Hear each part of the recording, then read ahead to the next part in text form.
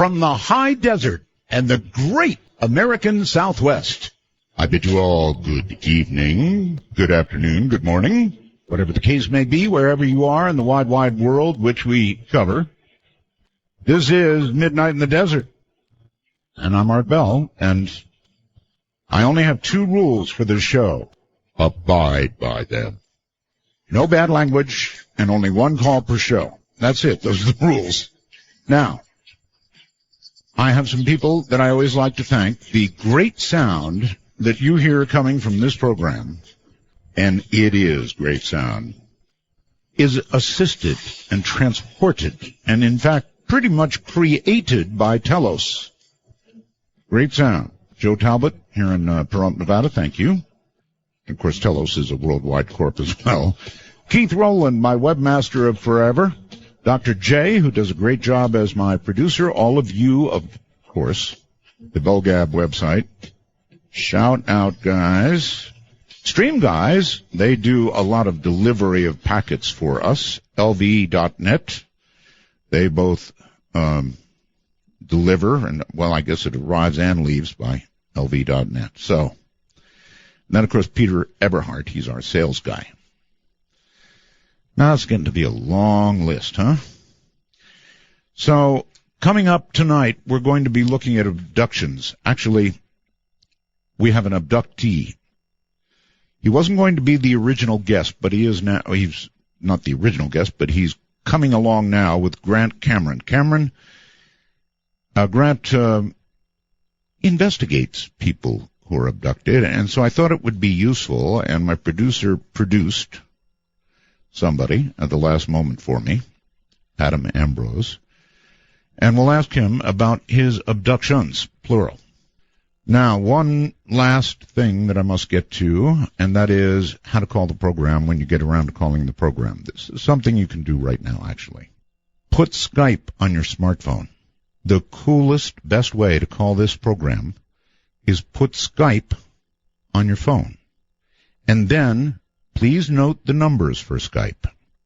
Because what you can do is act like you're going to add me as a contact. And even though I don't respond, it doesn't matter, because then it appears on your list and you can just dial it at your whim.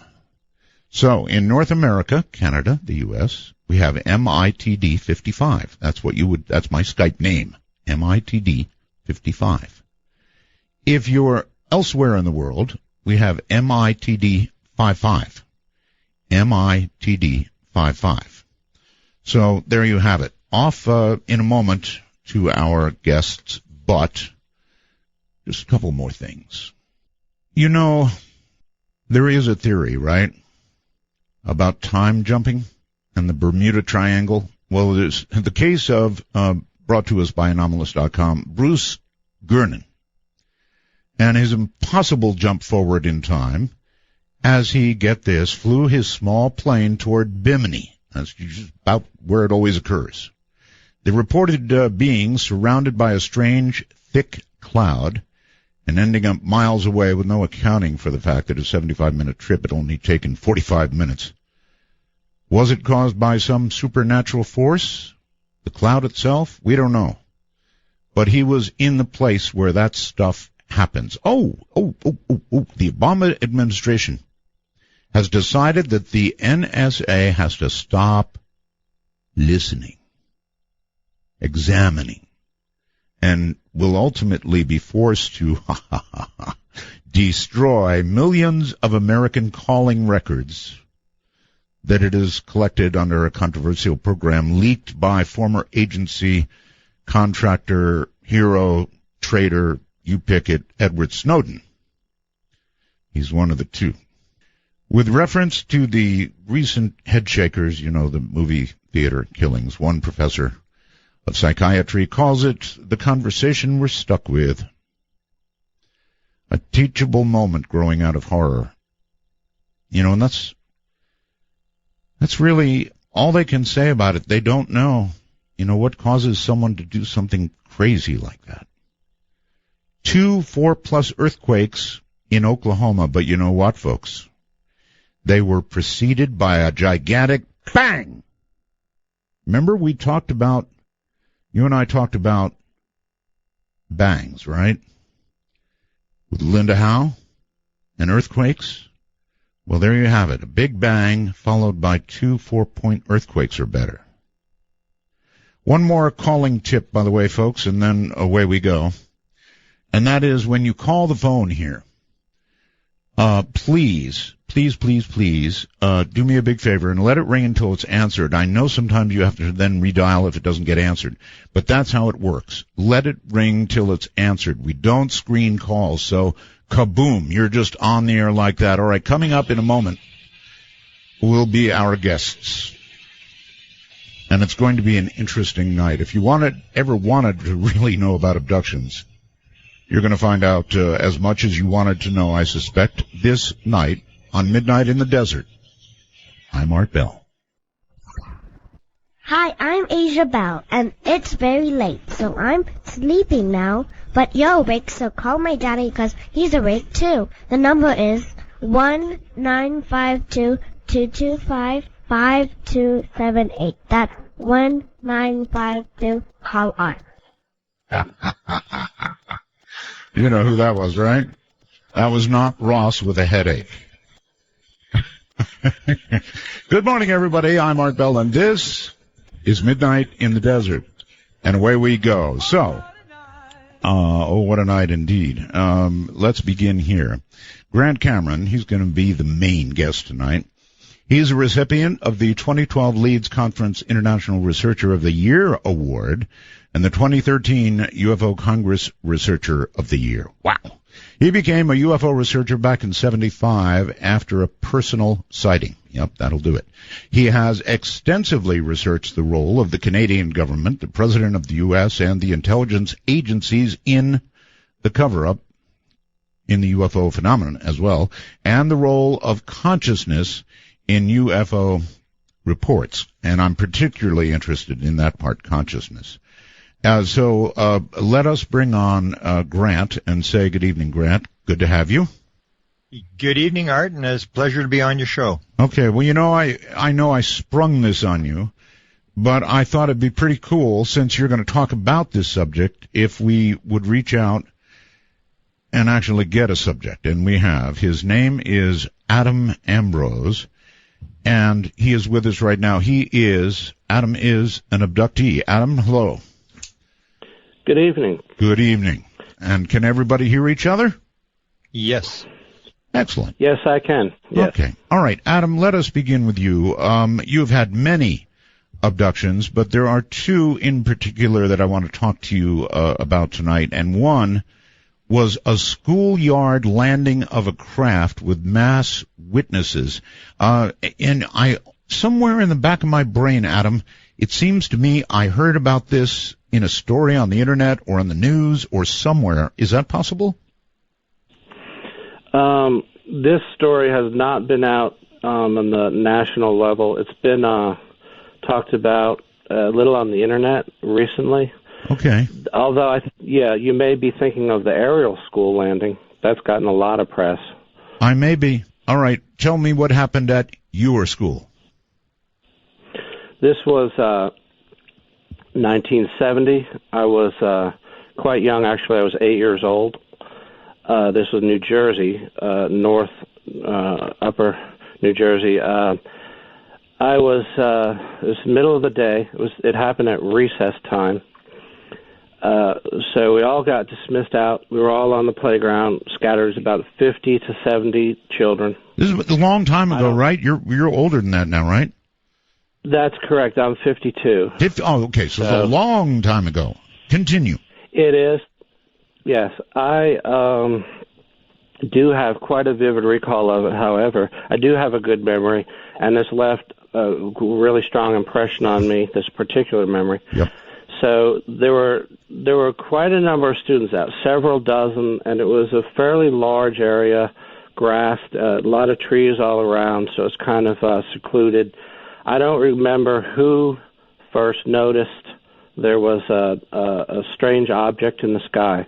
Somebody pointed it out, and I remember looking up and seeing an object.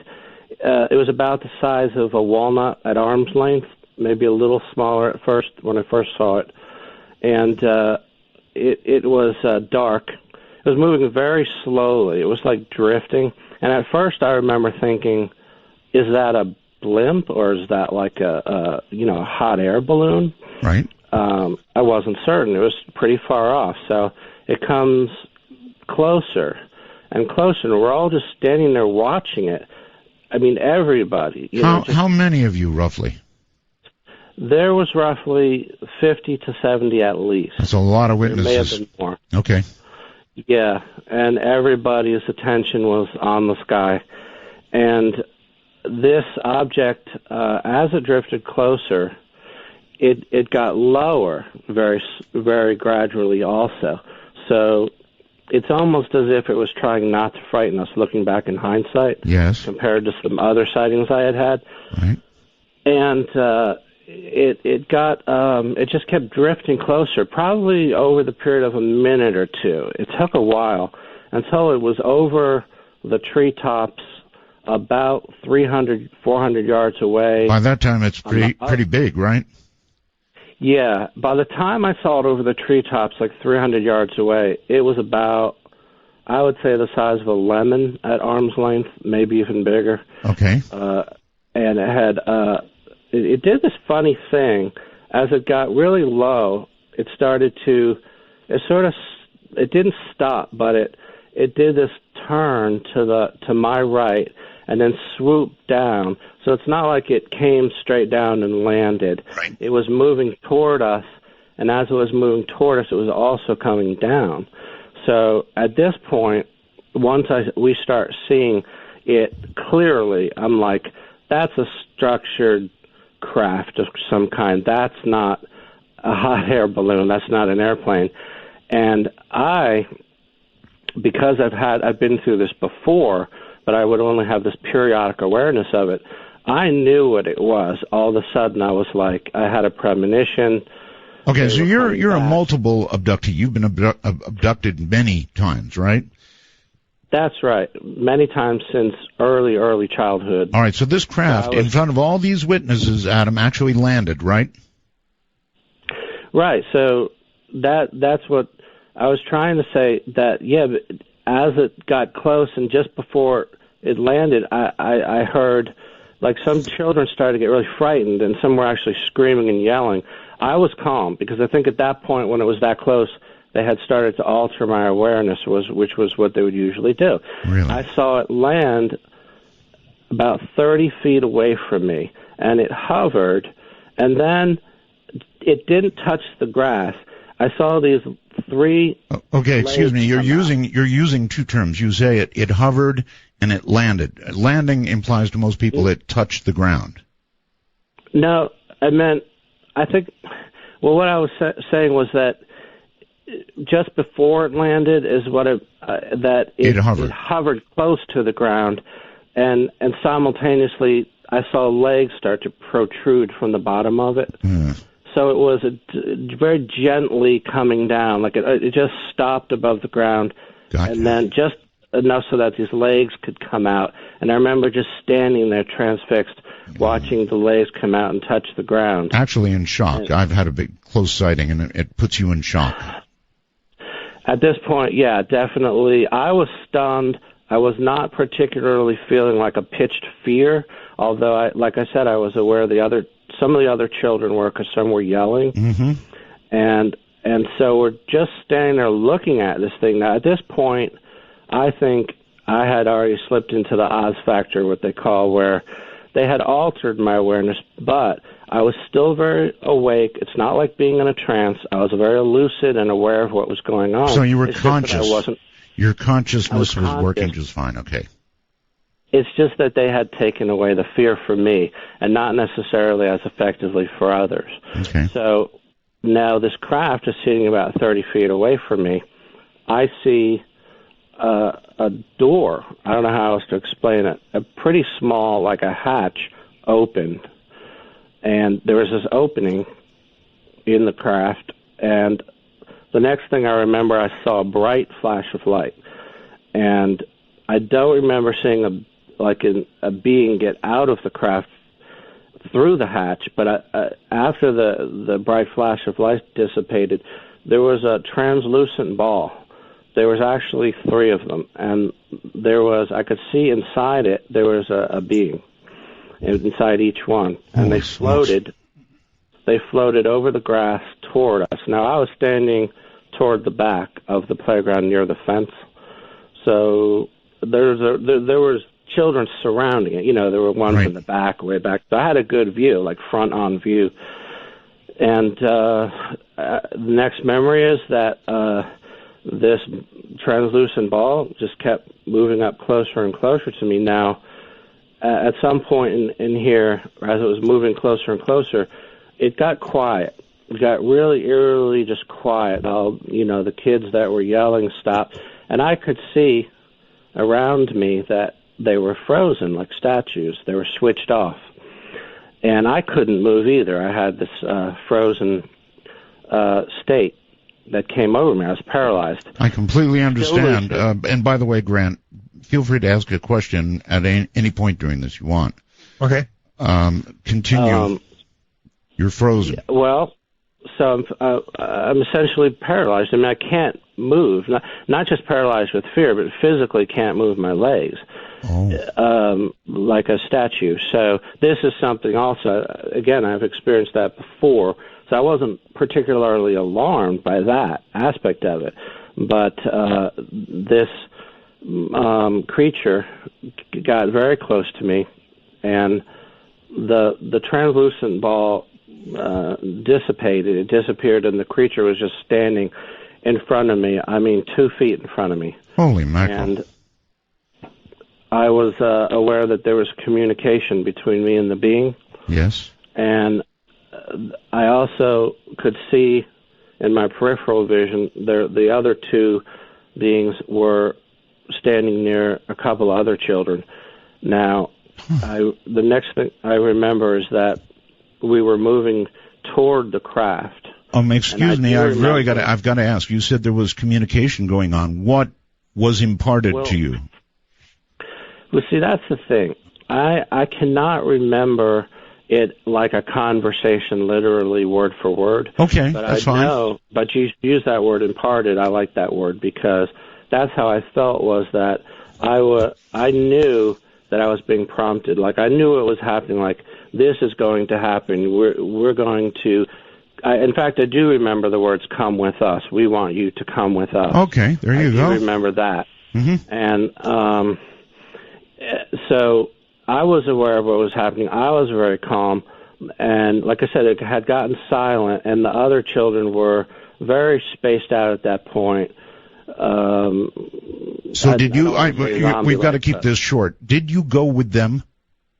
Well, that's pretty much it. Yeah, I mean, I remember going in the craft, and I remember coming back, but I don't remember being on the craft. And then the last memory is standing there, and I remember coming to full awareness, and we're all just standing there, and it lifts up and leaves exactly the same way it came. It drifted off very slowly.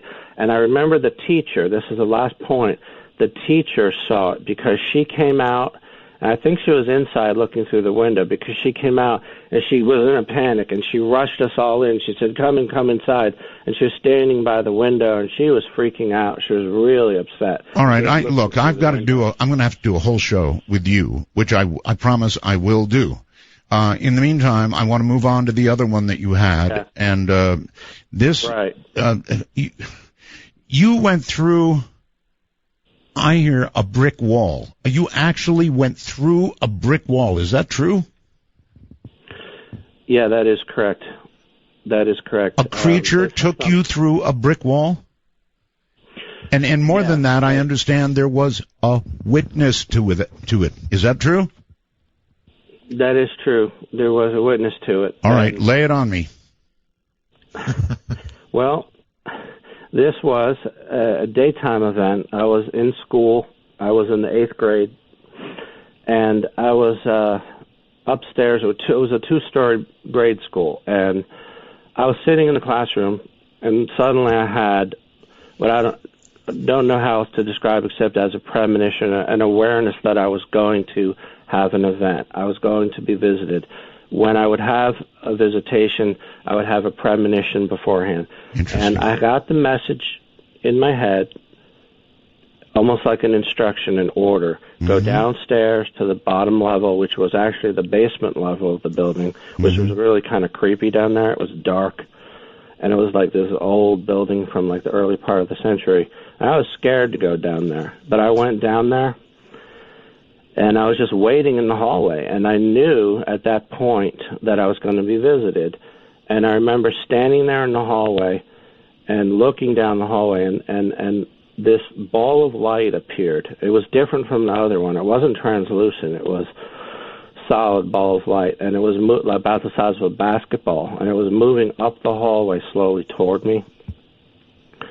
And I remember just standing there, frozen, transfixed, not afraid, but it came right up to me. Again, there was this communication, and I remember specifically, it said, "Come with me, follow me." There was a janitorial closet which jutted out into the hallway. It's kind of hard to explain, but anyway, it was like an L-shaped hallway. You had to walk around the janitorial closet to get through this hallway. So we walk into the janitorial closet, and I didn't know what the heck we were doing going in there, but we walked to the back of the closet. The being communicates with me again, just standing there.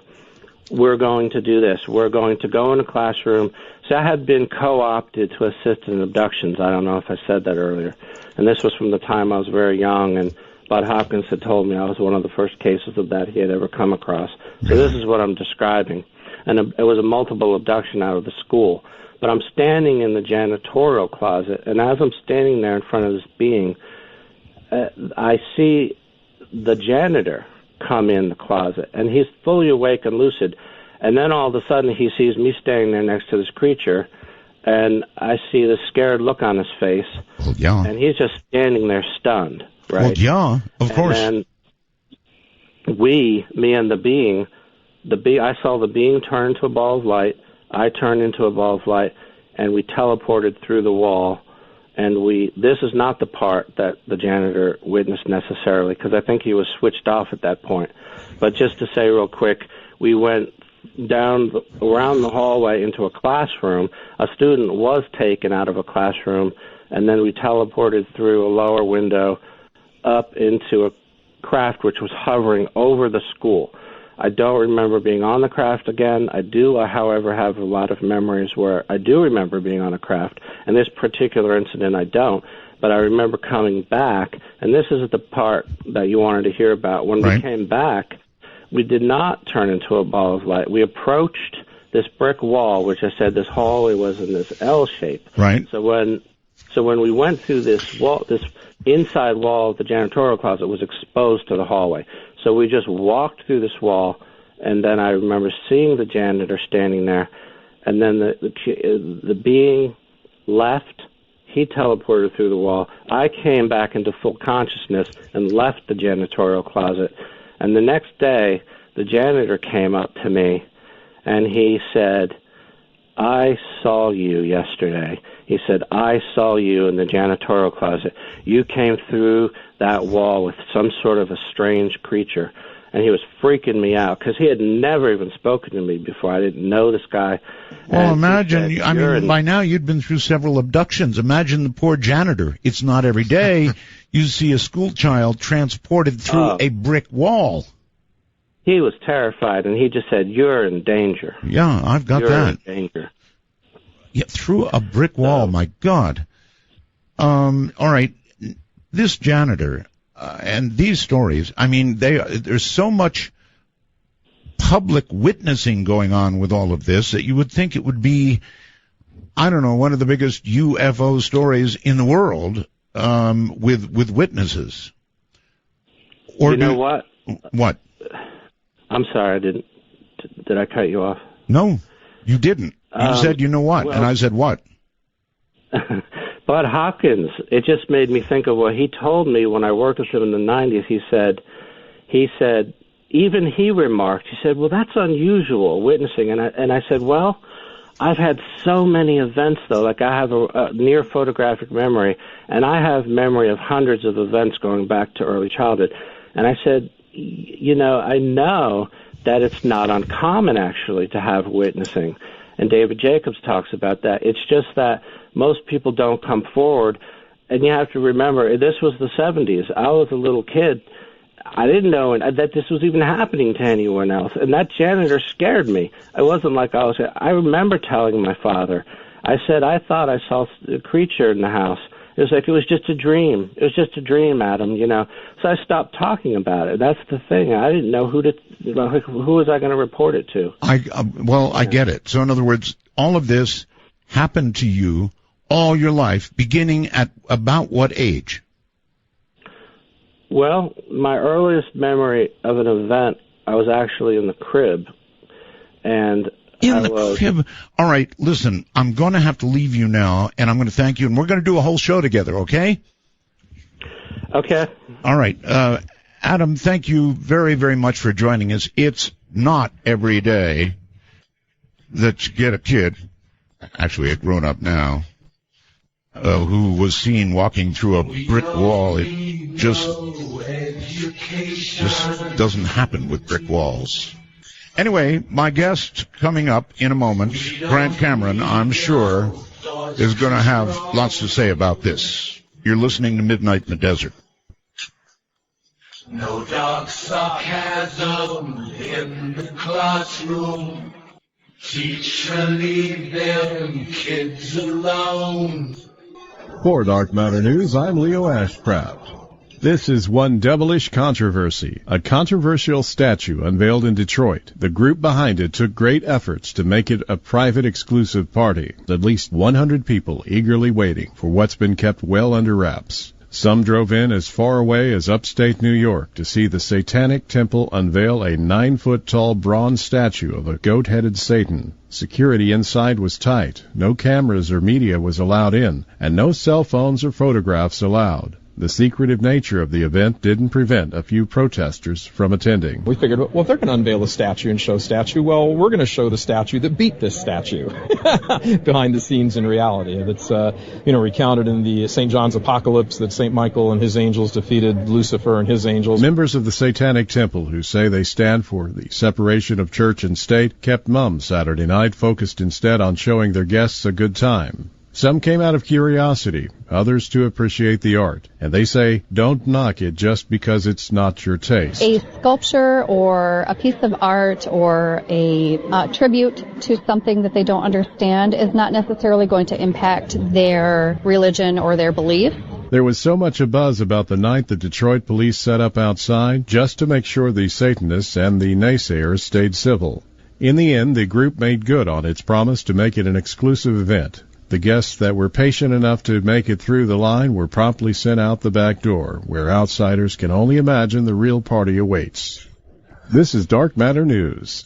The crew of a fishing vessel recorded a huge squid attempting to make off with a fish that they had caught, and it was all caught on video. In the video, the squid is trying to eat a large fish, while the sailors prod the animal with a pole to drive it off. The squid is about 5 times as big as the huge fish it's trying to snatch. The massive creature makes a valiant attempt, but is eventually pushed away by the sailors. It remains unclear which species of squid this one is. There are 2, the giant squid, which is long, and the colossal squid, which is broader and even larger than its cousin. Not much is known about the species because only a few specimens have ever been caught or captured. Giant and colossal squids are about 12 meters in length. China has officially embarked on the next stage towards a new era of stargazing. The construction of the largest radio telescope in the world began in 2011. Now the panels that will make up the giant space viewing machine are finally being assembled. The telescope is called FAST, or the 500-meter Aperture Spherical Telescope. On Thursday, technicians began inserting the 4,450 triangular reflector panels into place.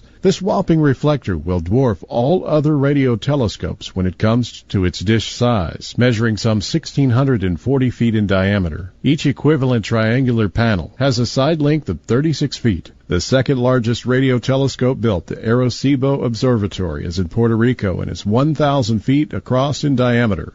The telescope will be nestled comfortably in a valley in the Karst Depression located in the Gizu province.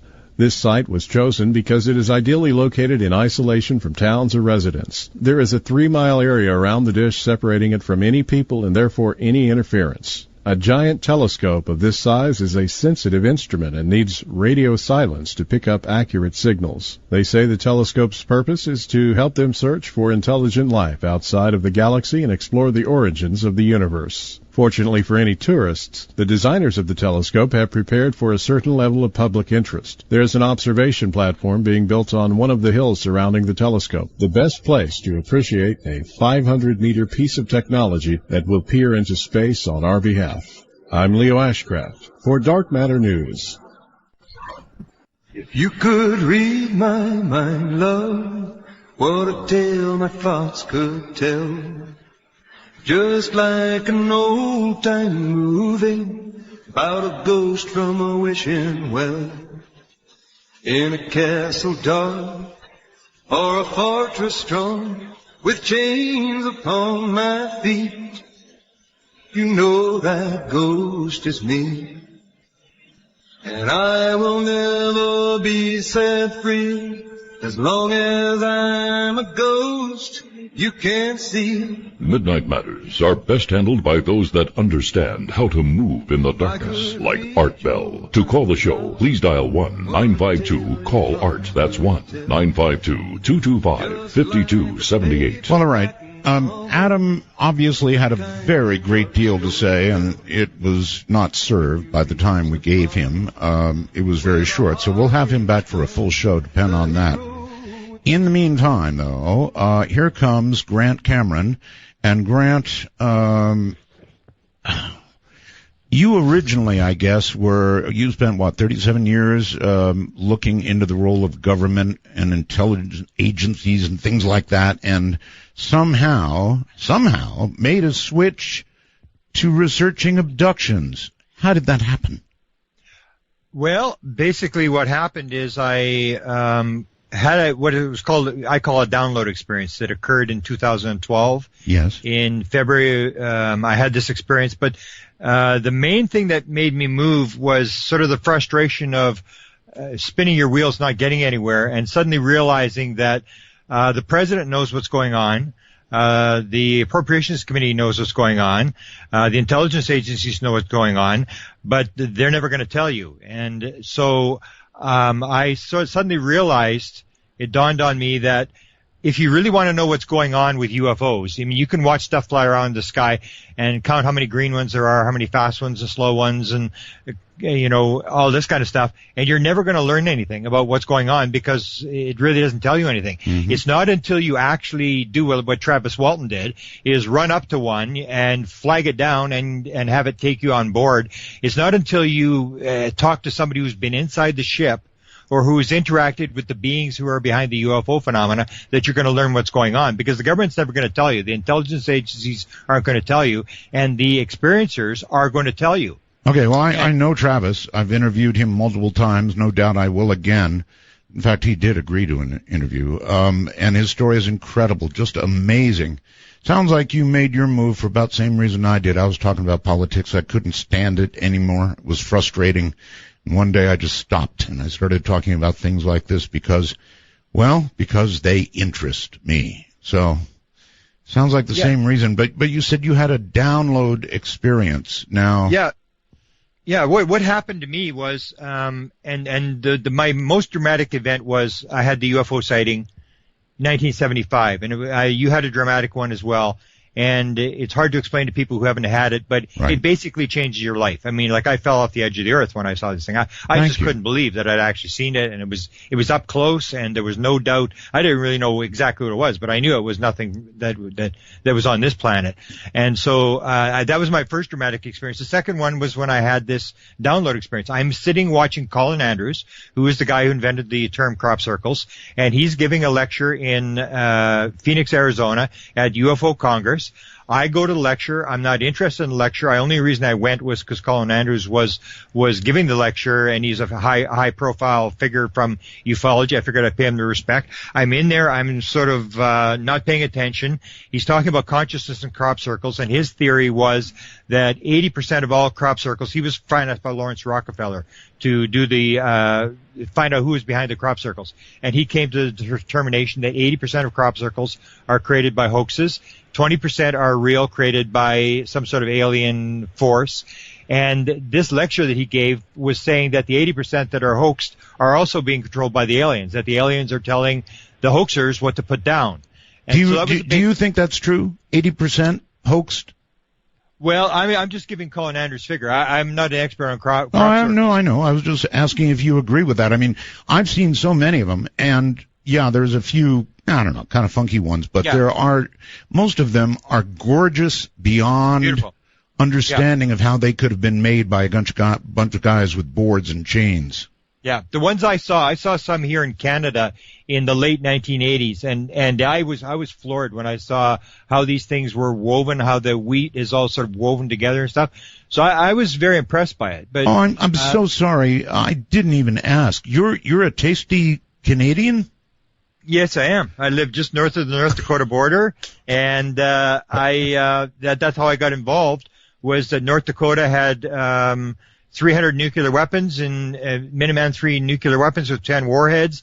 And in 1975, they put in 100 new weapons in North Dakota to shoot down Russian missiles. Right. And that's exactly when, on my side of the border, about 25 miles from the border, when they put these 100 new weapons to shoot down Russian missiles, that suddenly all these sightings started. And they went on for a year, from February of 1975 till November of 1975, when they started taking the nuclear weapons out of North Dakota because of a treaty they had made with the Russians. Isn't that something? There have been, I'm sure you're aware, there have been many sightings over silos, and it's gone further than that, Cameron. They've actually gone into launch sequence. Yeah. And then when you take a look at some of the stuff now we know behind the scenes is, for example, the big one was the Malmstrom one, the 10 missiles that were shut down at Malmstrom Air Force Base in 1967. Yes, sir. And we now know that Robert Salas, who was in the command module down below when this happened, is an experiencer. He's a lifetime abductee, and it's almost like the aliens had one of their own guys inside the thing. It was like their own spy. So you start looking at the intricacies of the UFO phenomena, and you realize it's much more complex than you originally think. And by the way, it's not an American phenomena only. The Russians had their own big deal with the launch sequence actually beginning. I don't know if you know about that. Yeah, and I think that's what the aliens are just basically doing, is they are sending signals. They are sending signals that maybe you don't know what's going on, I don't know what's going on, but the people in government, I'm absolutely sure when they shut down a launch site like that, or when they leave a dead cow a couple miles downrange from a nuclear power plant or a place where they're building nuclear weapons, I'm sure the message gets across, and the government knows exactly what's going on. They know an awful lot more than you and I. And I think a lot of what we see in ufology is just basically signaling. It's almost like, I even say with you and me, you had a close encounter, I had a close encounter, and I say to people, why do UFOs have lights on them? We don't have lights on our planes, except for little navigation lights. We don't have lights. Why do UFOs have lights on them? Well, certainly not the ones we want to hide, right? Yeah, they want you to see it. So helicopters are black. If you see a UFO, you're part of the game. Yeah, helicopters are black for a reason, and stealth aircraft are black for a reason. They don't carry lights. So you're right. Sure.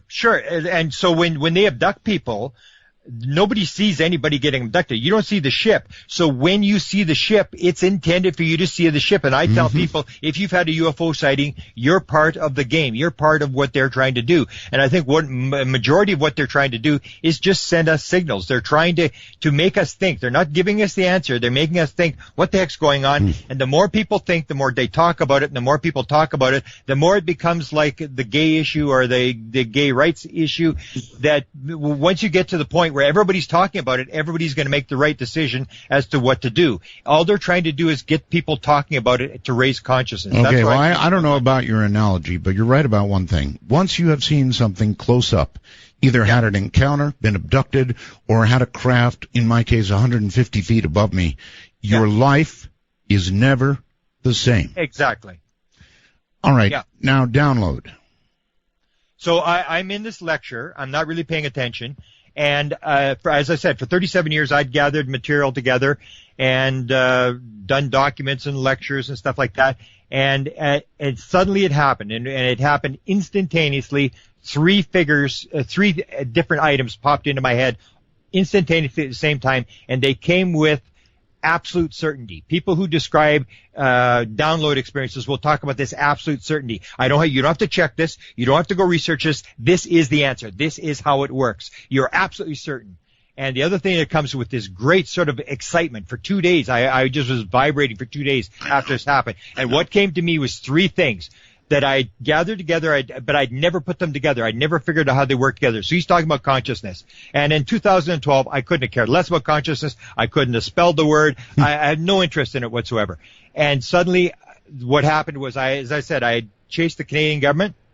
The early 1950s, there was a top-secret Canadian government document that I had quoted, Stanton Friedman has quoted, and we've talked about it endlessly. It's a legitimate top-secret Canadian government document from November of 1950 where the Canadians go to the Americans, and they're asking the American officials, what's the deal with flying saucers? And they're told, flying saucers are for real. It's the most highly classified subject in the United States. There's a small group headed by Dr. Vannevar Bush who's trying to figure out what's going on, and that the subject is of tremendous significance to the Americans. When this download, the first piece of the download came to me, it was the very next line in that document, and the very next line in the document said, and we were also told by American officials that other things might be associated with the flying saucers, such as mental phenomena. And the Americans aren't doing very well because they've said if we're working on the problem, they're willing to exchange credentials and talk to us. And this is through classified channels. And suddenly I realized that this was very important because in 1950, there was nobody talking to aliens. The first contactees would not appear until a couple days after the detonation of the hydrogen bomb in November of 1952. The first abductees were not Betty and Barney Hill. That was in the 1960s. In 1950, November 1950, nobody was claiming to be talking to aliens. Okay, I'm going to have to ask you, slow down. I just slow down. I want you to back up a little bit. What you said was exceptional about the communication to the Canadian government officials. So I'm going to ask you, who was told what you just said? The material came through the Canadian Embassy in Washington, D.C., through the military liaison, whose name was Arnold Wright. He was the guy that went down through intelligence channels and talked to high-level officials in the Defense Department in the United States. Okay, so Arnold Wright told you this? Arnold Wright told it to Wilbur Smith, who ran the Canadian government flying saucer program from 1950 to 1954. Wilbur Smith put it in a top-secret document, which was a part of the Department of Transport flying saucer investigation, which took place for the 4 years from 1950 to 1954. Kind of like our Blue Book. Yes, exactly. And it was shut down in 1954, but this top-secret memo was Stanton Friedman forced this out in 1978 when the Canadians released their documents. They released all their files. This top-secret document was found in those files, and the Canadian government does not deny that this is a legitimate top-secret document. Wow. So in Canada, can you do what we do here and submit what is in essence a freedom of information request and get? Yes? It's called an access to information here. Okay. Have you done so? Oh, most of the stuff has been filed and stuff has been brought out. This is how it came out. These files were forced out. The defense documents were brought out. The research department documents were the scientific documents. It was all the Canadians released their stuff back in the 1970s, and after that, we really don't know who in the Canadian government is involved or what's going on. But yes, all that stuff was filed early on. We had our access to information request stuff going on long before the Americans had it. Okay, all right. Now let me stop you here. I would love to see those documents. Where are they now? It's around. It's on the internet. It's on my website. The top secret. Okay, what is your website? Presidentialufo.com. Okay. Presidentialufo.com. That's not hard. So the document is there. Thank you. Now, Yes. before we lose it, I want to go back to Adam Ambrose and the two stories he told, and I would like to get your reaction to them. He's telling similar stories to what a lot of people. He referred to the Ariel 1994 Ariel sighting, where 62 school children in Rhodesia saw this UFO that had landed, and all these kids were getting communication from the aliens, and they were getting environmental messages. Right, but this was here, not there. He referred to that incident. He referred to that one. That's famous. Now, of course, Adam's story is going to come down to whether he's got the witnesses. The Ariel one, they have quite a few of these witnesses, and one by the name of Emily Trim has now even come forward. I saw her in Brantford, Ontario about a month ago. She's come forward with all the paintings. She suddenly was able to do all these paintings and is now the first of these young school children who has come forward. So if you have Adam on, you have to make sure you have another one of the school children. Well, actually, Adam has done a whole series of drawings from his memory, and I understand they're available. We'll get that when we do a show with him, but, you know, his story sounded pretty legit to me. Yeah, it has all the main factors. Like he talked about the Oz factor, where time and space seems to stop. This was described in the John Lennon sighting, where John Lennon has his sighting. May Pang, who was with him, talks about this effect where all the people in the apartments around, looking off this penthouse where they were, nobody seemed to be home. Everybody seemed to have disappeared. The people on the balcony below her didn't come up. It was like time and space has stopped. So this Oz effect is quite common. What Adam is describing is commonly described by people going through walls, and we now sort of understand some of this stuff. Like the idea of going through walls is not a big mystery anymore. We now know, for example, in science, that for every piece of matter, there are 1 times 10 to the 52nd power pieces of space. That matter is all space. It's held together by electromagnetic fields. And so if you're an alien and you understand this, that everything is space, if you have a person who's all space and a wall who's all space, all you have to do is know how the electromagnetic fields work, and you can put somebody through a wall. I don't think this is a real big mystery about people going through walls anymore. And almost everybody that's abducted numerous times will describe the fact that they go through a window or through a wall, or that the aliens come through walls. This is pretty common, what Adam is describing here. His big thing is, are there other witnesses to what he had seen? Apparently so. There's a janitor, if he's still alive. There would be the other school children, if they want to talk about it. And if their memories had not been wiped of this incident, all of that, right? Yeah. It's a major story. I mean, he said 50 to 70 kids. I mean, that's a major story. Yes, with, it is. With major witnesses. Yes, exactly. Was his story, and remember, he said he had been abducted since he was in the crib. I didn't pursue that, but I will with him. But obviously, all his life. Almost all experiencers will describe this. Really? We call them lifers. I mean, if you have been abducted, it's almost never when you're 20 years old you get abducted one time. General pattern is that if a person describes an abduction, you go back. If you do the regressions, you'll find out it's been going on their entire life. Okay, Grant. Another question for you: is it possible to know if there is a general thing that these creatures, these other beings, want from us? In other words, is there any common thread in abductions that you can talk about that would make us perhaps understand why they're occurring? Well, you have the messages that they're giving us. You have the hybrid program, which is very common, where people describe the hybrid babies, that their sperm or the eggs are being taken. That's very common, that's going on. And then you have these messages. A lot of experiencers will talk about seeing the screen on board the ship, and they're showing these environmental devastation scenes where the world is being destroyed, and we're given the message about the fact that we were destroying the planet, that we're environmentally doing damage to the planet, and that we have to stop this.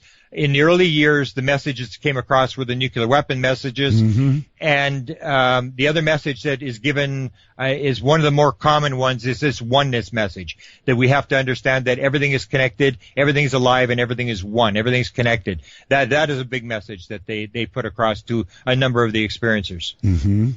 I saw the world's climate expert, I believe it was Sunday on CNN, regarded as the world's chief climate expert, and he said that if we don't do anything, in 50 years, it is now known that we will have a 10-foot rise of our oceans. Now, they can show a picture of New York City, Grant, and show what it would look like with 10 more feet of water, and Grant, there's not much New York City left, and that applies to all the coastal cities of the world. So maybe they better get busy pretty quickly doing a little messaging about what's going on with the planet's weather. I'll tell you what. Hold on, Grant. We're going to break here. Can you imagine that? 50 years, 10 feet. 10 feet of ocean rise. You know what that's going to look like? It's not going to look like cities. It's going to look like ocean. I'm Art Bell. This is Midnight. I've been drifting on the sea of heartbreak, trying to get myself ashore for so long, listening to the strangest stories, wondering where it all went wrong for so long, But hold on to what you got. The clock strikes 12, and Midnight in the Desert is pounding packets your way on the Dark Matter Digital Network. To call the show, please direct your finger digits to dial 1-952-225-5278. That's 1-952-CALL-ART. Don't call yet, actually. Just rest and listen. We'll give you the cue to call. My guest is Grant Cameron. We're talking about abductions. Oh, one last thing. For a very minimal charge, we can have the screaming lady that you hear during these commercials come visit you at your house and wake you up whenever you request. Grant, you're back on. Yeah. All right. So there's so much to talk about in this whole thing. But you think, and motive is one of the things I want to know about so much, and you believe it has something to do with genetics. That's one item anyway. Well, I'm not sure about genetic. I mean, there may be a genetic line that they're following, because usually if you are taken, your children will be taken, your parents usually are involved, or there may be a spiritual line as well. I mean, there may be, if you're talking one life, if you start talking reincarnation, the whole game changes. And the example I always show that's critical to this is if you could find one abduction case that goes back before birth, the whole game changes. And the example I always show is the story of the Moody Blues, the famous band, the Moody Blues. I love them, yes. Clearly abducted in 1967. Their story's quite well known. And Mike Pinder, who's the lead for the Moody Blues and the lead guitarist, go to Colin Andrews after one of his crop circle lectures and say, we want to talk to you. We want to tell you a story. And they go out for dinner, and Colin says they're going back and forth between Pinder and the lead guitarist, back and forth and back and forth. They're telling this story that before they were born, they knew that they were going to be musicians, and they told this story about being on this craft, and that there was these elder people, and they were told they were going to put lyrics into songs that would raise consciousness, and this whole thing. And this changes everything. If people can remember, and a number of experiencers, I can't remember what the exact percentage, but it's pretty high. It's like 20 or 30% of people, experiencers, will talk about remembering before they were born. And so, all right, again, I'm going to slow you up. This is pretty important stuff. Are you saying that if you become a true believer in reincarnation, the Buddhists, of course, believe in reincarnation, that you are then likely to be a subject of visitation? Well, you make a deal to come in here. The whole idea is abduction. You're saying, if you say abduction, that these people are taken against their will. I would say, and Mary Rodwell, who's done over 2,000 regressions in Australia, would say that if you ask the person during the regression and you get them in deep hypnosis and you say at any point in the past, did you agree to be in this situation? They will say, yes, I agree to this. It's not an abduction. This was something, it's if you believe in reincarnation, Art, you came into this life to do something. Maybe you came in just to learn jealousy or greed or whatever, some sort of lesson. But if you are an experiencer, the question is, did you come in here? Did you volunteer to be an experiencer, to come in here to raise consciousness, to bring this alien message to the world? We came in here, if you believe in reincarnation, we came in here to do something. And so what I say is, when I see an experiencer, I see people who are very high-level spiritual beings who have chosen this mission to do what they're doing, that this is not some victim type thing. And if you take a look at the polls, Edgar Mitchell has a support group for experiencers, and in the poll that was done, they had 1,200 experiencers fill out this poll. In there, only 9% of experiencers say that they would turn it around if they had the chance to not have this experience happen. There's only less than 10% say, yeah, I would not want this to happen. Most of them would say, yeah, I'd do this again. That experiencers, I'd say, are very, very important people. You said you talked to Travis Walton, right? What's that? You talked to Travis, right? Yes, Walton? I've talked to Travis, yes. What do you think he'd say if he was asked, do you want this to happen again? I think he's changed. I think he would say he sees the benefits of this. He Really? thinks that something good was going on. Really? I mean, what he described, Grant, was kind of a horror. Frankly, I mean, he was trapped in this web-like junk. Oh God, I thought it was awful. Well, that was the movie that put this stuff about. He talked about the fact he couldn't breathe, and when they did the movie, they changed it to this stuff over his face. Well, it's they scary. changed that whole thing. I think when you interview him, ask him that question. I will. Do you see any positive aspects to this? I would say that he sees that there are some positive aspects to this. To me, it's very important that what these people are doing. When I did my first consciousness lecture in Phoenix, Arizona, I had a woman. I don't know if you've ever gone into the life between life stuff of Dr. Michael Newton, who did 7,000 regressions of people and took them into the between lives. I had a woman who went and did one of these regressions after she heard my lecture, and in that regression, she was asked, did you volunteer to be an experiencer? She said, I didn't volunteer. I earned it. I worked hard to be in this position. That this is, I see these people as very high level people. They're bringing a message to the world. They're doing something to me that's very valuable. But we've come to the world. If you believe in reincarnation, we've come to the world to do something. We've got some sort of lesson to do. And so I see that part, I don't see really much random. I don't think I randomly saw UFOs in the wrong place at the wrong time or the right place at the right time. That's why I say, if you see a UFO, you're part of the game. You're part of what this whole thing's all about. I wonder if I am. I do. Yeah, I mean, in a way, when you think about it, the experience drove me much harder to talk about all this kind of thing. So maybe you're right. I don't know. Yeah, well, you've had your thing. You've done a major mission in getting the word out and getting people talking about it. And I think that's all they're trying to do, is they're trying to get people to talk about it. I firmly believe that if there are as many civilizations as we now sort of guess that there might be in the universe, like billions or trillions of civilizations that are running around, they may have done this 1,000 times on 1,000 different planets. They know exactly what they're going to do, because if you take a look at the pattern, you will see that I've been in this a long time. You've been in this a long time. I know in 1975, what happened then doesn't happen now. We had landing traces in the 1970s where they'd land and they'd leave the pod marks and the burned grass. Doesn't happen anymore. In those days, there was people seeing aliens looking out windows of crafts. Doesn't happen anymore. The patterns have all changed. We had Foo Fighters during World War II. What happened to the Foo Fighters? Where did they go? After World War II, we had the green fireballs. What happened to the green fireballs? Actually, there have been recent Foo Fighter sightings. Since you brought it up, I'll dig that story out. Yeah. Okay. I want to slow you down. Let me slow you down for just a second. Reincarnation, Grant, is almost a religious conviction. Would you say that is right?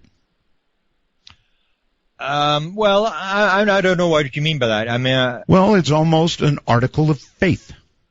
Well, I mean, you have the research done at the University of Virginia, 2,500 cases where you have kids who are like 3-4 years old. I know. I would say that's scientific evidence. I wouldn't say that's any sort of religious faith.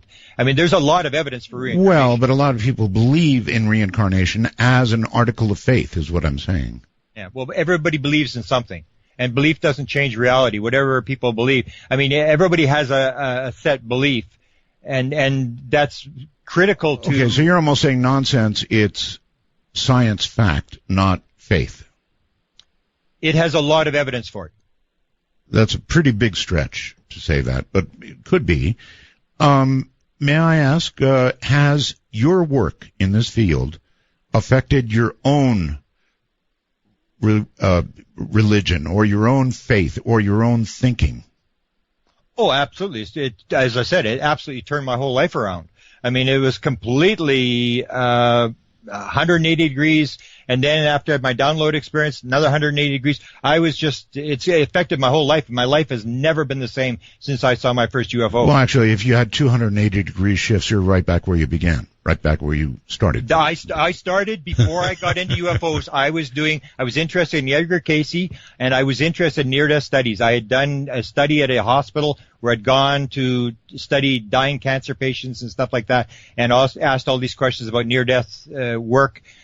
I've come right back to where I started back in the 1970s. I had no interest in UFOs, none whatsoever. The only reason I went out to see this UFO thing was because the whole town was seeing it. It was a viral story in the city where I lived, and I went out believing I wouldn't see anything. And when I saw it, I just literally could not believe what I had seen. Oh, I so totally get that. Honest, I do, Grant. What I want you to do is hold tight. We're going to do an early break. Gives us a little more time on the other side. A religious, like an article of faith. It is that, right? How about the rest of you? Those of you who have seen something really close up. How's that affected your life? This is Midnight. Riders on the storm. Riders on the storm. Into this house we're born. Into this world we're thrown, like a dog without a bone, an actor out alone, riders on the storm. Ooh, and it's all right, and it's coming home. We gotta get right back to where we started from. Love is good, love will be strong. We gotta get right back to where we started from. Do you remember that day, sunny day, when you first came my way? I said no one could take your place. And if you get hurt, by the little things I say, I can put that smile back on your face.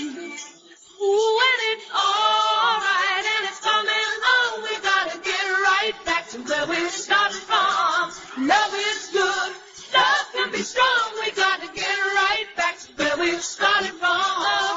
Want to take a ride? From the high desert and the great American Southwest, this is Midnight in the Desert, exclusively on the Dark Matter Digital Network. To call the show, dial 1-952-CALL-ART. That's 1-952-225-5278. Well, all right. Grant Cameron is my guest, and Grant, several have sent wormhole messages saying, Art, very interesting, but, well, try to slow him down a little bit. The information is coming too fast.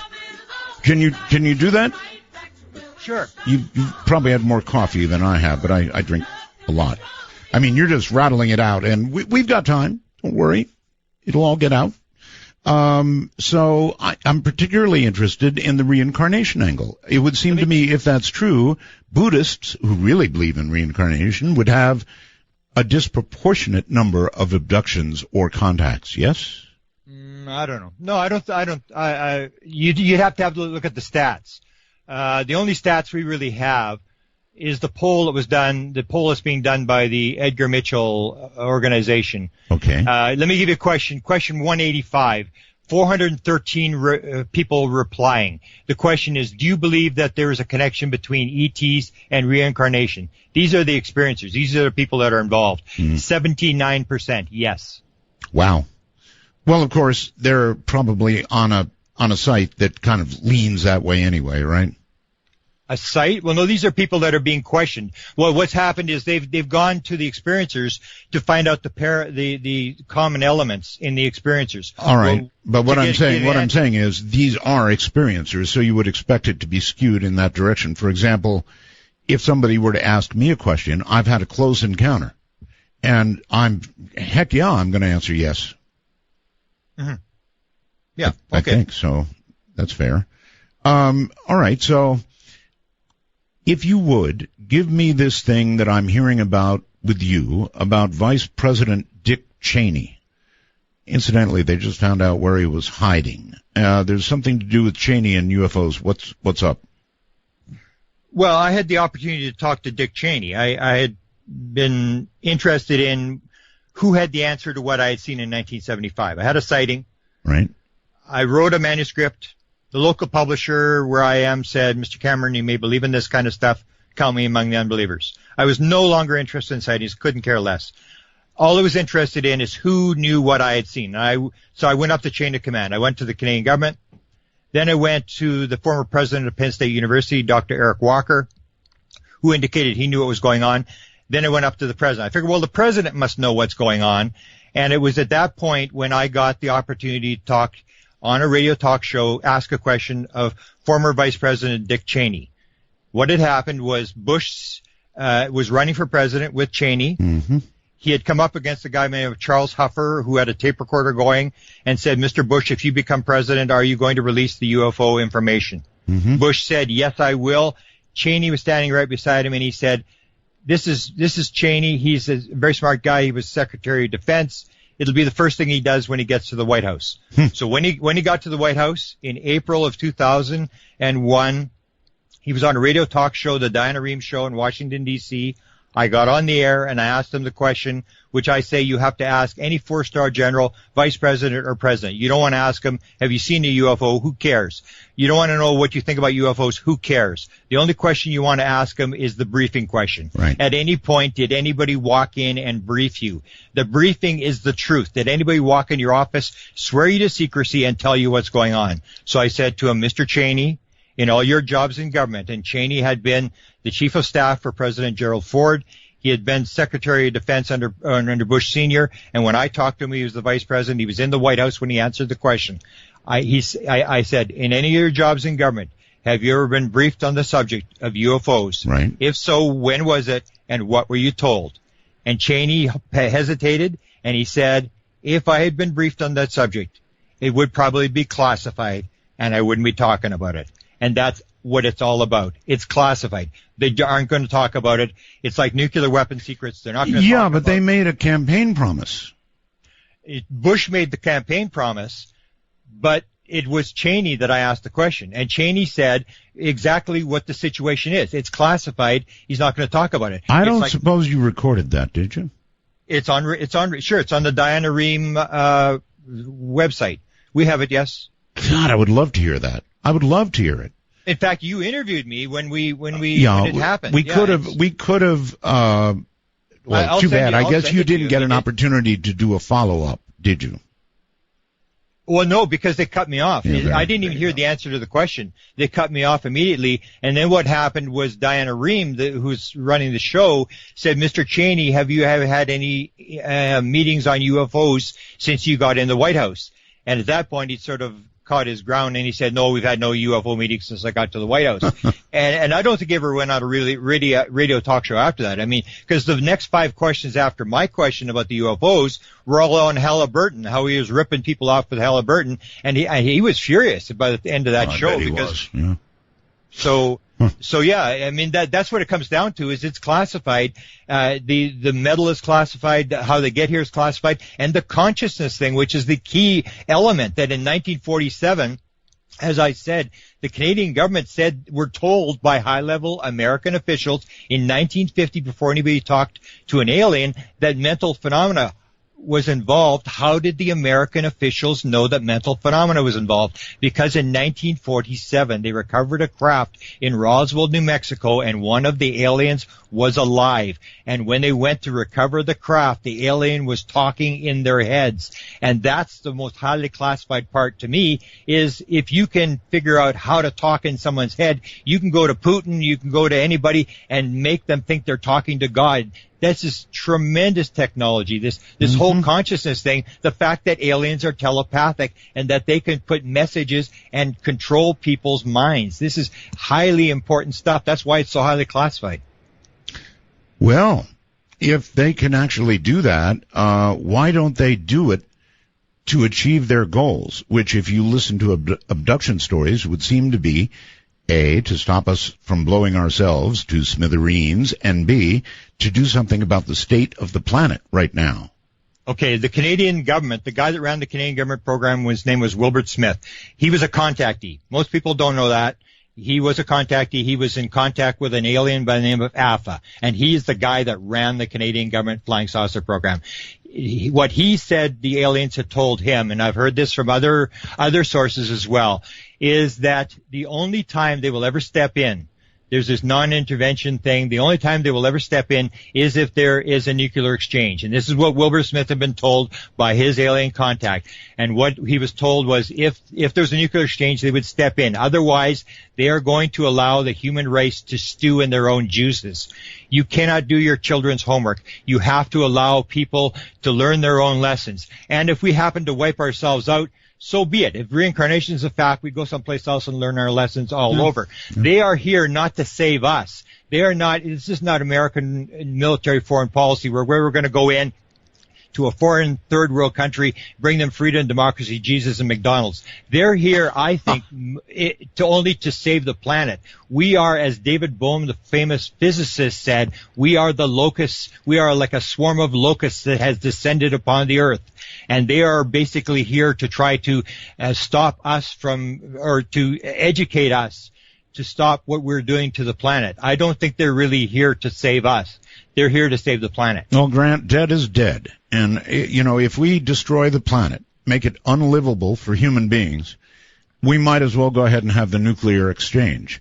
So my question to you is, if it came to that, if somebody, Putin maybe, he's pretty nutty, if he pressed the button, it's your view they would step in and what? Not allow these things to launch, take them out during the launch phase, or what? Shut them down just like they did Malmstrom. Shut the whole thing down, or as they did in Russia, actually start the clock and let them run down and scare the living daylights of everybody. This is the whole deal. Wilbur Smith said that he had been told that they could stop a nuclear exchange, and if we didn't believe it, they could take the moon in front of the entire human race, split it in half, and put it back together again to prove that they could stop a nuclear exchange. But that is the only time they will step in, is if there's a nuclear exchange. Otherwise, it's hands off. We have to learn our own lessons. And that's where this whole thing with experiencers, if you have multiple lives, that these people are volunteering to come in so that you don't have this non-intervention thing. These people are coming in to help. They're part of this process to raise the consciousness from the ground up.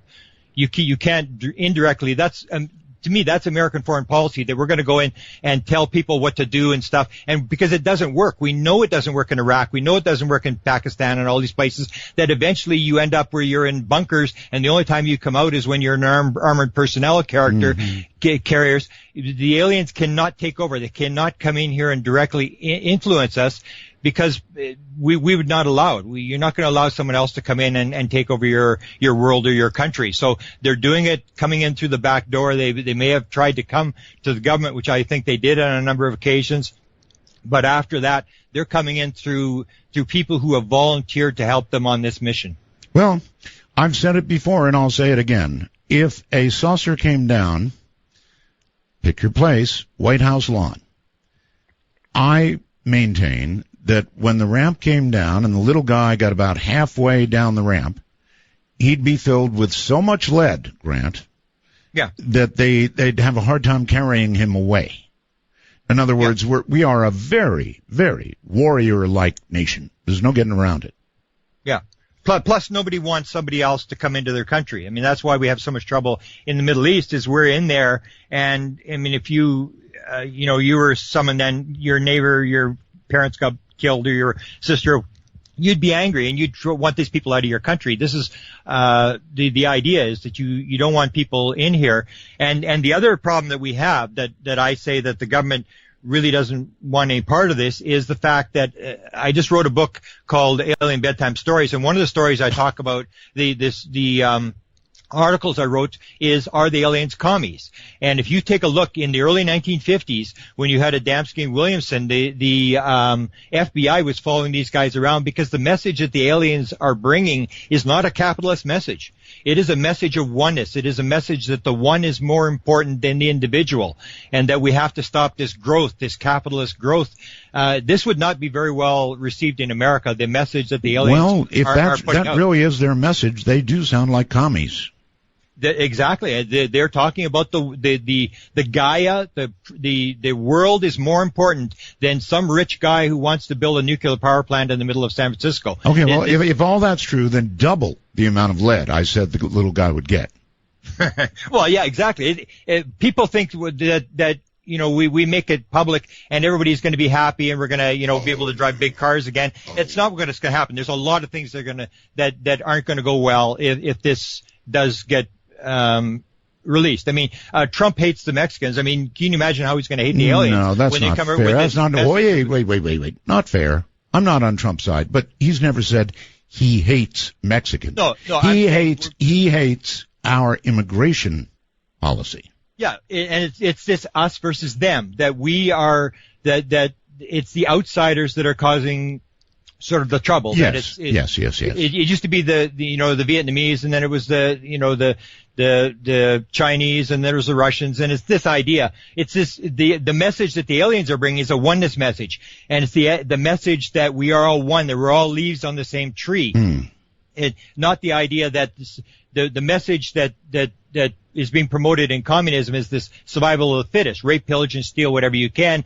Whoever's got the most toys wins. It's this growth thing. And David Bohm, this physicist, great physicist, who was not a UFO guy, basically said he didn't think we were going to make it, because basically what you have is a model where you need growth all the time, and the growth keeps going, and now you've got China starting to have this high growth, and India. And eventually, David Bohm says we're going to run out of resources, whether we destroy the planet. Well, yeah, I'm not an optimist. I don't like the way things are going. Hold tight, Grant. We're at a break point. You can relax for a bit. Take 5, as they say. I'm Art Bell, and this is Midnight in the Desert. Sailing away on the crest of a wave, it's like magic. Oh, rolling and riding and slipping and sliding, it's magic. And you, and the sweet desire. For Dark Matter News, I'm Leo Ashcraft. Canadians have created a giant wall that sucks carbon dioxide straight out of the air. Created by the Canadian company Carbon Engineering, this wall could be built to draw carbon dioxide straight out of the air and convert it into fuel. We're capturing CO2 with it right now. And by the time we get to the outlet here, where these fans pull the air through the contactor, over 80% of the CO2 has been removed. We're trapping over 100 kilos of CO2 here every day, and that CO2 gets absorbed into our solution and forms a type of carbonate salt. Air flows through a row of massive fans that are connected to a carbon dioxide-rich solution. This then absorbs carbon compounds out of the air. This solution is purified with the carbon dioxide within it extracted, and then purified again for reuse. The research and engineering firm hoped to build such walls where regrowth of trees simply isn't possible. They did it in the 60s, and they're still doing it. A strange gray UFO has caused something of a stir in the conspiracy community after NASA caught the object on its ISS live feed camera and then promptly cut the live feed as soon as it appeared. The small gray object is seen coming up over the horizon and then disappearing just moments later as NASA cuts the feed and switches to another of the cameras, and will no doubt fuel conspiracy theorists' belief that NASA is deliberately hiding footage of potential UFOs. One of the simplest theories to this conundrum is that it's an artifact on the lens, or indeed the moon. The YouTuber responsible for the video, StreetCap1, doesn't hold with that either, posting a second video that he says proves that it couldn't be the moon. The biggest mystery, however, is why NASA didn't just use duct tape to cover it up. That's what they did before, after all. Right? I'm Leo Ashcraft, and this is Dark Matter News. A former state trooper from Washington said on Wednesday that he is currently in contact with several Bigfoot creatures and that he feeds them food regularly. The man, who provided a name but chose to remain anonymous, said that the encounters have been happening since 2009 in a remote area in the North Cascades. He said sometimes it's 5 to 10 minutes, other times they stay for hours. He says he leaves them apples, carrots, beef jerky, cookies, and candy bars. The man says he was looking for an old mine in the mountains the first time he came across the alleged beings in 2009. After leaving the food out there for him, he says they seem to have started following him and getting closer. He says he's been as close as 20 feet to some of them. He reports that he was so close to them that he was able to catch some of their language on 2 different occasions. He said it sounded like Native American and an Asian mix. The creatures reportedly stand between 6 and 7 feet tall and probably weigh in at about 500 pounds, females being a little lighter. He describes them as having a human face, some with dark hair, others red or brown, probably about 3 to 4 inches long, adding that the females had small breasts. He claims he's not the only one to have seen the creatures in the area. Numerous people have also purportedly seen them while accompanying the man. The former state trooper says the creatures have never presented a threat to him and that he leaves them alone and he's not interested in hunting them or gathering physical evidence. Florida resident John Bird last year claimed to feed Bigfoot potatoes and plantains on a regular basis. In the spring of 1982, a soldier training at Fort Leonard Wood Army Base in Missouri claimed to have spotted a 7-foot-tall creature with brown hair that resembles the former state trooper's alleged sighting. Portions on the United States side of the range are part of the North Cascades National Park. Earlier this week, there were reports revealing the intentions of the U.S. Army to annex part of the region as a helicopter training area, drawing criticism from the Forest Service employees for environmental ethics. I'm Leo Ashcraft. This has been Dark Matter News. It's been a too long time with no peace of mind, and I'm ready for the times to get better. I've got to tell you, I've been racking my brain, hoping to find a way out. I've had enough of this continual rain. Changes are coming, no doubt.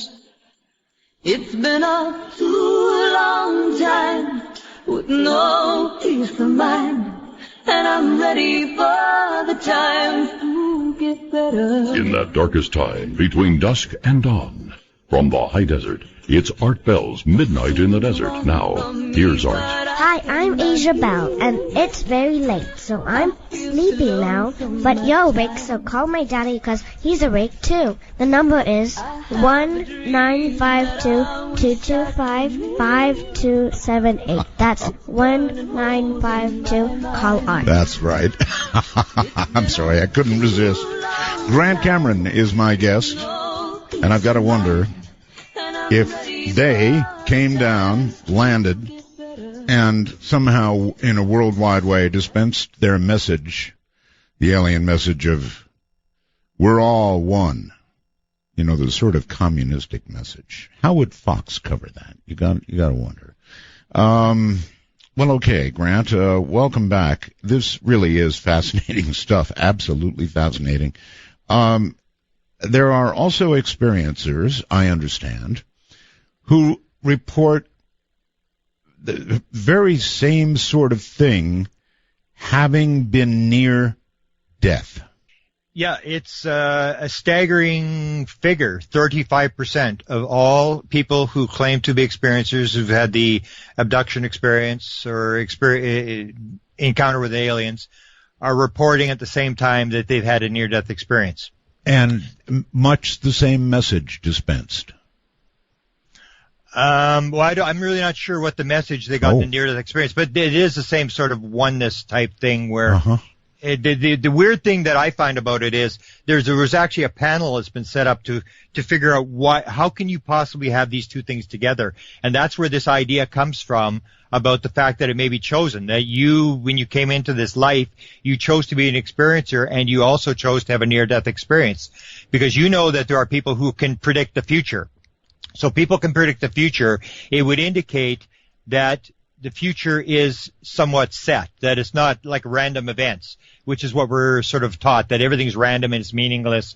But if you have, if I can predict that you're going to have a car accident tomorrow and you have a near-death experience, well, then that wasn't a random event. Right. So it may be that near-death experiences and abduction experiences are not random events, that a person comes into this life and chooses to have both, and that's why you have this very high percentage, which puzzles a lot of people in the UFO community, how you can have so many people that have these two apparently random events happening that are so bizarre. And I just say, to me, it makes sense that they're not random. How many abductees do you think there are in totality? Okay. The Roper poll that was financed by Bob Bigelow in 1991 came up with conservatively in the United States of America 2%, which on 320 million people would be 6.4 million experiencers. And that's conservative. I think most people in the field consider that to be a conservative estimate of experiencers. And the weird thing about that is that 43% of those experiencers are reporting downloads. Mm-hmm. That it's 2.7 million people, that experiencers who are reporting getting mathematical, technical, or scientific material in their heads that they did not learn in school or through any other means. Okay, here's a good question for you. Bob Bigelow is a friend of mine. Yeah. I know him very well. Yeah. I've been inside some of his, what are going to be spacecraft. Now, he's a real serious guy, Brad. Yeah. Real serious guy. Yeah. And he was investigating this kind of thing you're talking about right now. He conducted a number of very important polls, one of which you just mentioned. And then suddenly, Bob Bigelow stopped doing that kind of research and began using his considerable wealth to get into space. He's going to build space hotels. He's doing all kinds of really serious stuff. What do you think caused him, Grant, if you were to guess, probably just have to guess unless you've talked to him, what made him stop investigating all of that and move towards space? I really don't know. I don't know that he's really done that. I mean, I know he put a lot of money into consciousness. He had the chair for consciousnness studies at UNLV. He put millions of dollars into that. Oh, yes. He did a long period of that, Bob. I'm sure he still has the UFO interest because he had his, I think it was parents had this UFO encounter. Yes. And you know that once you get the bug, you... but again, Grant, I'm telling you, he has changed. He has dropped... Yeah. Okay. It's like he came to some conclusion, Grant, and then he switched. Now, I'd love to have Bob, and I would love to get Bob to ask him that question. Yeah. But it's a big turn, I'm telling you. He's in aerospace now. Interesting. Well, yeah, I really don't know. I mean, I know he was in when he still had NIDS. I know he was into the aerospace thing. I talked to his chief physicist when I was there. Yes. And so I really don't know why the change. I just know he was extremely interested in consciousness. Oh, yes. And he understands how this all fits together, that it's not just a physical phenomena, that this is much more complex. Yes. It's almost like Jacques Vallée said, I would be very surprised if this turned out to be just extraterrestrials. Well, I'm thinking that he did so much investigation that he came to some conclusions. Could be. And then as a result of that, changed his focus, and I'll ask him. Yeah. How's that? Sure. I'll ask him. So you're saying there are many, many, many abductees, and most of them, not all, but most of them are abducted again and again and again all their life. Is that true? That would appear to be the pattern, yes. Starts when they're infants? Very young, before they've set their mind as to how the world works. That's why I think they take them very young. Because once you're 20 years old, your worldview is set, yes. And the aliens would need giant rubber boots and a big giant shovel to try to get an idea down in through all the garbage to impress something. So they take the kids very, very young. The same as we have this phenomena that takes place with musicians being extremely interested in UFOs. A lot of them are experiencers, and I say my guess is that the reason that the aliens are so interested in musicians is they influence children between the ages, say 10 and 25 years old when they're looking for new ideas. Grant? So the idea is to get people before they've set their worldview. Right. If you want to get an idea across to change consciousness for the next generation. Grant, do you know David Jacobs? Yeah, I know of him. I've never talked to him. No. Okay. While you are telling us that they're giving us a message of oneness, conciliation, repair of the planet, all these very important things, there are people like Jacobs who believe that these creatures may be fooling us, that they're presenting the front that you have described. Yep. But in fact, they're not friendly at all, and they represent a very great danger potentially to us. Yeah. And okay. you say what to that?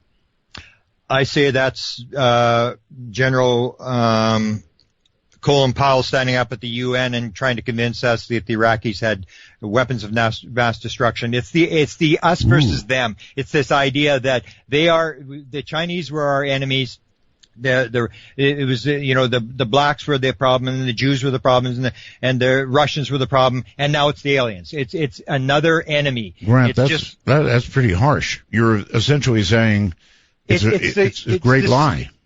It's the idea that the separation. You either believe in oneness, or you believe in the fact that everybody's separate, that everybody's individual. And when you get the individual idea, then if you take the aliens, like, what evidence is there that the aliens are going to take over the planet? They're going to do everything. Like, people will say, okay, they're here to take the planet. And I say, if you actually take a look, there's very little physical about them. They don't wear clothes. People say they're here to get our gold. They don't wear jewelry. They don't really have any furniture. They don't seem to have any interest in anything physical at all. They seem to be here doing this hybrid thing. And people can say, okay, eventually they're going to take over the world and they're going to eat us or they're going to do whatever. And I say, if you take a look at the download stuff, if you take a look at 43% of people are being downloaded, or you have 11% of people that report that they're being allowed to fly the flying saucer, if they're going to take us over and eat us or whatever they're going to do, why don't they do it? And why are they teaching people to fly the ship? Why are they downloading mathematical and technical material into people's heads if they're just going to take us over? Well, there seems to be something else going on behind the scenes. Well, don't forget to serve man.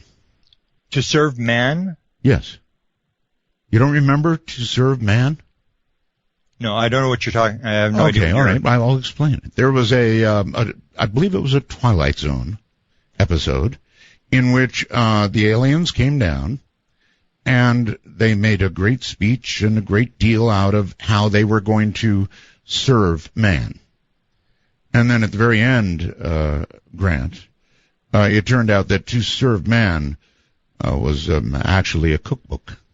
Yeah. We're going to be served up on a McDonald's on the far side of the moon, a human McNuggets. Yeah, you got it. If it happens, I'll believe it. I don't see any indication that there's this evil empire. Okay, I'm not saying there is, Grant. I'm just saying that you seem to believe wholeheartedly that they are well-intentioned, trying to help us, trying to prevent nuclear warfare, trying to help us with the planet, whatever. And I hope, Grant, it's true. But I'm just saying, don't you have a little bit of you that says, but, well, who was it? Ronald Reagan said something about trust but verify. Well, that's the idea. This is this separation thing, that we have enemies, that everybody, that we are the good guys, and we're always the good guys. And there's all these bad guys, and everybody's out to get us, and it may be true, but what I'm saying is that I think people have to start explaining, why are people getting downloads? Mm-hmm. What is going on? Why are they downloading people with information? Why are they allowing people to fly ships? When I did my first consciousness lecture, within 1 year, I had 24 people come to me that told me this thing, that they were flying the ship, and most of them were women. And I say, if you believe in the evil alien thing, well, then you have to look at the fact that if you're a woman in Saudi Arabia, you cannot drive a car. It's illegal for you to drive a car. Right. But if you're a Saudi Arabian woman and you get abducted by the aliens, they'll not let you drive the car. They'll let you fly the flying saucer, no insurance, no license, nothing. So why are they allowing people? Why is there something going on behind the scenes that's being ignored? Now, maybe Jacobs is right. Maybe eventually they're going to pop up and, we're going to get served for lunch, or they're going to take over the planet, or that's do not whatever. Fair. Jacobs didn't really say that. He just thinks that there's an idea. Sure. There's a possibility they could be not our friends. He calls them the threat. He wrote the book, The Threat. Thank you. Same as Bud Hopkins. Right. Bud Hopkins talked about the intruders. Right. That they're intruders. They're really not evil, but they're just intruding in our lives, and they should just go away and leave us alone. Okay. Listen, I've got a wormhole message here from Doug in Michigan, who wants to ask you this. Yeah. All right, he says, Grant, one of the big things that aliens always seem to show abductees is how we are destroying our planet. That would indicate to me the aliens are very likely us from the future. Possible. I mean, if you take a look at quantum physics, there is no time and space. I mean, it's all a deck of cards on top of each other. I mean, so time and space, we're getting into hypotheticals that are hard to really answer. I mean, it could be. That was the message from Rendlesham from Forest that Jim Peniston got through his touching the craft, the fact that this was future coming back. I mean, it's highly possible, but my guess would be that there really is no time and space. That if you talk to Julia Asante, who from Columbia, who's done some work on this, she basically says that you can basically talk with your future lives and past lives and have a meeting. And so this idea of time and space, a lot of this is illusion. Physical world is illusion. Time and space are illusion. We believe a lot of stuff that really the aliens are showing us this really isn't true. When you start looking at what they're doing, we start realizing that we've sort of got some beliefs that maybe need changing. And that's why I'm just saying you've got to start looking at what the experiencers are saying. They're telling us some important stuff about what's going on, that you can go through walls, that telepathy is true, that people are getting downloads, they're getting information, they're getting inventions and stuff like that. I think we got to start looking at this kind of stuff, and maybe it's true that there is some sort of threat, but I think it's more profitable to look at what the experiences are actually saying. Look, I was just asking if you had a sliver of you that had doubts, if there was a little bit of you that I did before. The more I look at it, the less doubt, the less I believe in the evil alien. I was right with you maybe 10 years ago, 15 years ago. If you ask the experiencers and you say, how many believe they're evil, only 10% of experiencers believe that they're evil. All right. Well, there are many who describe many. In other words, that there are many different alien species here. Yes. Are they all here to help? Well, I don't know. There's got to be thousands of different aliens here. All I know is the main ones, like the Greys and the main where you get the abduction phenomena. You may have a lot of aliens that are here who aren't interacting. The only ones that we can really judge are the ones that are interacting with us, which would be the Greys and the reptilians and the humanoid types.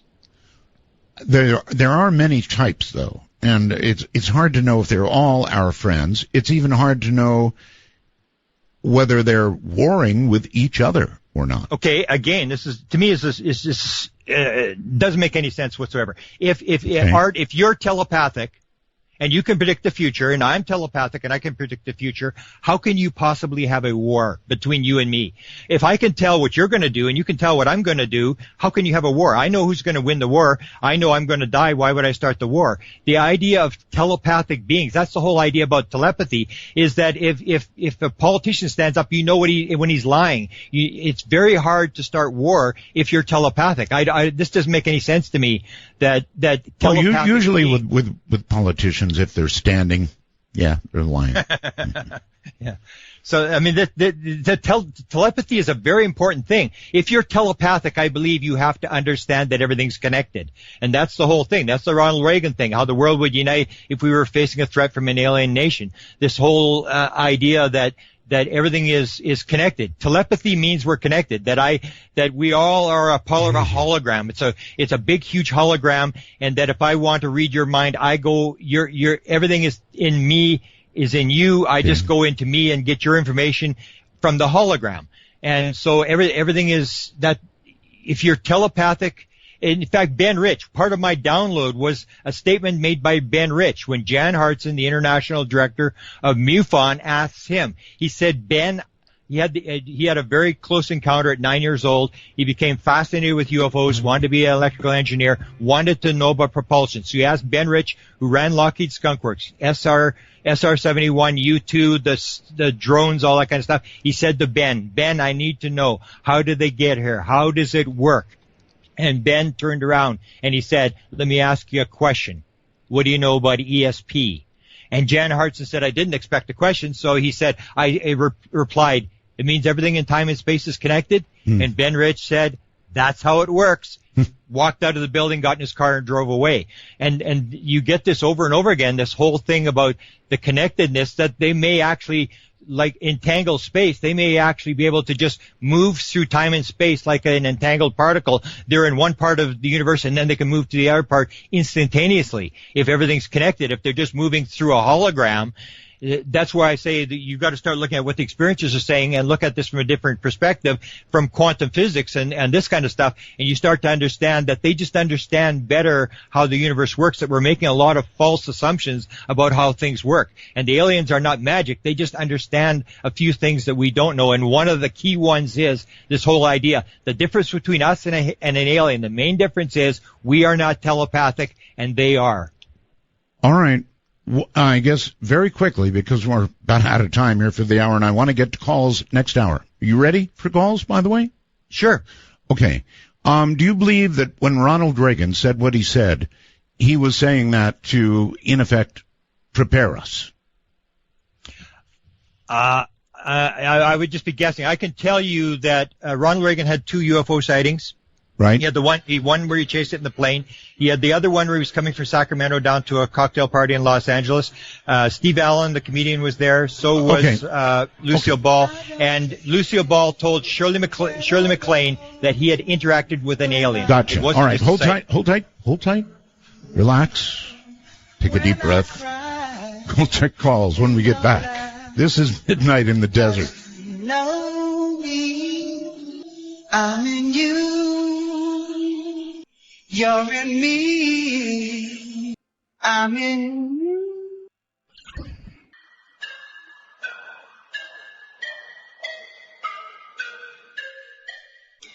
To reach Midnight in the Desert via Skype worldwide, if on a computer, please be sure to use a headphone mic and call MITD 51. That's MITD 51. Well, all right. Let me sort of run through the numbers for all of you so that if you have a question for Grant Cameron, and he certainly knows a lot about abduction, doesn't he? You can ask it. The public number for all of you is area code 952-225-5278. 952-225-5278, or call Art if you will. And, of course, for Skype, if you're in North America, the U.S. and Canada, it's MITD 51. MITD 51. Internationally, outside of North America, it is MITD 55. MITD 55. Ring that number, and you're ringing me. If I don't answer right away, keep ringing, and that applies to the regular phone number as well. So, Grant, if I can bring you back and say, Do you think you can compact your answers a little bit so we can get through some calls? Sure. Okay, good. Let's give it a try. Let's go, I don't know, let's go to Michigan. Hi there. Hey, Art, how you doing? Doing fine, sir. Where are you? Canton, Michigan. Okay. I just have a question for you, actually. For me? You've got to have something for my guest. Well, I was just a big fan of your show, and I used to listen to it on satellite, and I was wondering if there was ever a chance that you're going to go back to satellite radio. Well, they probably hate me. Oh, I'm being honest with you. Yeah, they probably hate my guts. You never know. It ought to be up there, right? They ought to be carrying it, but, they hate me. Yeah, it took me a while to find you on T Radio. Uh-huh. Okay, now you've got that answer, so anything for Grant Cameron? I mean, aliens taking people, that's pretty serious. Yeah, it's very intriguing. Intriguing? It's intriguing to me. Okay. All right, intriguing it is. I thank you for the call, and I guess you have nothing. So let's go to Skype. Let's go over to Skype and say, hi there, you're on the air. Damon, I believe it is. Hello, Damon. Aw, Damon went away. Too bad. Try again, Damon. You might get through. Who knows? Well, let's go off to Lawton, Oklahoma. You're on Midnight. Hi. Yeah, sorry about earlier. I kind of froze up. I beg your pardon? And I kind of froze up. Oh, I see. And Okay. All right. You have a question? Has your guest ever been abducted by chupacabras? I don't think chupacabras abduct that I'm aware of. Never heard a story of one abducting anyway. But actually, let me translate that a little bit. Have you ever been abducted, Grant? I've done the tests for the implants, that sort of stuff. It comes up negative. I had one experience in April of 1976 where I had an experience where the Oz effect type thing took place, where absolute riveting fear lasted for about 5 minutes. There was a slight movement in the craft right above the car, as if they were cutting it, almost like cutting a film.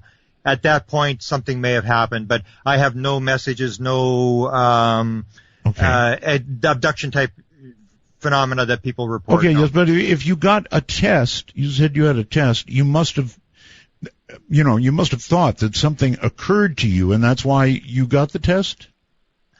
I wanted to check whether I was in that category, yes. Uh-huh.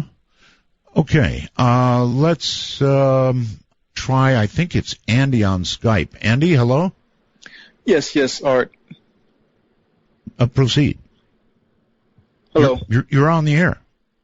Yes, I wanted to ask your guest a question. I've always wanted to find some kind of correlation between the alien phenomena and our traditional religions and superstitions as far as demons and ghosts and things like that go. Mm-hmm. How do you relate those two concepts? How does the alien thing reconcile with the notion of other notions of supernatural entities? Very good question, I think. Go ahead. I give a consciousness lecture, which says that everything's together. You have a conscious mind and you have consciousness itself, which the aliens are just outside the conscious mind. They live in the dream world. They live in the same world as spirits, all this sort of stuff.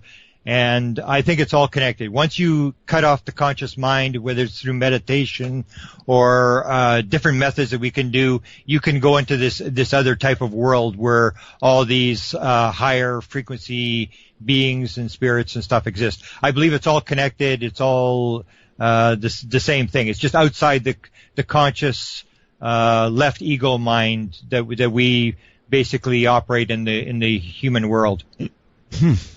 Are you in essence saying that, for example, Christianity, the religion itself, is somehow connected with and one with this phenomena of abductions?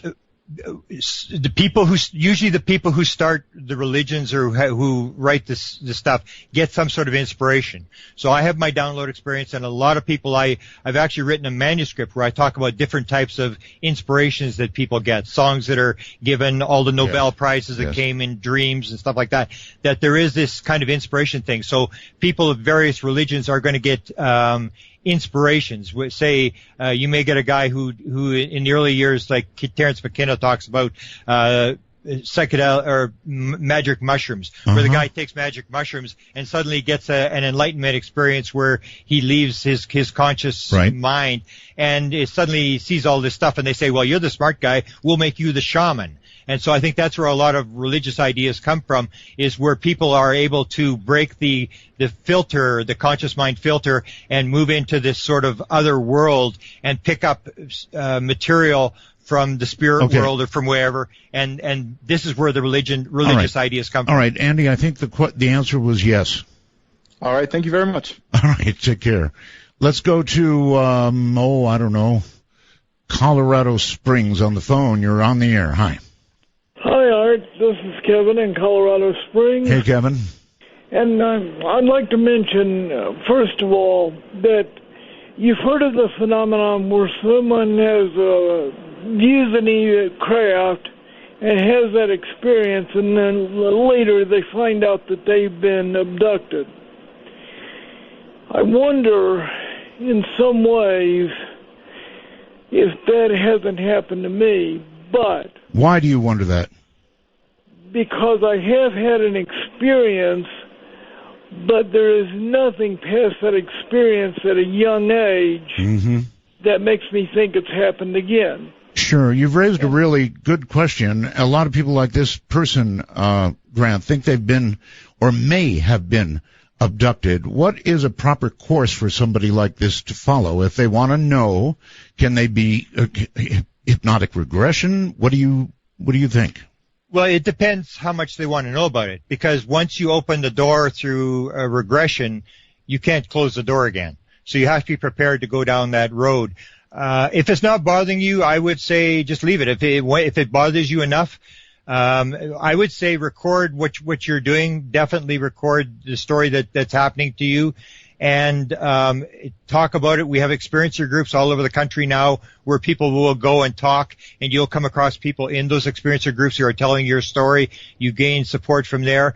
Regression is always a route you can go to a particular event that you remember. Can you really trust regression? I mean, there's a lot of controversy around that. Well, I mean, just our ordinary, I say we have a problem with our ordinary reality, believing a lot of stuff that really isn't true. Sure, I mean, there's going to be a problem with regression, this idea of people being led, but a lot of regression, most people who remember stuff from the abduction stuff have never been regressed. The same as most people who are abducted didn't happen when they're sleeping. It happens during the day. Okay. So we have all these sort of impressions that people are getting these bad images from regression, and very few people are regressed. Almost nobody's regressed. Most of the stuff that you hear is people remembering it without regression. Okay. All right. Douglas on Skype. You're on the air. Hello, Art. I can barely... About past life, like we were talking about that just now. You practically answered my question. But I was wondering about past life regression and how that might relate in the abduction, and also what they may think about the world the way it is now. It's kind of a mess. Yeah, it's kind of a mess. All right. Well, you've got a big hum on your Skype thing, or your whatever you're connected to. You've got a big hum on it. Anyway, yes. Well, Grant, again, past life and abduction seems to be connected.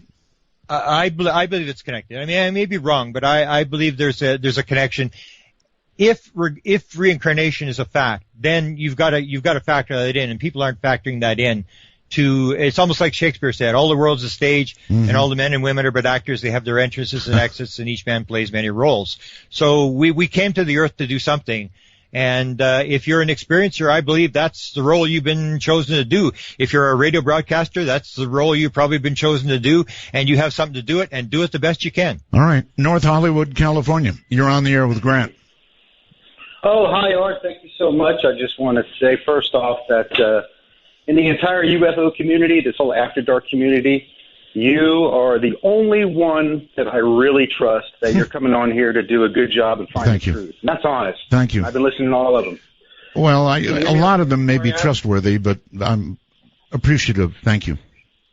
Well, anybody who's working on, from my, the way I feel, on network radio or network TV is working for the agenda that we're all pretty much trying to uncover.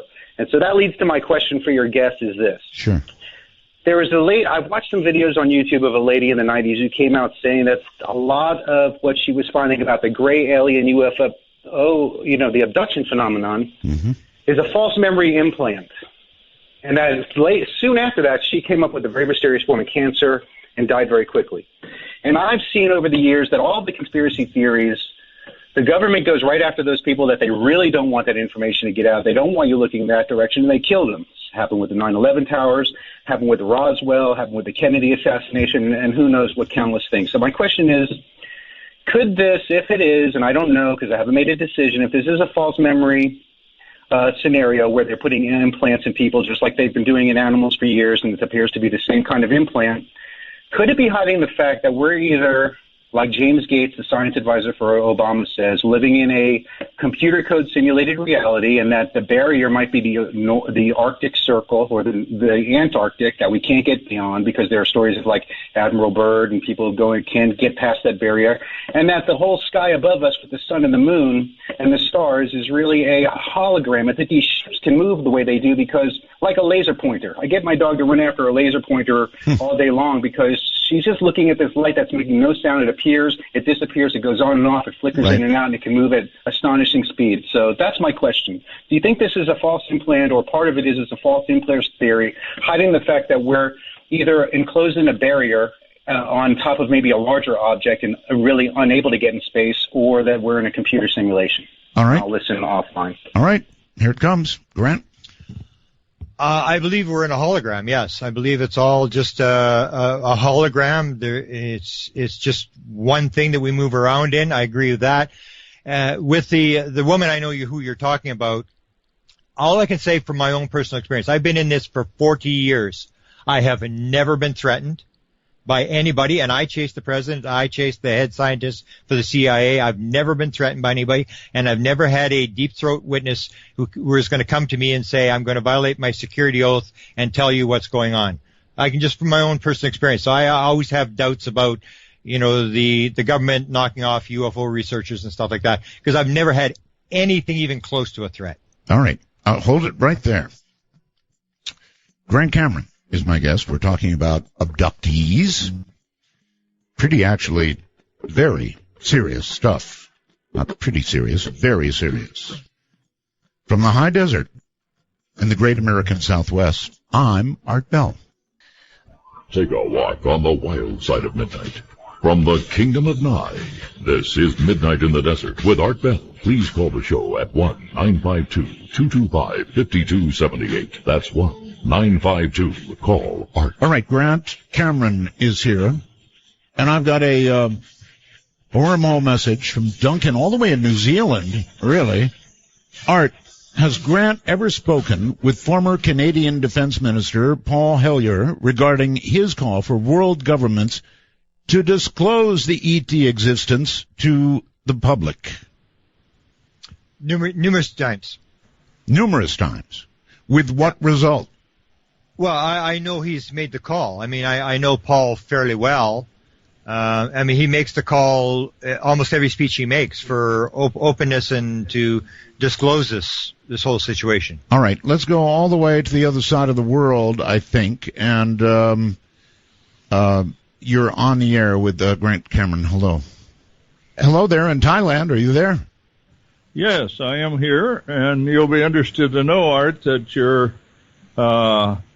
internet broadcast and the Skype timing is off by about a minute. Yeah, that's fine. No problem. Yeah. Yes. It's the nature of the internet. I have a quick question for Grant. Go ahead. I ask you if you agree with my observation that very much of the information about one kind of alien, if there are more than one, but one kind, is that they are talking just like a Buddhist, just like a Tibetan Buddhist. Yeah. Tibetan Buddhists are not worried about what happens to the world. They will not intervene into people's lives or major catastrophes that are oncoming. They just stand back and meditate. There are many, many factors that Buddhism has talked about for 2,000 years that theoretical physics, quantum physics, is now finally creeping up on. So my question is, how do you see, and could you possibly direct more people toward the study of Buddhism to connect with the physics and with the alien discussions? All right. Grant? Okay, I think he's made a very valid point, is that quantum physics is now starting to validate what UFO people have been saying for the last 70 years. And the same is happening with Eastern religions, with Buddhism is starting to validate quantum physics. There's even a big meeting, with the Dalai Lama and some quantum physics people in Europe. This is all coming together, and I think it's just a matter of time that people are going to be more consciously aware of the fact that all these ideas tie together, and the physical worldview is going to start dying. The fact that we believe that everything is separate and is physical. The Buddhist ideas are gaining more prominence in the West, and so is quantum physics, and they both validate what UFO people have been saying forever. All these ideas are coming together. Okay, I'm good with that. Let's go to Columbus, Ohio on the phone. You're on the air. Yeah, I actually wanted to talk about the universe as a hologram topic. A couple of years ago, I read that they had discovered the Higgs boson particle, and it behaved exactly the way they thought that it would, only it had no mass. And subsequently, they all freaked out that, that essentially proved that this was all some sort of simulation. And then immediately that article went away, and I never found it again. Yeah, I'm not sure it really proved that. I never read that, but I can take your word for it. You might, if you could find it, I'd love to read that article again. It was essentially, you're talking about the Matrix, right? Essentially, but I've got a different take on it. I'm a lifer, and I did actually have one of those information dumps, and this kind of came to me after that. But even if faster than light travel were possible, it would still take a lot of time to get from, place to place. What if this were just something to do along the way? Like, if you had to travel for 70 years and you needed something to occupy yourself, this is basically the DVD player in the back of the minivan. To some degree, it depends on how much faster than light. I mean, if it's 1,000 times, then you're getting somewhere pretty quick. Sure, but if it's infinitely... Oh, let me change that. If you can bend space, then you get there really quickly.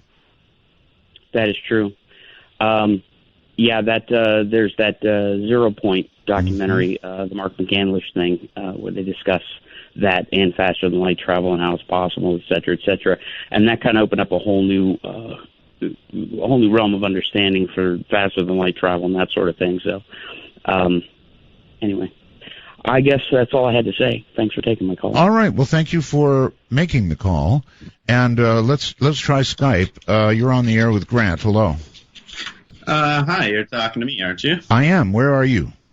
Well, I'm in northern Idaho, where we're having that drought, and we're getting half a crop right now. Okay, get good and close to the speaker mic on your computer or whatever it is you're talking into. I've got a headset mic. Okay. Can you hear me all right? I do. All right. Well, really quick thing, I want to say hi to Dave and the Paranormal board. And my first question is it possible, I had to write these down, isn't it possible that maybe we're like one of those cargo cults that are in the Pacific, like say that we're like a big Petri dish and the Earth was like a dead planet like they're terraforming in Star Trek, and we were seeded here as an experiment, and that's why you have all these different alien races, the Greys, the Reptilians. Maybe perhaps it's like stimulus and response, and some cultures were wiped out, others were given technological advancements to see where it would take us. Perhaps even the guest that you have on now, perhaps that's even part of one of their experiments, a thought experiment to see what these people who are contacted will do and the rest of us. Mm-hmm. And yeah. And, okay, well, pause for a minute. You want to respond to any of that, Grant? Well, I don't disagree with any of it. I mean, sure, it's possible. I mean, in fact, that's the whole thing behind the hybrid thing, is where all the hybrids going, and they may be seeding another planet. I mean, I don't disagree that we were seeded and that there's an experiment going on. I believe that evolution, the universe is evolving and it's learning and it's growing, and they're part of this growing and seeding, and we're part of doing it on this planet. We're trying to learn more and grow, and so I don't disagree with anything he's saying. Well, yeah. Can't beat that, caller. Hello? I said you can't beat that. No, you can't. I mean, all of it is a reasonable argument. We really don't know, and now is probably the best time to be posing these questions. So when we may possibly have contact in the future or finally escape this planet, we'll know all the right questions to ask, so we'll kind of have a good idea in the future. Maybe we're the Australia of the cosmos.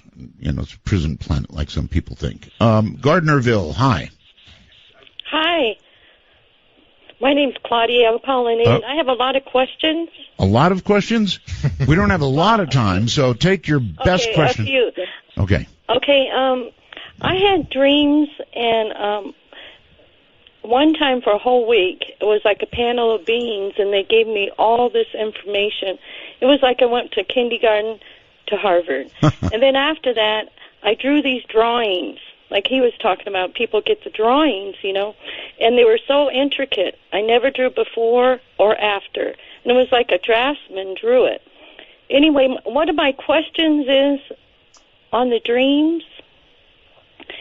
Do you think that they come in on dreams a lot more because it's just easier for people to receive it?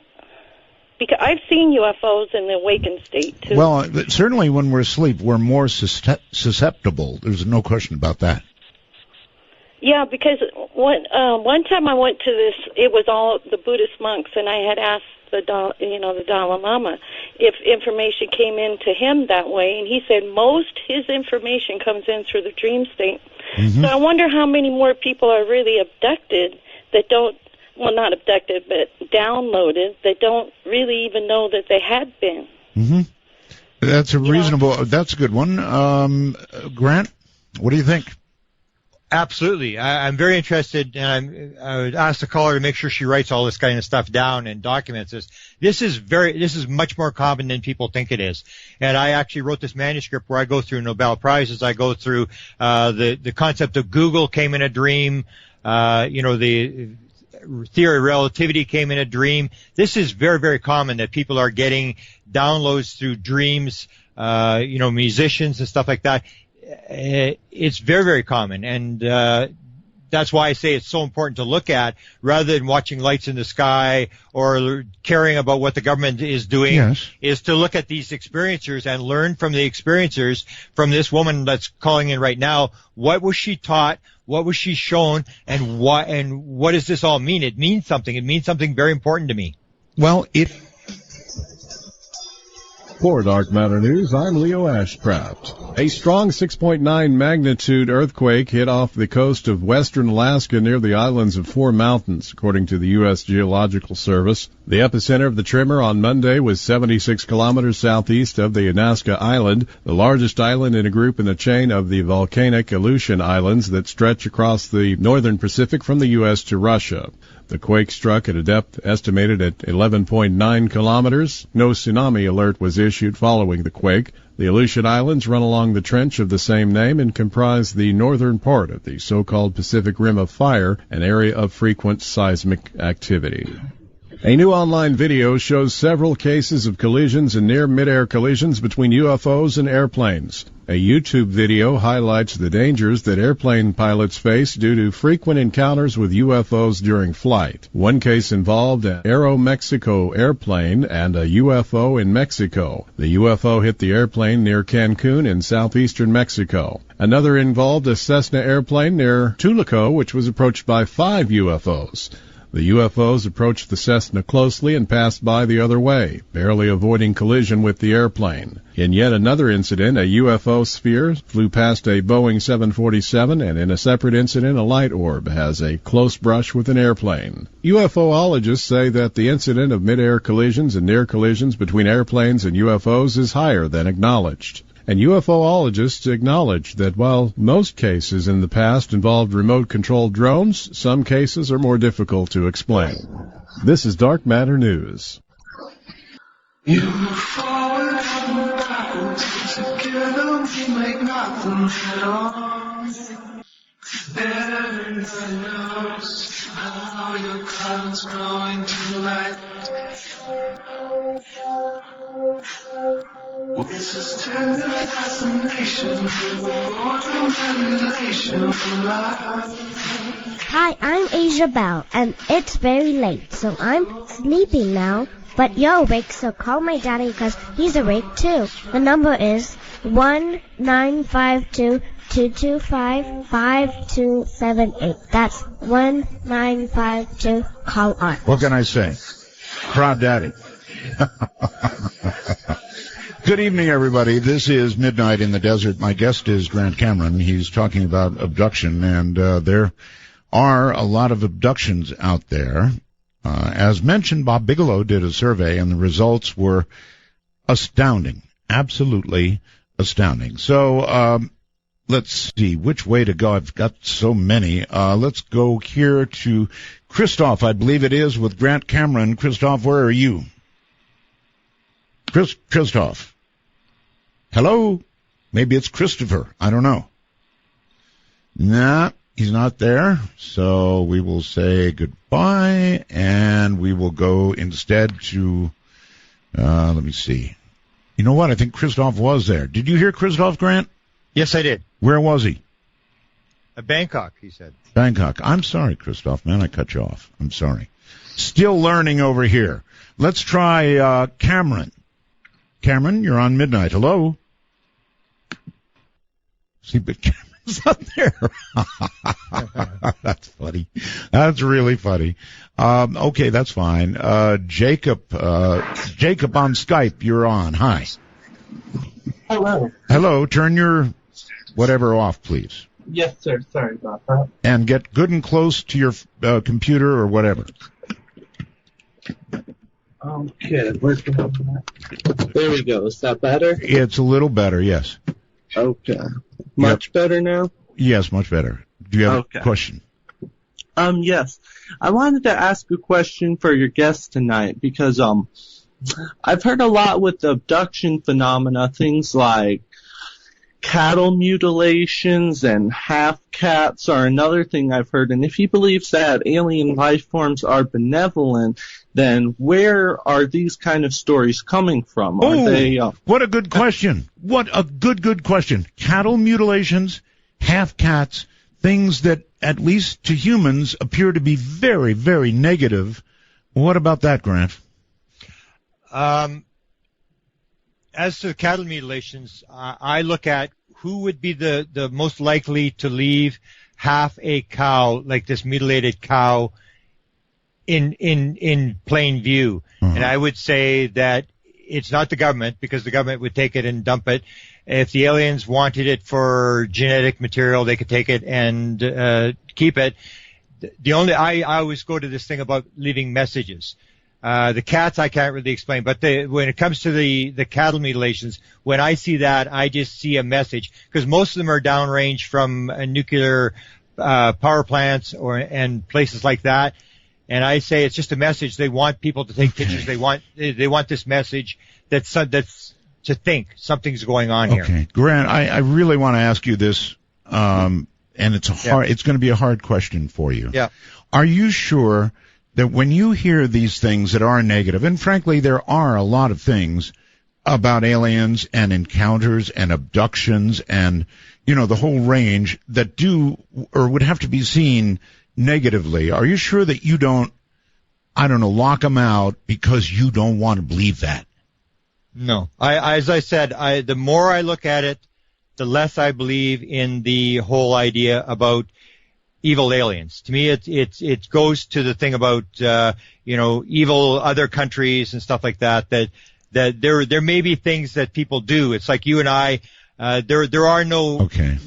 I get it. I mean, you really do believe what you're saying. Let's go back to Christoph. Christoph, turn off your radio or your whatever. Okay. All the way off. Okay, should be off. Can you hear me well? I hear you quite well, yes. You're in Bangkok? I'm in Bangkok indeed. I'm so excited to get through to you after 20 years. I'm glad to have you, my friend. This new technology we have makes the world a pretty small place, I'd say. Indeed. I just tried on Skype on the laptop. That didn't work, so I just went straight to my iPhone. That works perfectly. It was me that screwed you up. I'm sorry. Okay. So I have a question for Grant, and I also have something that might be of interest regarding the other show from before with Nassim. But first, a question for Grant. So maybe linked to the other caller from Asia who talked about Buddhism.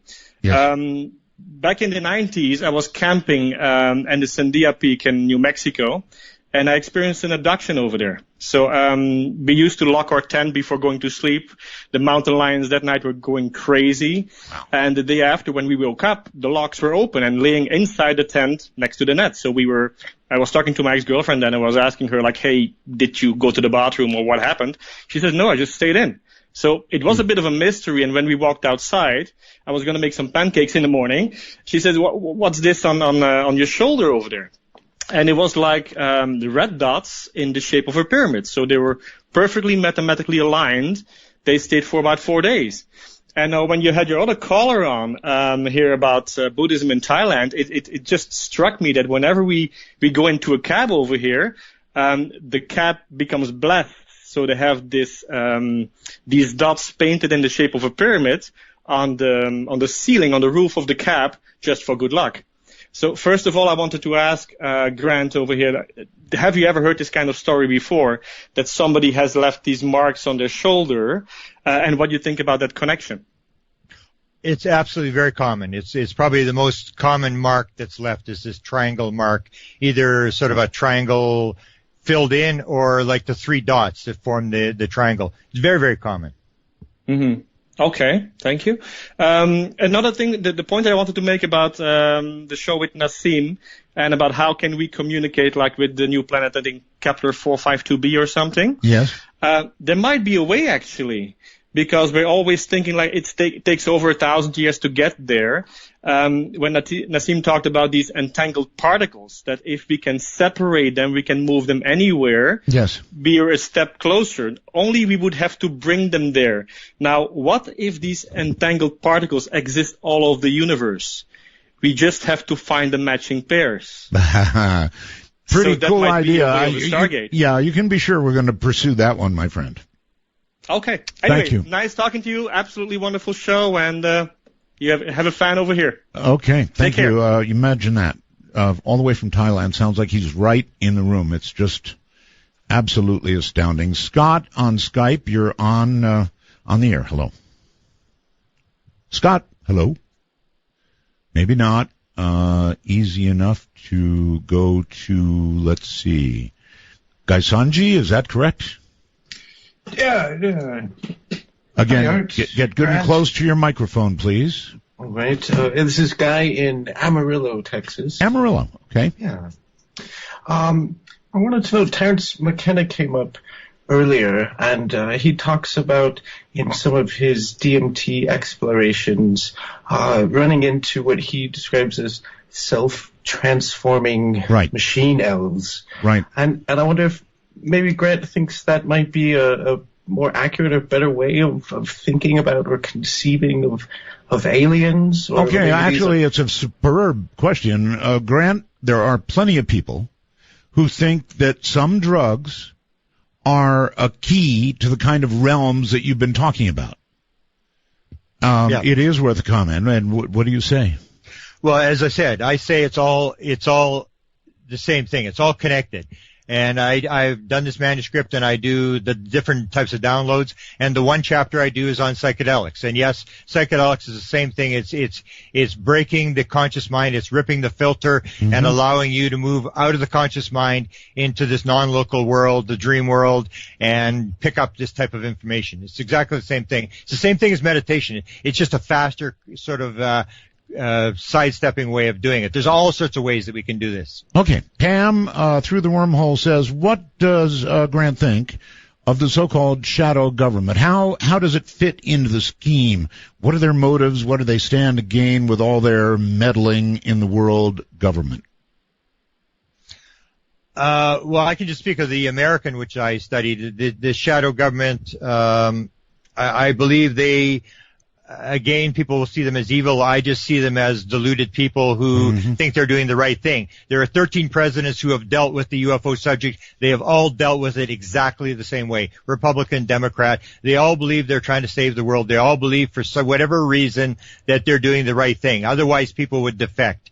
Nobody's defecting, which means they, for whatever reason, believe they're doing the right thing. And I would say that the reason that they're withholding it, the number one reason is that we're the good guys and we want to keep these secrets, and if we give it to Al-Qaeda and ISIL, they're going to use it to kill Americans. I would say that's the number one reason why they're withholding the information. All right, Carl on Skype, you're on the air. Hi, yeah. Hi, where are you? Dayton, Ohio. Okay, excellent. Yeah, I was just wondering, your guest seems to think that they're all benevolent. Right. Well, what's to say that, I mean, how many races of aliens do you think there are? Probably billions or trillions. So what's the chance of, them all being benevolent? As Richard Hoagland would say, it only takes one white crow. It only takes one nasty group or race of aliens to stomp on us like an anthill. That's Art saying this, not Grant. Okay, so you're saying that is there a nation on the earth that is absolutely evil, where women do not mourn for their children who die in war? Is there a nation that we should bomb out of existence because they're totally evil? I don't know if that's what he's saying. Well, if you're going to make that analogy with other planets, is there something on this Earth where we had the Japanese who were totally evil, and we dropped 2 atomic bombs on them, and then suddenly the evil evaporated, and suddenly they're great guys, and we're trading with them, and they're our friends. Evil changes from time to time. We have this impression that we put evil on a nation, and then we have a right to go and bomb them and kill them. And I'm saying there really is no evil nation. There is no nation. There are people who do good and bad things, and for whatever reasons, but there are no evil nations where everybody in that nation is evil. Grant? Yes. Do you have a response? I just made a statement to what? Or caller, do you have a response? Oh. No? I guess that's a no. All right, caller. Well, thank you. Nobody had anything to say. Let's go to the phones and say hello. You're on with Grant Cameron. You rock, Art. Thanks. I try. Is that all you want to say? I guess that's all he wants to say. Very, very kind of you. Let's try Scott on Skype. Hey, Art, can you hear me this time? Yes. Well, I tried my headset last time, but first of all, I'm listening to you on iTunes, TuneIn, on PlayStation 3. Yes. Fantastic. I'm actually working as I'm listening to you on my laptop, and it's good to have you back. I've been listening to you for years. Thank you. To your guest, first of all, you touched on the African contact and the school children. Is there more information on that? And does he have any information on possibly interaction at LH, the Large Hadron Collider, and anything there with stopping of testing? I don't think they're going to stop. Grant?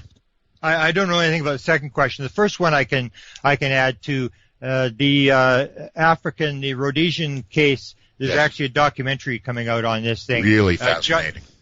John Mack had gone and interviewed these children, and one of them has now come public with all of her paintings and her experience in the downloads that she got from the aliens.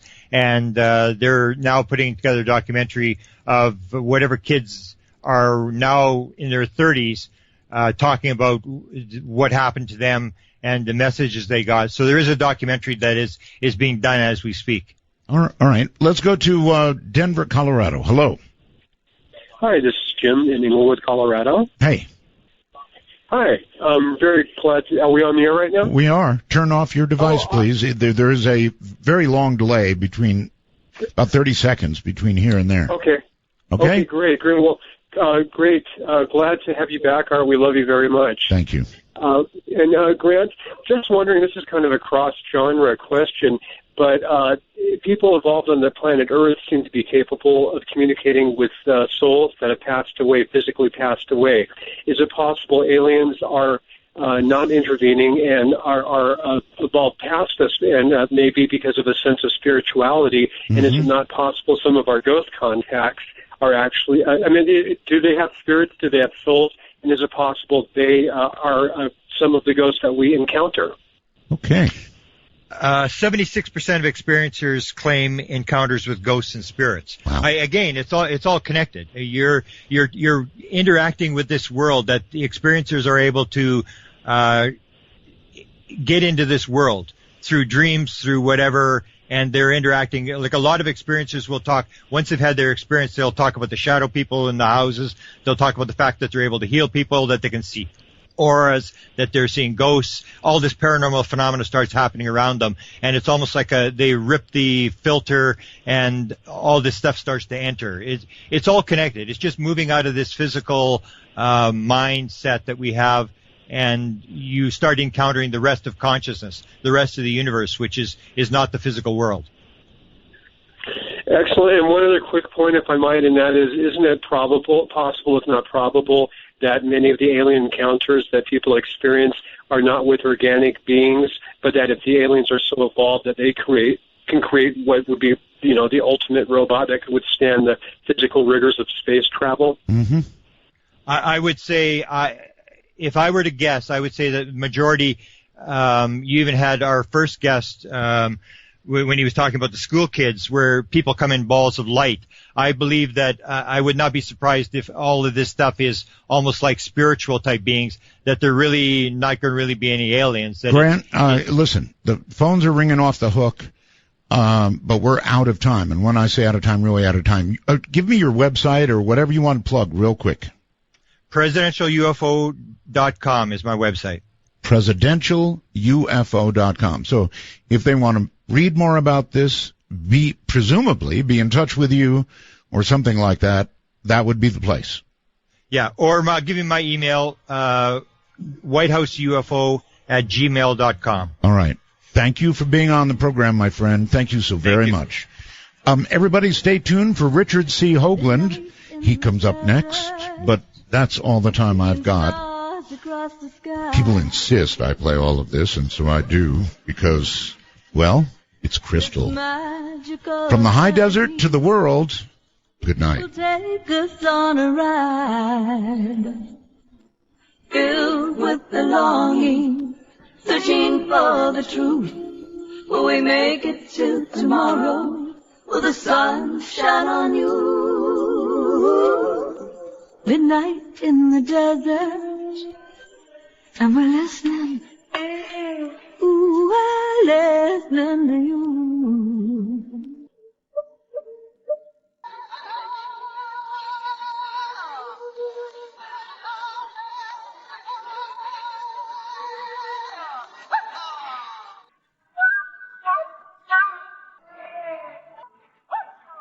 Midnight in the desert, and there's wisdom in the air. I've been looking for the answer.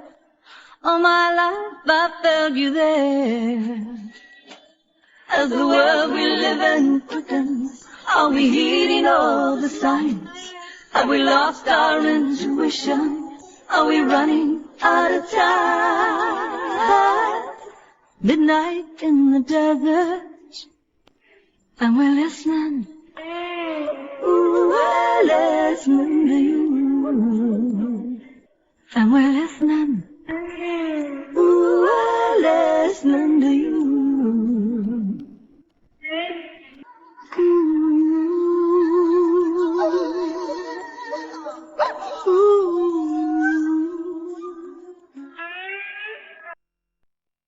From the high desert and the great American Southwest, I bid you all good evening, good morning, good afternoon, whatever the case is, wherever you are in the world. Covered entirely by this program, Midnight in the Desert. Welcome. I'm Art Bell. Let me do the usual beginning here while we're getting this program started. The rules are no bad language and only one call per show. Other than that, there are no rules. I want to thank, as always, Telos for the great sound. By the way, if you've got earbuds or, some sort of headphone, you can hear us in stereo, and boy, does it sound good. Keith Rowland, my webmaster, Dr. J, my producer, all of you, of course, the Belgab website, StreamGuys, LV.net, and, of course, Peter Eberhardt, who sells stuff, brings us things like the Screaming Lady. Oh, actually, she's going to be a legend. All right, so today there was some interesting, not much news, actually, today. It was a very newsless day, but there was an item that I caught on to that I thought was amazing. I think it is amazing. A boy who lost limbs to infection, he lost both, has received a double hand transplant in Philadelphia. 8-year-old boy lost his limbs to a very, very serious infection and got a double hand transplant. Where are we going with medical science? Pretty soon, just about everything is going to be replaceable, isn't it? Then we'll be able to download our brains, I suppose. I received this note, reference last night's Grant Cameron show. Art, so glad you're back. Listening to the show last night, and Grant Cameron was mentioning that some aliens, it was of course on abductions, some aliens won't interfere with humans. That is, unless there's a nuclear threat. And this young lady is wondering why they didn't interfere when the U.S. dropped bombs on Nagasaki and Hiroshima. That's from Dawn in Monterey, California. Pretty good darn question, Dawn. Wish I'd thought of it last night when Cameron was here. You would think that the very first ones would have been absolute duds if they, in fact, had that power. So coming up tonight, we have, I think, the hottest thing in ufology right now. That's the way I'd bill him, and that's the way others billed him to me, Richard Dolan. He's been researching UFOs for 20 years, believes they constitute the greatest mystery of our time. He is the author of several volumes of history and a speculative book about the future, his latest work.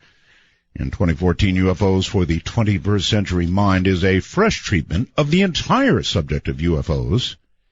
In it, he discusses the important sightings, the encounters, the politics, the cover-up, the aliens, the ancient ones, the bizarre science. Disclosure offers advice on both critical and open-minded thinking in today's world. Richard hosts his own weekly radio show. That's right. And is featured in the new television documentary, Books by Authors from Around the World. His website is richarddolanpress.com, RICHARDDOLAN press.com. And in a moment, he's going to be here. He's going to talk about ufology, perhaps in a way that you've never heard it talked about before. Very straight stuff. And, the first question I'm going to ask is the one that was brought up last night by Grant. And that is, Grant absolutely is convinced that these are good guys, that no matter how many different types there may be out there, they're all good guys. So that's what's coming up. I'm Art Bell from the high desert, which is beautiful at this time of night. 100 degrees earlier, but now it's gorgeous out there. This is Midnight in the Desert, raging into the night. The heart of the city street beating, right from the neons turn the dark to day. Let me say it, let me say it, let me pour it, no go, let me rage, let me beat it, we'll show some trip on it. Let me say it, let me say it, let me wash up on your show. Let me rage, let me beat it, on the other. Come on, men and women. Skype up. Call Midnight in the Desert at MITD 51. That's MITD 51. Actually, don't call yet. Don't call yet. Just rest. We'll get to you. Your calls are coming, but coming right now. From New York, it's Richard Dolan. Richard, welcome to Midnight in the Desert. Good evening, Art. Thank you for having me on. It's a real pleasure to be able to talk with you, I think, for the first time. It is the first time. We've somehow missed each other over the years. I don't know how. The first thing I want to ask you about, if I can, before I leave what happened last night here, that was Grant Cameron, a Canadian fellow, who, no matter how I posed it, Richard, absolutely believes that they, being all of them, all the different species that may be riding in these things that we talk about, UFOs, are warm, fuzzy little people who want nothing but the very best for us and our planet. We are all one. That kind of thing. And I sort of argued with that point of view. I wonder how you feel about it, if I can ask. I'm really glad that you jumped in with this question. First of all, Grant is not simply a respected colleague of mine. I consider him a friend, and I happen to be his publisher, believe it or not. A book that he wrote, co-authored, is now a book that I publish under Richard Dolan Press. I know Grant very, very well, and I've had this discussion with him, as a matter of fact. I suppose I would say that I respectfully disagree with his fundamental perspective on this. I guess what I would say is that I don't feel that I have enough information one way or the other to know definitively what the motives of these others, as I often will call them. I don't know that they're extraterrestrial alien. I don't know that they're black budget terrestrial. I don't know that they're interdimensional, but I call them other. But I don't feel that really that not only do I not have enough information, but I'm not really sure that I'm able to get the amount of information to know their motives. I think they operate on a very different level than what we do. That's a really good answer. That's a really good answer. How can we know? It's tricky because, as you mentioned in your intro, I have been looking into this phenomenon for 20 years, which is not as long as probably many of the listeners or other researchers, but it's long enough. And I have thrown myself into this field, and the longer that I'm in it, the more I realize that we're dealing with some very, very difficult mysteries, and one of them is simply, definitively getting the intentions and motivations of what is the intelligence behind this phenomenon. Mm-hmm. It's eluded us. I have ideas. I'm sure you have ideas, and I'm happy to speculate about them, but I really can't say that I know for sure. Have you had your own sightings or sighting? I had a couple of boring sightings. They're almost not even worth it.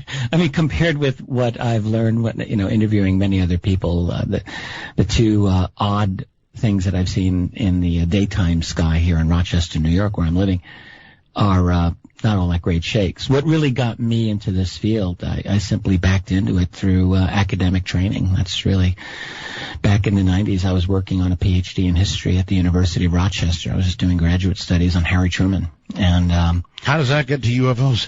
Well, it wouldn't normally. The academic world doesn't really lead you that way, but I was bouncing around in a bookstore, and I saw Timothy Good's Above Top Secret, which is a classic, and it was a subtitle, The Worldwide UFO Cover-Up, that captured my attention, and I thought, oh, really?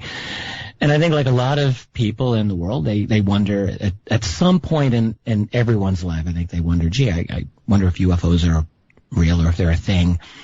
And simply because I was studying the late 1940s, which of course is the key years of the what people were saying was a UFO cover-up, I thought, well, I'd like to know. I don't want to go through my life wondering. Why not just figure it out? So I thought I would take a few months out of my life, and that's been 20 years. And do you think you have it figured out yet? Well, I go further and further down the road, and I think that I learn more and more things about it. I don't think that any of us mere mortals is really going to get to the full bottom of it. But the thing is that the journey is the reward. And I do feel that I've learned quite a bit. I think that I've learned a lot about human civilization in the process, and I think I've probably learned a couple of things about myself. So it's absolutely worth the journey. Okay, there must have been some evidence, something that, as you were beginning in this journey, convinced you that it was worth continuing in this journey. In other words, some serious piece of evidence that you went, holy crap. Absolutely. When I went into this early 90s, like 93, 94, and I really just started by asking myself, well, what is the argument that those who believe in a cover-up or those who believe in the UFO reality, what are they basing their argument on? Is it the logical thing to look into? And what I found was that there was a fairly large cache of documents that were released through the Freedom of Information Act, primarily back in the 1970s under the Jimmy Carter presidency, when freedom of information was actually at its peak. It's gone through some ups and downs, lots of downs, but in the late 70s it really was possible for researchers, as it were, to shake that tree and for documents to come out. And there were quite a few. And they're all in the public domain now. They're out there. You can just read them. These were once secret classified documents in one way or another, and they tell a heck of a story. And so what they primarily tell us, I think, is that there were innumerable violations of sensitive airspace back in the 40s, back in the 50s, by objects that, quite frankly, Art, were just not supposed to exist. That's right. And but here they are being written about by our national security people, the people in charge of running it. So there were a couple of documents. One is several of them are famous among researchers. One is the so-called Twining Memo of 1947, and in that, 3-star general, he later became a 4-star general and chief of staff of the Air Force, Nathan Twining, wrote a letter in response to another general about these so-called flying discs that people were seeing all summer of 1947. And essentially the general, Charles Shulgin, wanted to know, basically, is this a thing? Do I have to deal with this? Is this something I have to be concerned about? Twining wrote back. He didn't say no. He actually said, yes, this is a thing, and it doesn't seem to be our thing.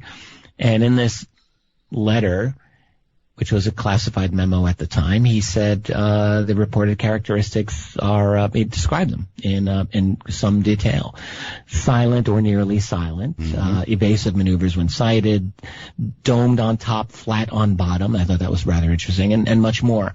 So here you are, a classified memo in 1947. You have a top general describing this as a real thing.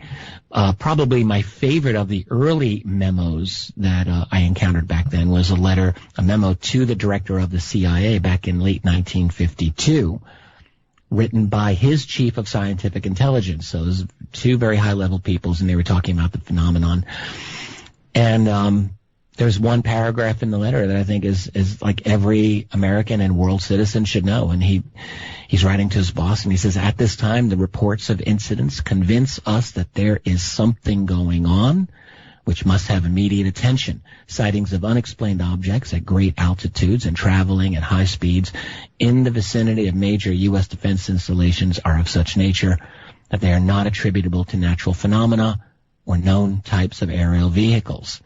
Now, that's late 1952, and I mean, quite honestly, when I read that about 20 years ago when I was just getting started in this, and I thought, holy smokes, if that, you're not really going to say, boss, I think we're being invaded in a top-secret classified memo to the CIA, but this is about as close as you're going to get. He's ruling out Soviet, basically. He's ruling out any kind of known technology. He's ruling out natural phenomena. He's talking about these are unexplained at insensitive areas. What more do you want? So clearly this was something important. Okay, it comes to a conclusion, right? Or if it doesn't, then I can come to one from what I just heard. if something is traveling in our skies at altitudes we can't or couldn't at that time do, and going at speeds that we can't even imagine, then the conclusion has got to be, particularly if it's near national security installations, that all of this does represent a potential or real threat to national security. Absolutely. That's exactly the conclusion that I think that they came to.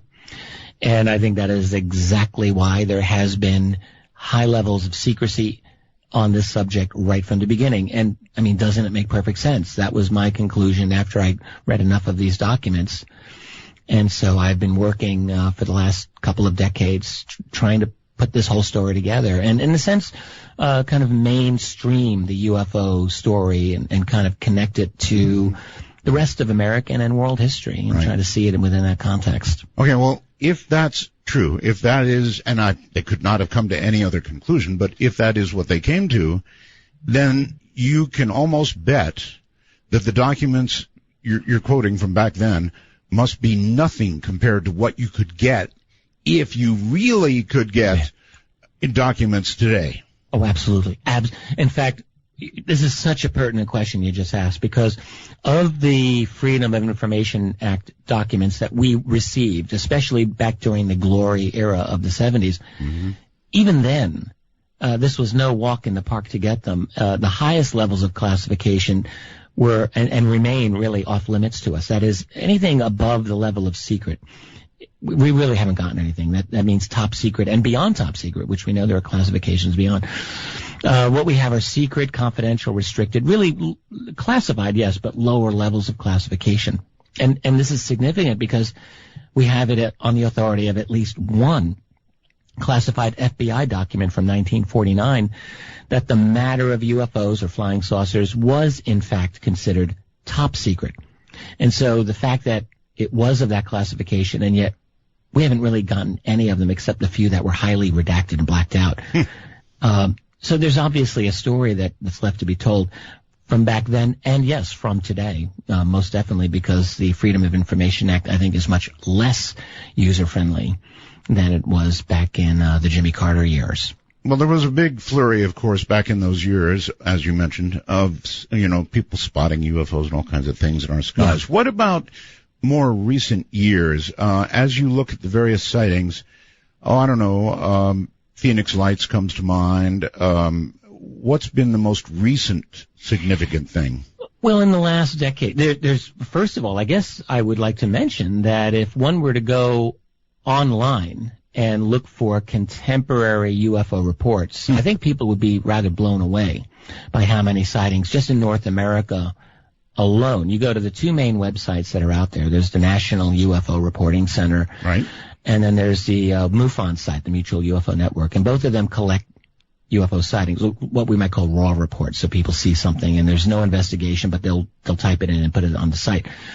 So admittedly, they're raw, but if you just combine the sightings from those two websites alone, and I do not believe there's a lot of overlap, for 2014, I did a tally, and we're talking about 14,000 reports in North America, U.S. and Canada, for those two sites. 14,000. It's an unbelievable amount. I'm not suggesting that all of them are alien craft or even black budget craft. But there's a lot of things that are seemingly inexplicable that people see. A lot of them are Venus. A lot of them are aircraft. Yeah, no doubt. I mean, a lot of them I think are explainable. But I mean, I've gone through a lot of the reports, and some of them I think are quite interesting.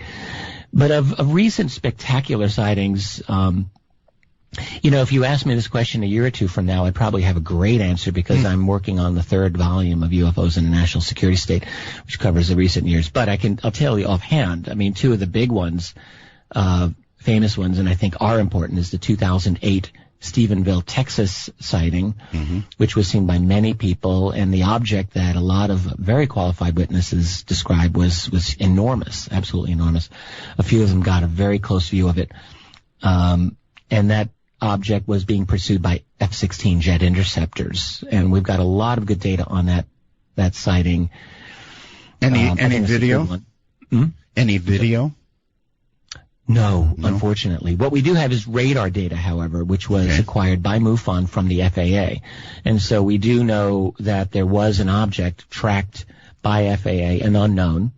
And we do have trackings of the F-16s who were seemingly in pursuit of it. So there is some data. You've got that, and you've got some witness testimony that I think is actually quite compelling. And then the other one that I think, and I personally did some investigation into this, and it's a well-known case from 2002 near Washington, D.C. This is another case in which F-16 jet interceptors were chasing multiple unidentified objects that seemingly had the ability totally to outperform them. I spoke to 2 witnesses directly. This did get reported in the Washington Post and got repeated elsewhere. One of the Air Force individuals who was interviewed for that story, unnamed, but said we had it on radar and it just disappeared off the radar. Yeah. Just disappeared. I mean, there's some good sightings. They go on in this century, and there's many, many more. I think those are the 2 spectacular ones probably in America of the 21st century off the top of my head. Okay. Oh, and then, of course, let's not forget the O'Hare Airport sighting in 2006. That one slipped my mind. All right, so here's another one for you. One of the things that we used to rely on is pretty much gone now, and that is photographic evidence. There's just no way that I know of that you can actually verify that something you're looking at has not been created or tampered with. We've actually gotten so good with CGI that how do you feel about that? Can photographs be verified as not messed with? I have a really hard time with photographs these days. I would almost say that I don't even consider them evidence anymore, which is a shame. But for the reason that you're expressing, the ability to fake is so good now. But I would qualify it and say everything in context. So it really comes down to witness testimony combined with photographic evidence. If an investigator is looking into a sighting and you do have multiple witnesses that are, let's say, independent of each other, there's ways of kind of gauging that, I suppose. And if they have photographic evidence with their testimony, I think you have to look at it, obviously, and do your best to have it analyzed in a careful way. There are people who are good at detecting CGI effects. No one is probably perfect. I'm disinclined to throw out photographic or video evidence, for that matter, out of hand, but we do have to be very, very, very cautious in dealing with it, for sure. A recent one that I saw that was really intriguing was the cube. Have you seen it? I'm not sure I saw that one. What? You haven't seen the cube? I guess not. Really? It's this black cube-shaped thing that comes out of a cloud. It's pretty amazing. I'm surprised that you would not have seen it. Well, I'm doing a lot of different projects right now. So is it totally recent or what? Fairly recent, yes, it is. And I'm sure I would have come across it. I don't know. I don't really know what to say about that. I get people show me UFO videos every week. I mean, I'm constantly being asked to comment, and it's funny to me because I mean, other than the fact that I write about this subject and I've looked at a lot of UFO video, I'm really not any more of an expert on detecting fakes than the next guy out there. There are people who are really skilled at it, and I'm not particularly one of them, but I do get shown these things all the time.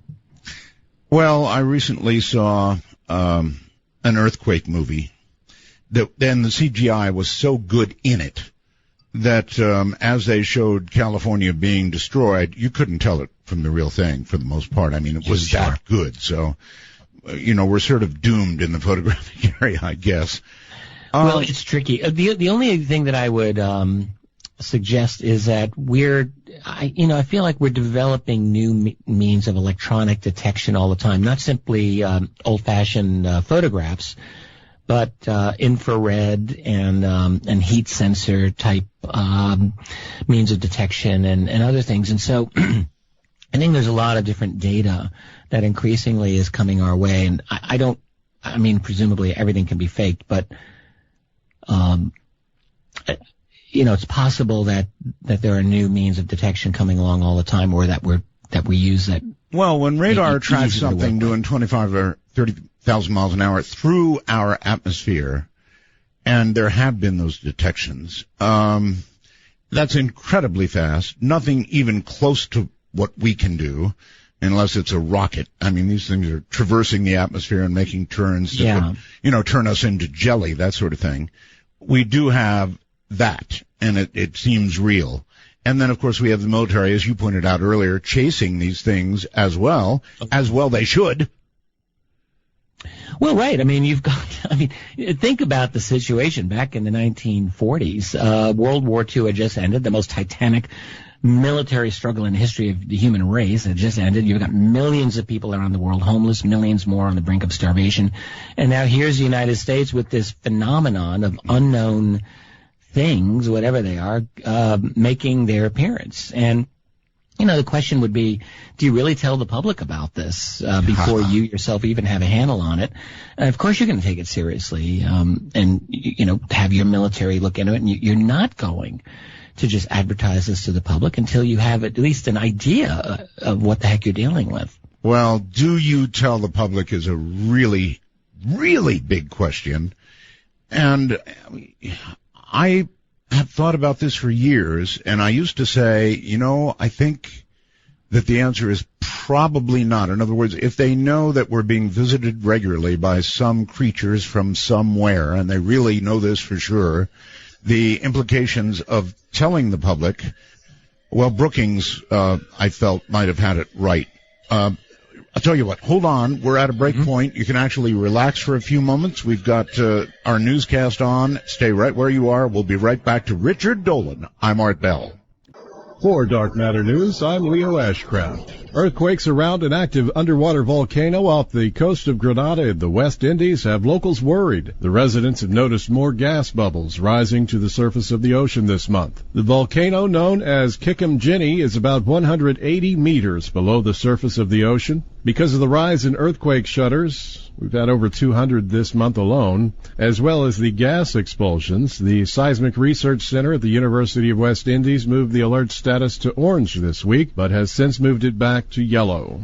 While Cheney is located about 5 miles away from Grenada, the real danger is to boats coming into it and going away from the island, as the volcanic gas and matter could heat up the surrounding waters to a toasty 302 degrees.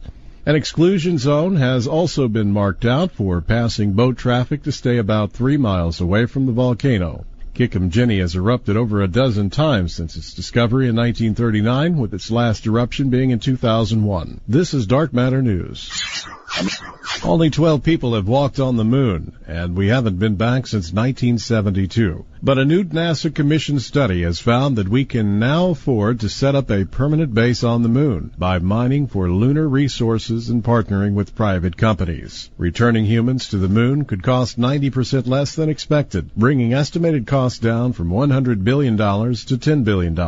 That's something that NASA could afford on its current deep space human spaceflight budget. Mark Hopkins, the executive committee chair of the National Space Society, said in a press release that a factor of 10 reduction in cost changes everything. The study released this week was conducted by the National Space Society and the Space Frontier Foundation, two nonprofit organizations that advocate building human settlements beyond Earth, and it was reviewed by an independent team of former NASA executives, astronauts, and space policy experts. Science has a fetish for trying to amalgamate humanity with machine, and its latest endeavor in this pursuit has taken the form of an emergency brain implant technology that would render humans part flesh, part computer. Researchers from the University of California, Berkeley have come up with a concept they've dubbed neural dust that they say can be implanted into people's brains for data collection purposes. The technology is reportedly so small that humans wouldn't even know it was inside their heads. Using a special wire apparatus, the neural dust can be dipped into a person's cerebral cortex, where it would remain embedded indefinitely. And since it's powered by special piezoelectric materials, this dust wouldn't require a recharge, which means once it's there for good. This neural dust contains a complementary metal oxide semiconductor. This allows it to monitor and track a person's brain activity.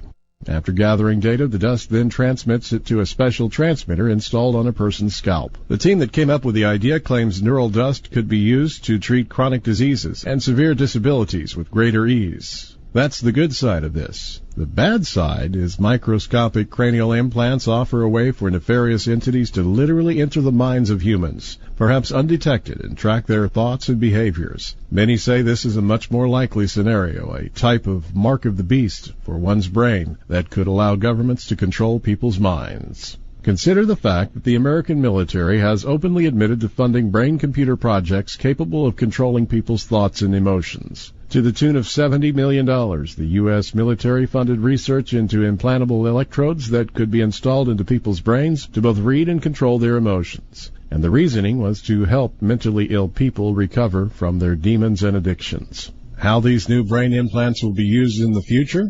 Only time will tell. But our generation has truly outlived science fiction. For Dark Matter News, I'm Leo Ashcraft.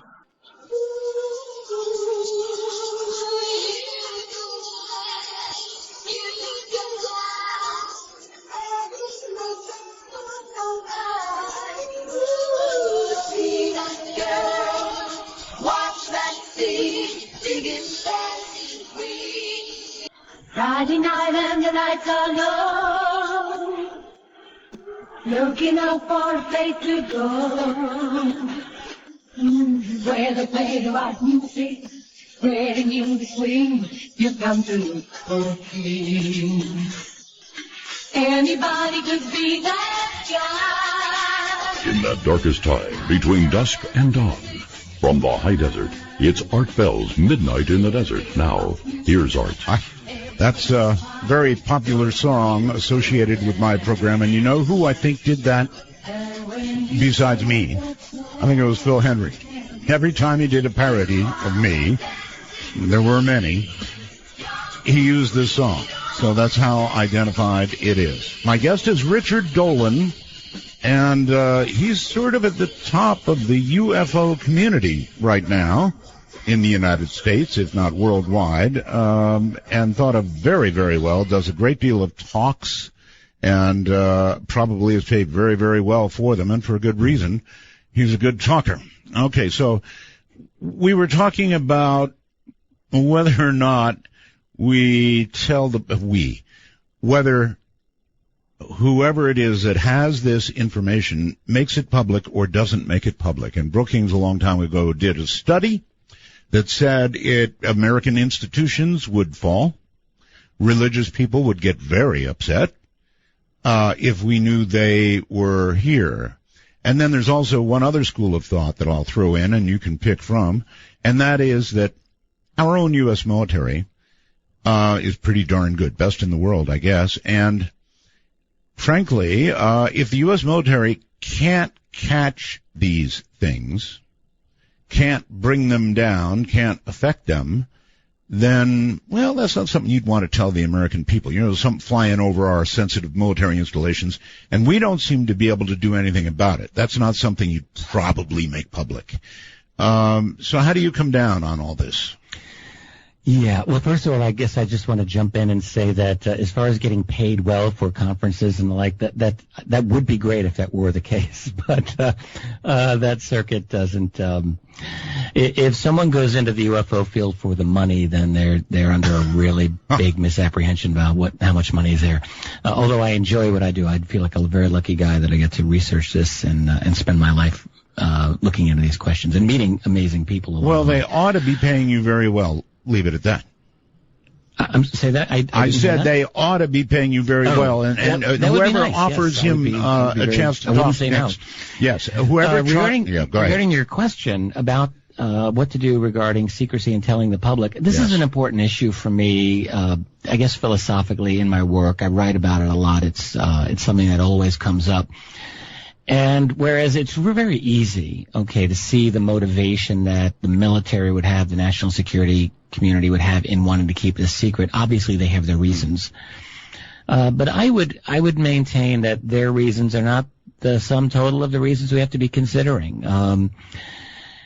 Because I think what's happened is that the secrecy relating to UFOs has had a very negative effect on our society, a very negative effect on our civilization. I think it's had a kind of a dissolving effect on the kind of Republican institutions that those of us who believe in such things grew up being taught, this was our society, and I think that they really don't exist anymore. And the UFO secret is one, not the only reason, but one of the reasons why basically what we have, I think, is a corpse of a republic. Wow. So I would say that the real fundamental issue is, we've got secrecy now going on, not just for the first 5 years during the Truman administration, but it's gone on for an entire human lifetime, 70 years basically.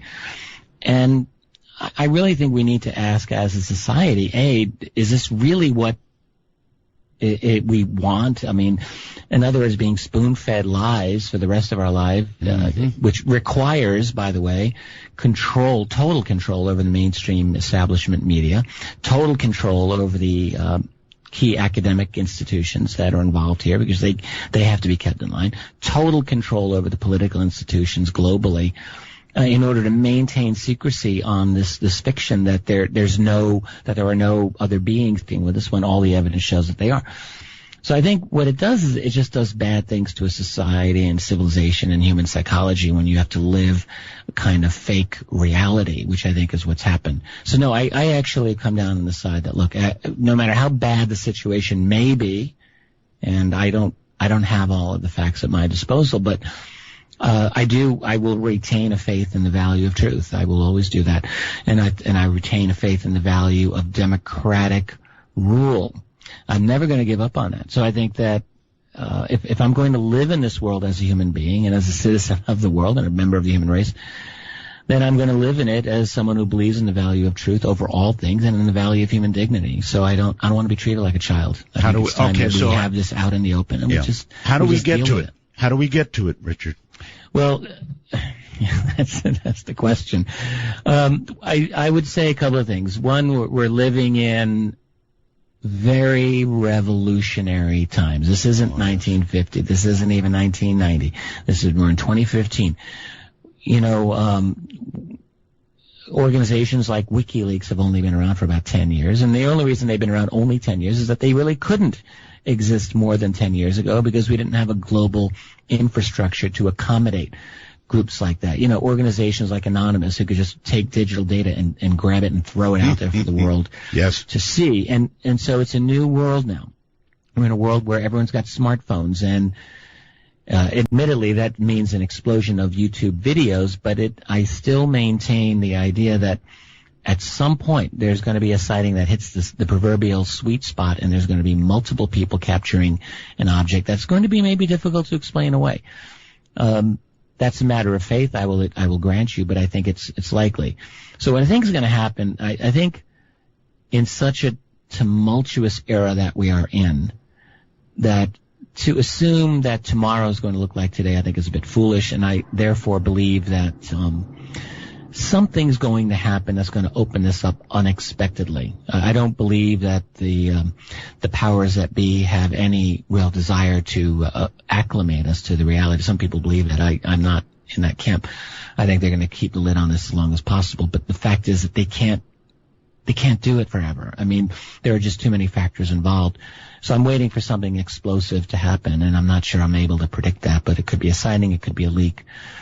All right. How about this? The people who have been keeping these secrets, if we assume that somewhere around 45 it all began, the people who have been keeping these secrets are now getting old, and they're getting close to passing on. And you would think that a lot of people would want to unburden themselves before the end.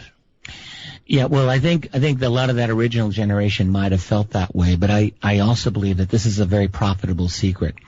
So I don't think there's a lot of incentive for, like, as new people come in, I think they're making money off of this, and here's why I think that.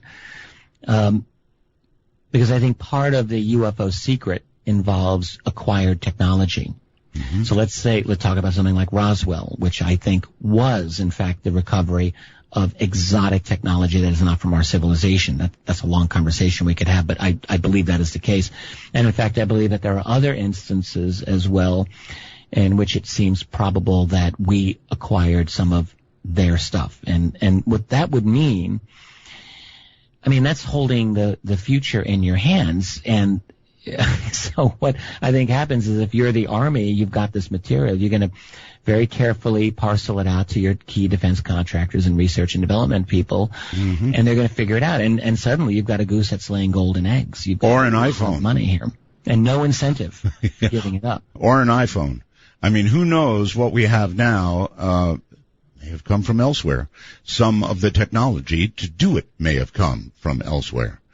I think we got a boost. I mean, I believe that our own scientific trajectory, I guess that's the way to put it, probably would get us on the path that we are on. But I happen to think that acquired technology through retrievals has probably sped things up a bit.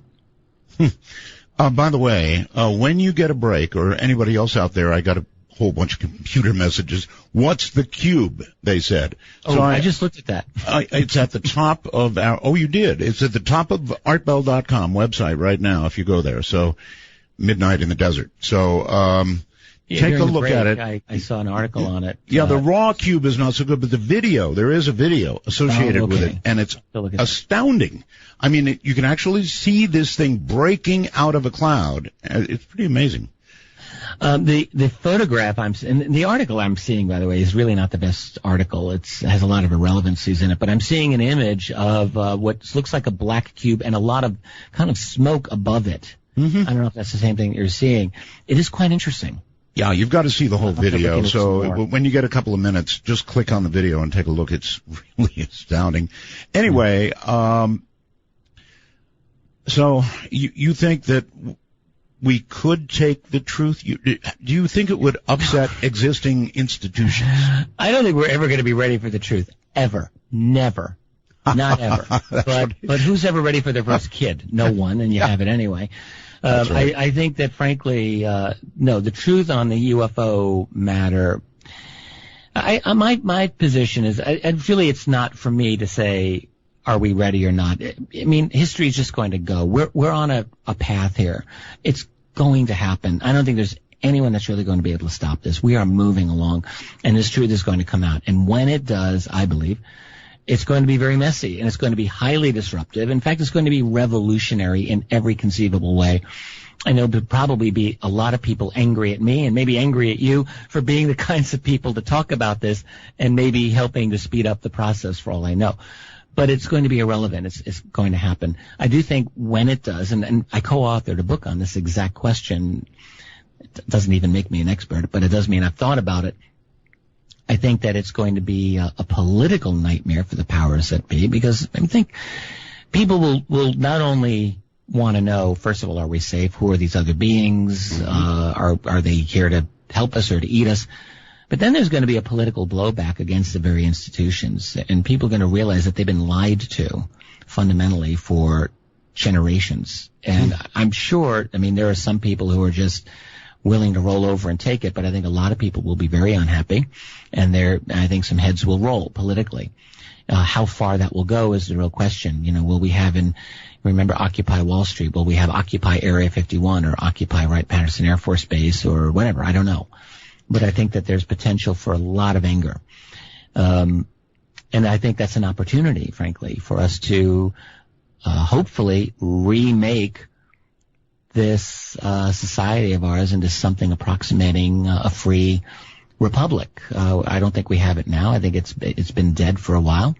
I think we have a kind of oligarchy, and again, the UFO secret's been part of the impetus to create that oligarchy. So it just might be that disclosure, that's the word a lot of people use, could be ultimately a good thing. It will be upsetting. I think it will be, it'll turn a lot of things upside down. I met with a lady. I went to the bank the other day, and bank teller asked what I did for a living. I said, well, I write books on UFOs. So I just come out. I don't care. And she had this look of a real horror on her face. She actually looked very scared. She said, I don't want to talk about that. That frightens me.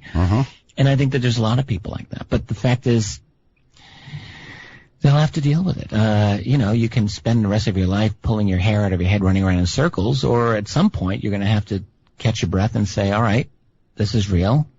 What next? Well, I think you were right about the current state of things. and this is only a little bit political, Donald Trump is just doing amazing things. Love him, hate him, whatever, however you feel about him, it doesn't matter. He's saying all these wild things, and he's going up and up and up. No matter how wild and how bad, he keeps going up. And I think that translates to we're ready to burn it all down, kind of. Yeah, well, I think, and also whatever one feels about Trump, I think the reason people gravitate to him right now is simply because they know every politician out there really is just a professional liar. That's what I mean by burn it all down. Yeah, and Trump is saying things that are very politically incorrect, as it were. And a lot of people, I think, they sense that, there's a guy, whether he's being truthful in his motivations or not is another thing, but he certainly sounds different than the other guys. Yeah, I think it just shows that the public is fed up. Just, every year they say, take America back, all this sort of stuff. But this time, I think what Trump is doing represents a revolution in thinking in America by Americans. We'll see. We'll see. Well, I was waiting for people to latch on to Ron Paul, which in fact they did, and he just got no media love, but hey, that's just me. Right. I loved him too. I interviewed him. He's a very nice guy. Yeah. All right, so where to go now? Somebody asks on the computer for you to please address the whole controversy around the Roswell slides. You gotta be kidding me. No. Sure. Well, that was a big thing a few months ago, and some people, I guess, are still interested in that. So what happened was, and I played a peripheral role in this, peripheral at best, but I was involved for the great unveiling, as it were, of them in Mexico City a couple of months ago. So for several years, researchers Donald Schmidt and Tom Carey, who wrote a very excellent book on Roswell called Witness to Roswell, I highly recommend it, came across what they thought was evidence. It was presented to them of two old Kodachrome slides that belonged to a deceased individual, actually a deceased couple, from the 1940s that appeared to them to depict an alien body under glass. Right. So Don and Tom had this for a while, and they and they'll be the first to tell you now. They got very excited about this, and they were very gung ho. They believed they had something, and rather than just putting it out there, they went and looked for their own experts and wanted to investigate it before they went any further with it. Which I don't really fault them for that policy. So they spent some money, they looked around, they found people to analyze the slides themselves, the dating of the slides, and on and on and on. And the more they looked into it, the more they thought this is very interesting. They eventually connected with Jaime Maussan of Mexico, and many people know about Jaime. Oh, yes. Jaime put some serious money behind the research and actually got a number of academicians in Mexico to look at the physiology of the body itself. And this is actually what intrigued me for at least a little while. Those physiologists said this is not a human being, this is not a mummy, this is an unusual body, and it doesn't seem to be a human being at all. At that point, shortly before they were going to do a big reveal in Mexico City on May 5th of this year, they asked me if I would participate in it. Yes. And I took about a week to decide, and after a long conversation with Don Schmidt, who is a friend of mine, and I've known Don for years, and I respect him, he believed, and also I spoke at length to another researcher named Tony Bragalia, who some people don't know Tony, but he's an active blog writer and a good guy. I like Tony. So I spoke to both of them, and they both knew about this, and they were both deeply impressed by the slide. And I went out sight unseen, so I didn't see the slide. And admitted they didn't really, I don't know if they didn't trust me or if they didn't want to show me, but I didn't see it until I went to Mexico City. And so I go down there, and what I was impressed by, at least for the day that I was there before the thing was unveiled, with the analysis of the Mexican physiologist and a Canadian physiologist as well, who said this is not a human being. And I thought, well, this isn't proof of anything, and I always maintained it wasn't proof of any alien body. But I did say, that seems compelling to me, and if it's going to be debunked, I would think some physiologists need to debunk it. Well, here's what happened. So it gets revealed on May 5th, big auditorium in Mexico City, webcam, and I think 3 or 4 days later, a group of independent researchers looking at it said, we've deciphered the fuzzy placard in front of this thing, which no one was able to read, and it says definitively that this is a 2-year-old child mummy. And I mean, that absolutely settled it. So that's it. That's really the Roswell slide thing. Now, the other aspect of it, I guess I would say, is that this turned into, in my opinion, it turned into like this UFO Armageddon in the minds of some people, which I don't really think it was. It was a mistake. Don and Tom in particular, yes, they got really behind this, and they absolutely believe that this was an alien body, and they explicitly connected it to Roswell. All right, I'm sorry to do this to you. It was a mistake, but I think that's really what it is, and life goes on. All right, and indeed, life goes on. And, I might add, it cost some people a lot of money, that's for sure. Roswell slides. Okay, Richard Dolan is my guest. We're talking UFOs, and we'll be right back. Told her that there was a place like heaven, across the water on a 747. Yeah, we're living in a modern world. And pretty soon she really got the notion of flying out across the big blue ocean. Yeah, we're living in a modern world. Talk and keep on satellite and all the ways. Information.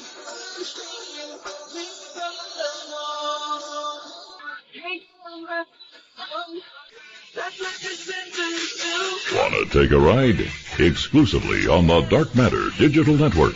This is Midnight in the Desert with your host, Art Bell. To call Art, please dial 1-952-225-5278. That's 1-952-CALL-ART. Richard Dolan is my guest. We're discussing the state, actually, of ufology, because that really is a good way to put it in the world. We're discussing the state. UFO Armageddon.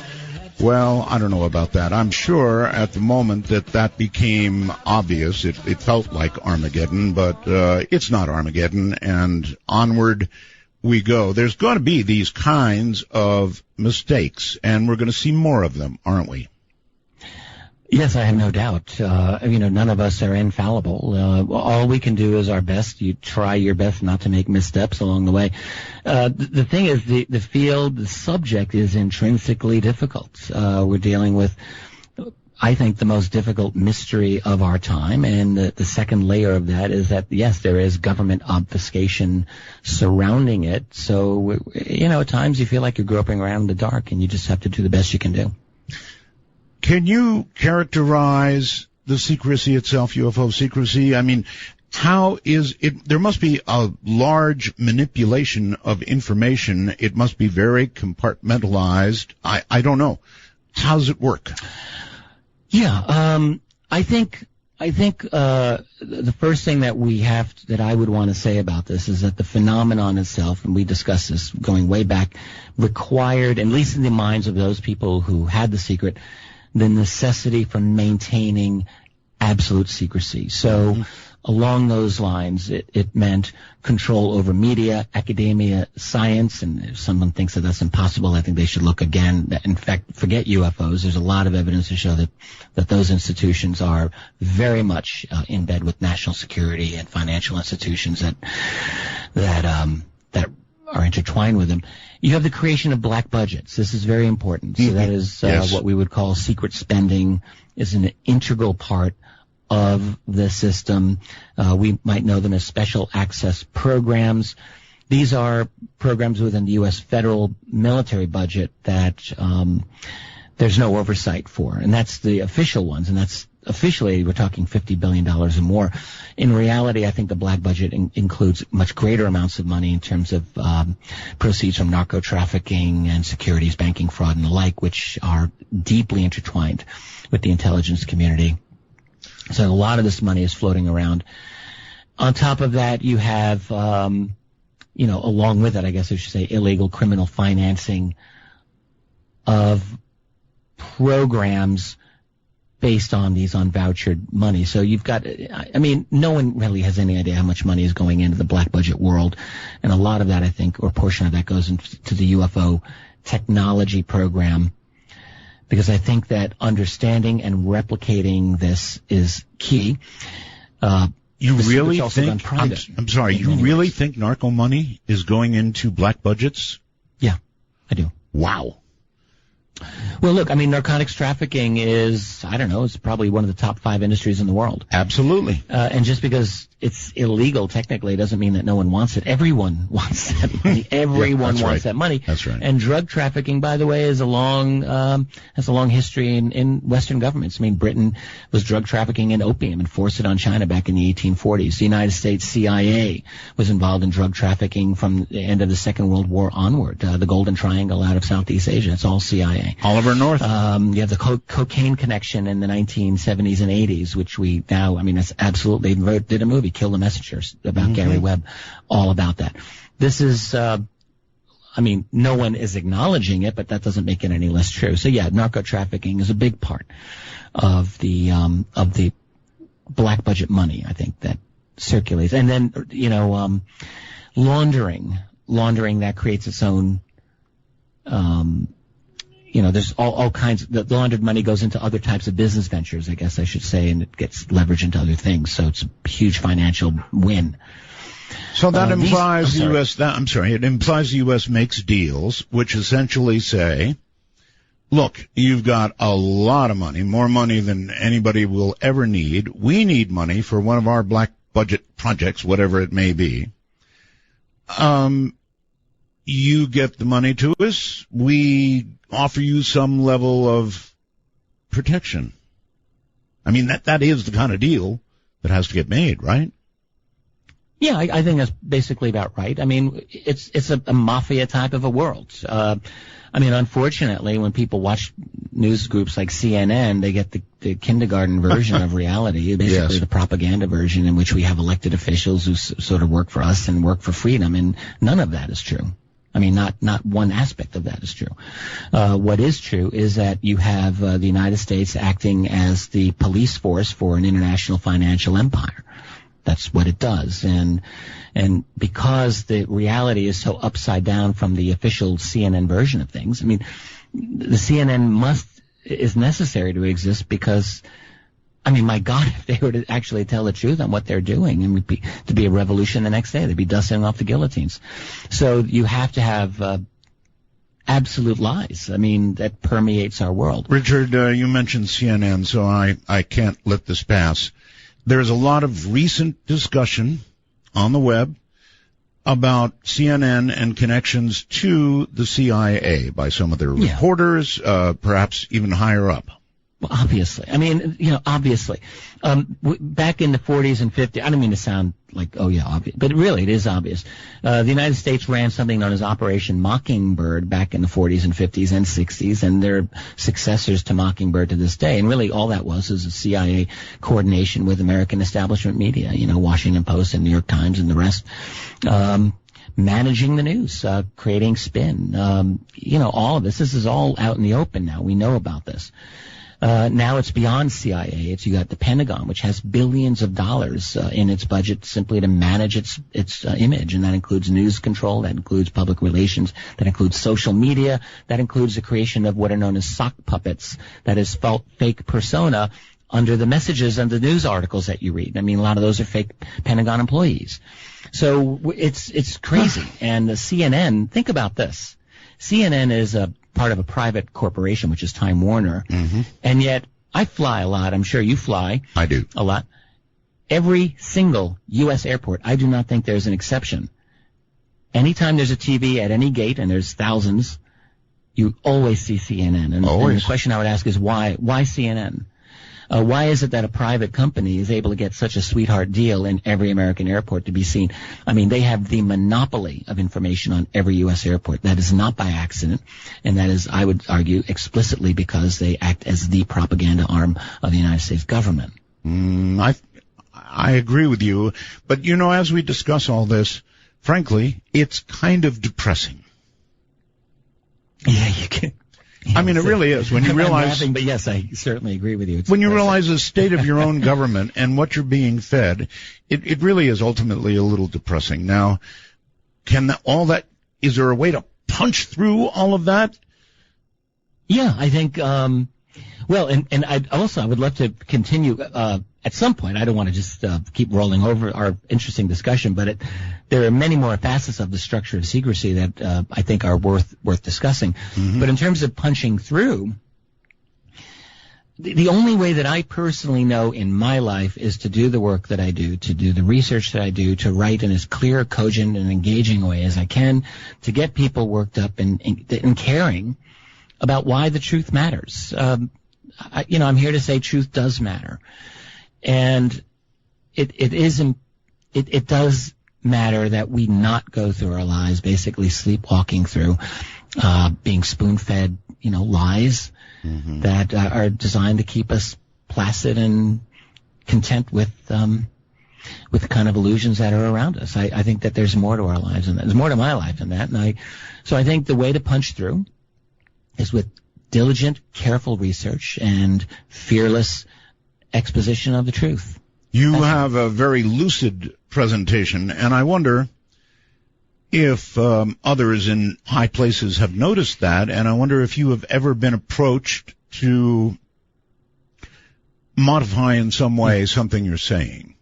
Well, right. So if I were to tell you something, people might think, well, I don't know if I believe him or not, but I have never been approached. I have never been threatened or asked to modulate anything that I've said. Not one time.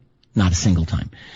Now, honestly, when I look at my own public position, I mean, I have readers and I have people who like what I do, but it's not really in the millions. I mean, I still think as a UFO researcher, I'm still a relatively small player, and maybe that's why. I think the so-called powers that be, maybe they think, well, he's just working this fringe market. He's not really, he's not on MSNBC or CNN, so we don't have to worry about him. Maybe that's it. Or maybe there are other ways of disabling people. The revelations of Edward Snowden, for example, talked about how GCHQ, that's Britain's version of the NSA, are expert really in destroying public reputations. This is one of the things that they know how to do very well. So I would think that, and in fact, they tried to do this to Glenn Greenwald, and Greenwald outed them on that. So I think that that's actually, one tactic that groups might use. I mean, there's always a way to compromise an individual. We're all human, and there might be ways of, if hopefully that's not going to be the case with me, but I've never been threatened. I do think that I've been monitored. I went for a couple of years where I was stopped at every airport I flew out of. This is about a decade ago. They would let me fly, but they would make me wait 15 minutes every single time while they ran my name. And they never told me why. All right, well then let me come at it from a different direction. Do you think that we, the collective we that talk about this kind of thing, are useful to them in some way?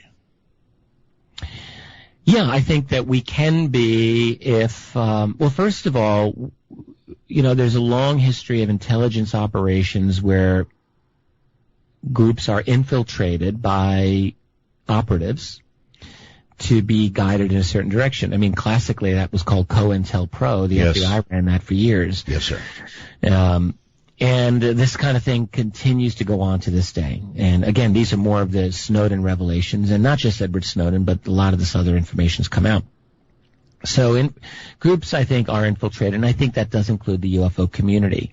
So the question we really want to be asking is, who are the spooks in the UFO field? Because maybe that's where what we should be asking. And there's constant rumors and speculation that people have about various individuals. But I think, so that's one way that the community can be guided. Well, you know we've got the spooks in ufology. I think that was the case with MUFON for years, by the way. It still might be, for all I know. Well, sure. They've got to know where we are and whether we're headed in a direction that might worry them. So, yes, of course, there are spooks.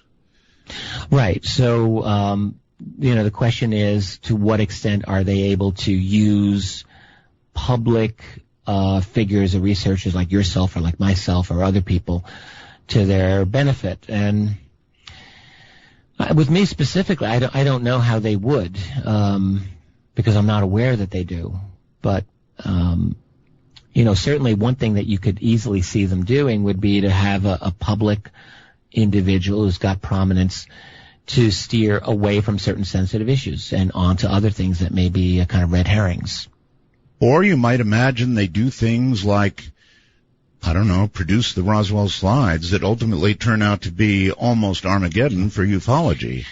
I suppose. Of the people involved in the Roswell slides, only one of them is someone whose motives I don't really know that I can really vouch for, and that would be Adam Dew, who did come into this and seemed to be very interested in making money off of those slides. Wow. Relating to Tom Carey and Donald Schmidt, look, in my opinion, I know both of these guys, there's not a chance that they were actively engaged in any kind of disinformation. I will never believe that.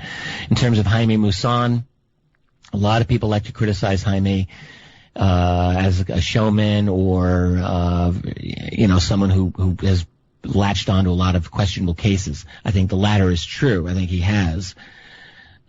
Personally, I do like Jaime, and I've enjoyed talking to him over the years. But I think his judgment was fallible. I don't think that he was engaging in disinformation. All right, good enough. We're at another break point, so stand by. We'll be right back. From the high desert, raging in the nighttime. This is Midnight in the Desert. I'm Art Bell. Richard Dolan is my guest, and I think I want to ask him a little about presidents. Richard, almost every president that has come into office, let me back up, when they're running for their respective nominations, they're always asked, Mr. would-be president, Mr. nominee, whatever, if you get into office, will you open the files on UFOs? Inevitably, oh yes, we'll do that first thing. And a number of presidents have been asked about this, and then one always has to wonder if after they're in office for, probably in the first 24 hours, somebody sits them down and gives them the talk. Yeah. Think that's right? Most, I think, significantly, this happened many years ago with Jimmy Carter. Mm-hmm. And he's probably the best example, although now the question does seem to come up with regularity to presidential candidates now. But Carter, was the first, the first U.S. presidential candidate who openly said, hey, I saw UFOs, and I'll explain. It was in Leary, Georgia, back in 1969.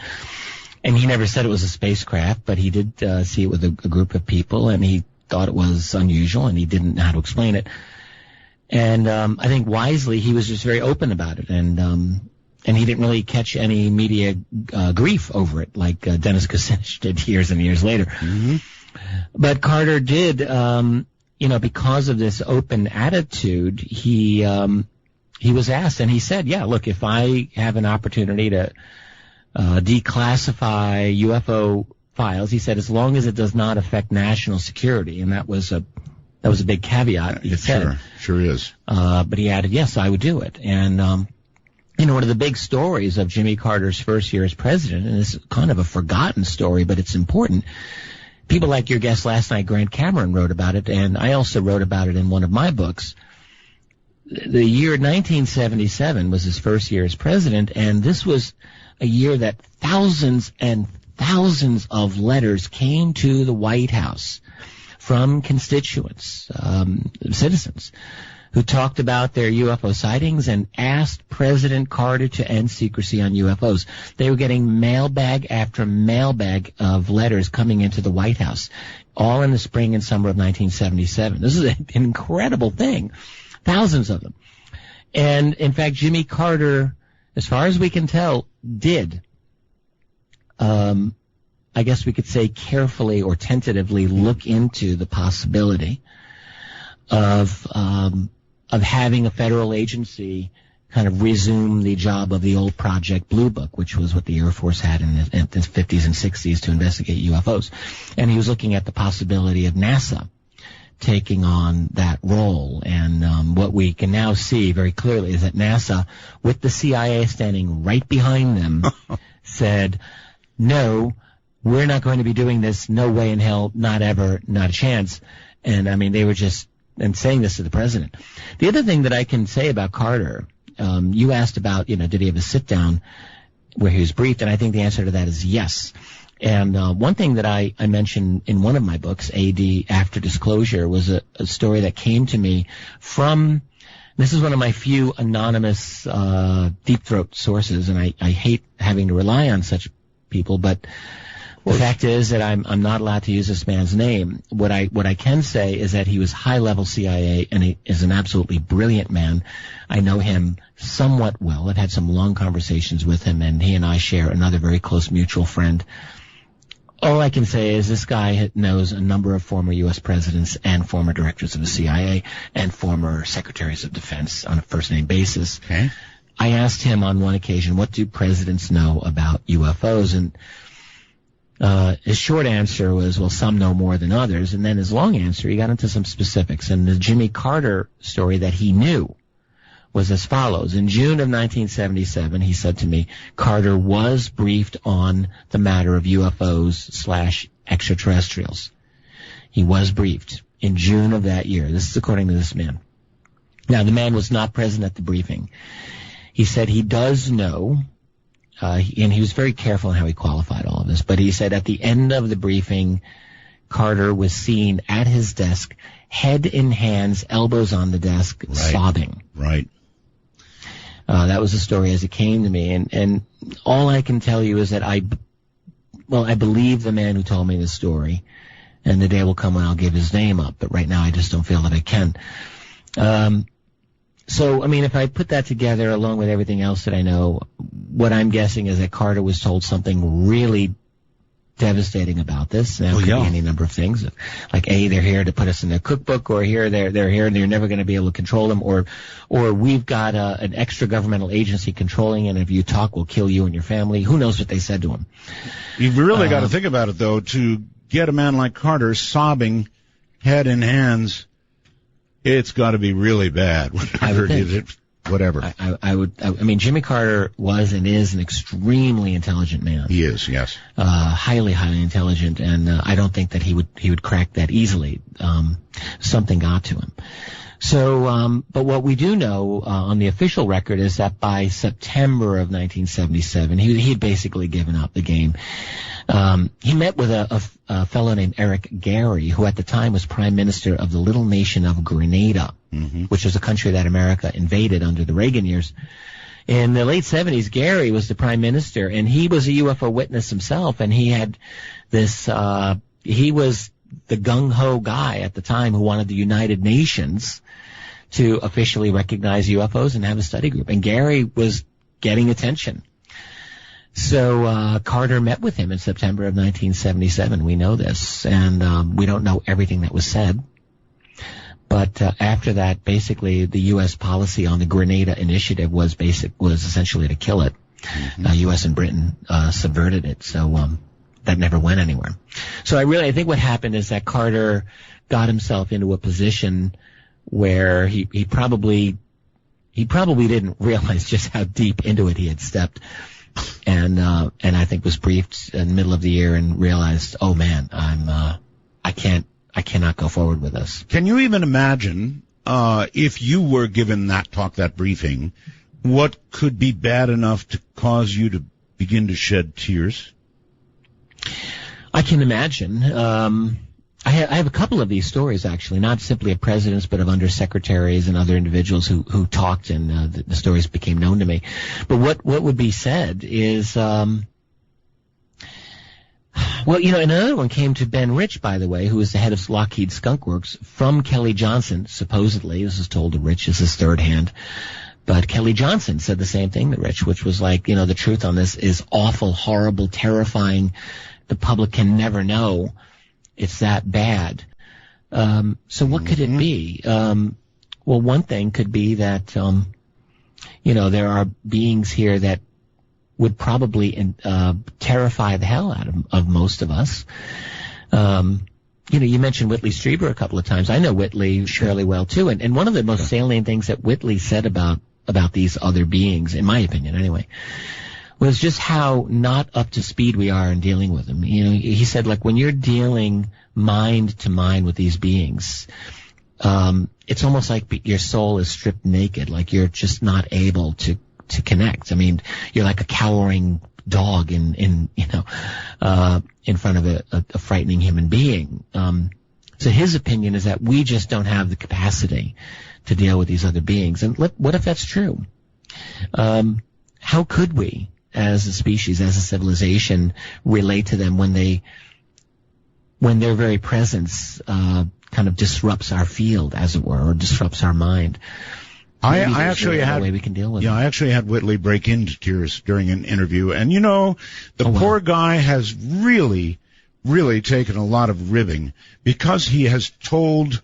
He did particularly so, Richard, on my show. He came up with brutal truth, and it really was brutal and somewhat embarrassing for him, and he's taken, frankly, a lot of undeserved heat for that. I have so much respect for Whitley. We have been very close friends, and the way he played it, the truth he told, caused me to...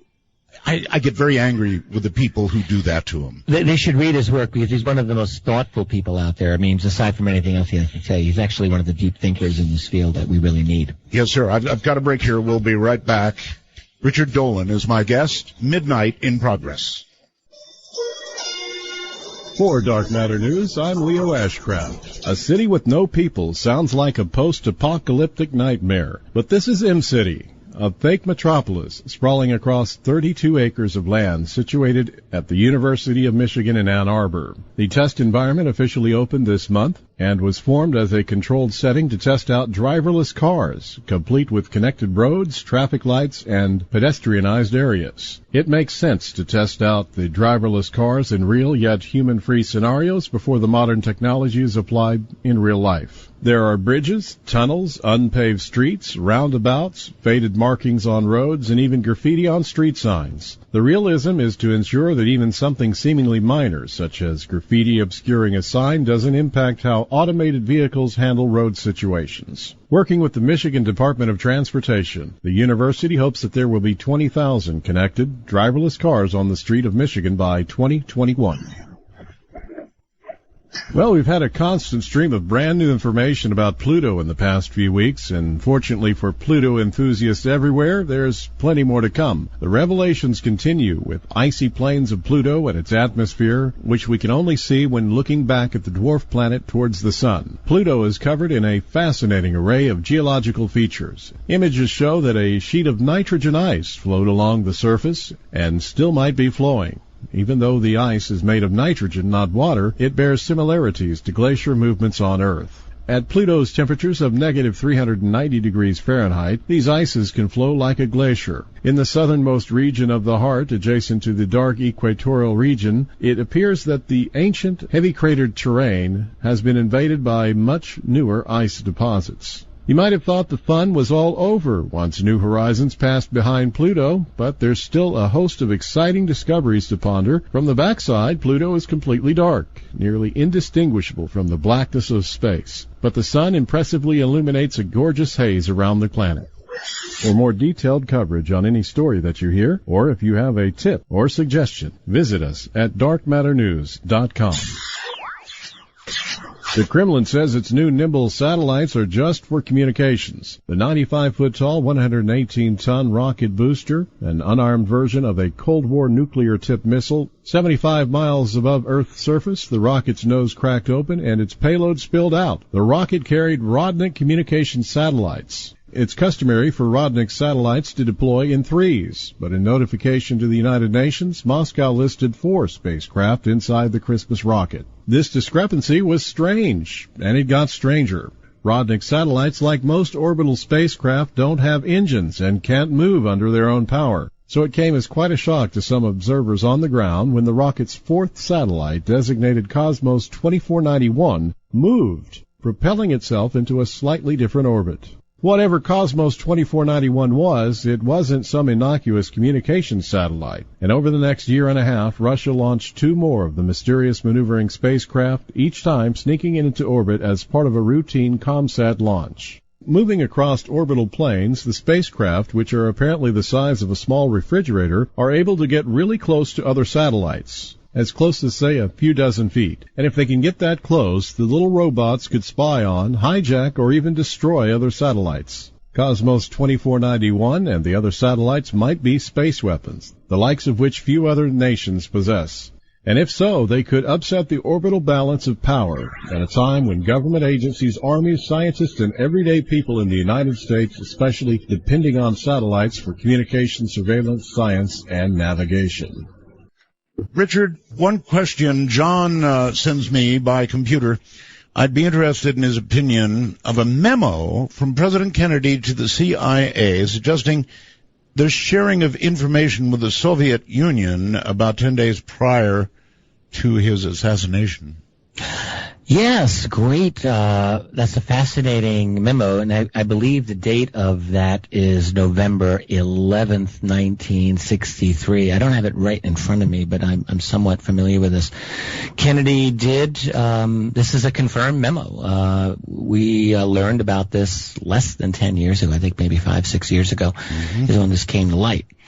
And in it, Kennedy talked very plainly to the Central Intelligence Agency about the reality of UFO reports that could be confusing to American and Soviet military intelligence. In other words, the fear, and this is something that was discussed incidentally by American UFO researchers at the time, as a reason to end secrecy. That is, that these UFOs could be mistaken for enemy missiles, and we need to have open, acknowledgement of these so that a UFO doesn't start World War III. Sure. Basically. That was what American ufologists were saying.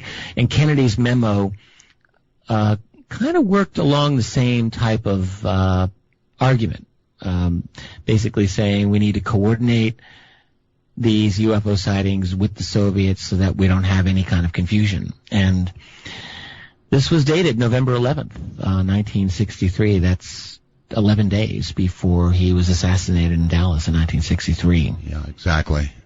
And what became then of the memo?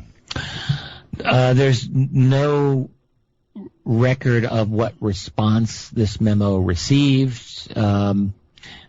I have gone on the guess and assumption that it goes to the CIA and they sit on it for a couple of weeks. That's easy to do, even on a memo from the president. Sure. Unless he's demanding it like an answer the next day, which this did not do.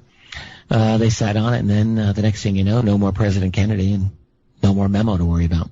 There's been a lot of that. For example, I remember when our government virtually told us that, well, the Roswell files are missing. Oh, that's right. Back in 1994-95, the General Accounting Office, which is the investigative body of Congress, on behalf of Congressman Stephen Schiff of New Mexico. This is a very important story. It is. That's right. You were very much involved in raging in the this night at the then. time. Yes. Mm-hmm.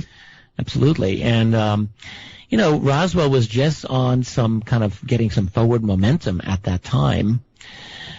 And here's Stephen Schiff of New Mexico. By the way, he was working to some extent with Don Schmitt, who we were talking about earlier, right, on that matter. And Schiff said, look, this is a legitimate issue to look into to see if there's anything that we can learn about it. And he asked for records of the Roswell Army Airfield from 1947, any communications to and from the base, and these should be available through Freedom of Information. And in fact, before he even asked the GAO to investigate, he went to the Air Force, and they told him some expletives and basically said, go bleep in your hat. That's a direct quote. So Schiff was completely stonewalled by the Pentagon, and he thought, well, I'll go to Congress. I'll go to the GAO. That's what they're there for. They're supposed to investigate on behalf of Congress. And they said they would try. And they did try.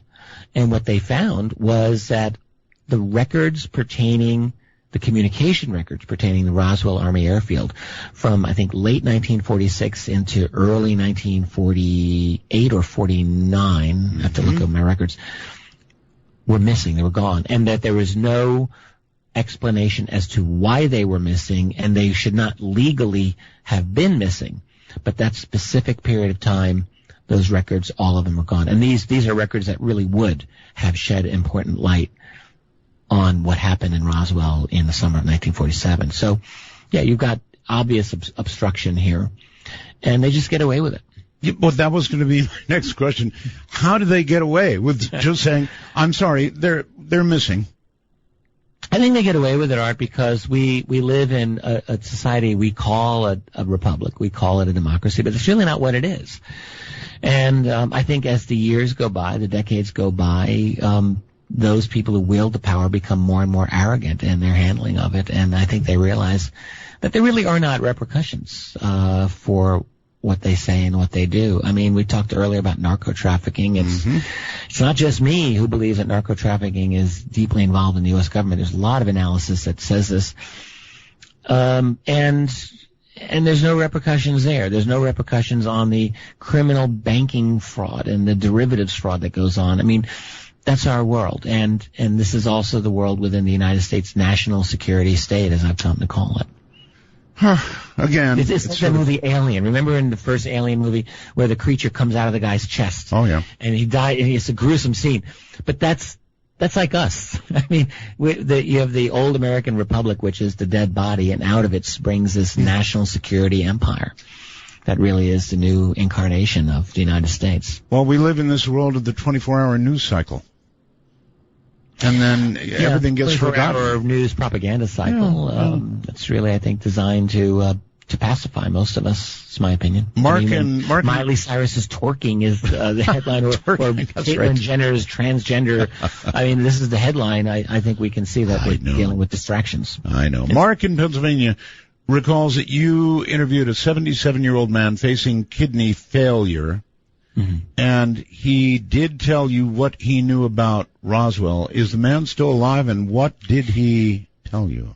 He is still alive. His health, he's been, for the past year or more, been placed into a nursing home because his family's been unable to care for him. This is on YouTube. Anyone can look at it. You can look up on YouTube, they call it Dying CIA Officer Testifies About UFOs. He wasn't a CIA officer. He wasn't even a CIA employee. He worked in U.S. Army signal intelligence in the late 1950s and claimed, and by the way, he was interviewed years ago by Linda Moulton Howe back in the late 90s. Okay. And Linda knows his story very well. I interviewed him in early 2013, way up in northern Minnesota, which is where he lived. Right. I can say that. There were a few times when I interviewed this man that I actually was afraid he was going to die in front of me. His health was that bad. It was actually really, really frightening at times. He was a sweet man, and I genuinely liked him. He told a story that is very difficult to prove and really difficult to corroborate, and so for that reason, I'm careful about it to this day. On the other hand, I have a hard time thinking that he was lying to me, and what he said was that back in the late 50s, he was a young man. He was assigned to work underneath a man who was a CIA station chief in the U.S., even though CIA was supposed to be only international. That was never solely true, he said, and they had a U.S. component. And his job was to analyze UFO photographs coming in from overseas. That was his initial job. That morphed into him and his boss being sent supposedly by President Eisenhower to go to what we call Area 51, because Eisenhower, according to the story, was frustrated in his attempts to get information about the ET program that was there, got tired of being stonewalled and said, you guys are going to find out. If you do not find out, I will send in the army to invade the area. That's what this man said to me. Can you imagine? What he claimed is that he went in with his boss, and there were 2 other CIA people with him, accompanied by a local Area 51 officer who gave them a tour. This man said he saw a Roswell craft. Wow. He said he saw, this would be in 1959, a live alien being behind glass that was there, that communicated with him telepathically, briefly. The message, "We mean you no harm." That's according to this man. That's gigantic. I'm sorry, Richard. There is a reason that the legal world gives way more weight to dying declarations, or people who even think they're dying. There's a reason for that. People tend not to lie when they're dying. That was my sense of this man. And the other thing that I will add is that I didn't just meet him. I met his son-in-law, who I really liked his son-in-law. His son-in-law was a seminary student, an older man, but he was a seminary student, so he was doing religious studies. These are church-going people, and not that I'm particularly church-going myself, but I respect people who do that, and I think there is something about the personality of these types of individuals. And the son-in-law knew his father-in-law's story inside and out, and had known it for years. And all he was able to say is, "Look, I believe the old man, and I believed him for years." So you've got all of that. It would be nice if we were able to find any kind of further confirmation of, let's say, Eisenhower's plan to invade Area 51. Apparently he was given enough information by them that he decided, I guess I won't do that. Who knows? I mean, this may be forever one of these stories that just clouds the field, and we may not be able to get a confirmation on it. But I will just say that my personal interaction with this man was such that I don't believe he was lying. Could he have been confabulating? The man was on NIDS. He was on painkillers. He was in serious physical pain. Could it have clouded his judgment? Sure. I mean, I suppose it could have, but I don't think he was lying to me. All right. You're pretty familiar, I'm sure, with what Bob Lazar has had to say about Area 51. Yeah. I'm a believer in Lazar's fundamental story. I guess I'll just state that for the record. Good. So am I. Oh, and okay. It sort of underwrites what you just said, in a way. At least some of it does, that stuff is there. Do you think it's still there, Richard? Probably, Groom Lake, at least south of Area 51. S4 south of Area 51. I think, I think there's an underground facility there. I think that there are many underground facilities actually throughout the United States. The technology's been there for years, and I think that there is one there. I got the chance to meet Bob Lazar finally, just less than a year ago in Phoenix at the International UFO Congress, briefly, but it was nice to meet him. George Knapp, friend of mine, introduced us. And Lazar actually gave a much better explication of a lot of what his experience was when he was there back in 1988-89. And yes, I thought he was credible to me. I think most people who listened to him thought he was credible as well. For many years, Stanton Friedman, who I consider a friend and a colleague, has always been a little unhappy with me.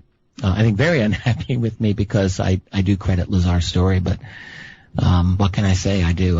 I dreaded researching it for my second volume of UFOs in a national security state. There's so many minefields in the UFO subject, and Lazar's story is certainly one. But after I dove into it, I became very acquainted with it. I feel that he is not a liar, and I feel that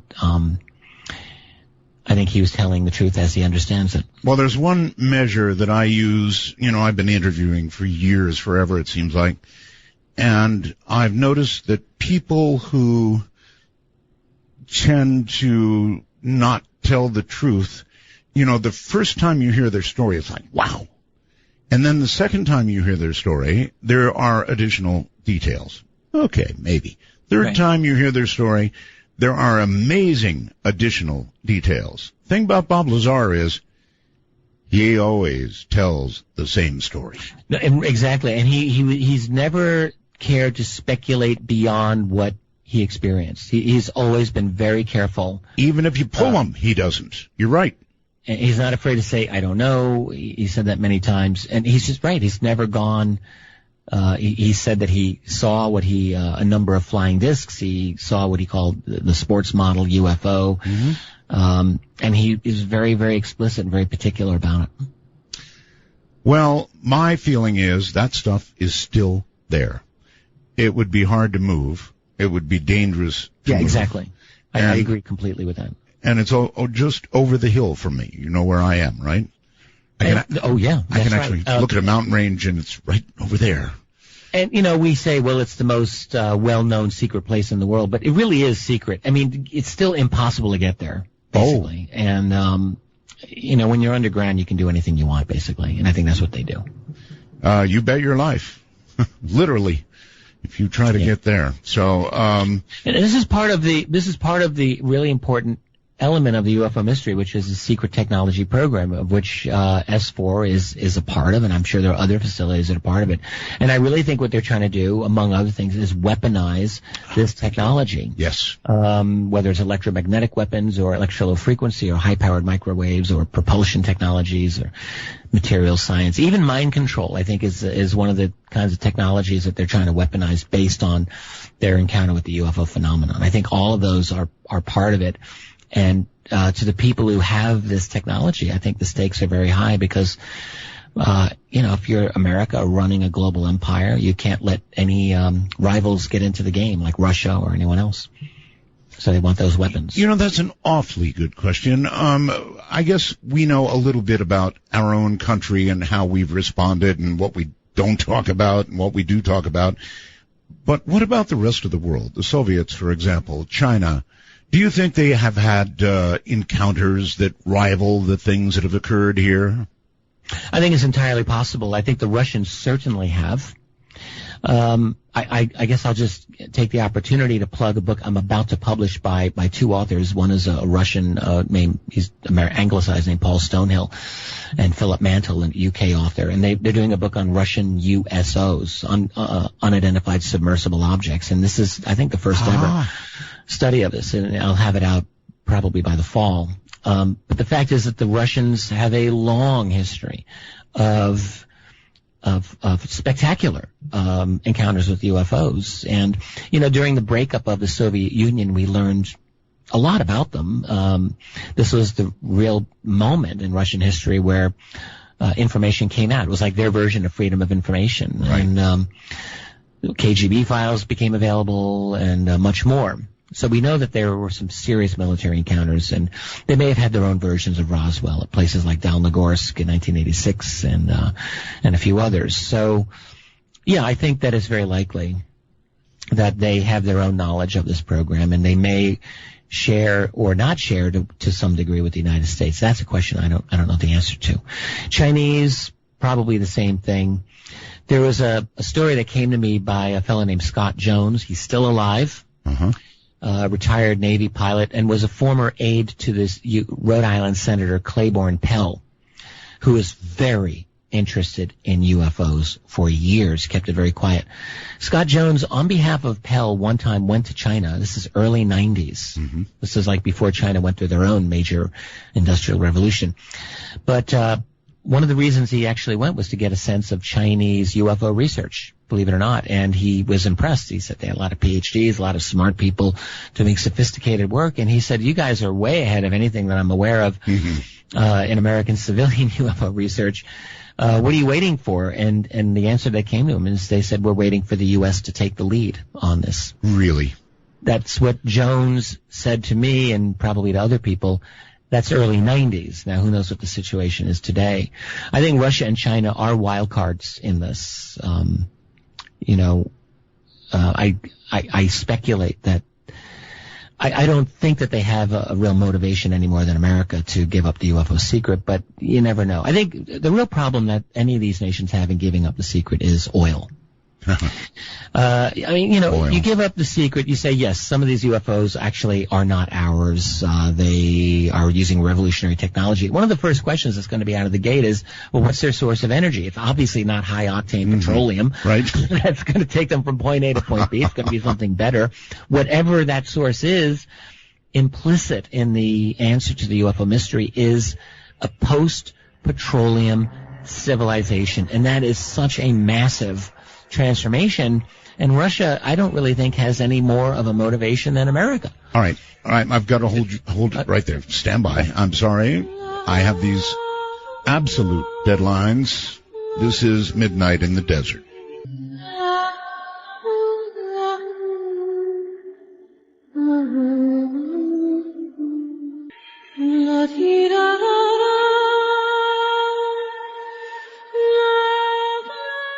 When you're on the road with limited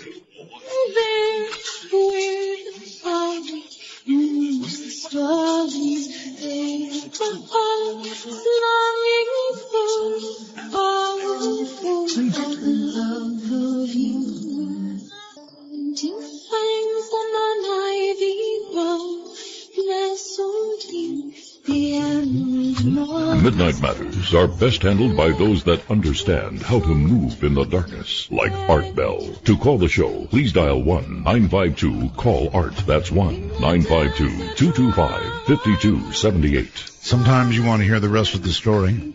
Sometimes you want to hear the rest of the song. Hi, everybody. I am Art Bell. My guest is Richard Dolan, and in this last hour, I would like to open the lines. Now, this will take a slight bit of explanation, as we are new. As you well know, we're very new. So to ask a question, to call us, number one, I would suggest at your first opportunity that you put Skype on your telephone. Got a smartphone, an Apple, Android, whatever, put Skype on your phone, and then kind of try to call us. And by that I mean put in, if you're in North America, Canada, MITD 51. That's the way to get us on Skype, MITD 51. And then it'll be on your list of people you call, and you can punch it up at any time. If you're outside of North America, too simple, you put in MITD 55. MITD 55. Beyond that, we have a public line. So if you have a question for Richard, here is the number, area code 952-225-5278. Once again, 952-225-5278. Richard, we will go to the phones in a moment. I want to find out, though, if you want to finish a thought or, get another one out before we do. Oh gosh, I don't know. I've really enjoyed my my time here with you, Art. We've had a lot of different things that we've been talking about. I guess if I were to finalize any of my thoughts on the subject before we hit the phones, I would just say I think the UFO subject really does constitute the greatest mystery of our time. I've been saying this for a while lately. I really believe it's true, and I say it because I think it has it affects every facet of human civilization that really matters, and our politics, our science, who we are existentially. That is, what are human beings vis-a-vis any other beings that are here looking at us. The nature of space-time reality itself. I mean, there are just so many leading edge issues that this subject of UFOs touches upon. And the fact that it gets really no love from the establishment media tells me that there's something very, very significant going on. You've got this very important topic, and it is absolutely verboten to this day to get a serious hearing on the mainstream. I mean, there's some cable stations, History Channel, Sci-Fi, that'll do a UFO documentary, but really nothing for the establishment, what I like to call the official reality. The major networks, things like that. They will not touch it. It is not part of that reality. All right. And that's a problem. All right. Let's do it. Baton Rouge, Louisiana, you're on the air. Hello. Hello. Can you hear me? Yes, I hear you. Who is this? Who were you expecting? This is Art Bell. Richard Dolan is my guest. Right? Oh, hey, Art. This is Scotty. Scotty, go ahead. Wow, I'm surprised I actually got on air. I didn't expect it. Well, when you're dialing, you should be prepared to, do something, like ask a question. You know what happens to people? They freeze. They actually really get through. Yeah, I do I'm too. just laughing. Yeah. They're not ready, and they freeze. Richard Dolan, you related to James Dolan? Not to my knowledge. Who is James Dolan? I believe he's part owner of the Knicks, right? Oh gosh, yeah, I wish that would be nice. There's a Charles Dolan who owns, I think it's Cablevision or something like that on Long Island. No, in fact, my Dolan family, I can tell you, my father, whose name is also Richard T. Dolan, is the only one in his family with that name. It's everyone else that he's related to has a different last name, and my dad grew up not even knowing his father. It was, hey, you were talking about ufology, right? Yes. You're a UFO guy. That's what we've been talking about all night. Yeah. I was gonna. Can I tell you a quick story? You may. I used to be in the Navy. One time I was in the. We're in the Northern Arabian Gulf. We were supporting, during Operation Enduring Freedom. Mm-hmm. And I just saw three lights just streak across the sky. That's just, something I sighted. I can't really explain it. Most people can't. They have a sighting and they can't explain it. There are a number of sightings that have been reported via the U.S. military from the the wars in Iraq and Afghanistan. Even on YouTube, you can find a lot of soldiers with recording night vision, seeing some really bizarre things. What those could be. One of the things that researchers have to keep in mind is that classified drone technology is, I think, really getting to be off the charts advanced. Doesn't mean that these sightings aren't interesting, but particularly in a military context, it's almost impossible to tell what you're dealing with these days. It's true. All right, let's try Kurt on Skype. Hello, Kurt. You're on with Richard Dolan. No way. Yes way. Oh my goodness. Oh shoot. Okay, go ahead. Have you ever read Ezekiel chapter 1? The Bible. Yeah. Are you talking about Ezekiel's sighting, the famous wheel? Yes, the wheels in the sky and colored lights and crazy looking creatures. Actually, that's kind of an interesting direction to go, in a way. Richard, what do you think? The passage that the caller's referring to, I don't have it right in front of me, but I think many people interested in this have read it. I've read it. In Ezekiel, he has a vision of a particular structure coming from the heavens, operated, I think, by four angels or four celestial beings. That's right. One of the interesting things about that, back in the 60s, there was a fellow named William, I think, Blumenthal or Blumenreich or something, who said, well, this is all nonsense. He was an engineer, and he said, I'm going to prove that this is nonsense. And what he ended up doing is, based on what he read in the Ezekiel passage, he realized he was able to build an interesting arrow structure, I guess, and became a believer. And he wrote a book called, I think, something like Building Ezekiel's Wheel or something like that. I've got it in my library. So it's interesting. The thing about the ancient UFO connection, there are some very fascinating and suggestive stories in our ancient history about what we might call UFOs. And there was no UFO investigative groups back then. There was no one taking reports from witnesses. What we have are some scattered stories and a few rock paintings and a few paintings and oral traditions. And so it's really not a lot to go on. They're just stories. But I would say some of them are interesting, for sure. Not just Ezekiel. There's one out of ancient Egypt from the dynasty of Akhenaten. I think it was Hatshepsut, one of the few female pharaohs of the time, or she was in that family.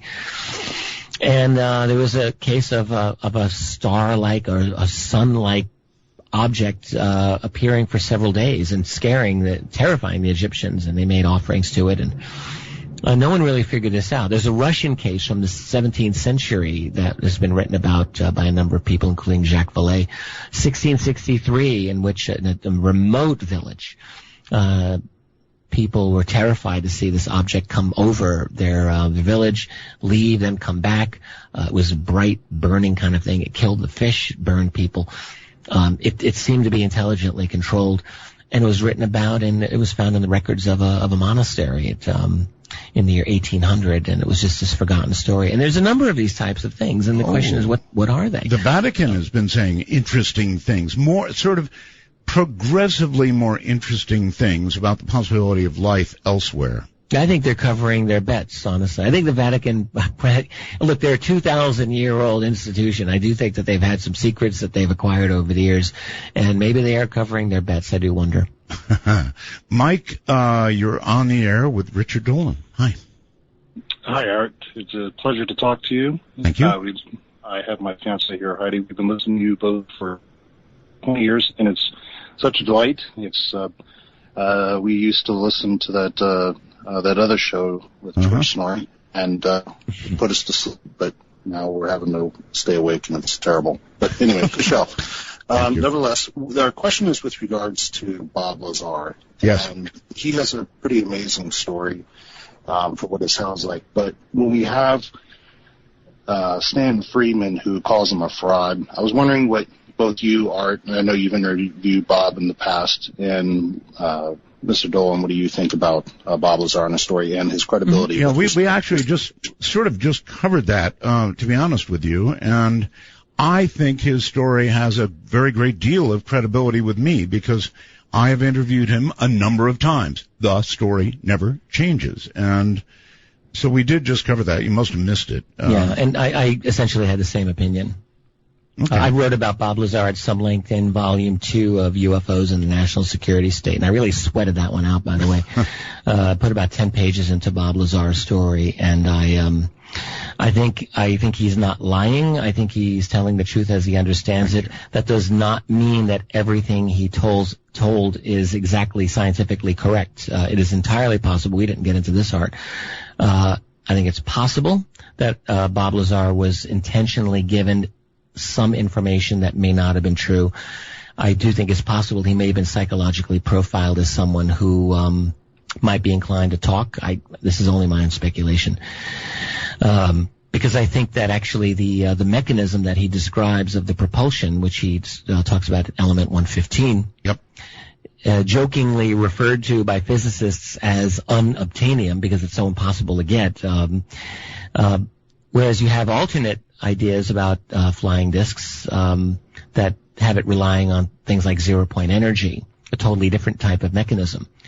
My guess is that if it was zero-point energy, this is a story that came out in 1988, by the way, out of Lockheed's Helendale facility by a guy named Brad Sorensen.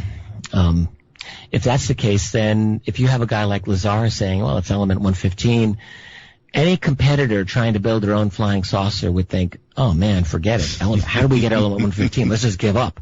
Yeah. In other words, Lazar's story could actually be, without him even realizing, a form of disinformation designed against competitors. Right. Just a thought. He saw what he saw, heard what he heard. In Ohio, you're on the air. It's midnight. Hi. Yeah, hi, Art. This is Jerry from Ohio. Hi, Jerry. Hi. I got a question for Richard. Okay. Turn off your device, please. It'll confuse you mightily and me a little. Okay. Okay, excellent. Go ahead. Yeah, I was wondering if he's familiar with Sinchen, and I'm kind of curious about us going into Iraq the last time, and the museum there being raided, and I would believe a lot of Sumerian texts missing. How does he feel about how this relates to, the UFO and possibly what's really going on? Mm-hmm. Okay. Yeah, Zechariah Sitchin recently died a couple of years ago. For anyone who doesn't know, was best known as someone who was able to read ancient Sumerian cuneiform texts, which is not, something that everyone can read, and did, I guess, what we can call like a literal interpretation of the stories that he read. He didn't interpret them as myth; he interpreted them as possibly history. And so this had to do with the race that he talked about, known as the Anunnaki, which arrived almost 500,000 years ago, and on and on. I'm of mixed feelings about Sitchin, and in fact, I do think that there have been some very strong critiques of his work. In particular, there is a cylinder seal he talked a lot about known as VA243, in which Sitchin said this has a sun-like image with lots of planets, and in fact many more planets than the Sumerians were supposed to have known about, and this was one of his pieces of evidence. It's been alternately interpreted, however, and actually my friend and colleague Michael Heiser's talked a bit about this, and he said the sun image on that seal is actually not the Sumerian symbol for the sun. It was only a star, as are the surrounding circles. I don't think it is what Sitchin interpreted, in other words, at least there's a real good reason. Okay. There are claims that the U.S. went into Iraq for esoteric reasons having to do with these ancient mysteries. I think the U.S. went into Iraq for a lot of reasons. Certainly theft is the biggest one, but theft over some of the ancient things in the Baghdad Museum. Well, that museum was systematically plundered during the first week of the U.S. occupation, and no one stopped it. Mm-hmm. This was a huge news story at the time. I don't know if people remember this. And the people running the museum were pleading with the world and pleading with the Americans, who had like a tank and a detachment like 2 blocks over during the whole raiding of that museum. And no one did a thing. They allowed that museum to be picked clean by people who knew exactly what they were doing. So in fact, there's a lot of reasons you might steal out of the Baghdad Museum, not simply esoteric secrets, but maybe there's something to it. Okay, a lot of people. James, you're on the air. Art Bell. Yes. The master, you're back on the radio. It's so good to hear your voice again. Thank you. Richard, you are also one of the best. Thank you for everything that you've done. We've tried to learn a lot from you guys. It's just great to be able to talk to you. Thanks very much. Thank you. Hey, I jumped in a little late. I'm not sure if you guys touched on MJ12, but I just wanted to hear your thoughts on whether you figured that was legitimate or not. Actually, good one. No, we haven't. Yeah, it's a great question. That's another of the minefields, one of the dangerous mines in the UFO field. Sure. My take on MJ12, and again, for anyone who doesn't know, these are documents that were leaked or intentionally leaked back in 1980s, that were purportedly a briefing to President-elect Dwight Eisenhower on the alien extraterrestrial situation. And then, let's just add that during the 1990s, a large number of documents that are collectively known as the Majestic documents also came out, and Ryan and Bob Wood primarily have done a great amount of research on those. My take on the MJ12 documents is that they are probably a form of disinformation, but saying that is not the same as saying that they're lies. Disinformation can't work if it's all lies. It has to be credible, it has to be believable. So there's got to be things in there that are legitimate. My take on MJ12 is that it was part of a way to disable the threat that the UFO community was posing at that moment. You had the Freedom of Information Act of the 1970s, which was really a threat. You also had crash retrieval stories coming out in the late 70s, not just Roswell, by the way, but others. And I think this was a 1-2 punch that actually was a threat. So now enter the MJ12 documents in the 1980s, which we're still arguing about to this day, 30 years later. I think it is entirely possible that these were either derived from real and existing documents, modified in ways to make them not believable, or maybe just created out of whole cloth. But bottom line, the Majestic documents that follow, I'm not as inclined to dismiss. I think some of those are probably legit. That's my opinion. All right, hold tight. We'll be right back. So, bottom line, disinformation. This is Midnight in the Desert. I'm Art Bell. From somewhere back in her long ago. The sound of the fool don't see, trying hard to recreate what had yet to be created. Once in her life, she musters a smile for his nostalgic tale. Never coming near what you wanted to say, only to realize it never really was. She had a place in his life. Where are those happy days? They seem so hard to find. I tried to reach for you, but you have closed your mind. Whatever happened to our love? I wish I understood. It used to be so nice, it used to be so good. So when you need me, darling, could you hear me? SOS. Midnight in the Desert, exclusively on the Dark Matter Digital Network with Art Bell. Invite you to call now. 1-952. Call Art. That's 1-952-225-5278. Those are that's the public number, actually. We've also got, of course, Skype access for you. North America, get us at MITD 51, MITD 51. The rest of the world, MITD 55, MITD 55. Ring us up, and we'll be happy to talk to you. Richard Dolan, obviously a brilliant guy in the world of ufology, talking about exactly that. Richard, welcome back. Let's see if we can cover some territory. Thanks. It's really been a lot of fun. I really love doing this show with you. Thank you. You're a good guest. Lexington, Texas, is that right? Hi, this is Mary. Hi, Mary. Hi, Art. How are you doing? Just fine. Good. Well, it's really nice to talk to you and to your guest, Richard. And I have a real quick UFO story to tell you. Okay.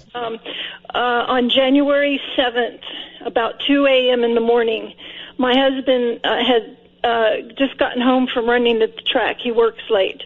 So we began to hear a really loud rumbling noise. And it just continued, and it was uneven. It wasn't smooth like a jet or anything, and it just got louder and louder. It sounded like it was passing right overhead. So we ran outside and looked at the sky, and at first we didn't see anything, but whatever it was sounded massive. And we finally saw lights moving towards the northwest, and there were a couple of white lights that were widely separated, kind of in a vertical line. And my husband, my night vision's not too good, but he said there were some smaller red lights on there. And the noise that it was making was something neither one of us had ever heard before, and he's very interested in aircraft and that sort of thing. Okay, so not a helicopter. No, it was massive, because by the time it got far enough away from us to the northwest, the width of the lights was so large, even from a distance, that it had to be huge.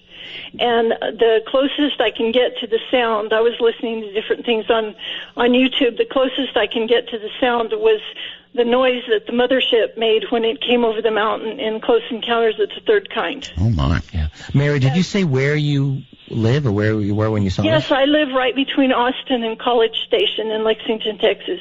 In Texas. And were you able to see a shape, or was it lights only, or was your husband able to see a shape? No, we just saw shape. We just saw lights, and what was weird was when it seemed right overhead, we couldn't see anything.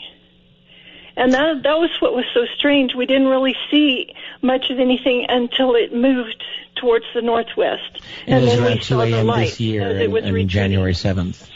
January 7th, about 2 a.m. in the morning. Well, I think it's And, fascinating. I mean, in my view, it could be something that they made, or it could be something that we made. I'm of the opinion that there's a substantial, highly classified, what often I've called a breakaway civilization, that is classified civilization that's so advanced that they're basically different from our own, and they're using radical technology that includes black triangles, I think in some cases, and maybe other types of crafts. What I would say is that there is a massive infrastructure that is beyond the what we are supposed to be dealing with in our day-to-day life, and that infrastructure, some of it belongs to human beings, and I think some of it does not. There's there's a lot of activity, and you and your husband, I think, encountered it that night. All right, very quickly, Nancy, in Lincoln something, you're on the air.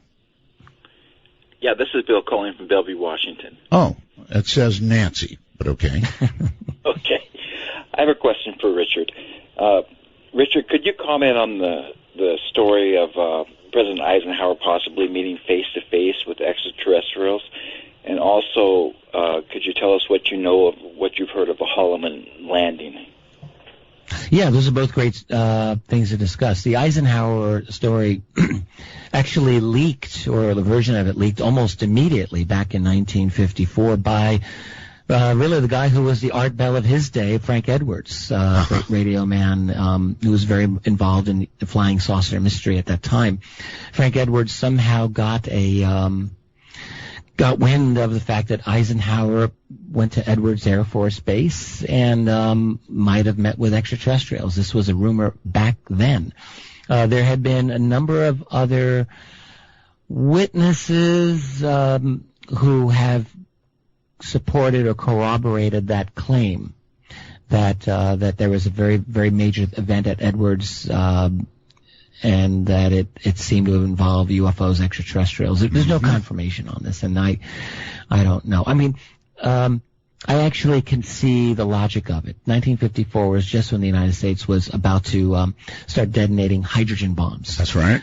Orders of magnitude beyond the atomic bombs. And maybe this is what got their attention. There is a real possibility that they're interested in our nuclear technology. All right. Holloman, we're going to have to hold. And I think that was a landing. A landing. All right. Well, we'll expand on that. We're at the bottom of the hour. Last break, and we'll be right back.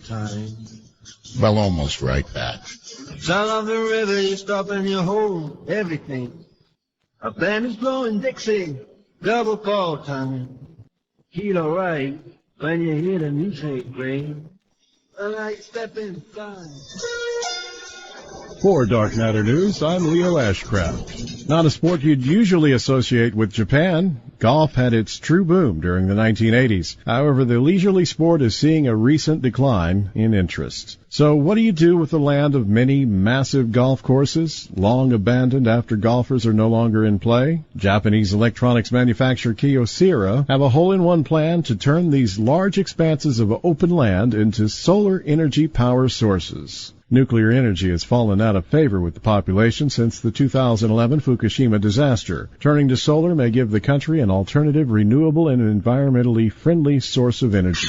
A new Android hack can take over your phone without any interaction from you, and the vast majority of Android devices are vulnerable. Researchers at Zimperium Mobile Labs, where it was discovered by the Vice President of Platform Research and Exploitation, Joshua Drake. He claims that up to 95% of Android devices are vulnerable. To initiate the attack, the hacker sends a maliciously modified video message. They'd have near full access to your device, its storage, its camera, and microphone. It's said that the device may start processing the message without the user opening the message manually. They think the bug was introduced in Android 2.2, but Zimperium has tested it on builds as recent as the latest release, Android 5.1 Lollipop. Devices running a build older than Jelly Bean 4.1 are said to be most vulnerable. However, Google only recently released a fix that can remove and prevent the bug with an over-the-air update. The bad news is it's up to device manufacturers to send out the patch, and that can take a while.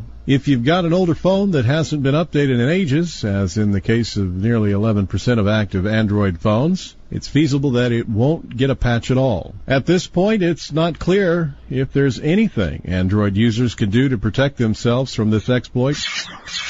Is the Jade Helm 15 exercise involving hundreds of U.S. Special Operations troops that began this month in the Southeast really an exercise involving the use of artificial intelligence? Analysts say it's possible, and that they believe JADE is an acronym for a Defense Advanced Research Project Agency. DARPA developed artificial intelligence quantum computing technology that is capable of producing holographic battlefield simulations. The technology, they say, is heading up the drill in order to master the human domain and learn to predict human responses. A YouTube user by the handle of Level 9 News has posted a 38-minute YouTube video explaining why she believes that Jade Helm is an alcentric exercise. Under the headline Rise of the Machines, she wrote that Jade Helm is simply an artificial intelligence quantum computing technology that can produce the holographic battlefield simulations and, in addition, has the ability to use vast amounts of data being collected on the human domain to generate human terrain systems in geographic population-centric locations.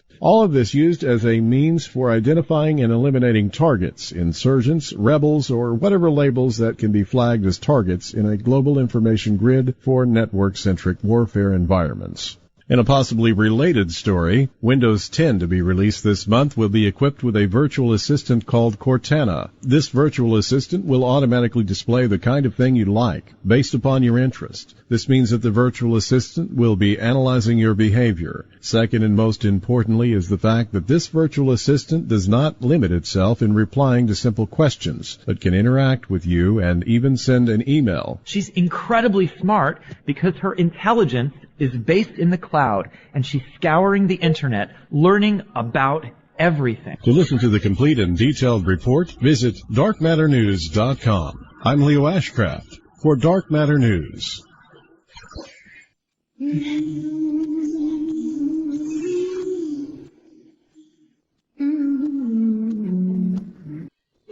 Mississippi, middle of the dry spell. Jimmy Rogers on the Victrola up high. Mama's dancing, baby on her shoulder. John is stepping like molasses in the sky. But what is you had to move?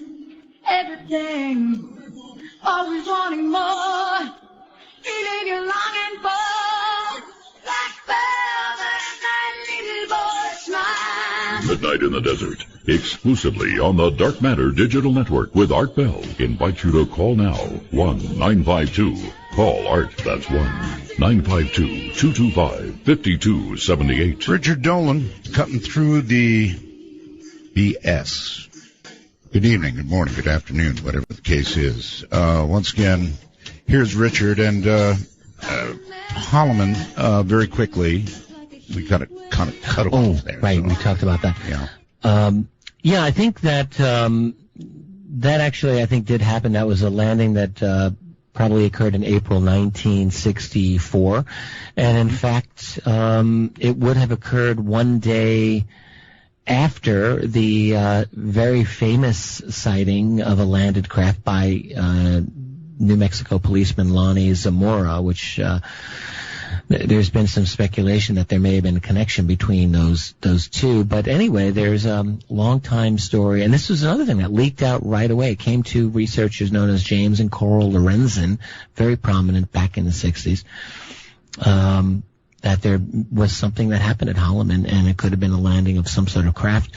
This was discussed and even done in a documentary to some extent by Bob Emenegger in a film he did back in the, guess it was back in the 70s, and Bob's still around to talk about it. But I think that they're very likely could have been an actual landing. And these things sound crazy to someone who's never studied UFO history, I realize, but actually there are some reasons to credit these stories, I think. Okay. All I can go by is what it says on the phone. North Hollywood, I think. You're on the air. Yes, sir. Hi, Art. Yep, my name's Ronald, and I'm actually in Los Angeles. I'm in Malibu right now. Okay. You know, Art, so I talked to you on the break, and I said that I had the solution, and I just wanted to get it out there because I think it's important. The solution to how we can secure all of the information about these questions that we've been asking. I know you didn't come back from retirement or vacation just to keep asking the same question over and over again. You got that right. We are questioned out. And I started thinking about that a while ago, and I decided to write a book. And if I can say the name of the book, I'll say it. It's fine. But I wrote it in a book, which is available on Amazon. And shameless plug. All right, what's the name of the book? The Second Coming of the Messiah, about a Pentagon analyst who comes up with a solution to stop the global military-industrial complex and eradicate the monetary system. And the global military-industrial complex is all of the governments that are actually posing as governments that are really corporations. And the word government actually translates into mind control. So the 5-step solution is this. Everybody, step 1 is on planet Earth, all human beings, because this is a human problem, especially with what's going on in Fukushima. All human beings, step one, secure their certificate of live birth. That gives us all control over our vessel again. Right. Step two, we all secure the manufacturer's statement of origin for our automobiles. That gives us control over our vehicles. They can't tow those away from us anymore. When you buy your car, you just get a certificate of title and you sign away the MSO. Step three, everybody gets the grant deed for their land. Now their land can no longer be taken away. Now on one day, everybody, even military and police, on step four, tear up their national ID card. This gets rid of the global military-industrial complex because there are now no more corporations because they have no more employees. And step five? Employees through step five, burn all of the currency. Burn all of the currency, all right. Eradicate them. Listen, and that's my solution. Don't burden yourself with step five. Send it off to me. UPS. I'll give you an address, right? I'll just jump in real quickly. And I thought the caller, he's talking about corporations essentially posing as nations posing as corporations. No, corporations posing as nations. I think that's right. I mean, I think what we're in an era of basically transnational corporate control over our reality, and we kind of touched on that earlier in the program. In terms of solutions, with respect to the caller, there are always people who come in with the solution to all of the world's problems, and I just don't think it's that simple. Never have. He's not the first, and I'm sure he won't be the last to have solved how to fix all of it. Right. Boom, just like that. It's just something that's going to happen. All right. Amy, you're on the air on Skype. Hi, Art. Amy here in the Midwest. Huge fan since I was a little girl. Thank you. Long story short. Can you hear me? Sure. Okay. Long story short, now I'm into neuro research, and I hope to be a guest on your show someday, if not replace Leo. Amy, did you say neuro research? Yes, that is correct. Okay. You might contact me by email. Certainly. All right. I just want to make a quick shout out to Chet, Skinny Lazy on Twitter, as well as all of my followers on Haunted Skeptic. Okay. So my question for Richard, perhaps it will speak to your expertise on the subject matter of UFOs and the national security state. You mentioned a lot tonight about disinformation, credibility, NJ12, and whatnot. According to some sources, your own pathways to disinfo started innocently with your involvement with the alleged Serpo hoax. That's alleged. That's what I've heard. That's what I've read. I've never been connected with Serpo at all. Never. Okay. I was also going to say that I've never had a comment on it. I've never been involved in it. I've never had anything to do with it. Okay. Well, that was going to be my next question. I didn't know whether or not you were aware of your portrayal in Mark Pilkington's book, Mirage Men, and I wanted to know basically what you thought of that. And, did he actually connect me to Serpo in that? I wasn't aware that he had done that. Don't quote me on that, but I do think your name did come up in association with that. Well, he interviewed me for that over a decade ago, and I actually do not know what I said for him in that documentary, but I think he did record me over 10 years ago. But I can tell you I've had no connection whatsoever to Serpo in any remote fashion whatsoever. The Serpo documents arose about 10 years ago, I guess. They were popularized by Bill Ryan, and who later became connected with Kerry Cassidy and Project Camelot.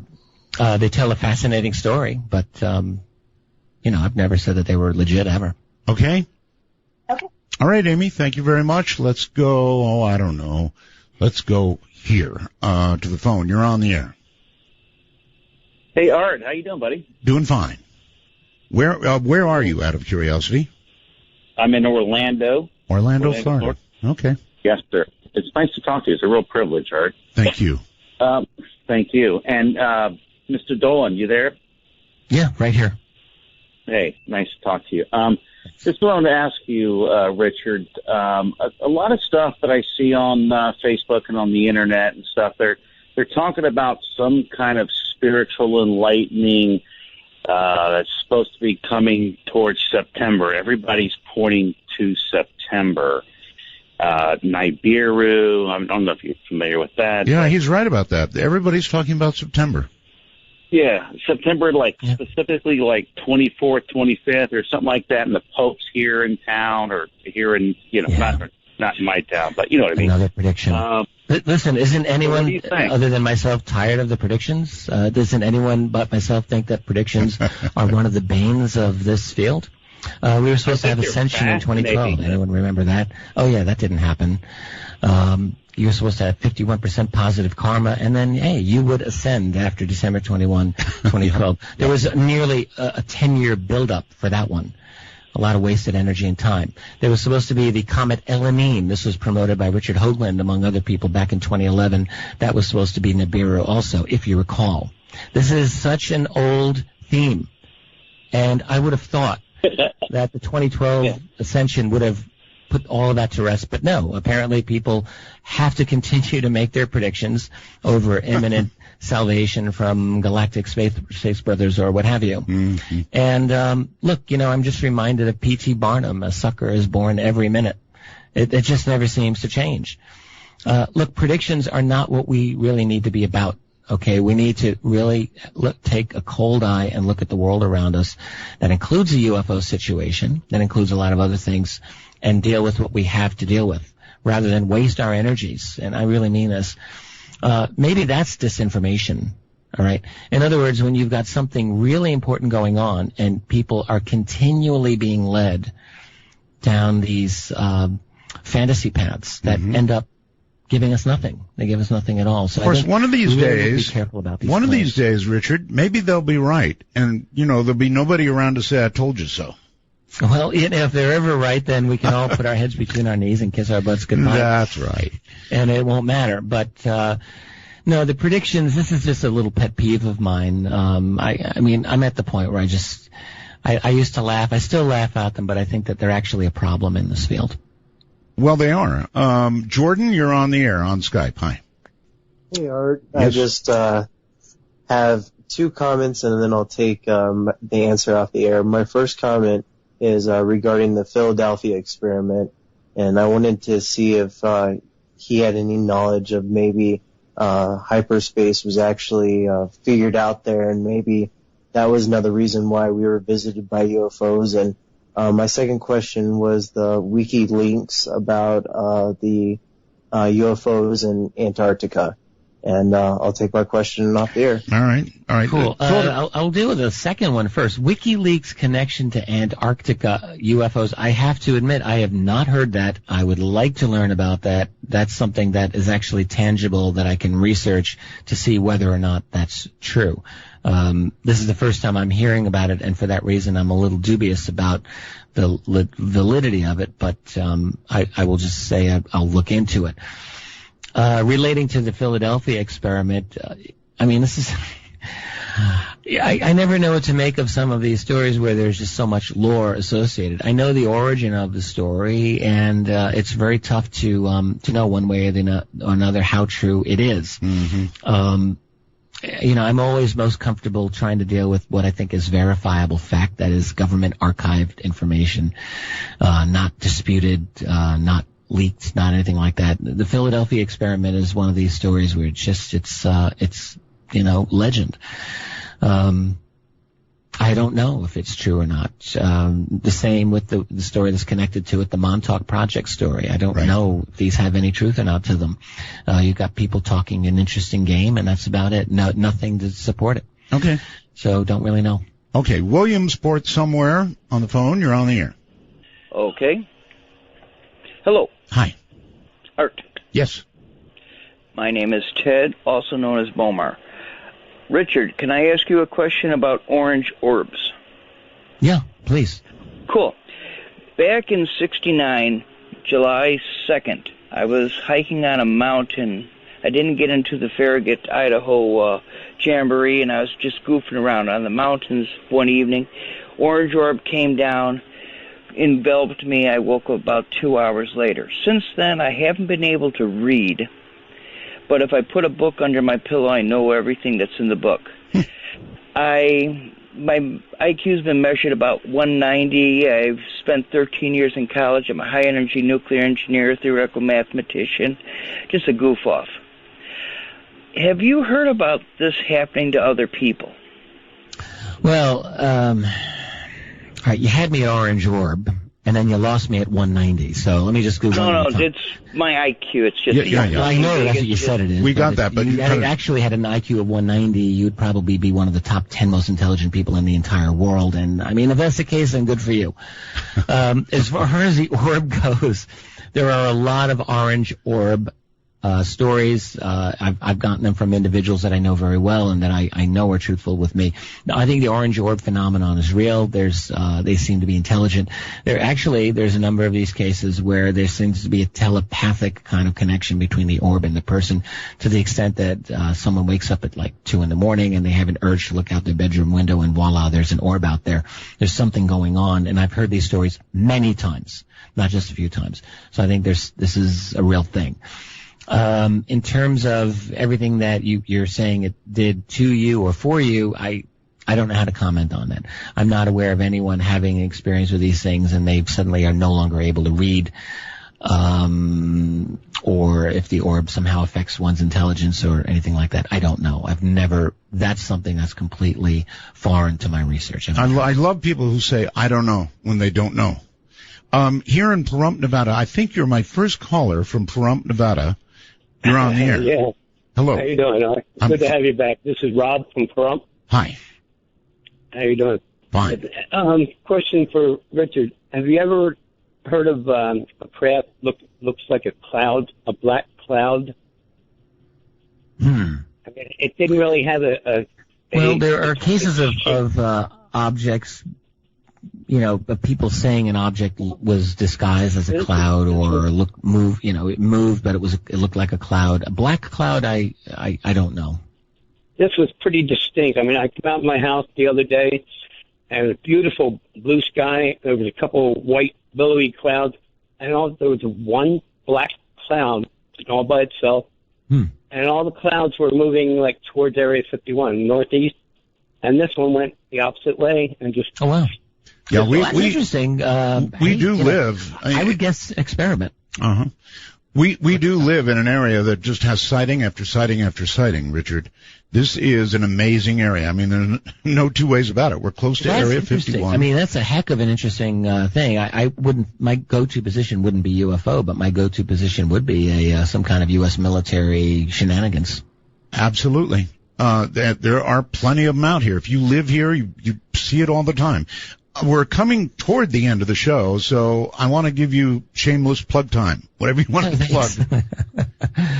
Well, yeah, I'm every day I live, my life is like a blizzard. Every single day, there's no exception. I write and I publish. So I have a company called Richard Dolan Press, and I publish my books, but also books by other really cool, fascinating authors. One is Dr. Bruce Maccabee, very well known in the UFO field. Oh, yes. Publishing his second book this summer. I've got one coming out that is actually one of the most exciting books I've published in a long time by a fellow named Mike Cleland on encounters, but this is one of the most original books on encounters that's been done maybe since Whitley Strieber's books, and I'm not hyping it. I think this is really true. On various types of bizarre synchronicities in the UFO encounter experience, and I'm sure that'll make a big splash. I'm working on my own book, which is not a UFO book. I mean, I'm working on volume 3 of my National Security State series, but I'm also working on a history of what are known as false flag operations. This is a very big thing that I've been working on for the past 6-8 months. I think that we live in an era of false flags, actually, and what I'm trying to do is set out why I think we live in such an era, and try to have an analytical approach so that we can identify them when they come down the road. But my website is richarddolanpress.com. A lot of my articles are there, books, YouTube videos, and the like. All right. So, do you want to give out your personal cell phone number? Not yet. No. Okay, then we'll have to settle for what we got. It's been a pleasure having you on the air, and how about doing another show on false flags? Oh, I'd be very happy to do that, Art. It's been an honor. It really has. You're a bright guy. Thank you, Richard. Thank you very much. Good night. And speaking of Richards, coming up next is RCH, Richard Hoagland, and he tells me he's going to be doing open lines tonight. That should really be something. From the high desert, I'm Art Bell. Good night, all. And we're listening. Ooh, we're listening to you.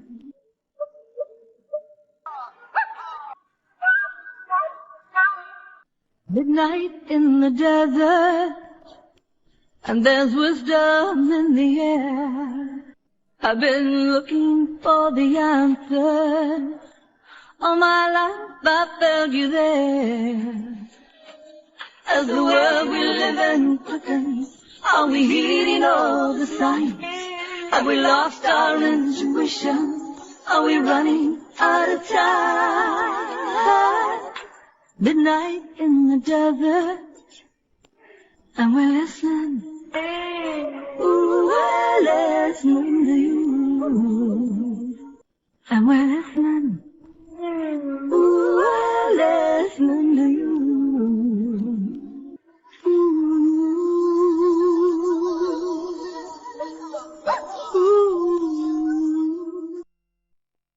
From the high desert and the great American Southwest, I bid you all good evening, good morning, good afternoon, whatever the case is, wherever you are in the world. This is Midnight in the Desert. I'm Art Bell. Welcome to the program. This program is free to all. We appreciate those of you who join the Time Travelers and then are able to download programs anytime they want.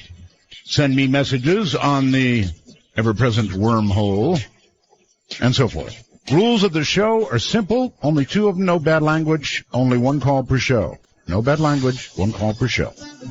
That's it. Now, I like to thank people at the beginning of the show, so here we go. Cellos for the great sound. Joe Talbot, hearing from him, thank you. Keith Rowland, my webmaster, of course. Dr. J, my producer, all of you. Now, the Belgab website, a lot of friends up there. They are a little wicked, a little lovable, a little of both, a little rough, but, you know, if that's how you like it. Then we also have something called People Who Love Art Bell, and I want to thank them, MJ Sten. It seems I never mentioned them, and I think one of the reasons is because of the name. You know, People Who Love Art Bell. I mean, really. And there's a new one called MidnightinDesert.com, and they follow the show, and they are a milder bunch. I think both of those are listed up on the site. Now, I think that's all the sites. The stream guys, of course, they carry the big heavy load to get to you. LV.net, they provide the back and forth internet that gets me on the air. And Peter Eberhard, of course, my sales guy, way up north in Alaska. I think that's it. All right, I've got a few things that I want to say. One, it looks like they found it. 370. A U.S. official says air safety investigators have and this is in quotes, high degree of confidence that a photo of aircraft debris found in the Indian Ocean near Reunion, as a matter of fact, or on Reunion, washed up, is of a wing component unique to the Boeing 777. I think Boeing is sure, though they haven't, identified the numbers yet. And I think this is 370. So everybody can stop scouring Diego Garcia. And I think probably what they're doing is they're trying to figure out the proper protocol to notify relatives. And, of course, they do have to read the numbers. So we'll see. But it looks like they have found it. This goes to last night's show. And I want to read it because I really think it does go to last night's show. Back in 2001, as part of Stephen Greer's Disclosure Project, you know Stephen, right? Sergeant First Class Clifford Stone blew the whistle on what he referred to as unacknowledged special access groups, or USAPs, within the U.S. government. Programs like this are commonly referred to as black projects or deep black programs, and they are of an extremely covert and secretive nature. Of course, unacknowledged special access programs are said to be highly compartmentalized, something I mentioned the other night, right? And even with those, the necessary security clearances can only access the information on a need-to-know basis, and you only need to know so much. They're hidden from public oversight and accounting.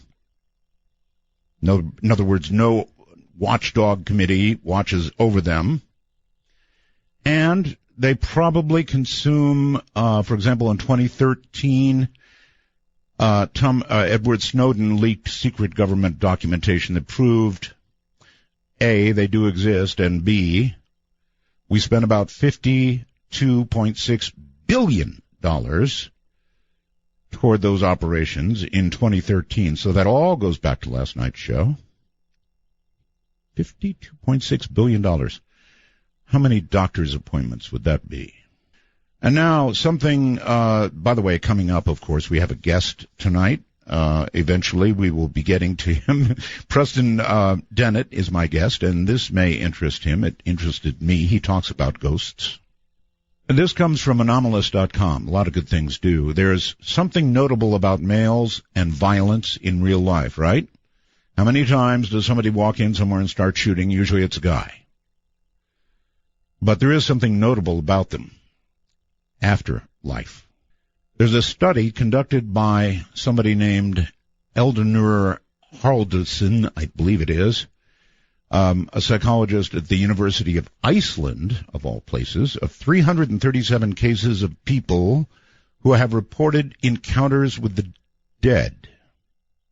Quite a survey. The apparitions were mostly males, and it's where the cause of death was known. And in 30% of the cases, the person had died violently. That may not sound very significant. It's 30%, right? But the percentage of violent deaths in the study during the relevant time period, studies of reincarnation cases, most notably by the late Ian Stevenson, show the same pattern of mostly males being involved again and again and again. So, I guess mean in this life, mean in that life. And then there's no way I can let Cecil go without comment. Cecil the lion. It's got to be the saddest doggone story I've ever seen. Cecil was killed by a dentist. I guess you know that now, right? This was a lion in a preserve in Africa. In a preserve. And it is said that it was lured out of the preserve so this dentist could, from what I heard, shoot arrows at it.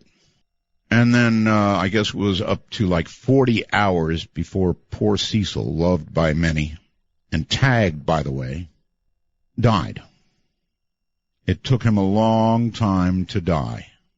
So this guy could have his people lure him out and shoot him. And the public is really ticked off. I mean really ticked off.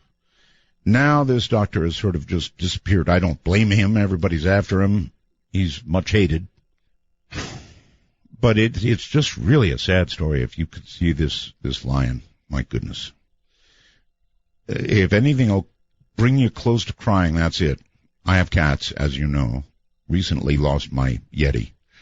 Oh, God, that was hard. But so Cecil's nothing but a big cat. Really big cat. Was a really big cat till the dentist shot him. So that's a big deal. And then there's one final item, and then we'll break. And that is, I discussed this the other day. I brought it up. It's the cube. I don't know why I'm stuck on the cube, but I'm stuck on the cube. And I asked Keith to bring it to the top of the website, which he did. But then he thought I was done with it, and I was just going to discard the cube like it was nothing. And so he eliminated it from the website, and I called him today and said, Keith, where's the cube? I thought you were done with it. No, I'm far from done with the cube. And I'm going to discuss this with our guest coming up. No, I'm not done with the cube. I would like you all to go there and look at it, if you get a chance. These are still photographs taken, I might add, by many people. That's really important. Taken by many people. So, please go take a look at it. And I think this is something serious. Maybe I'm wrong. Maybe I'm fooled. Maybe I am a fool. But it's being discarded by much of the UFO community. Why? Because, well, it's a cube. And I think that is a tragic, serious mistake on the part of ufology. Now, maybe it's some cube balloon or something? I don't know, but it's really odd. It doesn't belong. It certainly doesn't belong popping out of a cloud. Here's my thinking. Who are we to say that a UFO has got to look like a flying saucer? I mean, isn't it just silly to say that? For all we know, UFOs are invisible. Or UFOs are cubes. Or something else that doesn't make sense. I think this cube is extremely mysterious, real because many people got photographs from different locations. And it started me thinking, well, ufology seems to be sort of dismissing this, and I think it's because it's not a saucer. How could we possibly know how they think? How could we even guess what they might build? Isn't that rather, what's the right word? Egotistical of us, or earth-centered of us, or human-centered of us to be doing? I think there's something really there. And because it doesn't look like what we imagine, doesn't mean it isn't worth our attention. Go to artbell.com. You'll see it at the top. And you can hear the comments of the people. Well, all right. Coming up, Preston Dennett began investigating UFOs and the paranormal. Tonight, we're not going to concentrate so much on UFOs. Well, a little cube talk at the beginning. And then out of body. And maybe some ghosts. Anyway, he started all this back in 86 when he discovered that his family, friends, co-workers were having dramatic and unexplained encounters. Since then, he's interviewed hundreds of witnesses, investigated a wide variety of paranormal phenomena. He is a field investigator for the MUFON UFO network, a ghost hunter, a paranormal researcher, the author of 17 books and 100 articles. Wow. Been all over the place. Radio shows, TV shows, history channels, deep sea UFOs and UFO hunters. His research has been presented, for example, by the LA Times, LA Daily News, Dallas Morning News. You get the idea. All over the place. He's taught various classes on paranormal subjects and lectures across the U.S. He currently lives in Reseda, California, and he'll tell you all about his website. He will be here in a few moments.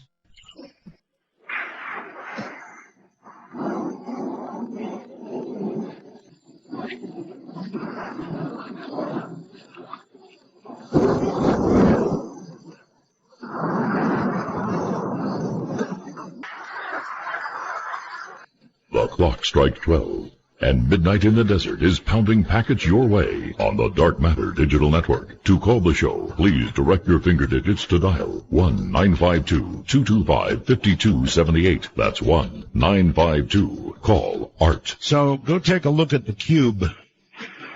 Actually, two separate people who happen to catch good shots of the cube coming out of the cloud, or whatever it is it's doing.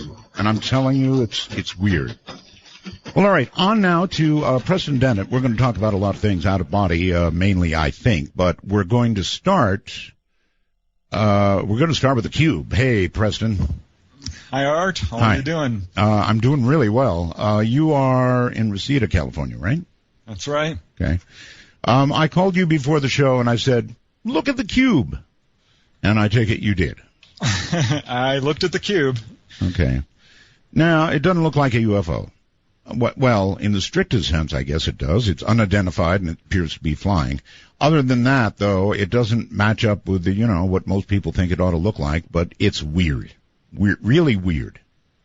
Right. No, it's not silver or metallic. It's not saucer-shaped. It's not V-shaped. It's not, spherical. Right.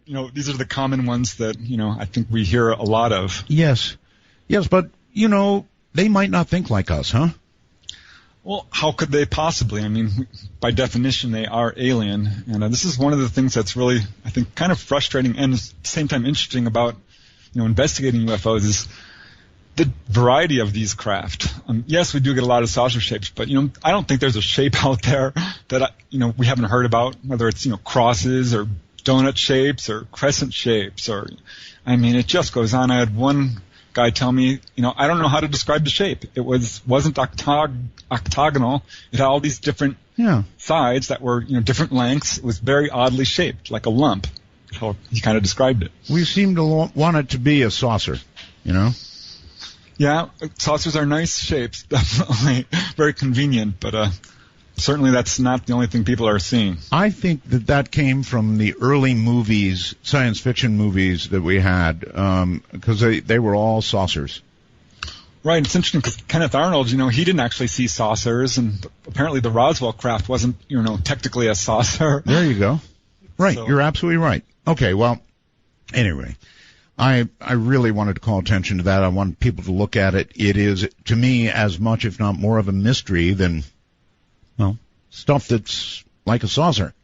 Yeah, you know what I like about the photograph actually is you can see this thing before it's fully formed. Oh, yes. So it's as if it's interdimensional and coming into our yes, physical space. That's the other thing. I mean, who says their method of propulsion is remotely like anything we even imagine? It might have just materialized there. Right, but you can see it interacting with the cloud. Yes. It clearly looks like a very large object at quite a distance from the cameras. Yes. It would be hard to fake for sure. It would, And, and I don't think it was a fake. I mean, when people get it from different angles, I suppose it could be a fake craft, as it were, but it's not a fake photograph, that's for sure. Well, I listened to the interview, and you can tell the witnesses are obviously sincere. Yes. And with multiple witnesses, well, right off the bat, there you've got a good case. But it didn't go nuts like most things like that would, and I'm convinced the reason it didn't go nuts, even though it was covered, is because it didn't look right. It's kind of Arthur C. Clarke, 2001, the monolith. Kind of, maybe it scared people a little bit. Exactly. Exactly right. I'm getting a little notice of internet connection problem from you. But I don't hear it. You sound great. Yeah, I can hear you fine. Oh, well, so much for you, Skype. All right. Let's move to OBEs, and I really, really love the subject of OBEs, Preston. I only had one in my whole life. It happened when Ramona and I went to Paris, France, and it was amazing, Preston. I had been asleep. I woke up, and it's like somebody snapped a switch, and this is the only way I can describe it. I was in the most joyous, welcoming, amazing place I had ever been. It was absolute pure joy, but it scared the heck out of me, and I snapped right out of it. I was somewhere else. I mean, instantaneously, I was somewhere else. An amazing place of some kind. But boy, did it shock me, Preston. I didn't do any tours. I didn't get to go to some other place on the earth, as people have been described to do with OBEs. But it was incredible. There aren't words. No, but there really aren't. I know exactly what you're talking about. But we're on a radio show, so we're going to have to find words. So what is an out-of-body experience? Well, the simple definition is an out-of-body experience is when you perceive yourself as being separate from your body. And to elaborate on that a little bit, we all have a dream body, or an astral body, if you will, which is separate from the physical. And in fact, we're kind of projecting down here from the so-called other side into a physical body. So an out-of-body experience is sort of the reverse of that. They call it projection, but in fact, we're going towards, our source.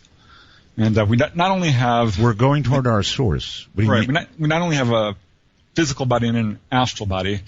As you get into this, it gets a little bit more complicated than that. What is the source? Where we come from, God, all that is, the spirit which moves through all things, the universe, the light. It goes by many different names in different cultures, but it's pretty clear when you start doing this stuff that there's something up there. Okay, I'm going to give you a gift that will keep on giving, okay? I'm ready. You mentioned the light, right? Right. Mm-hmm. John Lear is a friend of mine. You know the name, I'm sure, right? Oh, absolutely. Okay, Learjet fame, Daddy. Anyway, I did a very serious interview with John Lear, one in which he said, the most important thing I'm ever going to tell you, Art, or something along those lines, is as follows. When you die, you will have a choice of going to the light or the darkness. Don't go to the light. It's a trick. And I'll leave you with that, Preston, for you to think about that the rest of your life. It's bugged me ever since. I don't know. I've been in the light. I've gone out of my body. I've done all of this. And, so you're here to say the light is the way. It's part of the universe. There's a source there. There's something really wonderful within, the so-called light that near-death experiencers are reporting. Absolutely. So, are you sure enough of the goodness of the light to say, John's all wet, go to the light? Go towards the light. Yeah. I think that you're going to be fine. What I would say when you're at that point, make the decision then. This is not something you don't want to do. I mean, if you're uncomfortable with it, see, this you has can turn away. Driven me nuts ever since. I mean, you make the wrong choice and there's no going back. Well, here's the problem. I mean, this is a big problem on the other side. People who don't go towards the light, who are stuck here on the physical plane as ghosts. And a lot of these people don't even know they're dead. And this actually turns up in pretty much every out-of-body book I've ever read. All right. Did you hear what I read at the beginning of the program about the study in Iceland of the people who died violently? Yes, I heard it. I'm like, yeah, this is a problem. So it's real. In other words, I've said jokingly a few times, nasty on this side, nasty on that side. You think some truth to that? Oh yeah, there's kind of levels of vibration, and if you are vibrating, with low-level emotions like lust or anger or greed or all of this kind of stuff, violence, you're not going to be able to move up to the higher realms where it vibrates much faster. It's much more beautiful. You have many more, what I would call, I guess, supernatural powers. This sort of thing. I've had the lust thing. Oh yeah, this is something that the astral body is actually called the desire body, and really? This is something you'll find out pretty quick if you start doing this sort of stuff regularly, because this is where all your emotions come from, and your suppressions and anything you've really not dealt with. And when you pop out of body, this is not at all unusual. People become absolutely terrified. Yeah, I get that. Or completely joyous, or consumed with lust, or the desire to eat food. It seems to me if you pop out of your body and then get consumed with lust, you're in real trouble because you need that body. Well, it's very much like having an erotic dream, you might say, except you're awake. Yeah, I get it, sure. So it's actually a really wonderful experience because you can live out pretty much any fantasy you want. You can create feasts of food. You can do just about anything that you can think of. The power of thought on the other side is amazing. You just think it, and it has a huge effect. The way you're talking about it leaves not much question in anybody's mind. You've been there.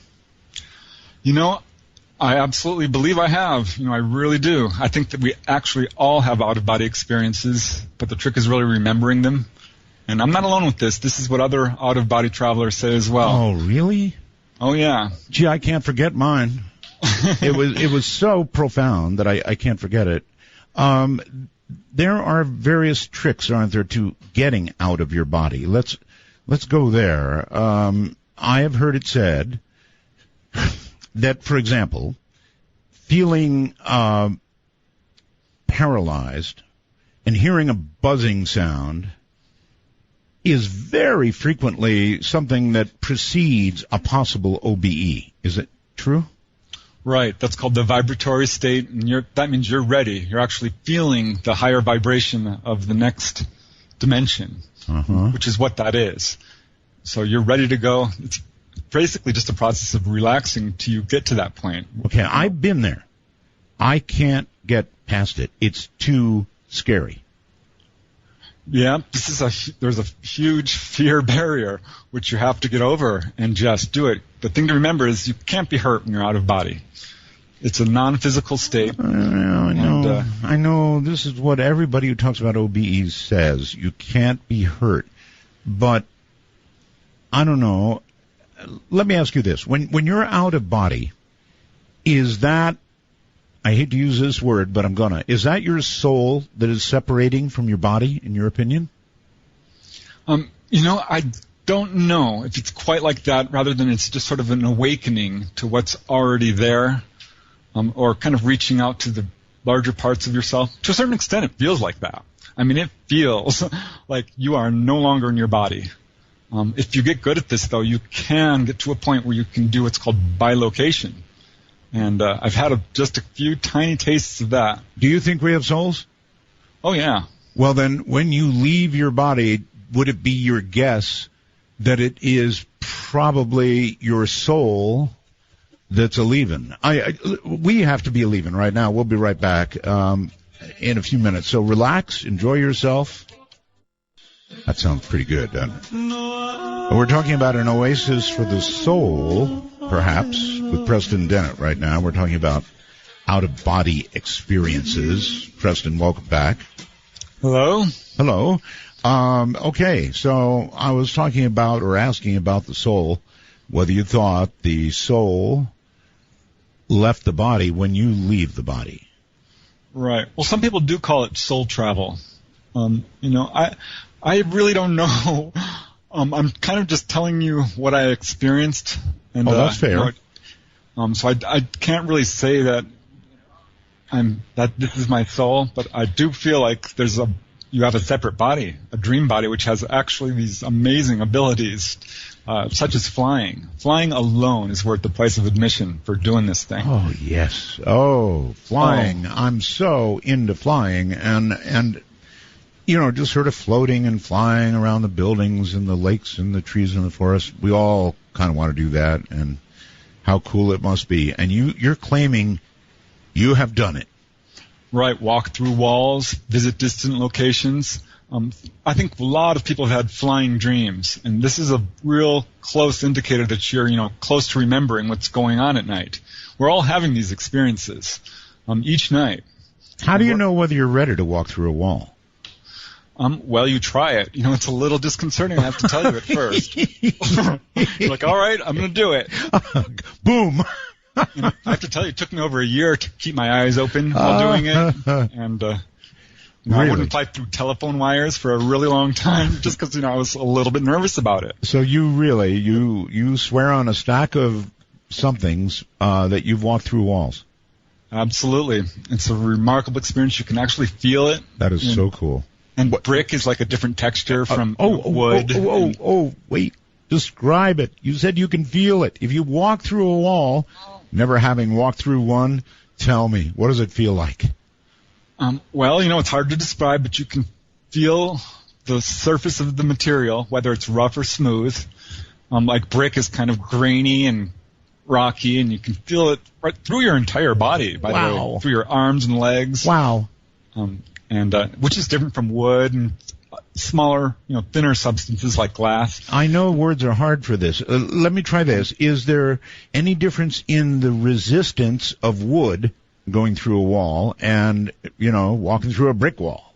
Yeah. Wood's easier, glass is easiest, and you kind of pop out. It's like going through a bubble. And you feel a little tug, and boink, you're out. Oh, that's cool. And, there's been times I've walked into walls and boom, hit it. I really appreciate your being able to describe this. It's awesome. I've always wondered what it would feel like. And you're saying there is a difference. And you said with glass, it's kind of like a little, and you're through. Right. How cool is that? But you can reach a point, where you don't actually feel any of this if you're vibrating a really high frequency.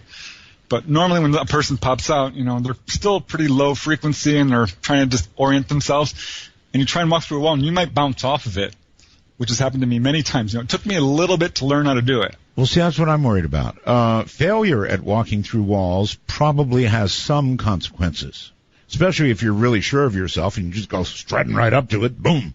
Yeah, there was one time I popped out of body. I'm like, yay, I'm doing it. I flew through my bedroom door, flew through the hallway door. I was into the hallway outside, and I flew down the staircase of my condo building where I lived at the time. Yes. And landed into the second landing and sunk right up to my knees. And I'm like, oh no, what do I do now? Like flailing around, and I lost consciousness and was pulled back into my body. See, that's part of the really scary part to me. It just really is. The possibility that you might sink into something, for example. Ooh, that's not good. Well, let me alleviate at least, some of your fears, because the truth is, what I found is it's very beneficial, and that the dangers are way overstated, and I found, in fact, it's got a lot more benefits than dangers. There's no real danger of getting locked out of your body, or getting possessed, or going too far away, or getting lost, or anything like that, because you have this silver cord, which pulls you back. In fact, the problem is staying out. That's truly the problem. And you get pulled back at the least if you even think about your body.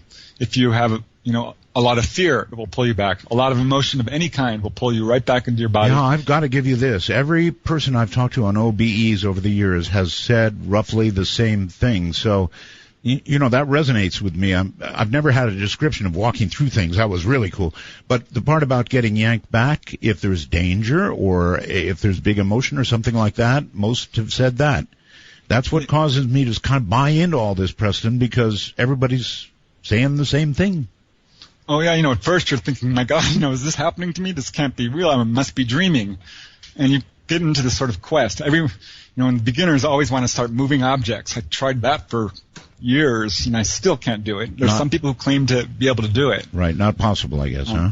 I haven't been able to do it. But you want to. What I did was able to do is go to a distant location and look at it, and I'm like, wow, I didn't expect this to look like this. It was a location near my house, which I'd never been to. Yes. And I'm like, all right, I'm going to go there and see if this is actually true, because what it was the Cement River, which is near my house at the time, and it had dirt banked up on the sides, huge amounts of it. I'm like, there's no way. This is a cement river. There was plants growing and all this stuff. I'm like, I have to go see this. And this is how I got proof that, this is not, the first time I got proof that this is not just a dream. Because it's very, pretty disorienting when you're out of your body and you're walking around. You feel like a ghost. All right, so here's a question for you. If you are out of your body and try to move something, is it just your hand that goes right through it? Right. Or you might think you actually moved it. And because there's kind of weird duplicate energy forms, I guess, thought forms, that you're moving around, which do move, but it's not the actual physical object. So, no, I haven't been able to do it, and I was obsessed with it because, I don't know, I felt like this ghost walking around, and I was dealing with a lot of emotions, dealing with a lot of lust, a lot of, gluttony. I would create these feasts of food and all this kind of thing. That brings up another topic, which I want to ask you about. You said you felt like a ghost. Is it possible, Preston, that some ghost reports are people doing OBEs? I would be surprised if it wasn't the case. Really? I think that there's a few verified cases, not nearly as many as I would think would be out there. But almost certainly that has to be the case. Because there are a lot of cases in the literature, at least, where people have gone over to other people's houses and appeared, which I've tried to do, by the way. And I'm flying around in front of people. I'm like, here I am. Do you see me? Do you see me? Seriously? And, they don't see me. They cannot see me. But you can see what they're doing, right? Right. If not, can you hear them?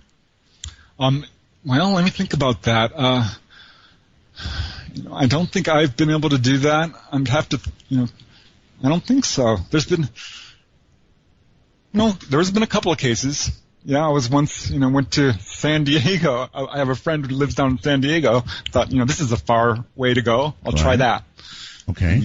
And this is kind of what you do. You have a plan in mind. And if you don't have your agenda ready, you're going to get distracted. You're going to lose consciousness. You have to really focus. It's a tightrope of consciousness. You're saying you can plan this like you would a trip. Exactly. Wow. You really hesitated when I asked you about whether you could hear people. That's interesting. You would think the auditory aspect of it would either be shockingly there or even more shockingly missing. Well, when I've when you go to the other side, so to speak, yes, it's telepathic. You do hear music and things like that, but when people are talking, you're hearing them in your mind. Okay. That says it all. Do you always hear them in your mind, or sort of just if you want to? Usually. Not always. No, I once popped out. This is something I wanted to do. I said, I want to meet an enlightened master, someone who's made it. Right. And this beautiful woman appeared on my balcony, just a beautiful blonde woman. She says, keep your eyes open. And she grabbed my arm and pulled me up. Of course, I closed my eyes. And I instantly opened them, and she's depositing me into this field. And there's this guy sitting on a chair who I'm presuming is, the enlightened master.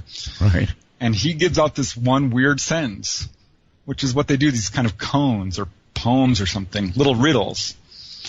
And it was really interesting what he says. He says, when you do something, do it absolutely. And he said it out loud, and he was punctuating each word. So it was an odd sentence for sure, which has hidden meaning to it, which I could talk about. Sure. The whole thing is just so astounding to me. How many times, Preston, have you done this? I mean, is it so many you can't count, or what? Well, I probably could count it, but it's got to be in the thousands there, consciously. I think, again, that's a trick question. Yeah, I don't mean it to be. I don't mean it to be. I really don't. I'm so curious about this, and of course, people are going to come forward and they're going to say, I want to do this so badly. How do I do it? Right. Well, for one thing, there's no real qualifications. All you need is the desire and the time to do it. You need to be open-minded enough to do it. Put in the discipline. I don't think there's any link to physical health, because some people who are really good at this have ill health and others are very healthy. And there's no real dangers, as I was talking about earlier. And the only real obstacles, I think, are that people are skeptical about it, or they're scared, or okay. All right. They're lazy. I'm going to pin you to the wall here. You said there's no real danger, and I've had other people say that to me too. So here's the question that I need an answer to. How do you know that some people who have left their body on this excursion into Joyville, wherever it is you're going, didn't have the cord snap, and we now regard those people who left us in such a way as having died in their sleep? I mean... Right. No, I can definitely speak to that. There is one case, supposedly where something like that presumably did happen, but it was only one. It's kind of what I would call an outlier. And one person did tell me that they had a similar experience. A friend of mine says it only takes one white crow to prove there's white crows. These are statistically insignificant, though. When you look at the hundreds and hundreds and hundreds of cases of people who are doing this, there are just a very small residue. Flying is safer, I know. And and anyone can do it. It's absolutely easy to do. All right, let's go back to this one that you know of, this outlier you called it. Right. All I can tell you about the case is supposedly this lady was proficient at doing out-of-body experiences, and one day died at a young age, and there was no real link that they could make, specifically that she was out of body practicing at the time she was doing it. But it's one case we have of people who are really good at this and are doing it regularly, and they die at a young age mysteriously. Most of the people experience actually the opposite. I've got 20 cases now I'm worried of people who got healed of chronic illness, or healed of cancer, or healed of all kinds of illnesses, colds, healed of hip just from being out of their bodies? Absolutely. Yeah, there's these energies on the other side. This is where your perfect body is. The astral body is the superior body. It doesn't age, and your physical body is kind of modeled after it. So you can actually reach these healing places and heal yourself of physical illness. Now, see, that's making quite a claim. I've got 20 cases. They're anecdotal, but one really good one is Bruce Moan, he cured himself of sarcoidosis, which, his case was a really bad one, and it's often fatal. And he was getting worse and worse and was able to go out of body and work on this wound. Better than Obamacare, huh? I recently, tried to go to one of these healing temples and was successful. I couldn't believe it. I was so excited. You're saying there are temples on the other side where you can go to be healed. Right. I'd read about them several times. People have, you hear different kind of explanations and descriptions, I would say. And I'm like, well, this is something I want to do. I'm going to put this on my list. And I did it. I popped out of body and I, made the command, sort of made the intent known. And at that point, you're pulled off through the other side or up into the sky. Really, I was 50 feet up above my house. And then, boom, you go through this weird barrier, I guess you would call it, and you're on the other side. Wow. And it's what I would call the heavenly realms. Honestly, I'm not a very religious man, but this is what it feels like. I mean, I'm not overly religious either, Preston, so I'm with you there. I have hopes, but I have no strong faith, and I wanted to see. I wish I did. I wish I did, and it might well be that seeing what you're describing would absolutely do the trick for me. Bring me to the healing temple. Hey, I've got a bad back. Exactly. Well, what you do, anyone can do this. You just meditate on this subject as you go to sleep. There's various ways of reaching the other side, and you don't have to go through all the weird exit sensations and things like this. I'm going to say about half of the out-of-body experiences I have, I just wake up on the other side. And, you're fully awake, by the way. Colors are much more vivid. It's the real reality. This is a pale comparison. If I can just get past the fear. I mean, it really is scary, Preston, because you do go through that thing where there's a humming sound, and you may go through feeling paralyzed. These are frightening things to happen to a person before you get to something better. They really are scary. Oh, yeah, and it can get very loud. It can feel like an electric shock and feel like you're standing next to a jet engine. That's what I mean. But, that's as bad as it gets, and then pop, you're out, and boy, is it worth it. And there's just so many things you can do. You can learn about your past lives, for instance. You can visit deceased loved ones. And so, by the way, slow up. Past lives. My goodness, Preston. So you believe in reincarnation? Well, I think I'm leaning towards it for sure, because I have some weird memories flowing through my head, which I can't pinpoint to this life. Okay. And this has kind of always been that way for me, but really, when I started going out of body, I'm like, all right, let's see a past life. And you did? I was able to do it several times. May I inquire what you learned of yourself? I learned that I had a lot of them. One life was, as a Native American. It's really interesting because often you're taken to the most traumatic or emotional incident of a lifetime, which is often the death scene. This was one where it wasn't. It was sort of the, what would you call it, come of awakening, where a 17-year-old turns into a man type of ceremony. I would definitely not want to go to my death scene. Yeah, it's scary. Let me tell you, I pulled out from a couple of them. I'm like, no, I'm not doing this. Because, this is something, you learn a lot about yourself. I learned a lot about, my obsessions with ships, for instance. Ships? I've had a lot of lifetimes where I was on, in the Navy or sailing or a pirate even. Wow. A lot of lifetimes where I was a monk, which I found kind of interesting because I'm really not religious, but I'm kind of really into the same sort of thing if you think about it. You're like a travel agent for the other side. Oh, it's amazing. I can't ask people enough to just try this. If you still have fear, here's one really good way of doing it, is you think of someone you love who's already on the other side. And you can create a love bridge. And pretty much everyone has at least one person they know who's, passed away. And what you do is you just concentrate on that person that night and say, I want to see you. I want you to take me on a tour to the other side. I want to see how it's going. Let's connect.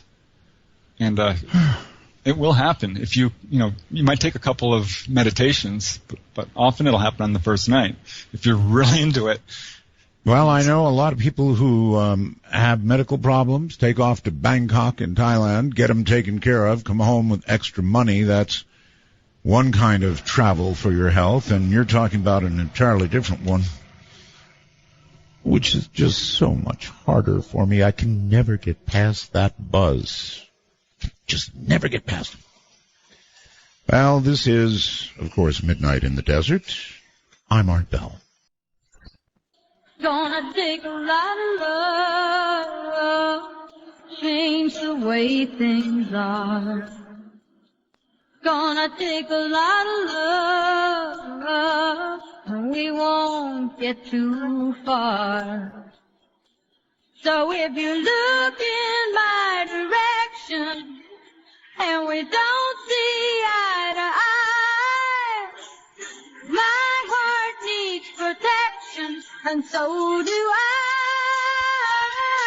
Coming to you at the speed of light in the darkness, this is Midnight in the Desert with Art Bell. Now, here's Art. Here I am. Preston Dennett is my guest, and I'm so glad to have him. We're discussing out-of-body experiences, OBEs. I've interviewed over the years many people about this topic, and Preston, with some exceptions, is telling me exactly what they've told me. I believe that this is the real thing. You really can do it, folks. I know it's scary, and I'm trying to talk you into something that I'm scared to death of myself, so that's probably uncool, but it really is the real thing. You just have to be able to get past this buzzing, get past this perhaps being paralyzed a little bit, and somehow launch yourself. And I guess it's like, Preston, like a learning experience. Once you've been out, second time is easier, third time easier, that kind of thing? Yeah, I would say that that's true. Though there are still times, I'll be like lying down, I'll just go to bed, and suddenly I feel the vibrations. I'm like, whoa, I'm still awake here. And I'm like, and I fly out. I'm like, whoa, and that's happened a couple of times. I do understand. Let's just one last time go back to the dangers, which there are no dangers except for that outlier, which is worrying me a little. So generally, any strong emotion, any fear is a strong emotion, anything will yank you back into your body, and you will be awake immediately. Is that correct? Right. And, that, again, the problem is staying out. It's not that there aren't any dangers. You can pop out and there's hostile ghosts. Oh, now see? Now why did you tell me that? Hostile ghosts. Well, I want to be honest. Okay, well, Which has happened to me, a couple of times, but I just ran back to my body, basically. And that happens automatically. It's like, oh, no, I'm going back. Well... But, yeah, it was scary. It definitely was. Describe that one, if you would, please. Hostile ghosts. You popped... I'm sorry. I need to get oriented. I've got so many questions in my brain, and one is this. It seems to me that the time this occurs is in that, weird little time between consciousness and sleep. There's this little weird gray area, right? Well, that's the doorway to the, getting out of body. There you have sort it. of hypnagogic state. Right. Which is where the magic is. That's where it happens, the crack between the worlds, so to speak. It's such a weird time, isn't it? Between when you're awake and when you're asleep. And I can tell when it's coming because I start having weird thoughts, really just off-the-wall weird thoughts about weird things. And then I'm asleep. Right, I've tracked it very carefully. Suddenly your reasoning goes right out the window. Oh, yes. And you're just imagining things, and you're thinking they're real, and it becomes very kind of almost chaotic.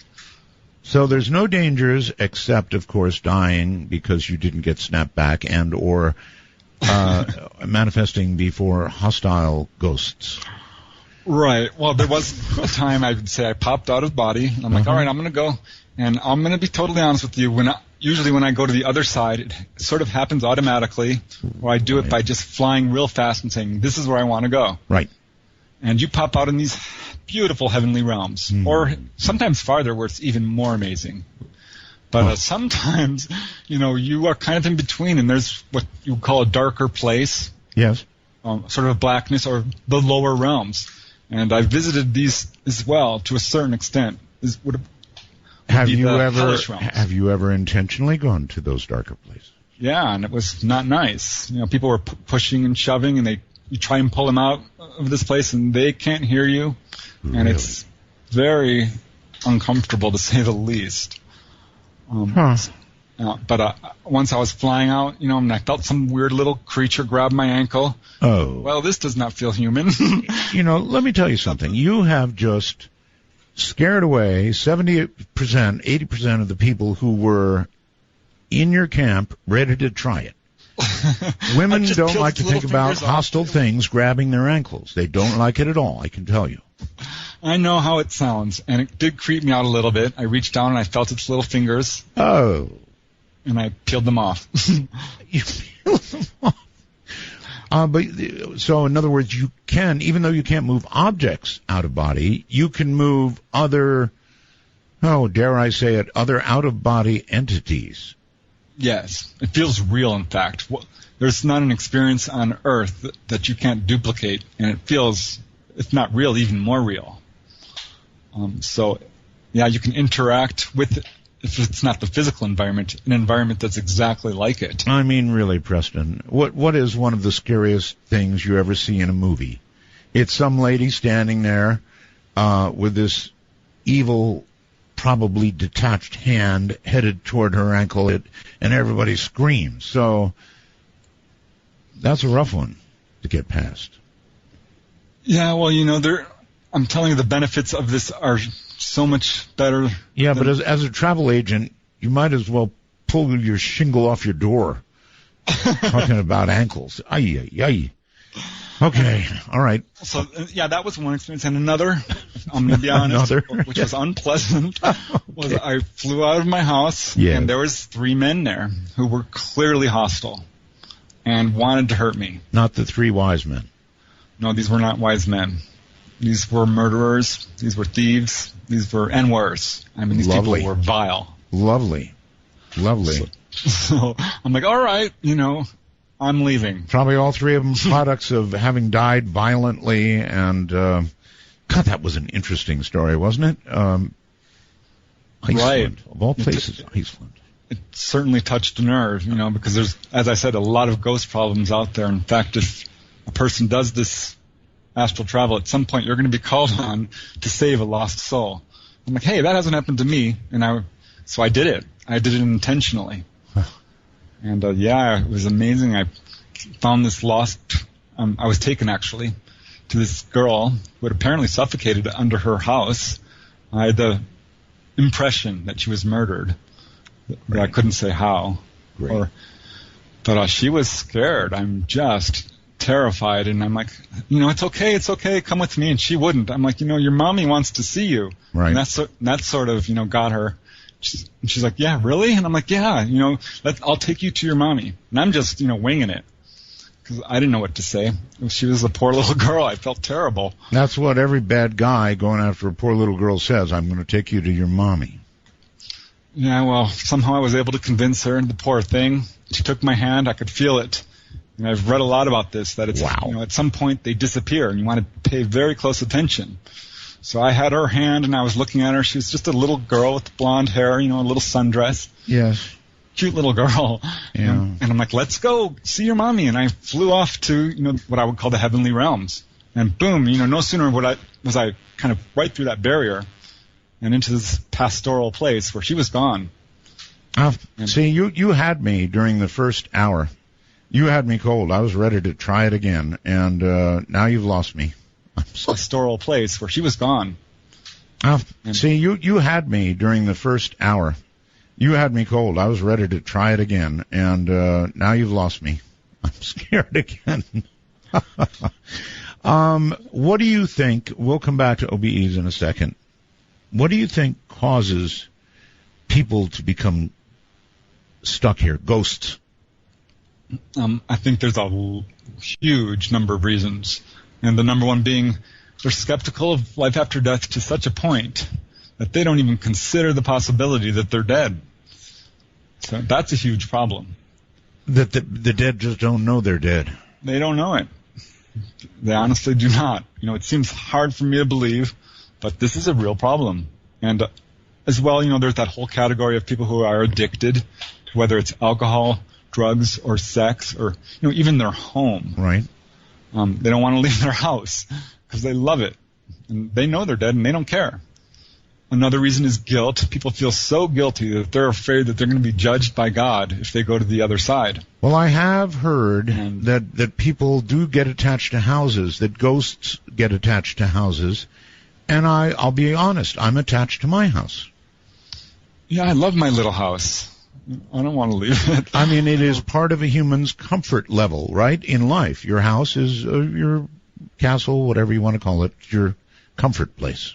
But here's the thing, Art. You have one on the other side. You can create one, is what I'm saying. And it's awesome because you can build things any way you want with just your thought power. Once you get good at this and you go up, what I would say, to the next dimension beyond, or a dimension beyond the pastoral realms, which is, it gets really crazy up in the higher realms because you can do all these things that are like superhuman. I wanted to talk to you about this tonight because I wanted to talk about it, but I had no idea that you were this into it, this experienced with it. How long have you been doing this, Preston? Did you begin young or what? I began pretty young, actually. And this is now my favorite subject, by the way. I love this stuff. It has transformed my life to such a degree that I think I hear it. Yeah, I can hear it in your voice. It's so much fun. You were doing this? Well, my mom died in 1984, and I was 19 years old. And so it was a real shock. I think our family was very skeptical of this kind of thing. I know they were. Certainly I was. Didn't believe in ghosts or life after death or anything paranormal. And so this was a really difficult thing to deal with, obviously. Sure. I saw her ghost. I'm thinking, all right, I'm really flipped my lid. I'm not going to tell anyone this. I'll tell you that. Right. I get that too. If you were to describe all this, I think in everyday life, I mean, you and I are on a program right now that talks about this kind of thing. But, if this was unraveling to a stranger in a bar, it'd be a problem. Right. It'd probably not work out real well for you. No, I wasn't happy about it, but I started having dreams about her that were very powerful, and I was convinced she was visiting me, even though I knew it was impossible. So it was very confusing. I picked up some books on dreams, which led to lucid dreaming. Okay, see that causes me to ask a very important question. How do you know, Preston, that these are not just either really good or in some cases really bad dreams? Well, there's two ways. The first way is when you pop out and you turn and you look at your body, you can feel it.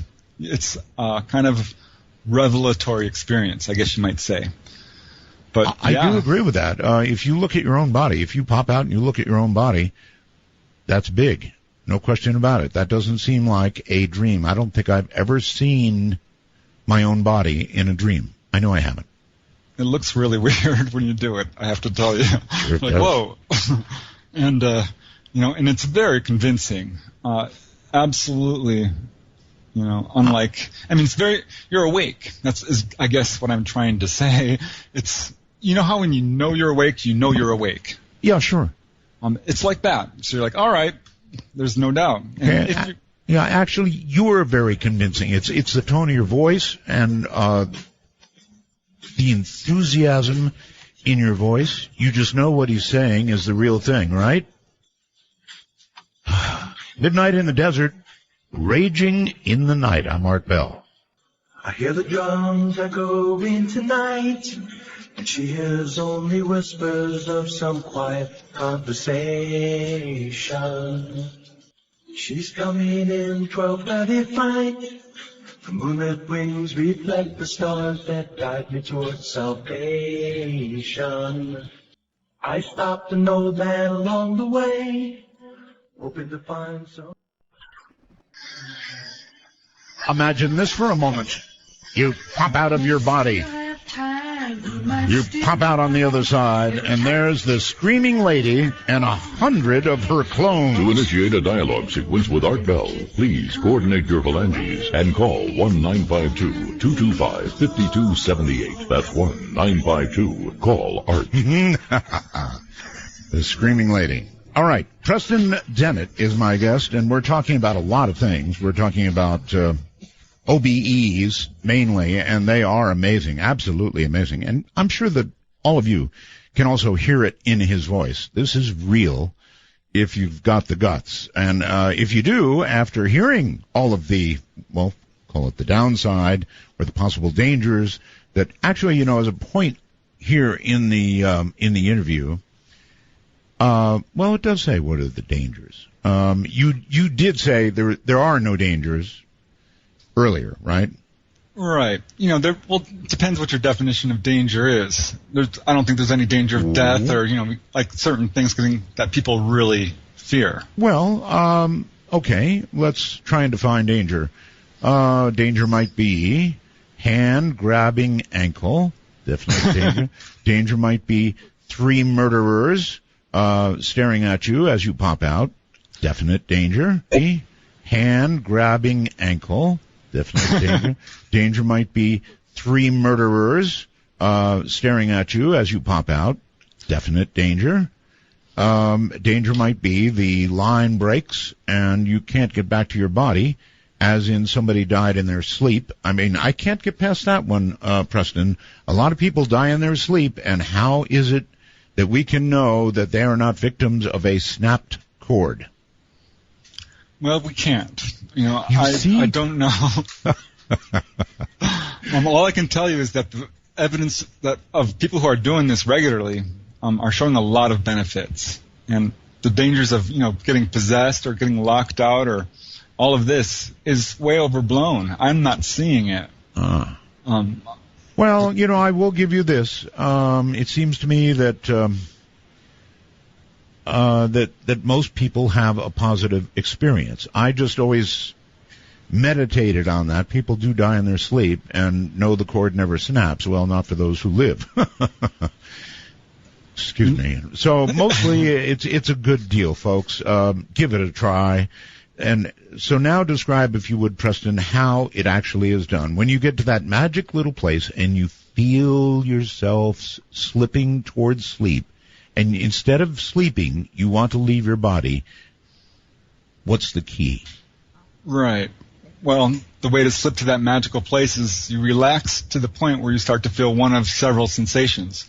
Now, this could be numbness, this could be lightness, or even a feeling of heaviness.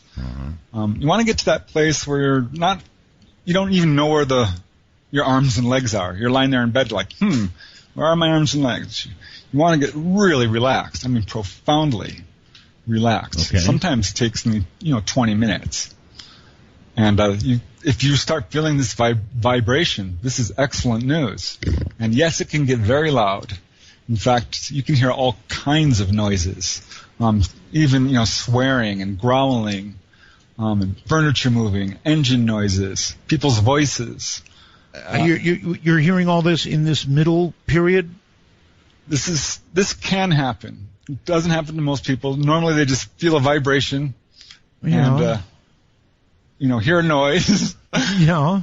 And then you pop out, and it's very disorienting because you have not done this before, and it's difficult to see. See, that's why I think a lot of people pop out and then pop back in immediately because they had the you-know-what scared out of them. That's what I did. Yeah, I'm like, all right, this is going to be fun. I'm going to do the exercises. And I did the exercises. I started to have lucid dreams. One day I popped out. I'm like, oh, this is not good news. I've just died. What have I done? I bet a lot of people think that. And I looked at my body. I'm like, well, this is awful.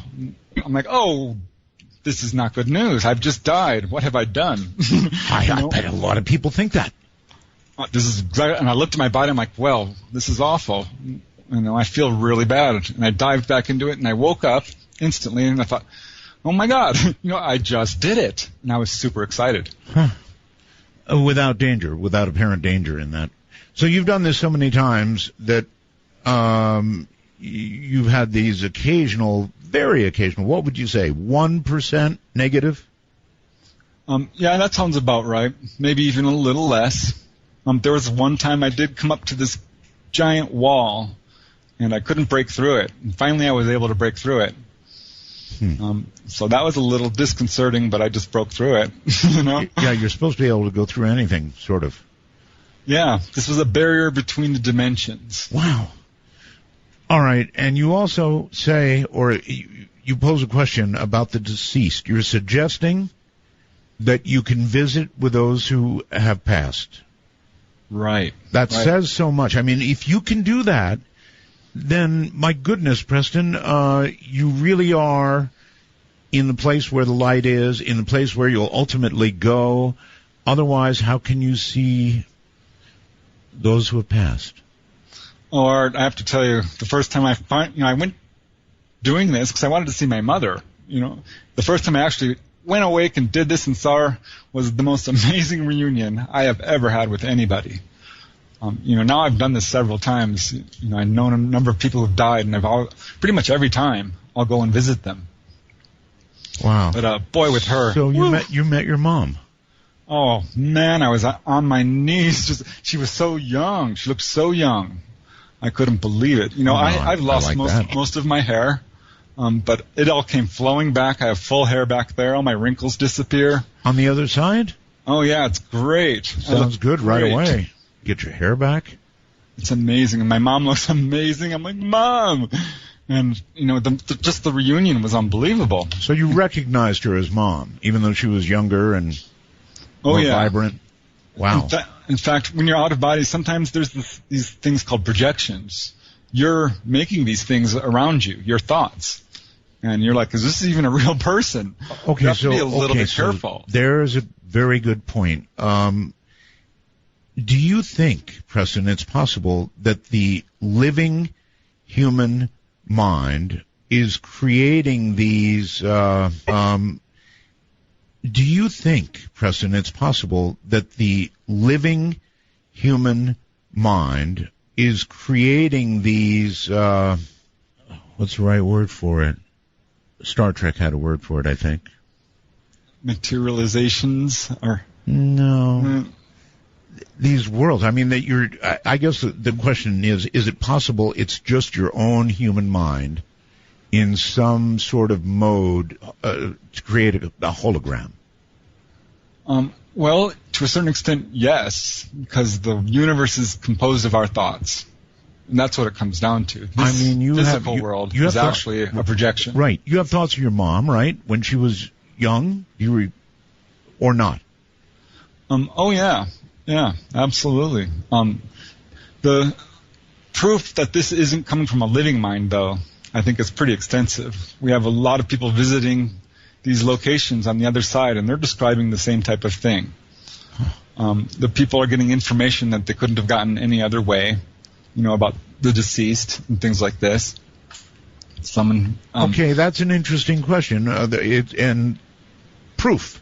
In other words, how many times has somebody gone to the other side and come back with, some piece of information that amounts to proof because it could not have been known in any other way? Yep, happened to me. Couldn't believe it. I popped out and I'm on the other side walking around, and I'm like, this is the bright place. This is where I usually go and, to meet people who've died. It's very bright. And there was my friend Rex. I'm like, Rex? What in God's name are you doing here? He was alive. I'm like, what? He was looking great. Normally he's in pretty bad health. Hunched over, has stomach problems. Yeah. But by no means, super severe to the point of, death or anything like this. And you're saying he was at that time still among the living? Well, I came back to my body. I'm like, oh my God, do I call him? I should call him. Right. He was actually my father's friend. I don't know him that well. Right. I'm like, well, I don't really know him. Well, he called, or his family called us. he had had a stroke, and he was non-responsive. He was, in a coma there for a while. He eventually did recover. Wow. But, wow, he looked great there on the other side, I have to tell you. How soon after you came back did he have that stroke? He had already had the stroke. Already? Yeah. But I did not know it. So he was sort of a little bit here and a little bit there, in a way. I think that's what it was. Absolutely. Yeah. It was the place where I always see these people, who have passed on. Usually. I had a friend who died of alcoholism. And a very close friend, by the way. It was tragic. And I'm like, well, this, I don't know how this is going to go. Right. And I'm like, but I'm going to try. And about, a couple of weeks after he died, I gave him a little bit of time. I popped out. It kind of happened naturally. And I found myself in this very dark place, one of the much lower realms. And he was not a happy man. He did not look well. And he told me, I'm not ready. He kept saying, I'm not ready. I could not do anything for him. So that was terrible. I came back not feeling well. I'm like, oh no, I can't tell anyone this, his family or anyone. You should have said something to him about the clinic on the other side. Right? Well, I prayed for him, is what I did, and I went back, I sent him, I guess, what you call love energy. Okay, all of these experiences you've had on the other side, Preston, was there ever a sign of what, we all think of as God or a God? Oh, yeah. Oh? Yeah.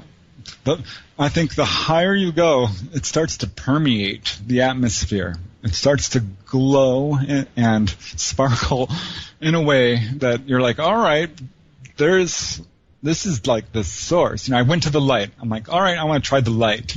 Right. I did that. I basked in it. I'm like, wow, this is lovely. I love.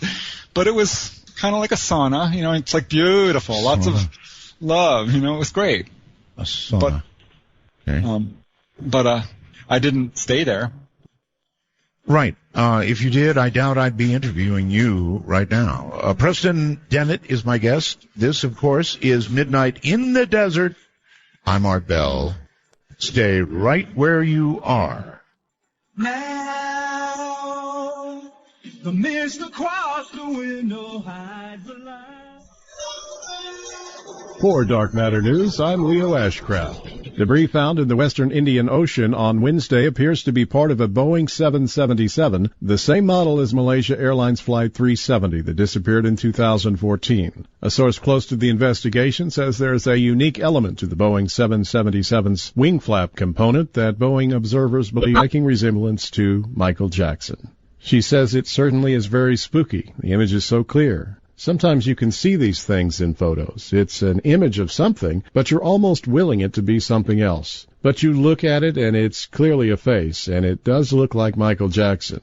A physicist is building a time machine to reconnect with his dead father. His scientific papers were published years ago, filled with equations wrought by the energies of a younger man. But at 69, theoretical physicist Ron Mallett still goes to work every day to build a time machine. Boyd Mallett died when Ron was 10. He vowed as a boy to sail back through time in a device to warn the older Mallett of the heart attack that would take his life on the night of his 11th wedding anniversary. A University of Connecticut research professor who for years taught in the classroom, Mallett immersed himself in the mysteries of time and space, crafting equations derived from the work of Albert Einstein. This year is a milestone for both his heroes. The 100th anniversary of Einstein's general theory of relativity that made time travel a serious topic among today's theoreticians, and the 60th anniversary of his father's death. The number of lectures that Mallett gives has doubled because of the Einstein anniversary. Their current model is a series of stacked ringed lasers, each glowing green ring circulating at its level around a glass tube, the whole stack theoretically twisting the space inside. The equation near the beginning of his story was published in 2000 in the first of Mallett's two breakthrough scientific papers. It begins with the Greek letter omega and describes how a neutron can be moved or dragged because the space it occupies is being twisted by laser light. Einstein connected space and time. If space can be twisted, so can time, twisted and bent back onto itself to form loops. No longer linear, time becomes a circular highway that can be traveled in both directions, to the past and future. He says, think of a cup of coffee. The coffee represents empty space. The spoon is the laser stirring that space. Drop a coffee bean, a neutron, into the cup, and it swirls and swirls in the coffee vortex, pulled around by a process known to scientists as frame dragging. Enough intense swirling, space twists and time twists and loops back onto itself. Will Mallet finally succeed in this lifelong dream of building a time machine? Only time will tell. I'm Leo Ashcraft for Dark Matter News. Okay, it's time for the talk. I'm going to open the lines because Preston Dennett is so fascinating. I know that some of you have questions. So here's the talk. The best way to reach us is Skype.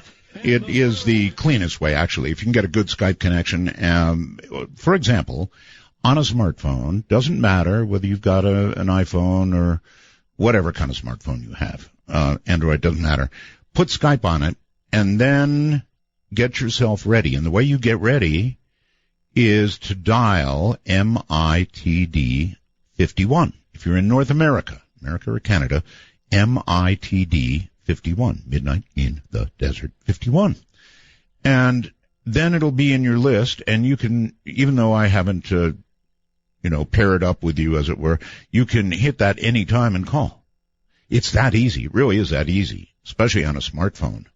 Or, of course, a computer. And if you're on a computer, you need a headset. Now, if you're outside of North America, anywhere else in the world, worldwide, it's MITD 55. MITD 55. Then, one more thing. We've got a public number, a telephone number. You can call that and get on the air, but you've got to let it ring until it's answered. Please don't get discouraged. We're not screening calls. We'll just take them as we get them, but we won't put you on hold. So the public number you can call is area code 952-225-5278. Let me give that again. The public number is area code 952-225-5278. All that said, Preston, are you there? I'm here. Okay, you can imagine a lot of people have questions about this kind of thing. So we're going to go to some of them, if it's okay with you. Oh, yeah, bring them on. Trust me, they'll come. Anne, hello there on Skype. You're on the air. Anne. Oh, Anne, this is Dino. Well, Dino, it says Anne there, A-N-N-E. What am I supposed to do? I know, it must be my wife's name. How you doing, Art? Just fine. Yeah, hey, I'm calling from the Facebook group Talking Midnight in the Desert with Art Bell. Really? Okay. Shut up. Yeah, hey. Yeah, interesting guest you got going here. Oh, yeah. Yeah. It's an interesting topic, and it's real. I've interviewed so many people about this, and they sort of say the same thing. Now, Preston gave me more of the possible negative side than others have. Other than that, though, the process, how it's done, all that seems the same. So. Yeah, I mean, I've tried many years to get to that point. Still can't get there. I don't know if he has any any help for us who can't get to that point. Right. Because I've been trying. Can't get there, though. Preston? Right. Well, there are different ways to approach it. You can approach this during the day. There's a simple exercise you can do that has a really powerful effect.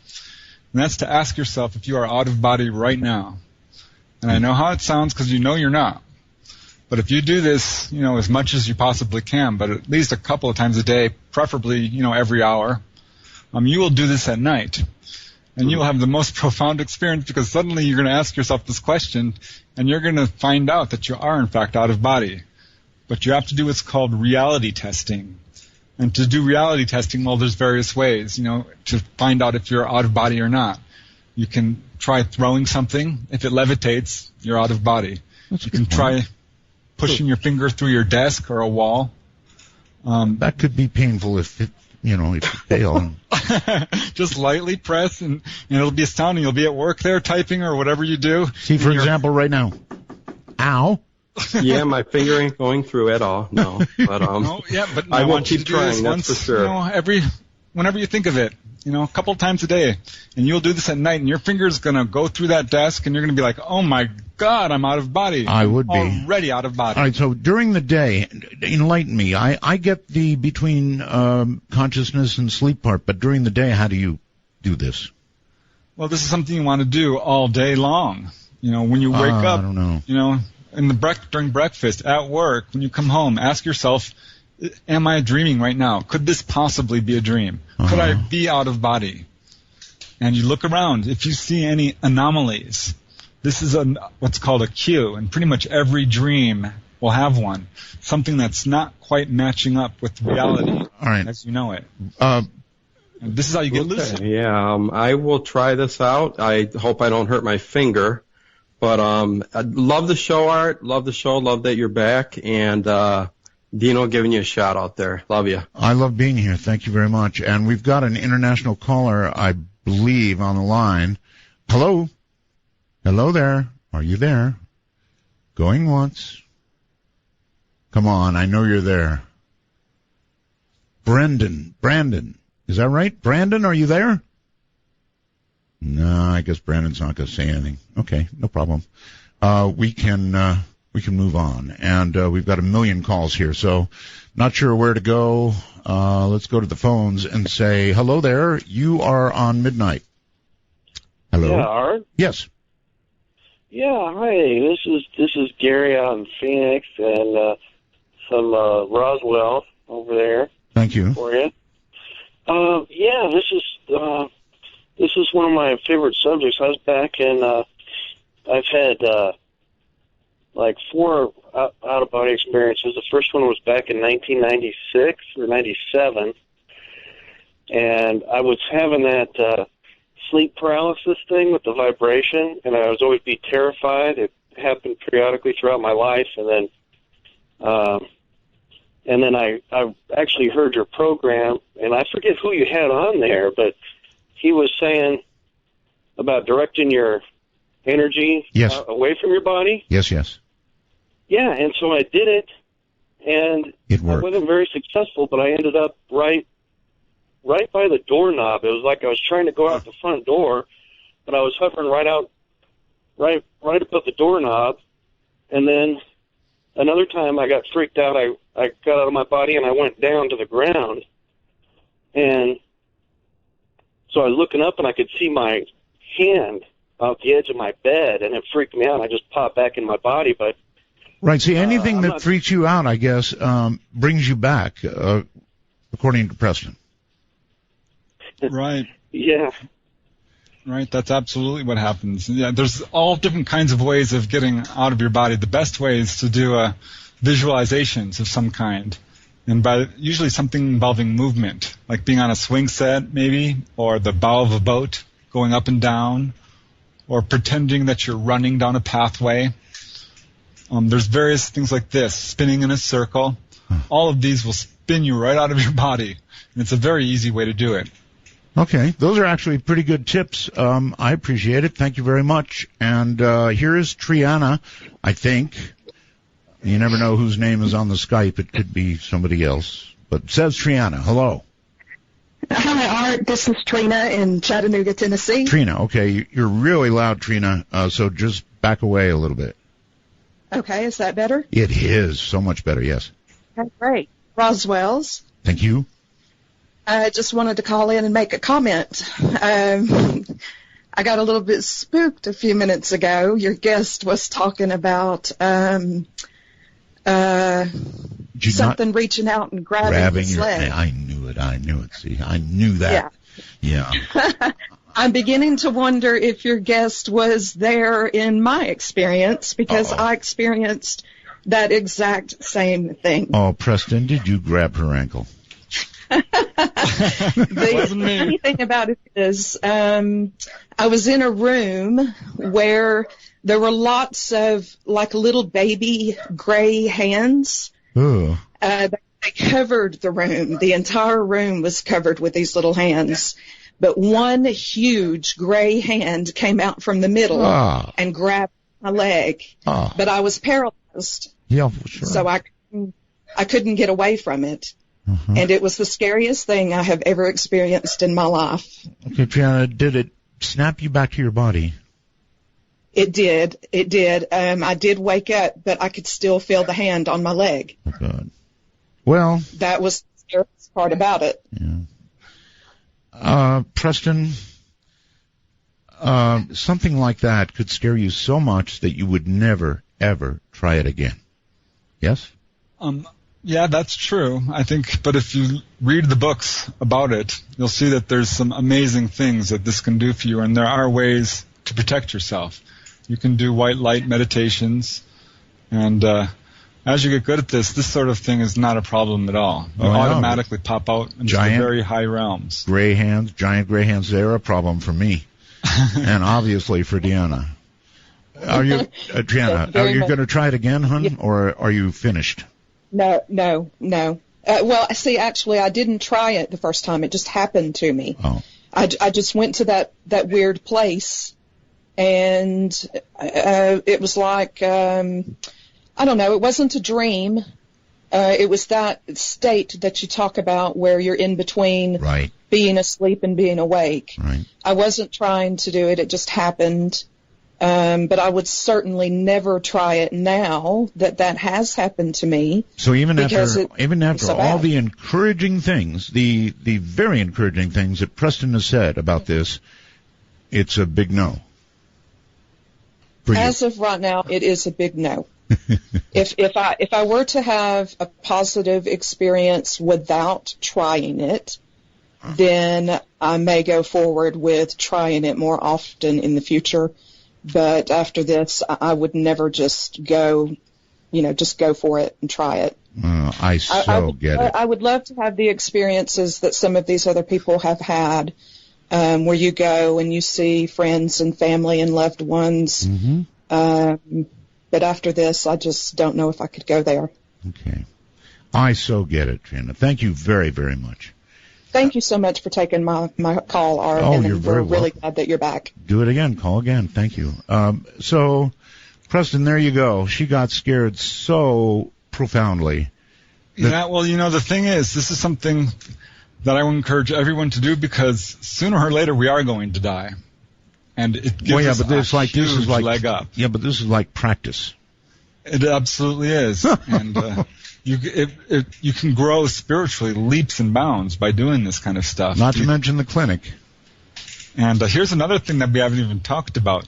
This wakens up your psychic abilities so profoundly that, I was coming home with dreams that were coming true on a pretty much daily basis, and it translated into waking clairvoyance. And I've had so many, really profound psychic experiences as a result of doing this. Well, okay. I mean, those are encouraging words. Here's somebody called Tristamy21. Are you there? Hi there, Art. I get to see your picture, Yeah, it's a little offensive. Sorry about that. Well, yeah, it's two fingers up in the air. Both trying to send me a message there. I almost didn't answer you because of that. I'm sorry. Yeah, that's an old picture. You might want to modify that. Not a lot of people would answer that, but No. Well, yeah. I go on screen, so what the heck? Yeah. Sorry about that. So anyway, go ahead. Yeah. I've had something happen. It was when I was younger. I actually fell off a cliff and landed on my back, and I couldn't stand up. I couldn't move. It was like paralyzed.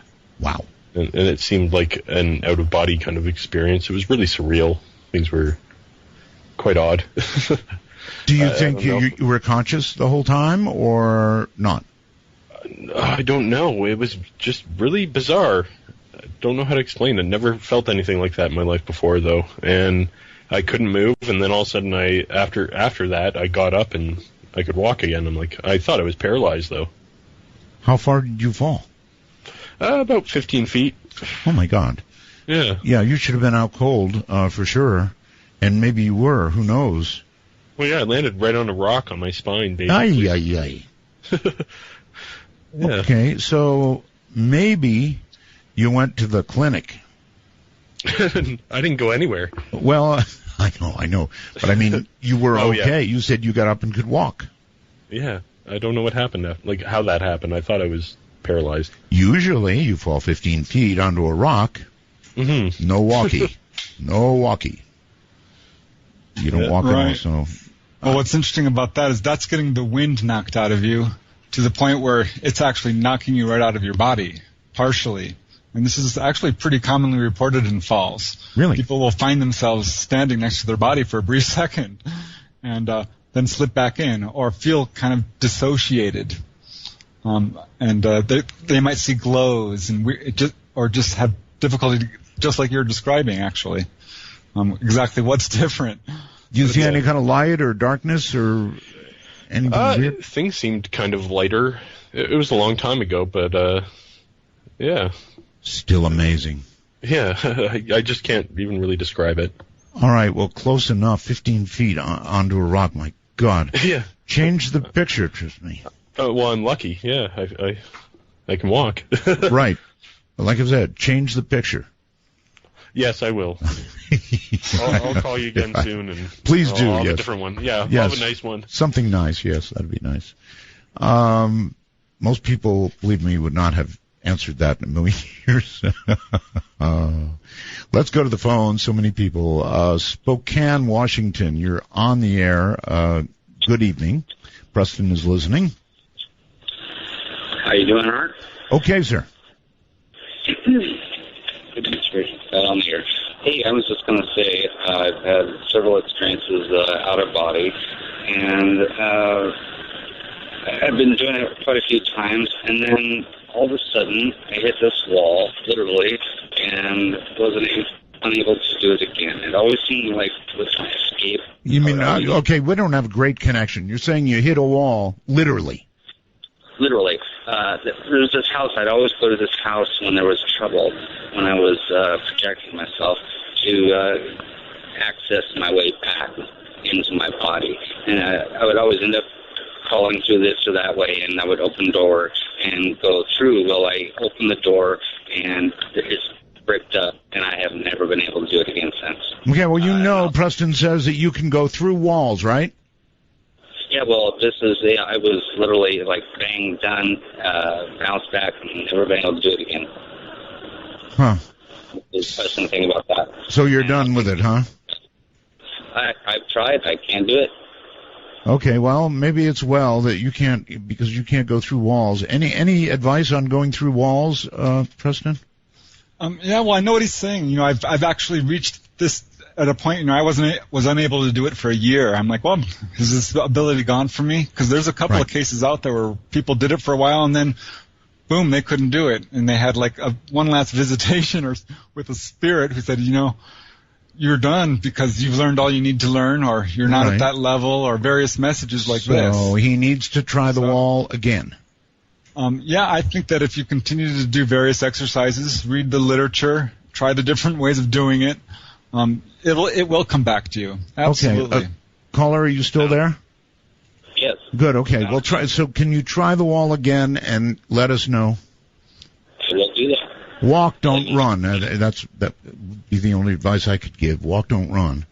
It's going to hurt if you. But on the other hand, maybe that would show your determination. You just go way back and take a big run at the wall. Yeah, I've done it, and I bounced right off. Oh. I did. But, you know, I didn't hurt myself, but I sure felt it. God, if this was a travel agency, you'd be so broke. And there was another time I was like out on my balcony, and I'm standing on the rail. I'm thinking, you know, I wonder if I'm actually out of body. And I'm like, God, you know, if I fall, this could be terrible. I'm like, no, I'm actually out of body. I know I must be, because I wouldn't be standing on the rail. Let me guess, you jumped. And so I jumped, and I fell all the way down 3 stories. And lived to be on a radio program and tell about it, right? All right, Preston. Hold tight. This is Midnight in the Desert. I'm Art Bell. He came from somewhere back in hell long ago. Sounds about the fool, don't see, trying hard to recreate what had yet to be created. Once in her life, she musters a smile for his nostalgic tale. Never could be near what he wanted to say, only to realize I used to be a rolling stone, you know. If a cause is right, I need to find an answer on the road. I used to be a heart beating for someone, but the times change. The less I say, the more my work gets done. 'Cause I live in faith, it's Philadelphia freedom. Midnight Matters are best handled by those that understand how to move in the darkness, like Art Bell. To call the show, please dial 1-952-CALL-ART. That's 1-952-225-5278. You know, I really wish that was true, that I know how to move in the darkness. I know how to do talk radio in the darkness, but when it comes to astral travel or out-of-body experiences, not so much. I've had one that just was wonderful and scared me really seriously on the other side, and none since. And I think it's the fear. I do believe that it's the fear. And Preston may have helped you tonight, but on the other hand, he may not have. Some scary stuff, actually. Preston, you're back, and I think somebody's with you on the international line named Luke. Luke, are you there? That's right. I am, actually, yeah. Good. I'm glad you're there, Luke. Where are you, by the way? I'm from Australia. I'm actually about 100 k's away from Melbourne in Geelong. Down under. Yeah. I've been listening to you for many years now, and this is actually the first time I've been able to listen to you live, and it's just incredible. I thought, what the heck, I'll try and see if I can call up and... You know? Yeah, it's live. That's right. It's live worldwide, and it's just that Australia, Japan, you know, the Southeast Asian areas are all sort of at a good time for the show, and a lot of people, I think, don't realize it is live, but it is right now.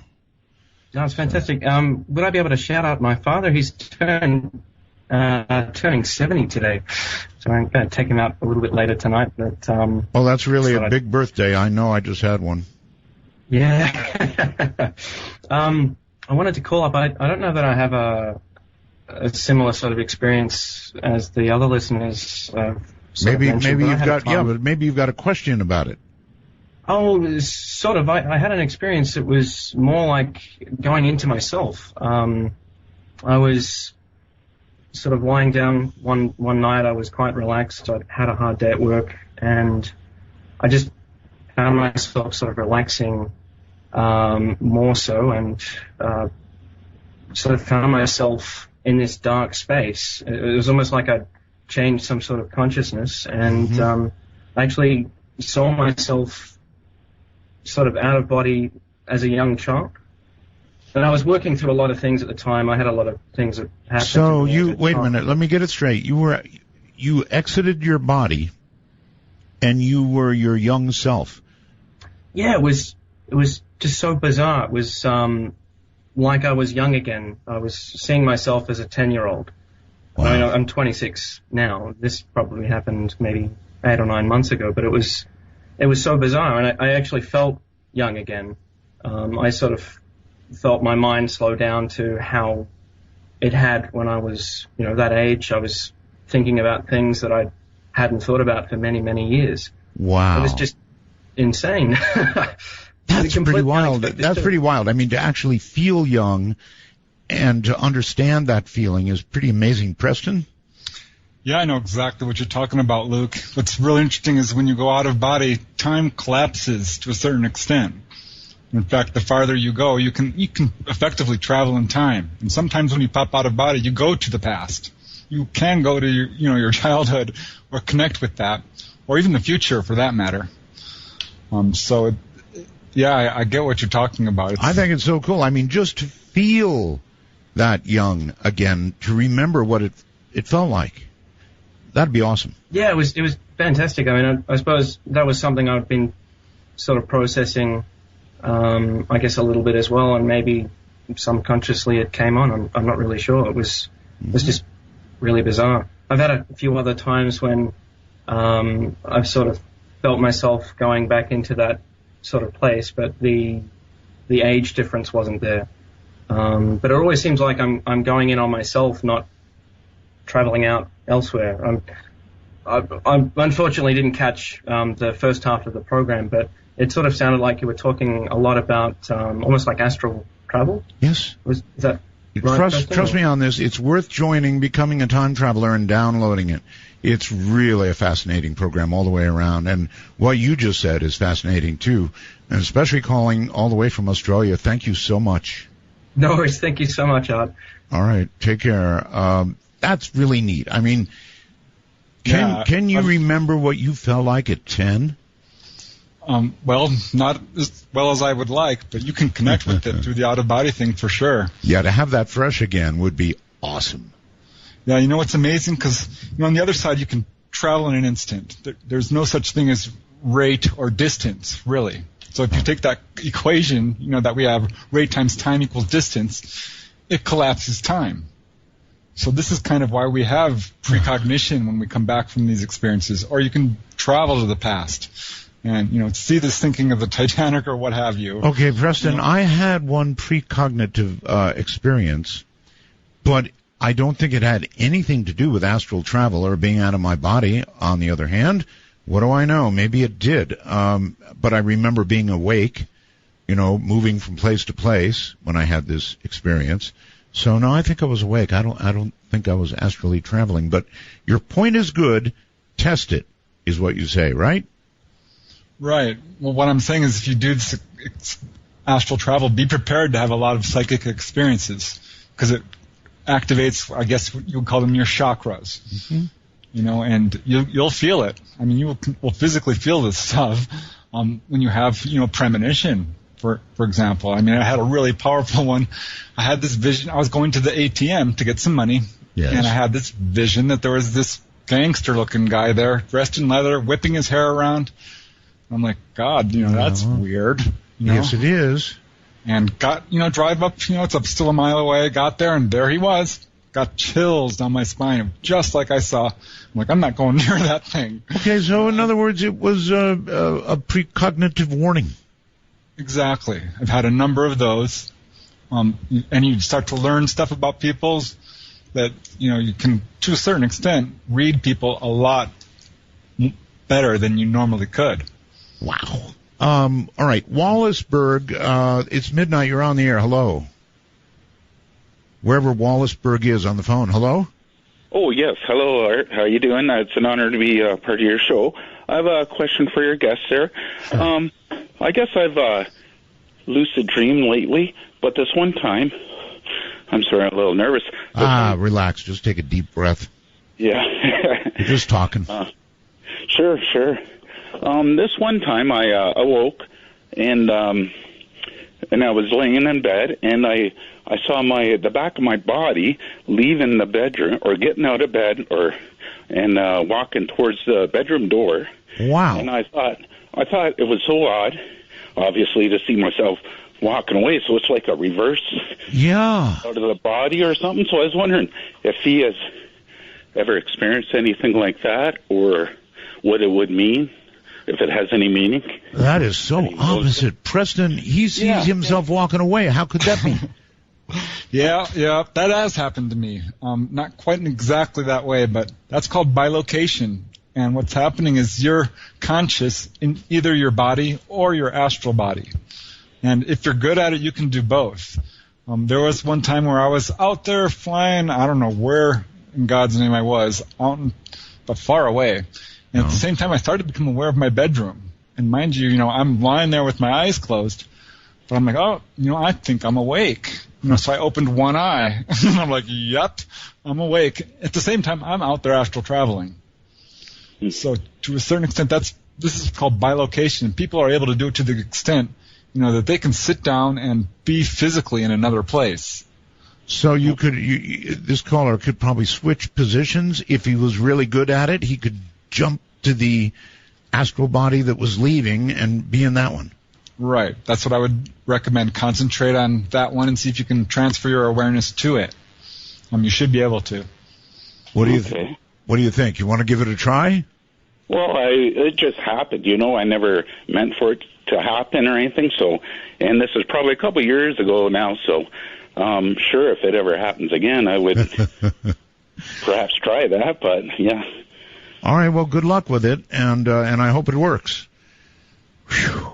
This is a lot to take in. It really is. Let's go to Nick on Skype. Hi, Nick. Hello. Hello. Can you hear me? Oh, sure. Just fine. Hey, Art, long-time listener. I'm glad you're back. Real quick, I just had a question for Mr. Preston. Has he ever confused, or I don't know how to put it another way, out-of-body experiences with lucid dreaming? Because I know that as a kid, I used to practice lucid dreaming a lot.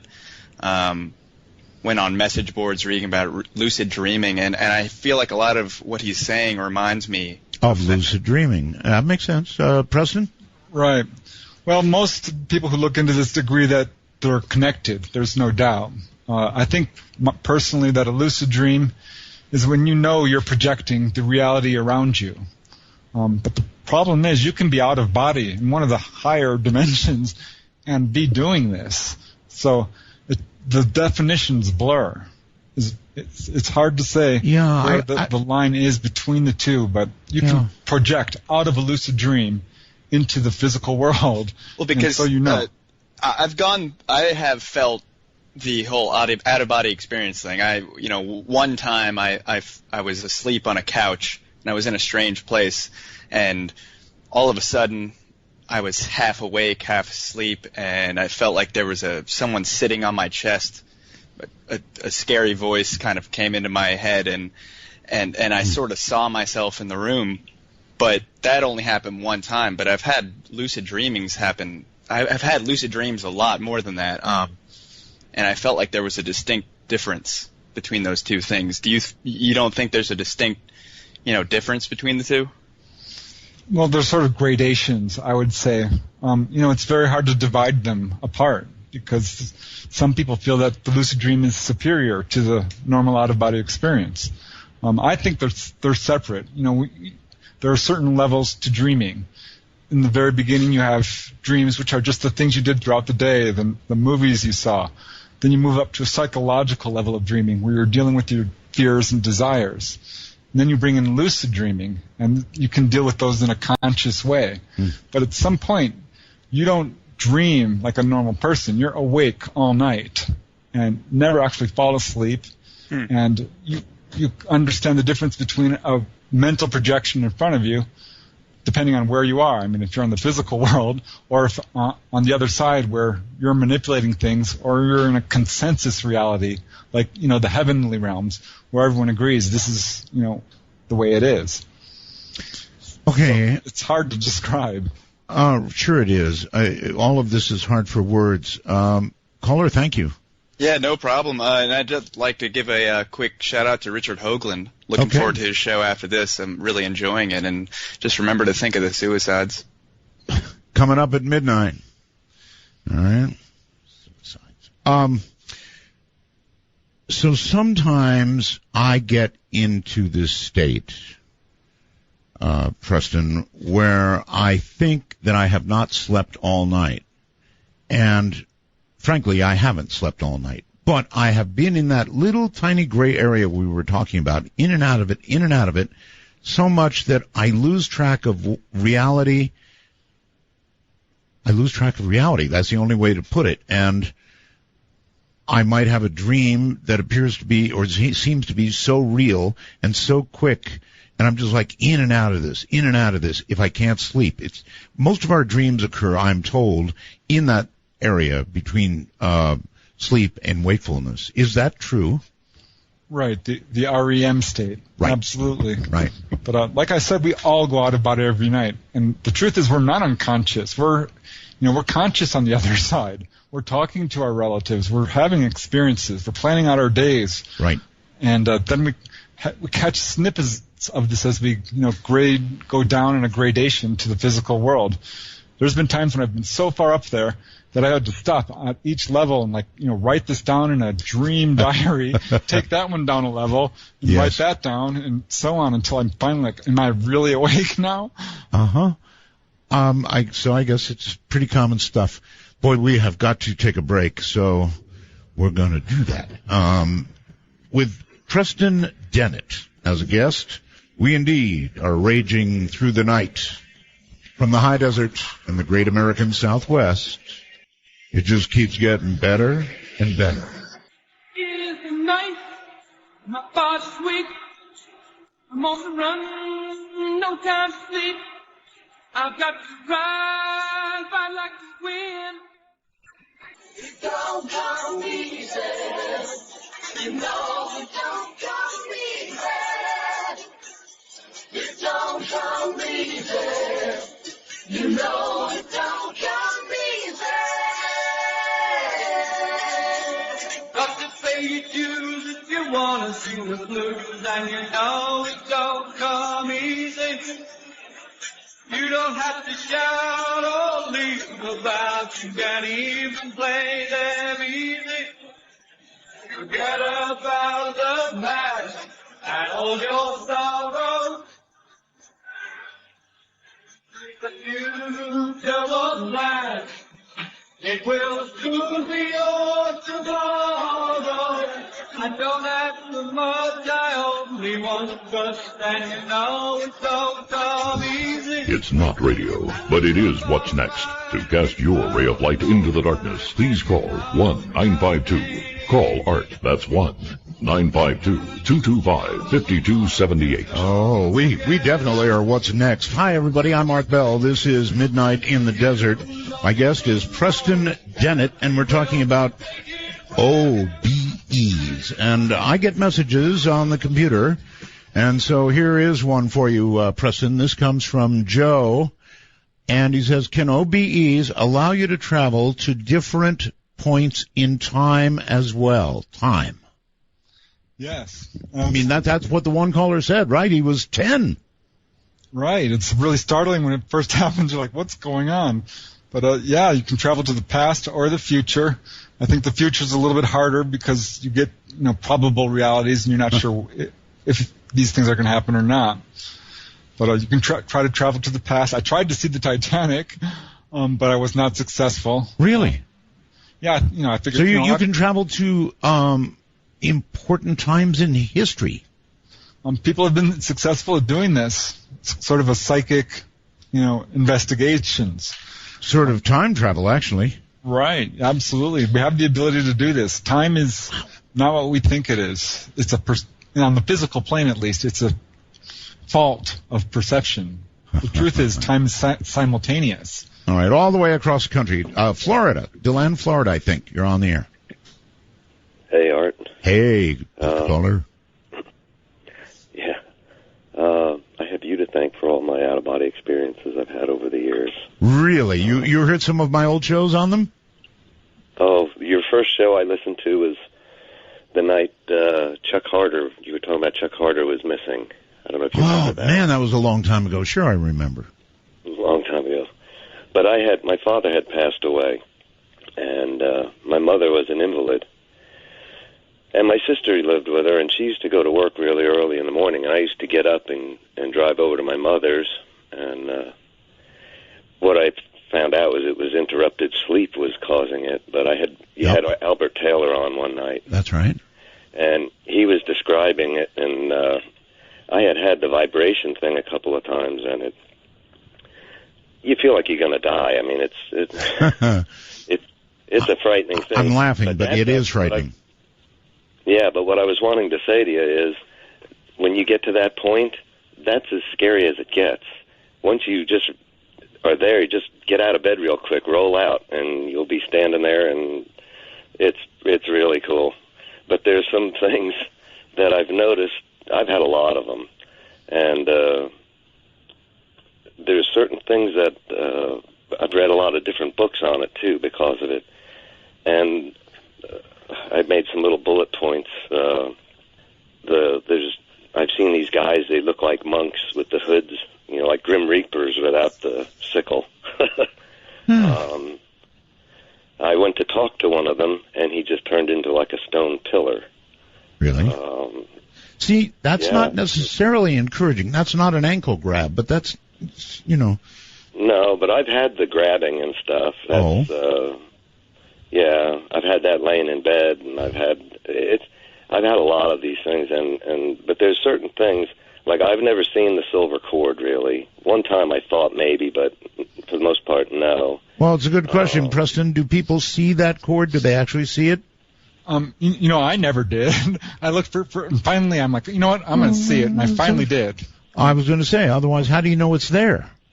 Well, it's there because enough people report it, and if you look hard enough, you can find it. For some people, it's a tiny little filament. For others, it's a big white hose. Right. Some people never see it at all. Some people see it symbolically. I'd want to see it, and I'd actually want to test its tensile strength. Exactly. Yeah, you can do that. So you've never caller, you have finally seen it, or what? Not really. I had an obstruction in my vision one time, but when they talk about like commanding stuff, I think it was William Buhlman had in his book about clarity now. Oh, it's unbelievable. That really, you can see good. The other thing is sometimes when you're laying there when you've got the vibration thing going on, right? That third eye bit, that's pretty neat because all of a sudden you can see, but your eyes are closed. But yeah, it's just quite an experience. Well, right away, seeing with your eyes closed, that'd be a big tip-off right there. Yeah, well, how I always have done it, I've laid in bed and just focused on my breathing. Right. And as you breathe in, I just make like it's coming up my feet, up my legs, and then out. And while I'm relaxing, and then when you think you're relaxed, you can kind of like relax one more time. You just get more limp. A lot of times I'll focus on a little shape, a triangle or a square or something. Right. But then the other thing that helps also for me is thinking about I think it was Albert Taylor might have said it, but thinking about where you are in your body, and it's like, 2 inches behind your eyes or whatever, And when you think about that, you get to where you don't feel your arms and legs anymore. You're just so relaxed. But that's usually when you hear the roaring sound or the people talking to you or what. I mean, it's very strange. But once anymore, I haven't had one in quite a while. But I noticed when I was doing it, I got to where I could have them pretty much every night if I wanted to. But it drains you something terrible. I mean, sure. If you do it back-to-back couple of nights, you feel like you've been hit by a truck. I mean, and then what happens is you get so tired, you just, when you go to sleep, you just won't have one. But what did it for me was the interrupted sleep, and I didn't know what it was. And like I say, going over to my mother's in the mornings there, and then laying back down to get another hour or two of sleep. And when I first had it, I didn't know whether to go to like the hospital or what, because that vibration feeling and you just feel like you're going to die, it's very unsettling. But like I say, I had that several times and I had no idea what it was. But then I heard Albert on your show talking about it, and he was saying about, you have to just go with it. And it's scary to do, but the first time I did it, well, it's easy to say. It's easy to say, but it's not so easy to actually do if you're afraid. Well, no, I was afraid, and that was the thing. But Albert, was saying, you just got to go with it. And I just got to the point where I wasn't enjoying having the vibration thing all the time. Oh no! And then, like I say, as soon as you roll out, that's gone. That's the scariest part. Once you get to that point, that's as bad as it. From there on, it's just really cool. Then you can. I've stood on the moon, Art, and looked at the Earth, and picked up a handful of. It was like beach sand. Just I did the same thing. Did the same darn thing. Really? Yeah, couldn't believe it. To hear you say that, it's so cool because that's exactly what I did. The first night that the first time I fell out of my body, and I was laying on the floor looking up at my legs on the bed, and it was like, and then boom, I was back. But then the next night, I was able to completely just roll out, and I got to the foot of the bed, and I was standing there. I could see my wife and myself sleeping, and I was a little hesitant to leave the room, and I did, like triple somersaults and stuff right there. It was just amazing. And then I was back, and after that, I got brave, and I thought, okay, I'm going to go somewhere, and I dove through the front windows in the bedroom, which I thought was going to take me out into, like, my front yard. And I ended up in the tunnel with the light at the end. Wow. And that was quite a ride. And I got to the end of where the light was, and I stopped, and I thought, this isn't where I want to go right now. And I was right back up the tunnel and back in my body. I was about to ask you if you considered the John Lear thing at that point, but apparently not. Yeah, no, like I say, it's a lot. When you have it happen to you, it's just a lot of information all at one time because it's... And the other thing, and I forgot who it was that mentioned it. Got to be really quick. We're coming up on break here. I think it was Albert Taylor had mentioned about your higher self. Right. And I've requested that one time, well, actually more than once, but it's like an inverted tornado over your top of you with just swirling, and it's the most intense euphoria you've ever could imagine, and it gets so intense it just bangs you right back in your body. That I've never gone beyond that. All right, well that is the safety return, and this is where we have to safely depart. I'm Art Bell. This is Midnight. When I think back on all the crap I learned in high school, it's a wonder I can think at all. And my life with education hasn't hurt me none. I can read the writing on the wall. Cold throne, the beautiful. For Dark Matter News, I'm Leo Ashcraft. Vitamin B3, an essential part of our diet. Its deficiency in humans can lead to nausea, anemia, and tiredness. Fortunately, it can be gobbled up from sources such as salmon, avocados, and nuts. But now scientists are eager to find out if there's another unexpected source: space. A team of researchers thinks that vitamin B3 could have been made on icy dust grains in the depths of space. It would, in this scenario, have been delivered to Earth on structures of comets and asteroids. Past research has shown that vitamin B3 is present on carbon-rich meteorites in ratios between 30 and 60 parts per billion. The team decided to recreate the formation of vitamin B3 in space-like conditions. They used a mixture of gases, including pyridine, which can be found in space in carbon dioxide ice. Pyridine is one of the building blocks of vitamin B3. So the team was interested to see if it could manifest itself as vitamin B3 in these space-like conditions. The results from the experiments were promising. The researchers tested their theory by cooling an aluminum plate to negative 423 degrees Fahrenheit in a vacuum to replicate the freezing temperatures of space.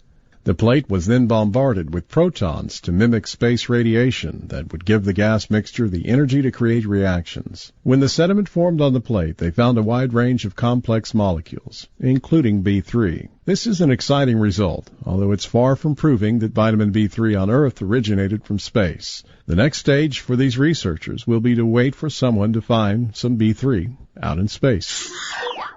A landmark discovery was announced by NASA this month: the possibility of a second Earth in Kepler 452b.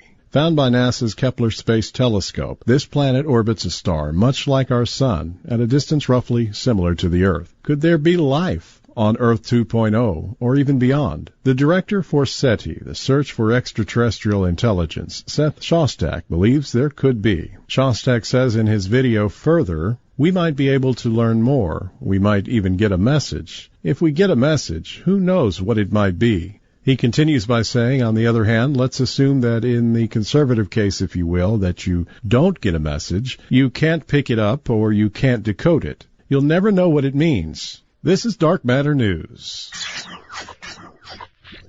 The city of Berkeley, California passed a law that goes into effect next month requiring cell phone stores to inform customers about safety recommendations. The move reopened a decades-old debate about whether mobile phones cause brain tumors. The ordinance, called the Right to Know Law, will start to require retailers to give customers a handout or display a sign in stores telling them about federal regulations on the amount of radiation that cell phones can emit and the instructions on safe phone use. The information will also go beyond the current regulations by stating that children and anyone carrying their phone in a pocket or bra could be at increased risk of radiation exposure. What the law does not require is that consumers be provided information about the specific health risks of being exposed to radiation. Researchers say that it is highly probable that long-term cell phone use can cause brain tumors. In 2011, the World Health Organization classified the kind of low-energy radiation that cell phones emit as possibly carcinogenic because of a link between cell phone use and a type of malignant brain tumor called glioma and a benign brain tumor called acoustic neuroma. Both types of brain tumors are rare. About 5 in 10,000 adults are diagnosed with glioma in the United States every year, whereas about 10 in a million people develop acoustic neuromas every year.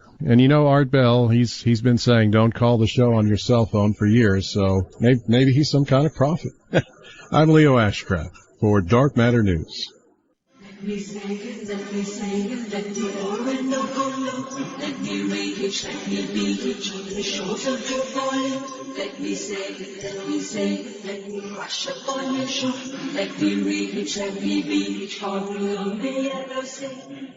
Want to take a ride?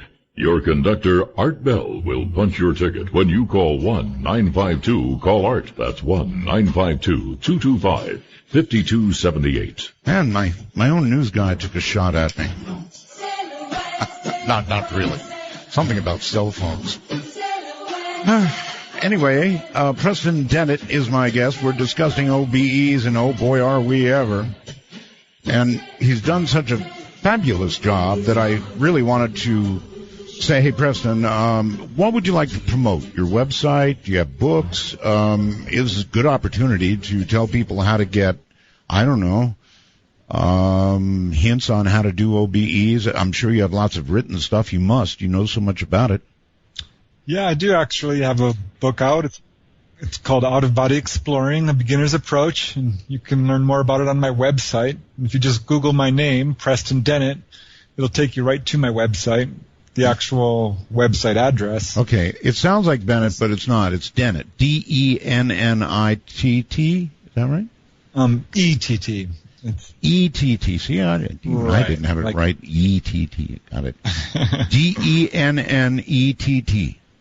Right, I got all my books there, excerpts, and you can contact me through my website if you have any questions or stories you'd like to share. I'm always interested in hearing from people about this subject and UFOs as well. Do you ever give people personal help? Excuse me? Do you ever give people personal help? Oh yeah.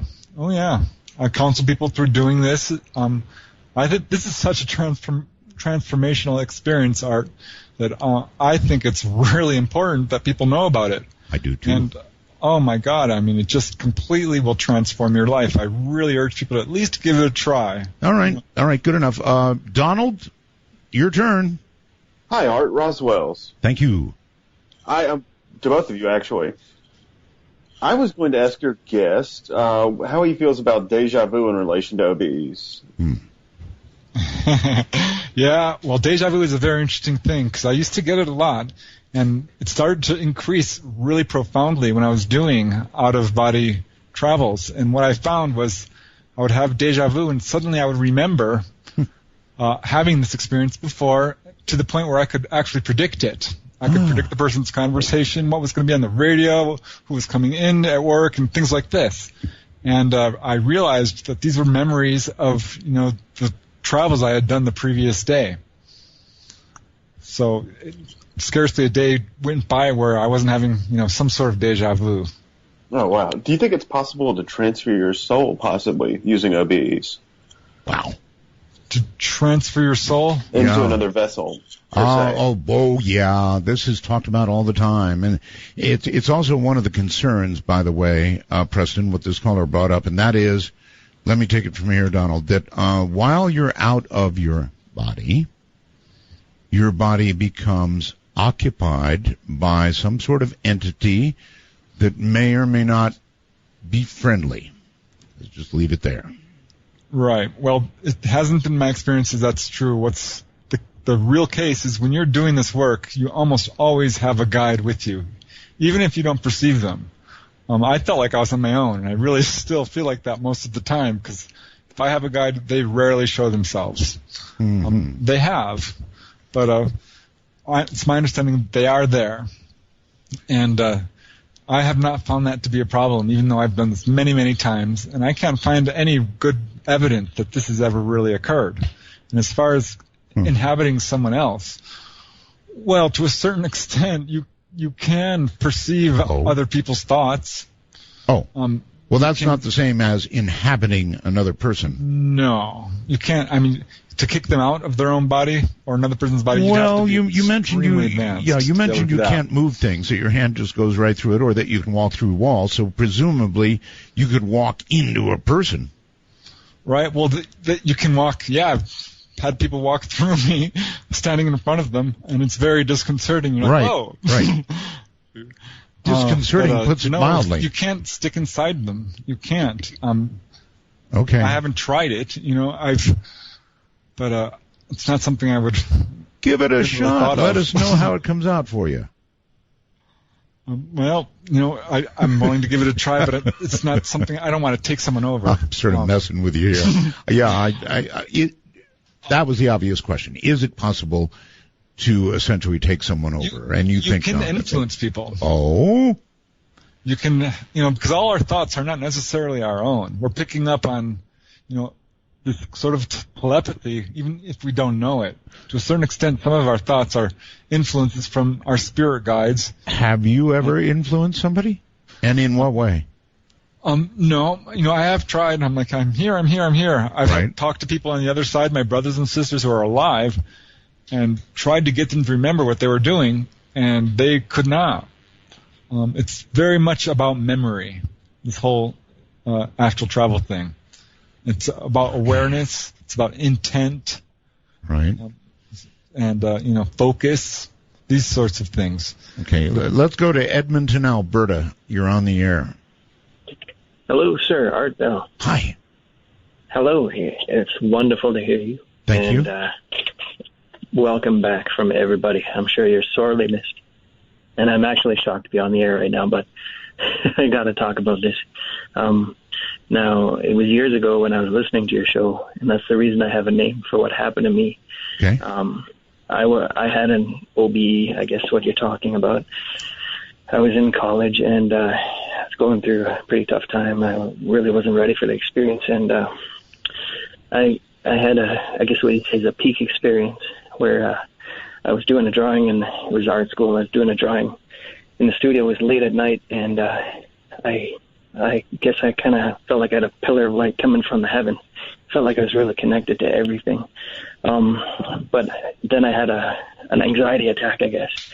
So went home that night, and my dad picked me up from the hospital. And mind you, no drugs here. I'm not a drug user. No, but drugs is a very good question. We'll ask that. Yeah, nothing like that, Art. Even back in my college days, I was a pretty straight guy. Now, what happened is I went to sleep and had the sleep paralysis. And shortly thereafter, I saw the roof of my bedroom, the stucco on the roof, and it looked like the room was bathed in a kind of like a street lamp light. Now, I missed the earlier part of the conversation, but I don't know if that's common. Now, Preston, is there anything common about that? Oh yeah. When you go out of body, everything glows around you. The whole world kind of glows, and the higher you go, the brighter it glows. Okay. Wow. Yeah, and I had like the buzzing and all that, and there was anyway. My question is kind of, does that sort of physical and mental anxiety tend to cause those experiences? Because I haven't had a full OBE since then, though I have had sleep paralysis quite frequently, and I still have it, but it doesn't frighten me as much anymore because I kind of learned to live with it, right? It used to terrify me. Now it doesn't so much, but I wonder if you could tell me about that. Right. Well, absolutely. Yeah. Fear of death is where this sort of thing is, I think, coming from. It's the most pervasive fear that we have. And this is something that confronts it head on. And it can cause extreme fear and anxiety and terror. And it's something that we all have to work through. And this is why it's such a great thing for, elevating you spiritually and working along the spiritual path. This is a great way to face your fears, I guess, is Sure. what I'm saying. All right, let me ask you about drugs. There are those who say they have experiences very much as you have described, or part of what you have described, with certain mind-altering drugs. Is this an avenue you have experimented with or know about? I have not experimented with it. I haven't taken hallucinogens or any of these so-called, drugs which do apparently have an effect like this. And I do know of a couple of cases at least where people have had drug overdoses. And some of those people definitely go all the way to the light. They do, and they don't always come back, but some do come back with these profound out-of-body experiences that they've had. So it's possible to do it through the influence of drugs or as a result of drugs. It's not something I would recommend. Okay. There are various ways of doing this. People, do what you call diet purification things. You don't have to stop eating meat. I've done this under the influence of alcohol, which is, I guess, an interesting That is fact. interesting. You would think alcohol, which initially and for a very short time is a stimulant, but then becomes a depressant, I believe. It's much harder to do. I've noticed that. It's easier to do all this stuff if you're clear-headed, if you're not an angry person, if you don't have things you've procrastinated. Right. All these problems. But if you can work through all this sort of baggage within your personality. Got it. All right. It makes it a lot easier. All right. Let's go to Andy and whoever's with Andy in the background. Hi, Andy. Hello, Art. Yes, it's my baby's awake and my wife. That's who you've been hearing in the background. That's all right. Where are you?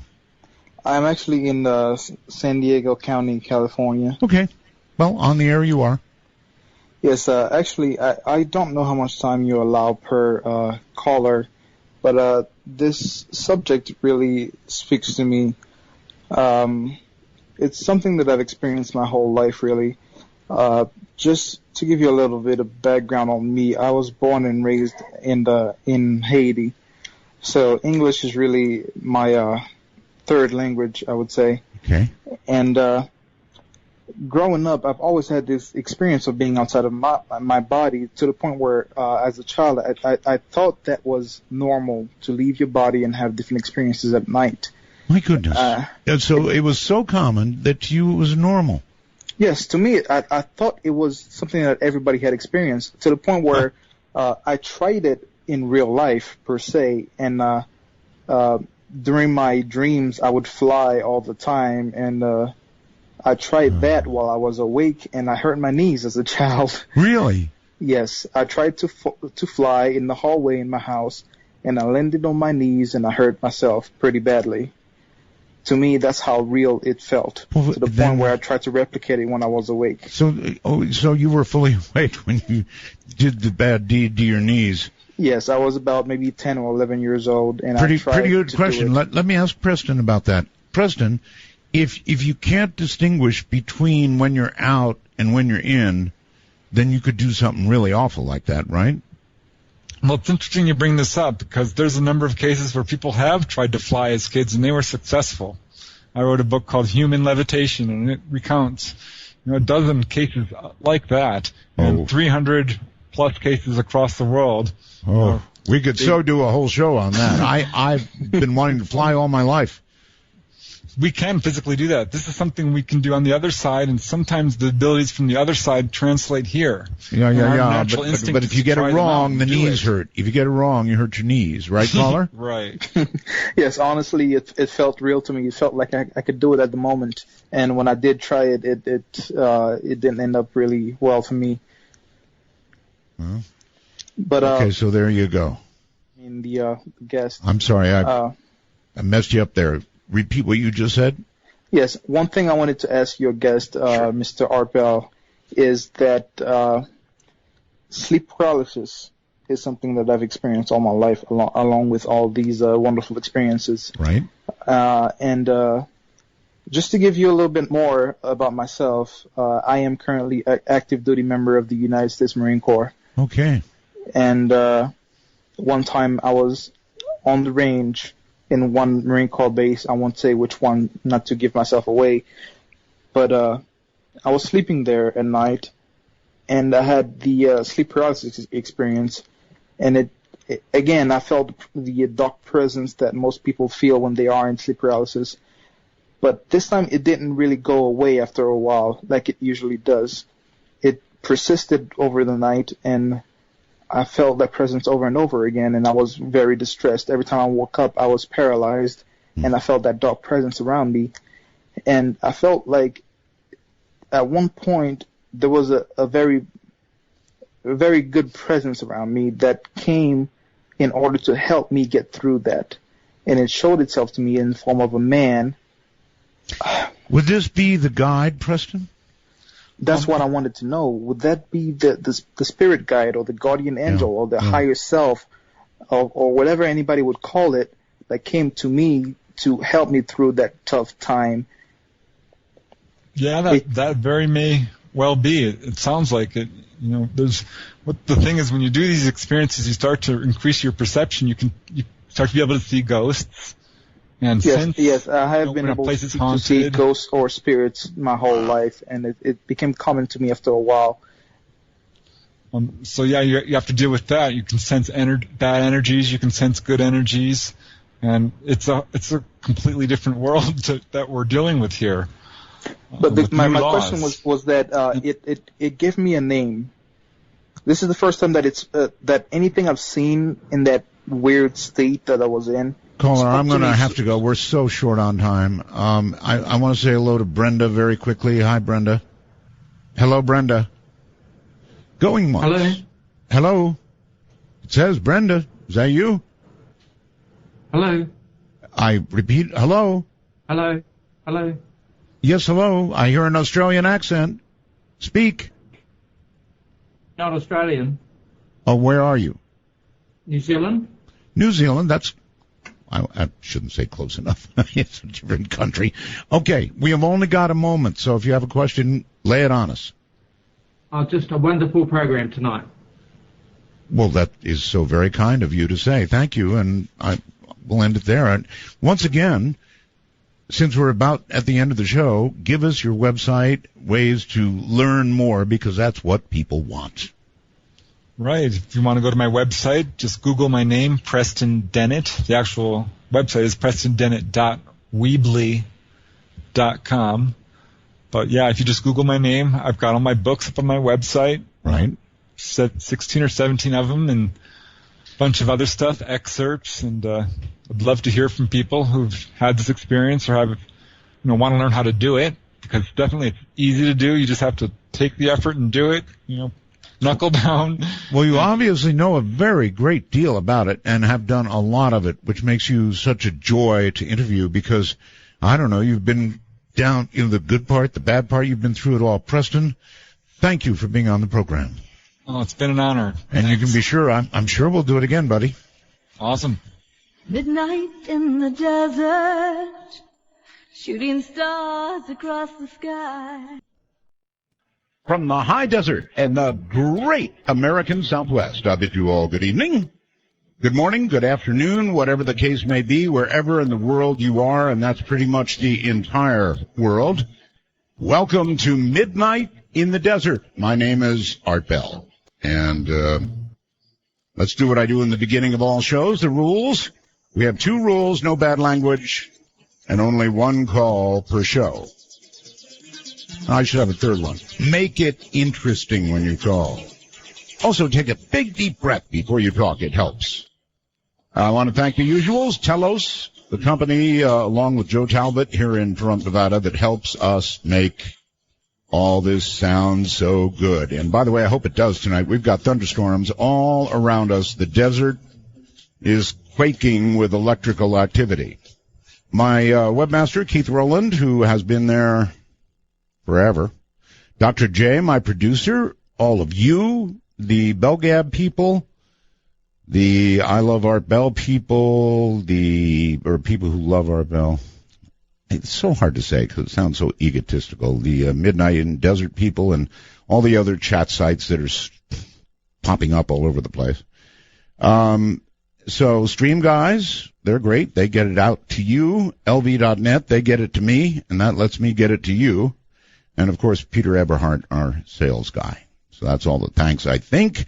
Go to artbell.com. Now, why am I telling you to go to artbell.com? Because we have a photograph there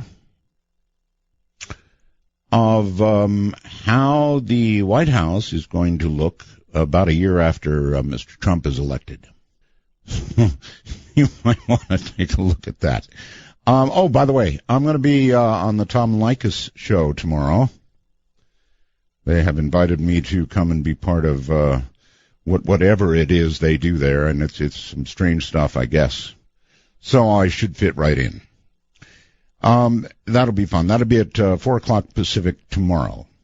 All right, so we've got this barnacle-encrusted wing part, which Boeing is saying, yep, part of a 777. Really could only be part of that 777 because it's the only one that's crashed out there.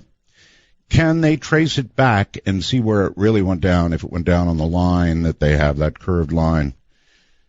I don't know. That's a reach, I think, for modeling. Anyway, they also picked up a suitcase today, a suitcase that belonged to perhaps somebody on that ill-fated flight. The mainstream thinking, the mainstream talking head people, is what I should say, still think that it was a man-done deal. And it probably was. It made an awful lot of turns. NBC ran a very interesting article on China. 700 successful cyber attacks on the U.S. this last year. Maybe we should get hold of Anonymous. I do have that contact, you know. And they should fight China. They could probably do it. I'm not sure how the NSA is doing, but maybe my friends at Anonymous really could make a difference. And one other story, and then we'll get to our guest who's going to be really something, Dr. Dvorak. Well, I'll get to that in a moment. A swarm of UFOs, and this is on Artbell too, artbell.com. A swarm of UFOs have been caught on camera by many, many, many in Japan's port city of Osaka. The footage, which has been viewed by about 9,000 people now, so it's pretty young. It's released on a Japanese YouTube channel as well. Spherical objects glowing white can be seen flying across the sky in the low-quality video. I'm sorry about that. And some users have speculated they are evidence of ET life. Well, who knows? But the Japanese UFO sighting seems eerily similar to one in London, where concert goers there witnessed a bright group of lights overhead in Hyde Park. So these are mass sightings. I mean, it's not like one or two people. This is many, many, many people seeing all this. Coming up in a moment, Dr. John Dvorak. He received his Ph.D. in planetary geophysics from the California Institute of Technology in Pasadena. That was followed by working for the U.S. Geological Survey on earthquakes and volcanoes, including the 1980 eruption of Mount St. Helens, other eruptions in Hawaii, Alaska, Italy, Central America, and Indonesia. They get big ones. Currently, Dr. Dvorak operates one of the largest telescopes at the summit of Mauna Kea in Hawaii. Hope I got that right. His professional interests include the question of scientific evidence for life beyond planet Earth and whether the multiverse exists. So this is going to be a lot of fun. So coming up in a moment, Dr. Dvorak, stay right where you are. You're listening to Midnight in the Desert. And this Midnight in the Desert is filled with lightning, electricity, and lots of storms out there, so you never know. I was justified when I was five. Blazing cane, I spit in your eyes. Times change and I will forget that. But the fever's gonna catch you when the bitch gets back. We meet on a Friday.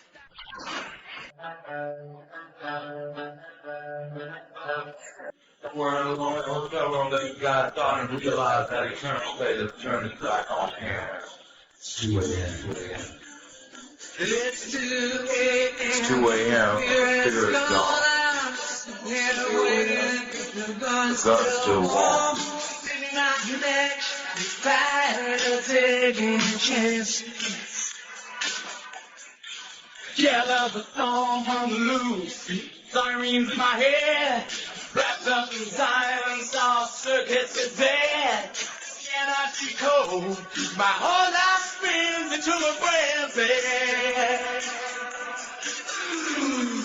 As I'm stepping into the twilight zone, this is the madhouse. Feels like being gone. Take a walk on the wild side of midnight. From the kingdom of Nye, this is Midnight in the Desert with Art Bell. Please call the show at 1-952-225-5278. That's 1-952-CALL ART. Let me modify that just a little. Make note of the number, please, but don't call it as of yet. Just hang in there. We'll let you know when it's time. Let's go all the way to Hawaii and Dr. Dvorak. Doctor, welcome to Midnight in the Desert. Well, hello, Art. It's great to be here tonight. It's great to have you. Anybody with your credentials is always great to have on the program. And you've got such a wide range of cool stuff you want to talk about.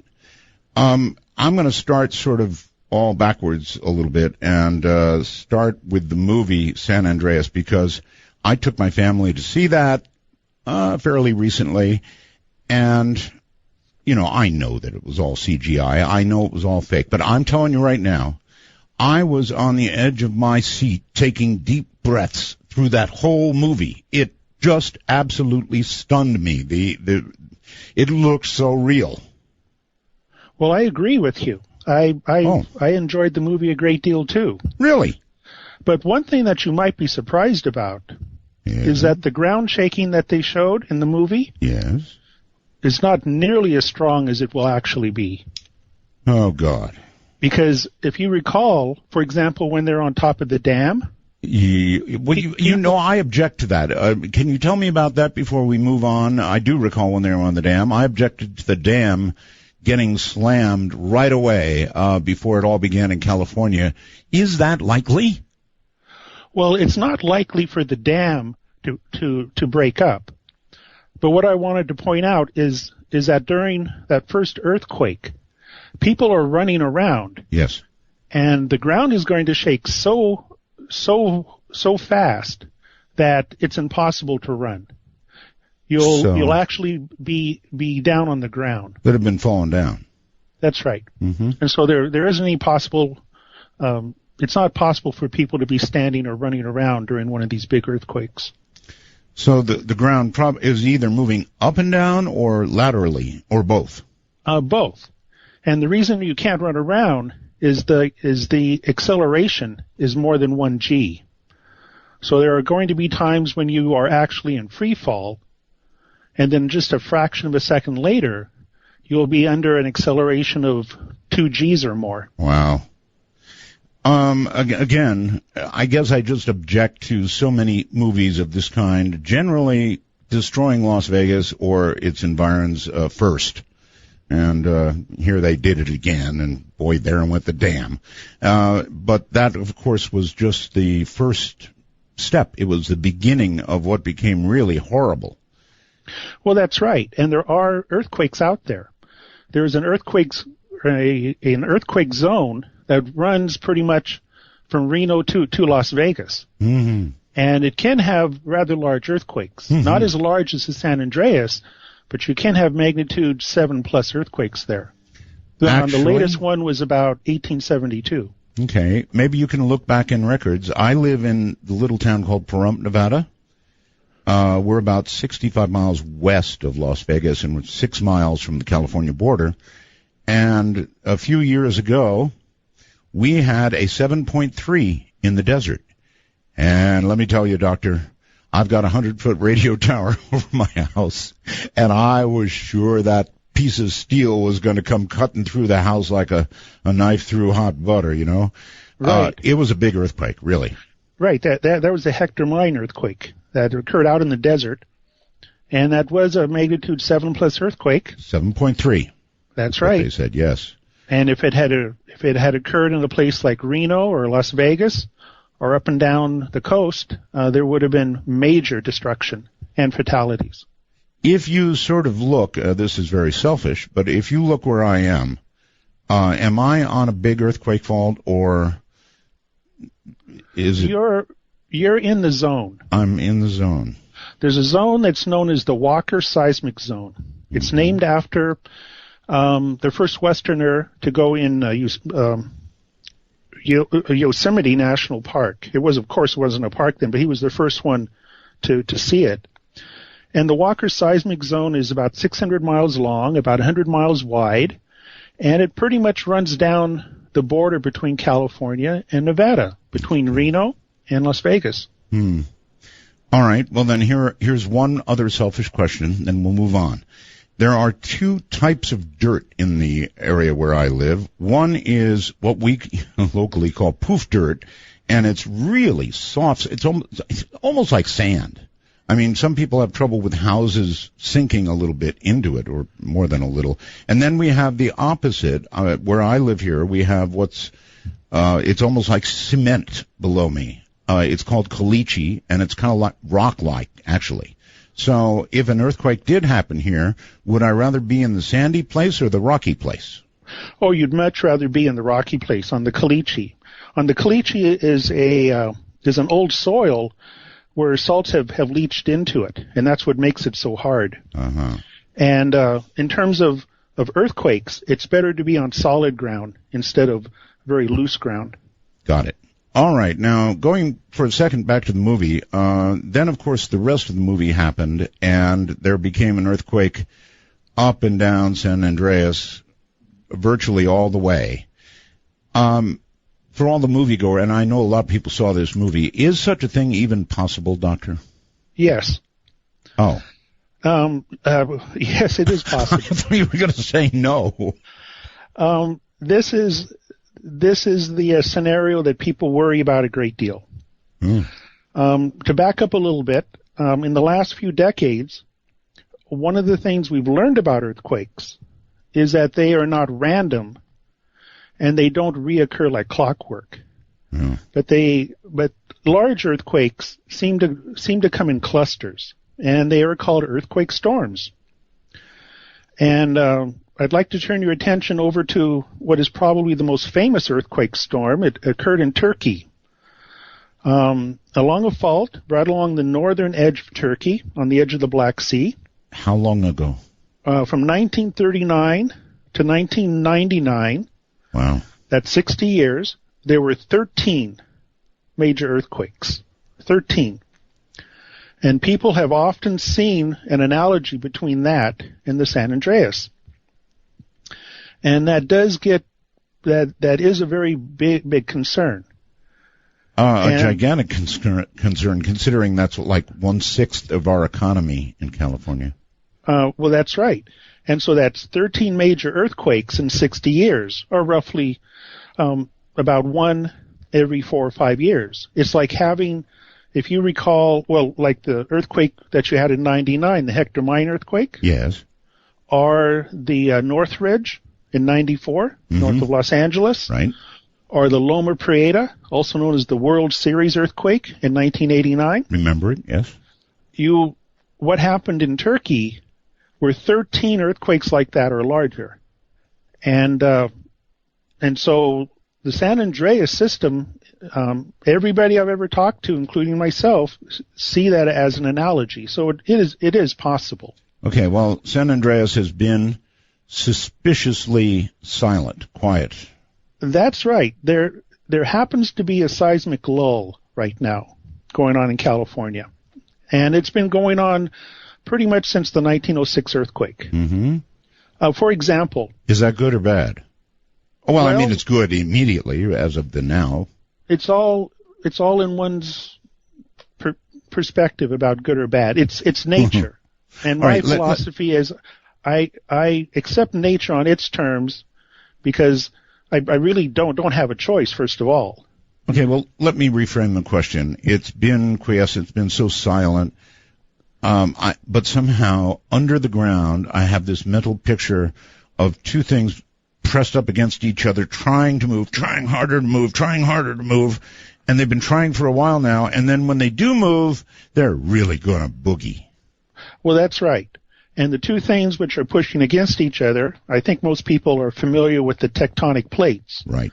That the outer part of the planet has a dozen or more plates that are moving very slowly, and where they come together, they're stuck, and they sort of grind against each other. Right. And the only way of releasing this is by a big earthquake, and so it's inevitable.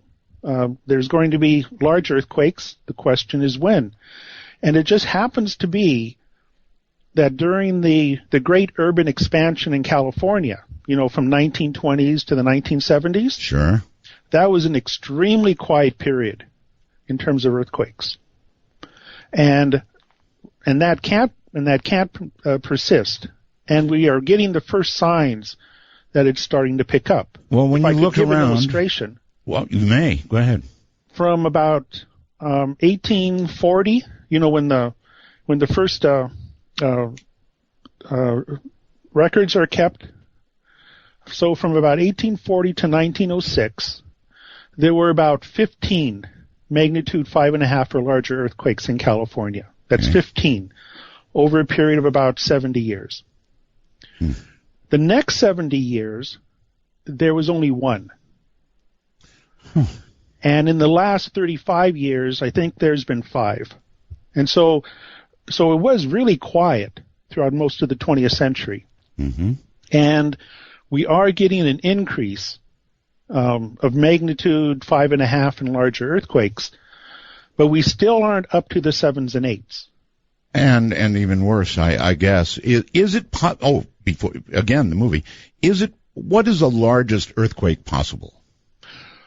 Well, the largest one on the planet would be somewhere in the mid-9s, like what happened in Japan, right? Or happened in Sumatra, right? And what is going to happen up in Washington and Oregon. Oof. But in California, the largest one is about an 8.2. Now that is still a huge earthquake that's going to cause a lot of havoc and destruction and fatalities. Particularly if the epicenter is under some nearly populated area. That's right. Now the San Andreas, the only mega city that it goes through is the Bay Area. It goes north of Los Angeles, but there are certainly many splinters of it that run through Los Angeles, like the Hollywood Fault. Right. I mean, if you ever go to Hollywood, everyone stands at Hollywood and Vine. Sure. And you look north, and you see that round building of Capitol Records. Yes. You look beyond that, and Vine Street makes a ramp up. That's the Hollywood Fault. Most movies destroy that building, by the way. That's right. It's a very convenient building. I guess it is, and it's a landmark. But in reality, it's close, huh? A few hundred feet away from the Hollywood Fault. Holy moly. Okay. So something in the 8+ is possible in these areas, and certainly up in the San Francisco Bay Area, huh? Oh, yes. And not just the San Andreas. People are very concerned about the Hayward Fault. That runs from just about San Jose up through Fremont and Oakland and Berkeley. There's a lot of recent concern about the Hayward. Yes. In fact, there was a felt earthquake there just a few weeks ago. Did you say a felt earthquake? Yes, it was a magnitude 4. Okay. So people felt the shaking, but I don't think there was any destruction. But the reason people are also concerned about Hayward, the last major earthquake was 1868. There was about 24,000 people lived in the East Bay.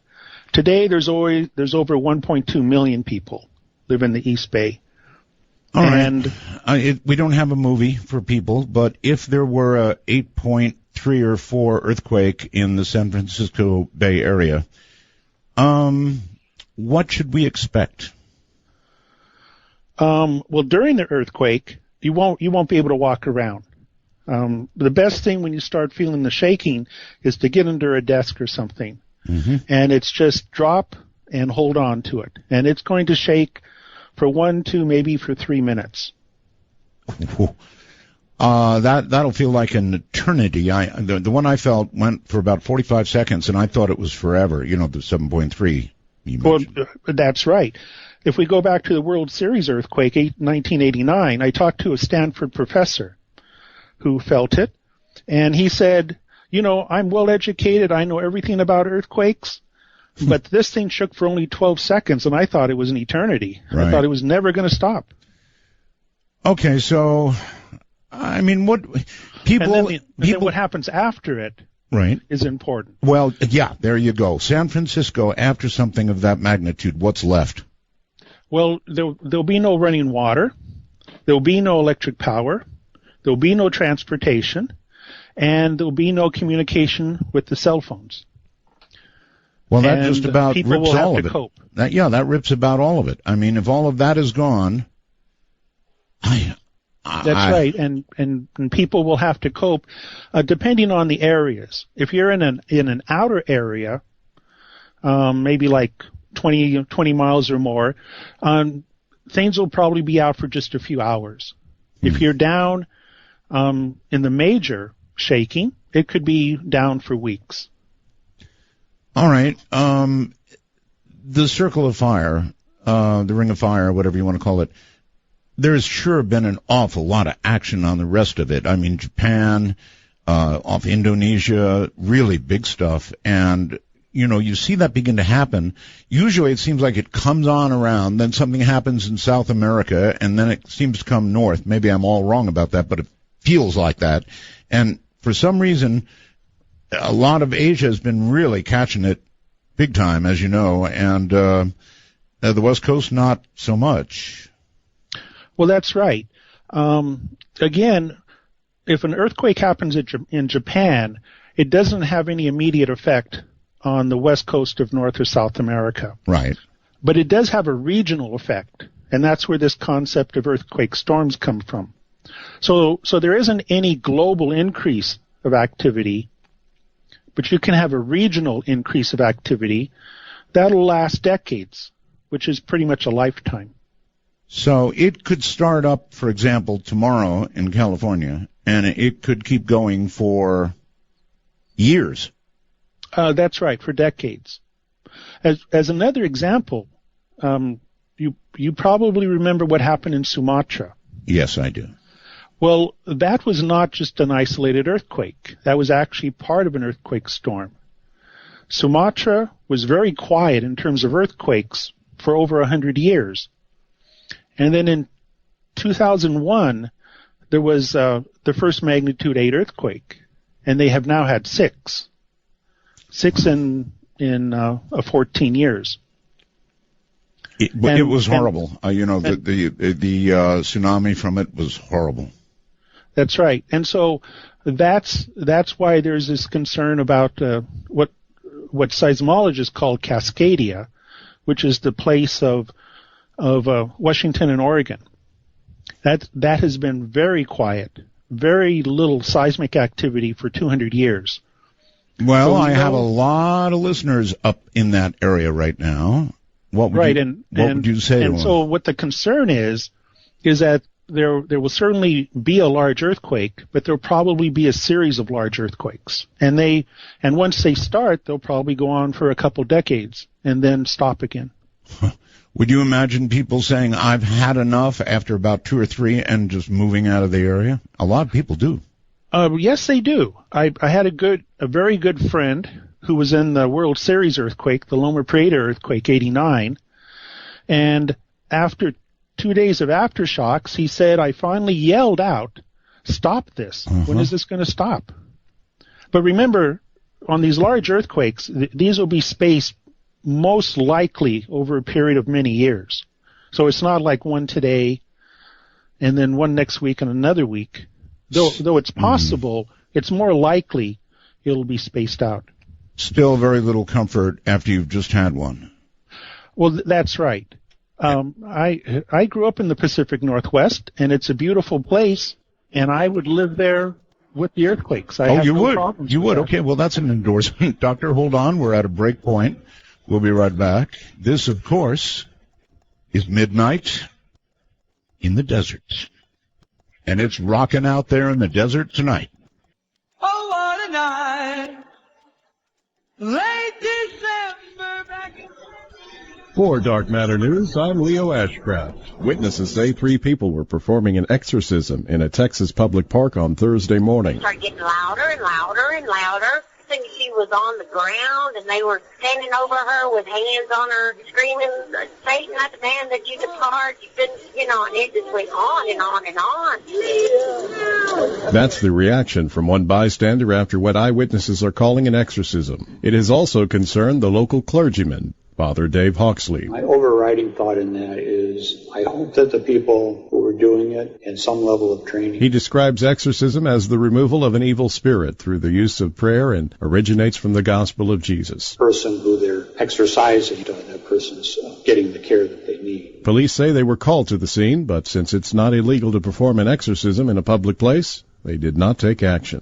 No injuries were reported. A Hillview man has been arrested after he shot down a drone flying over his property, but he's not making any apologies for it. It happened Sunday night at a home in Bullitt County, Kentucky. Hillview police say they were called to the home of a 47-year-old William Meredith after someone complained about a firearm. When they arrived, police say Meredith told them he had shot down a drone that was flying over his house. The drone was hit mid-air and crashed. Well, we might be a little closer to interplanetary travel after scientists have recently confirmed that an electromagnetic propulsion drive, which is fast enough to get to the moon in 4 hours, actually works. The EM drive was developed by the British inventor Roger Shawyer nearly 15 years ago, but was ridiculed at the time as being scientifically impossible. It produces thrust by using solar power to generate multiple microwaves that move back and forth in an enclosed chamber. This means that until something fails or wears down, theoretically the engine could keep running forever without the need for rocket fuel. The drive, which has been likened to Star Trek's impulse drive, has left scientists scratching their heads because it defies one of the fundamental concepts of physics, the conservation of momentum, which states that if something is propelled forward, something must be pushed in the opposite direction. So the forces inside the chamber should cancel each other out. In recent years, though, NASA has confirmed that they believe it works.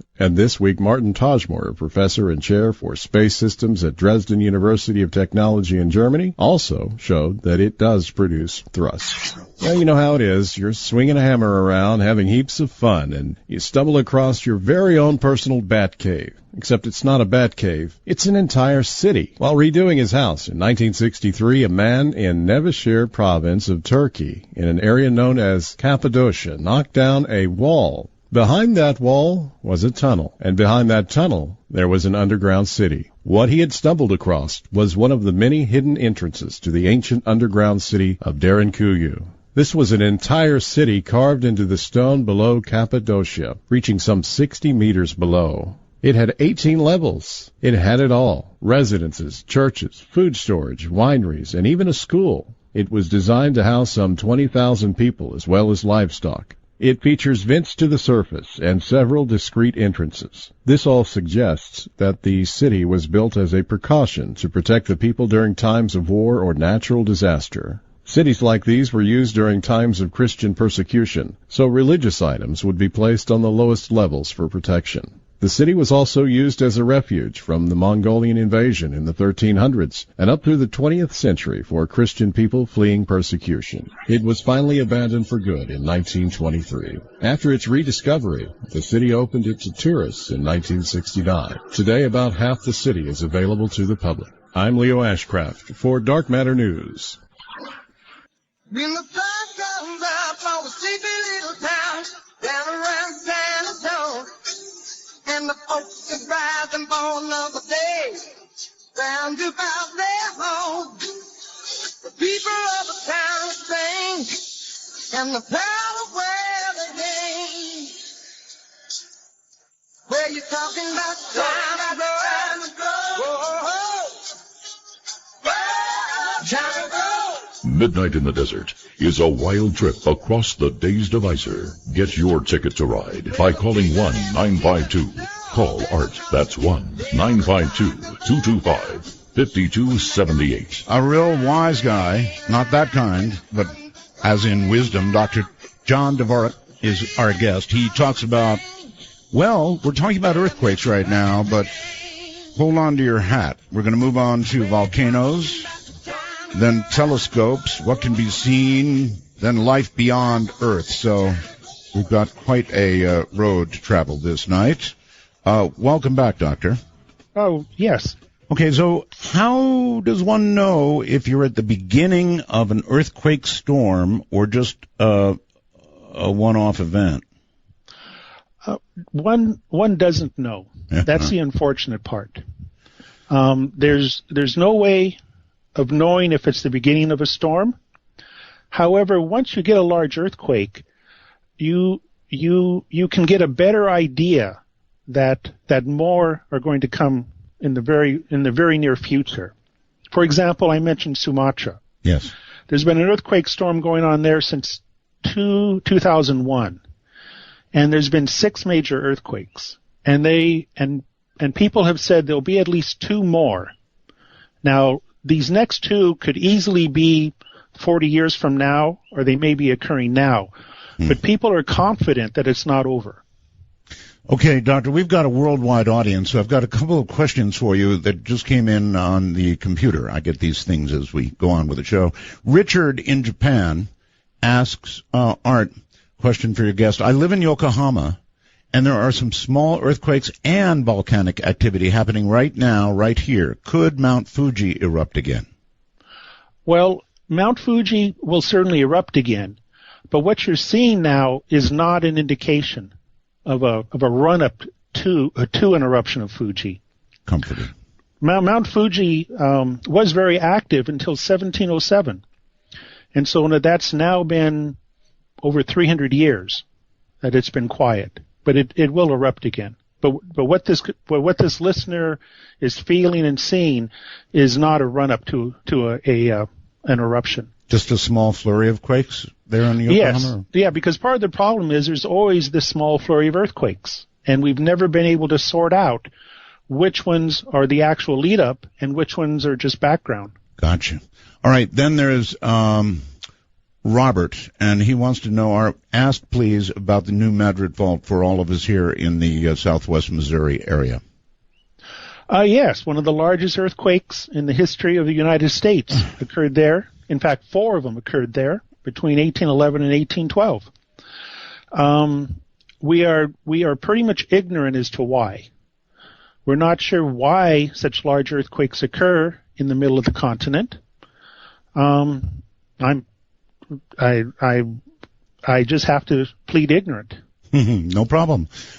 Because nobody knows. So if you don't know, it's better to say I don't know.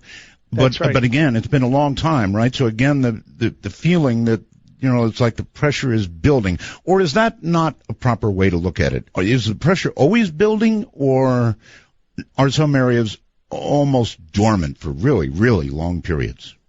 Well, the center of the continents are very, very stable. Like in North America, if you go to Canada, those are very stable platforms, and they're known as cratons. But almost all the geologic activity occurs on the plate boundaries.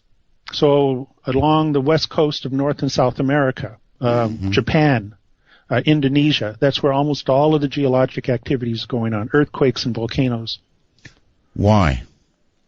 Oh, that's because of the motion of the tectonic plates. As they move across the surface of the Earth, and we live on a sphere, they collide with each other, and it's that collision that's producing the earthquake. So there's really no way to. I know scientists are working really hard in California, but there's no way to predict earthquakes, is there? No one has predicted an earthquake yet, and we're not sure if it's possible. If I could step back, probably the biggest question in seismology today is exactly what is a big earthquake? Meaning, is a big earthquake like what happened in Japan? Is it a small earthquake that just got very big?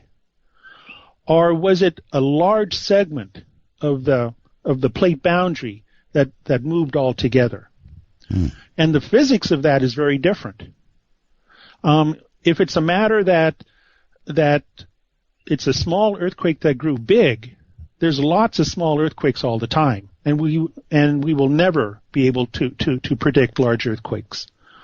But if it's the other case, that a big earthquake actually starts off different, like a whole sliding, then it's possible. And people are frantically trying to answer that question because they know that's the key, whether it's even possible to predict. Okay, maybe this is the wrong way to think of it, but on a mountain, if you've got a pretty big rock, if that rock starts falling down the mountain, it can either go down pretty well unmolested and maybe block a road at the bottom, or it can hit a million other rocks on the way down, and you've got a total landslide on your hands. Down deep in the earth, is there an equivalent to that? I mean, you said a small earthquake might cause a big one. That's kind of what put that in my head.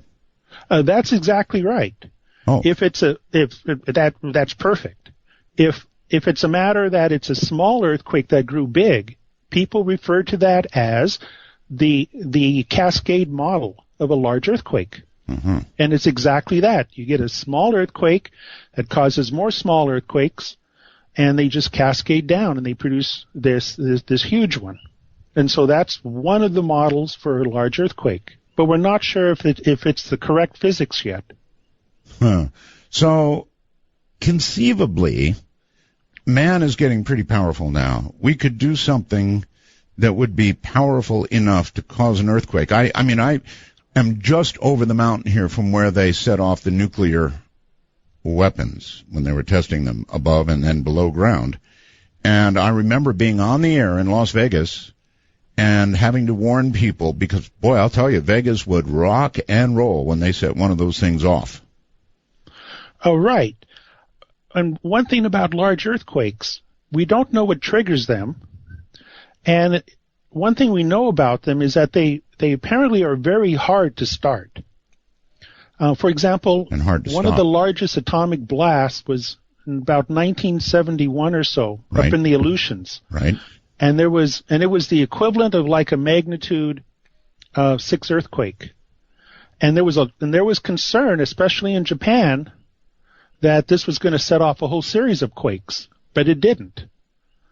And so this whole notion of triggering a big earthquake is right at the core of the science of seismology, and people continue to argue with great passion as to what is the physics of a big earthquake. Indeed. I could ask, if you were to set off a nuclear weapon with a pretty big yield somewhere on the San Andreas, do you think that has a chance of triggering the whole mess?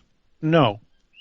It's just not putting enough energy in the ground to do that, or the right type of energy. So in other words, even hydrogen bombs are small energy compared to a big earthquake. Yeah, it has to do with the way that the energy gets put into the earth. Because an explosion is sort of like an impulse. An earthquake is like a sliding. And so if you had a bomb that could actually slide things, it might do it. Let me tell you, a bomb isn't like that. The physics is very different. I see. All right. Let me tell you, your mic is so good, Doctor, and I know you're in Hawaii, right? That I hear a bird in the background. Yeah. The sun is just going down, and that's when the birds start to chirp. Oh, I bet it's gorgeous. It's beautiful in Hawaii every day. Well, I hear that.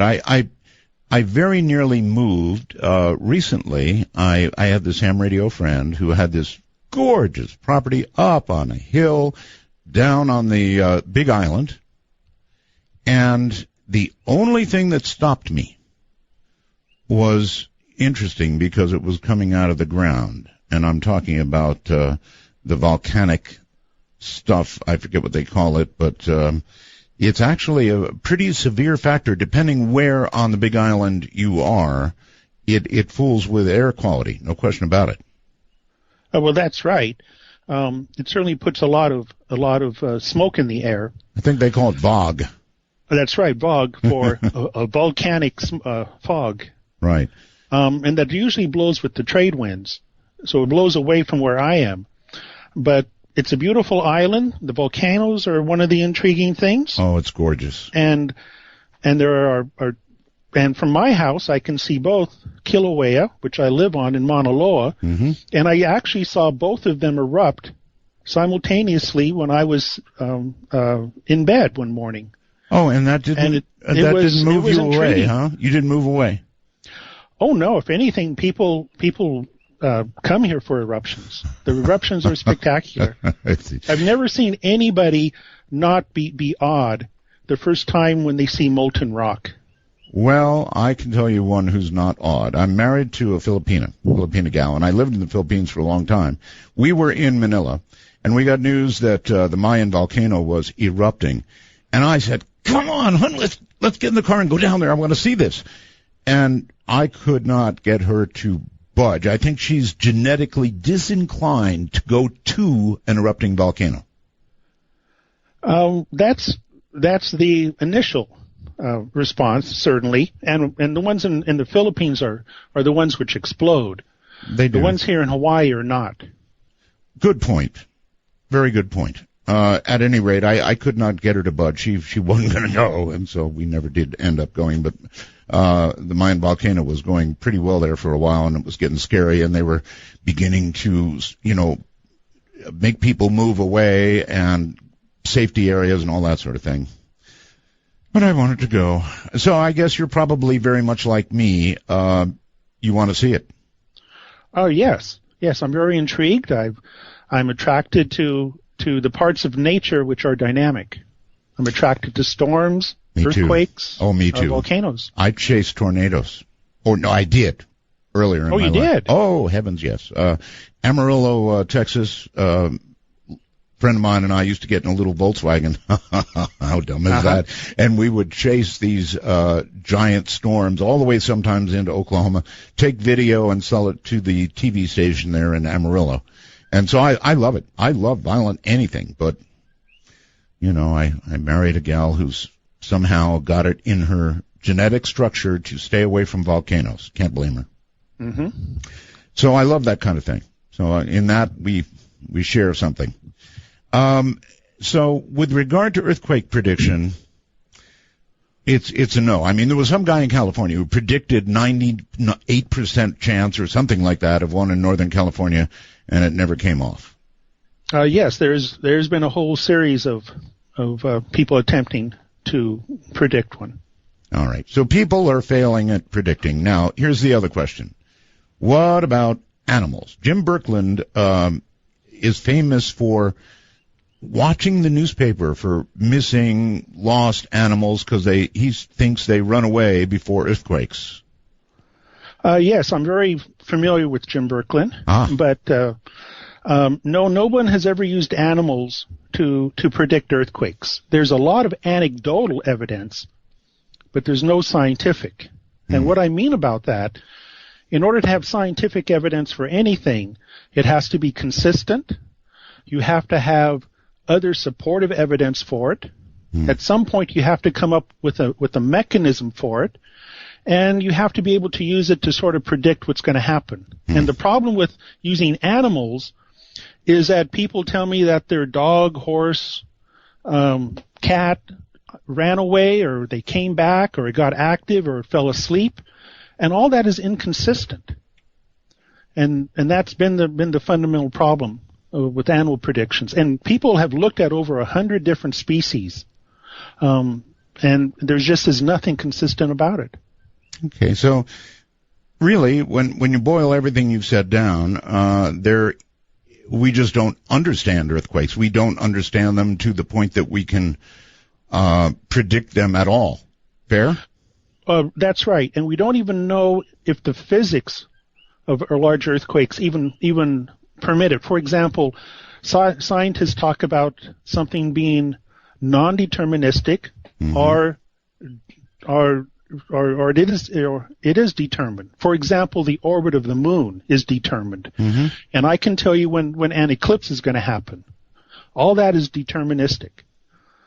Earthquakes seem to be non-deterministic, which means we may not have any hope of predicting them. I know that's just the physics of it. Right. They've set up lasers looking across mountain ranges and looked for movement, and they've done all these different things, and so you just can't predict. It certainly isn't possible today. All right. Sort of then on to volcanoes. I do have a fear of Yellowstone. Yellowstone, I've seen predictions of what would happen if Yellowstone blew up, and they're not good at all. Well, let me say, I've never met a volcano I didn't like. Even Yellowstone? I find them intriguing. The ones at Yellowstone with the boiling pots, the geysers. Oh, that's cool, yeah. And even looking at the debris from the last major eruptions, all of that is very spectacular. That said, if the caldera, boom, blew up, what would happen? Well, the main effect, of course, is the tremendous amount of ash, which will go. I don't recall exactly what the maps are, but if you're within 50 miles or so, you'll probably have 3 to 4 feet of ash. And even as far as New York, you'll probably have something like 1/10 of an inch of ash. That will certainly raise havoc to transportation and the farmland and so forth, the economy. But such a thing is extremely unlikely. Good. Honestly, good. Now, again, I've got a lot of Northwest listeners, and of course, they're very concerned about Mount St. Helens with good reason. Right, I was at Mount St. Helens in 1980. You were there? Oh, yes. Oh my! That's when I started my career. I couldn't believe my great fortune. Well, from our perspective, I understand your statement. Most people would go, "Oh, really? Great fortune?" Well, the eruption was spectacular, and dealing with putting in instruments, standing on the ground as it shakes like Jello, and just to be. Well, the one that I was close to was not St. Helens. It was one down in Indonesia, just less than a mile away when it blew up, and that was the night that my life changed. It was an epiphany to me when I was just within a mile or two of this volcano exploding, and I had just been in the crater a couple hours earlier. It was a spectacular sight. You had just been in the crater. Yes, we had just gone in the crater. This was Galungu. I doubt if people remember when it exploded in 1982. We were actually at the top of a volcano called Merapi, 50 miles away, during its first explosion. Right. And then we got in Land Rovers and we rushed over there as fast as we could. You do realize you're describing things with a sort of I don't know, a zealot's excitement about how cool it is. Most things that people would move away from, run from. So it's kind of interesting to listen to. I understand it. If you could promise me one thing. Yes, sir. Don't tell my mother. Okay? But have you described these things to your mom? Never. Oh, really? Oh, she said, "Well, what did you do?" I said, "Well, I had dinner and then we all went to bed. I mean, it was just a quiet night, Mom." But anyway. All right, we're at a break point. That break point I told you about. We'll be right back. The midnight moon was drifting through the lazy sway of the trees. I saw the look in your eyes, looking into mine, seeing what you wanted to see. Darling, don't say a word, 'cause I already heard what your body's saying to mine. I'm tired of fast moves, I've got a slow groove on my mind. I want a man with a slow hand. Come on, men and women. Scott. Oh, that got cut off, didn't it? Let's try it again. In that darkest time between dusk and dawn, from the high desert, it's Art Bell's Midnight in the Desert. Now, here's Art. Oh, well, that'll do, I guess. Electronics. All right, Dr. Dvorak is my guest, and we're talking about calamitous things, actually. And, yeah, I used to chase tornadoes, and I can't tell you the thrill of seeing the sky utterly dark in front of you, big roll cloud coming, the sun peeking out somewhere, and then suddenly a tornado dips down. Now, even the meteorologists on the Weather Channel have a hard time, Doctor, sort of hiding their elation at what they're seeing. This baby is amazing. But then, on the other hand, they have to say, but of course it's awful and very dangerous. Get in your basements right now. So people like us, it's like riding a fine line, isn't it? Well, that's right. And when you feel in your heart, you're very much torn apart because these events are very destructive. Yes. But they're extremely awesome.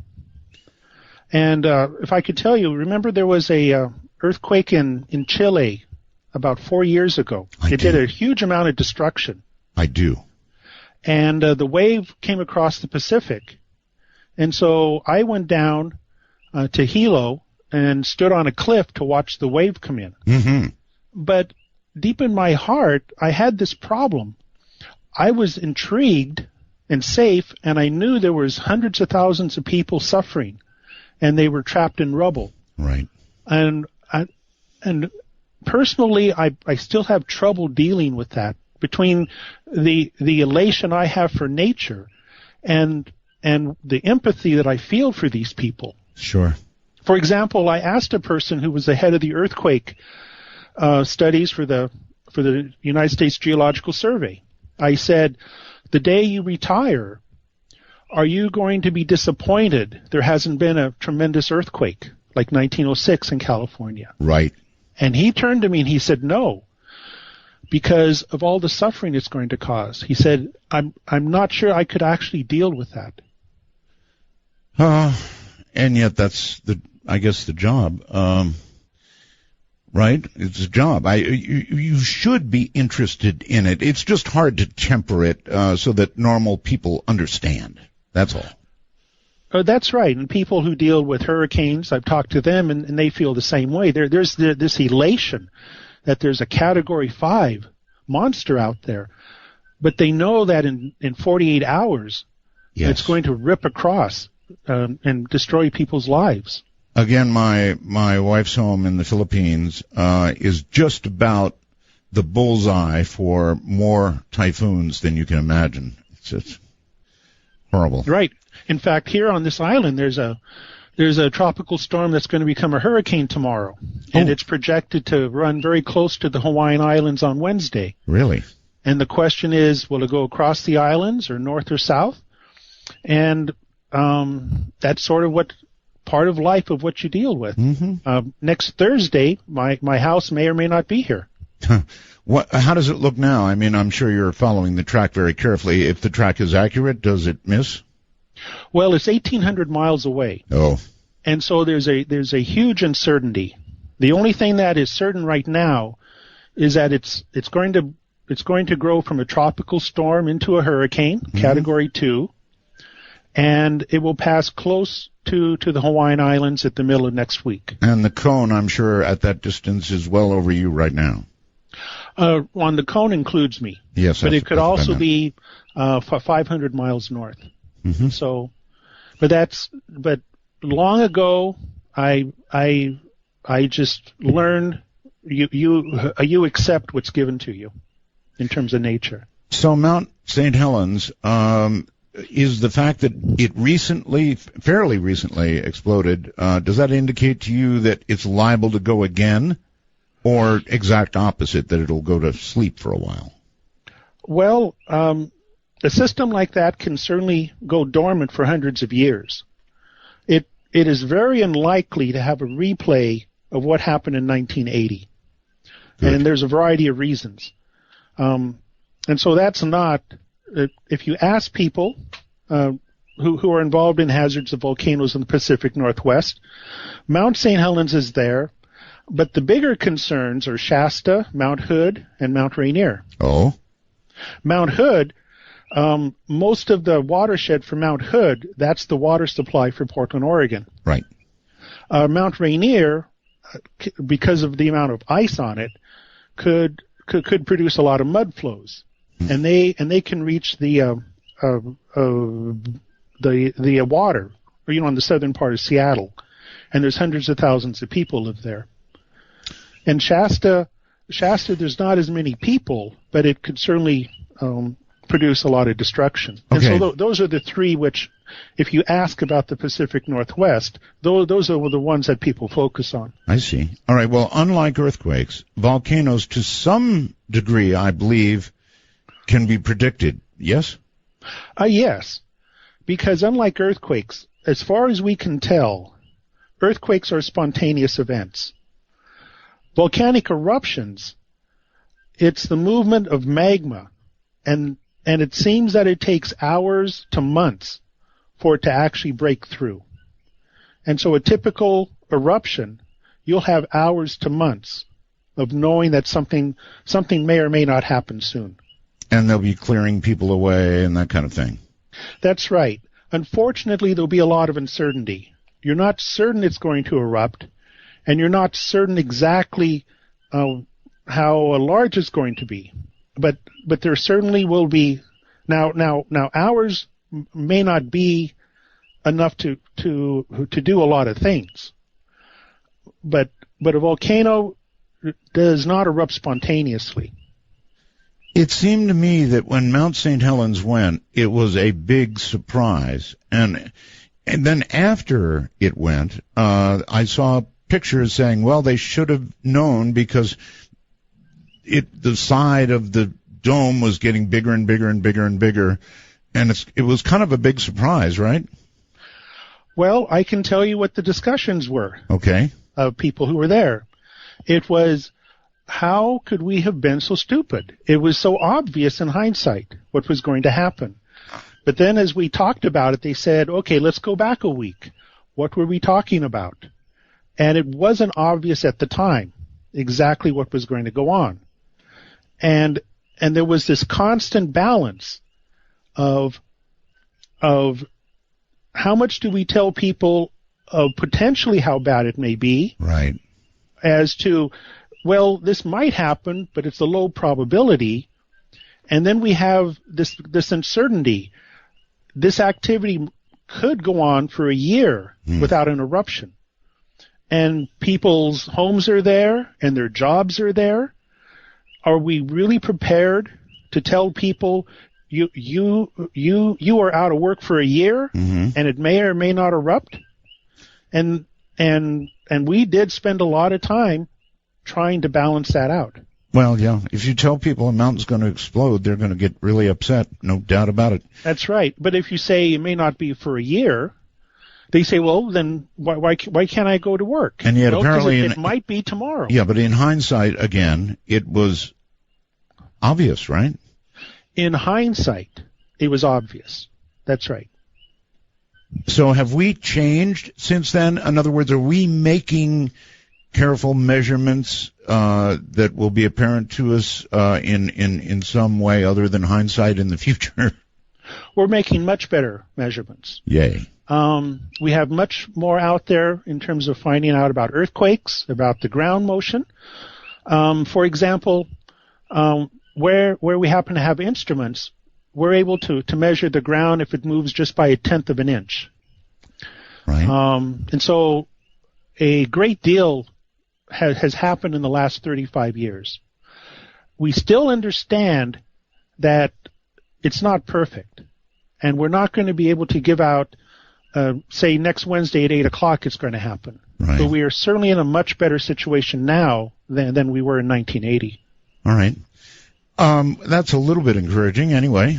although I bet there would still be a gigantic fight if what we talked about became obvious about whether to actually announce it or not. I mean, how do those decisions get made?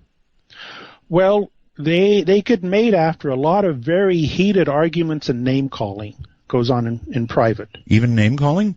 It gets personal. Oh, yes. It really gets personal. You mean scientists actually fight with each other? Well, I'll tell you, scientific research is a contact sport. Yeah, and really? You better have a helmet on, because things will get very, very heavy sometimes. Yes. Yes, I suppose so. I don't know whether... The egos are big. The competition is fierce. Yeah, that's true. And people are sure they're right and you're wrong. Until you're proven right or wrong. That's right. Okay. Let me ask you about our Earth. And how much you know. You know, we know so little, Doctor, about what's under our feet. I know there's dirt, then you dig down for a while and you get to water that you can drink if you're lucky. But I don't know much about the Earth. Period. I don't know much about the Earth. What's in the middle of the Earth? What's next to that? It's a lot of territory to cover. How much does man really know about what he stands on? Well, let me preface it by saying Earth is one of my favorite planets. Oh, mine too. It certainly is on my list of favorite planets. But you hit it on the head.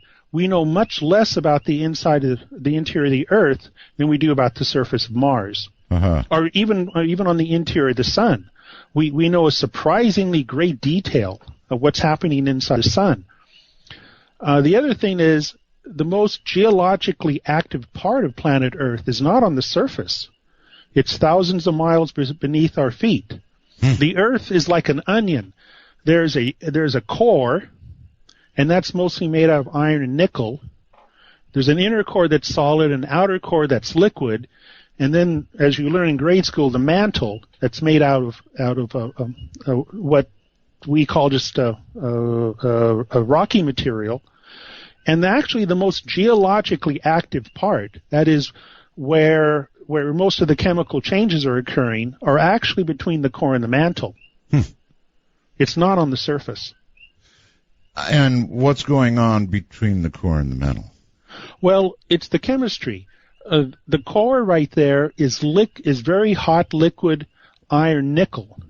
Do we really know all this for sure? I mean, iron yes. and then okay. It's clear that for a variety of reasons, we not only know it's iron and nickel, we also know it has a very small amount of sulfur in it, and it escapes me what else. But we're very sure it's iron nickel. Okay, well, it's not because we've been there, because we haven't. So it must be instrumentation or magnetic measurements or what? Yes, it's a combination. It's the magnetic field. It's on the passage of the seismic waves. It's in laboratories, people put various things together like iron nickel, and they bring them to very high pressure, and they see when is it going to melt, what minerals are formed, what's the seismic velocity, right. And it's pretty much clear that the core of the Earth is almost entirely iron nickel.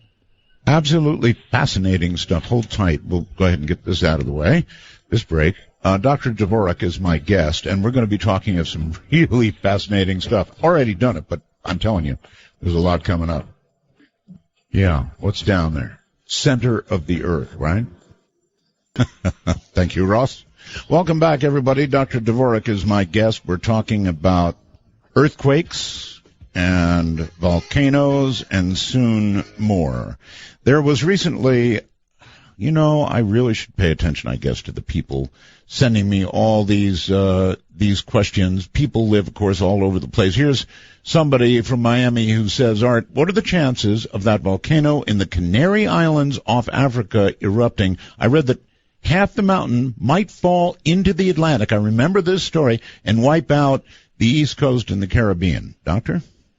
Well, that is possible. It's an active volcano out there in the Canary Islands. And part of the evolution of those volcanoes, the same as here in Hawaii, is that part of them eventually slide into the ocean, and that creates a huge wave. Such things occur over a period of 10,000 years, 100,000 years. And so the probability of it happening is very low, but it is possible. Okay, good. Well, every now and then you get those articles in the paper, and it just, it scares the heck out of you. An island about to, or a whole part of a mountain about to fall in the water, something that would destroy perhaps the East Coast, or so it's barely possible. That's right. It's a very small risk. Okay. If you were to be talking to the people in California right now, up and down the San Andreas, would you tell them, relax, enjoy life? Or would you say, hey, if I lived there, I'd move? Well, of course you wouldn't. I would say, relax, enjoy life. You live in one of the nicest places in the world. There's so much diversity. There's so much excitement. There's so much culture there. It's one of my favorite places. San Francisco, Los Angeles. I was going to say high taxes, though. The taxes are high. Yes, they're not as high as in many parts of the world. The taxes are high, but the state just intrigues me. All right, we just had this amazing, truly amazing thing happen as we got photographs of Pluto. Now, oh yeah, spectacular. Yes, in those photographs were 11,000-foot mountains. Now, it's cold out there. It's far from the sun. Can you imagine how those 11,000-foot mountains got there? No, I was blown away. So was I. This is not at all what I thought Pluto was going to be. Right. I look at those, and I'm just struck by them. To put this in perspective, Pluto is about half the size of the moon. So it's not a very big object. Right. And it's extremely cold and dark out there. Yes, it is. And so to come upon this thing with so much geologic activity, it just blew us away. I thought we'd get a billiard ball, and a frozen one at that. That I agree. I thought that, and it'd have a bunch of craters on it, and we'd fly by, and people would say, "What was the big deal?" It's just that's all it is. But it's a very dynamic place, and if it has those 11,000-foot mountains, glaciers made out of nitrogen, it is possible that it has an internal ocean of water. Mm-hmm. And of course, as people say, wherever there's water, there could be life out there. That's right. I was watching really intriguing. Yes, I was watching the NASA news conference, and some reporter in the back of the room said, I don't see what the big deal is. We have got these pictures. It's not very exciting. And the scientists looked at him on the panel like he was from another planet, literally. They said, "Oh my God! Of course it's exciting. Look at this geology." It was completely unexpected. I don't know of anyone, and I was in that, who would have thought that this was Pluto. I really thought it was just going to be a big part of ice with some craters on it. Right. And the surface would be billions of years old, but it's an active surface, which means the internal part of it's active, which means what's the source of the heat? Yes, sir. Drives this geology. ABC, just like that. You get to what's the source of the heat, and I guess you could guess radiation, possibly, or I really don't know. But everything which we would put in will not work. It's because it's a small object, and it just shouldn't have that much heat in it, even the radioactive stuff. So in other words, even if you model it, you don't come up with an answer. You just don't come up with an answer. We are missing something fundamental here, and Pluto is going to point us in a brand new direction. Fundamental, interesting. So that whatever it is might change our whole view of planetary science? That's right, and what's out there. Remember, Pluto is just one of maybe 10,000, 100,000 objects like that out there. And so, what are those things like? Yes, indeed. Okay, that's just and incredible. In terms of, well, this looks boring to me. These, well, I mean, what the person said at the news conference. Yeah. This always goes back to that same fundamental question: are we alone? What was our origin, and so forth? When you look at a brand new world, that's still part of our history. Well, then this added more questions than it did answers, right? Oh, certainly. I mean, it added a lot of questions. So, you kind of explained the dynamics going on below our feet, but there may be some stuff we don't fully grasp yet. Oh, there are many things. There are many things which we don't understand. Many things that are inconsistent that we're desperately trying to figure out. Okay. One other area that I want to get to, we're going to eventually take calls here, but you are a scientist, and God, I love science. I absolutely love science. I understand that I can talk to you if I wish about the multiverse or the multiverse theory. Can we talk about sure. that? It'll be the big discovery of the 21st century. You think? Yes. And we're right on the edge of it. We may have collected data, and the telescope that I work at, I may have had observers which have collected data, and they're desperately working through it and trying to convince people that yes, the multiverse is out there. It's not mainstream science. It's not widely accepted, but people are strongly going toward that. You work with a large telescope, as you just mentioned. So I've got to ask on behalf of a lot of people out there, have you ever seen anything that just caused you to jump? I mean, something so weird or strange that you might not even talk about it normally? Oh, no, I'm happy to talk about anything. Really? But what makes me jump, as my father says, does not make a person who's normal jump. So I'm intrigued by different things. Yes, I think we've already established that. Okay. Well, one of the most spectacular things we saw was the breakup of a comet. The comet started to break up into about 20 pieces one night, and I was floored by that. I remember watching a storm over a period of about a week develop and dissipate on the planet Neptune. I was really intrigued by that. Wow. We saw a star flare up in a nursery where stars are being born. We saw one flare up one night, and of course we look at like in the Andromeda Galaxy, and we're able to see clusters of stars that sit there, and though we haven't seen it, we certainly have a lot of evidence of the gigantic black hole that sits right at the heart of the Milky Way. I worry a bit about black holes. Well, why? Well, because if we run into one or one runs into us, I don't know, it'd be a bad day. You won't even know it happened. Well, there is that, but there is that. If you fell into a black hole, you wouldn't even know it happened to you. Uh-huh. But you'd still be gone, or in another universe, possibly. Yes. People aren't quite sure what happens once you get down at the point, but in terms of being able to sense things or to see things, uh-huh. you would just sort of age in a normal manner.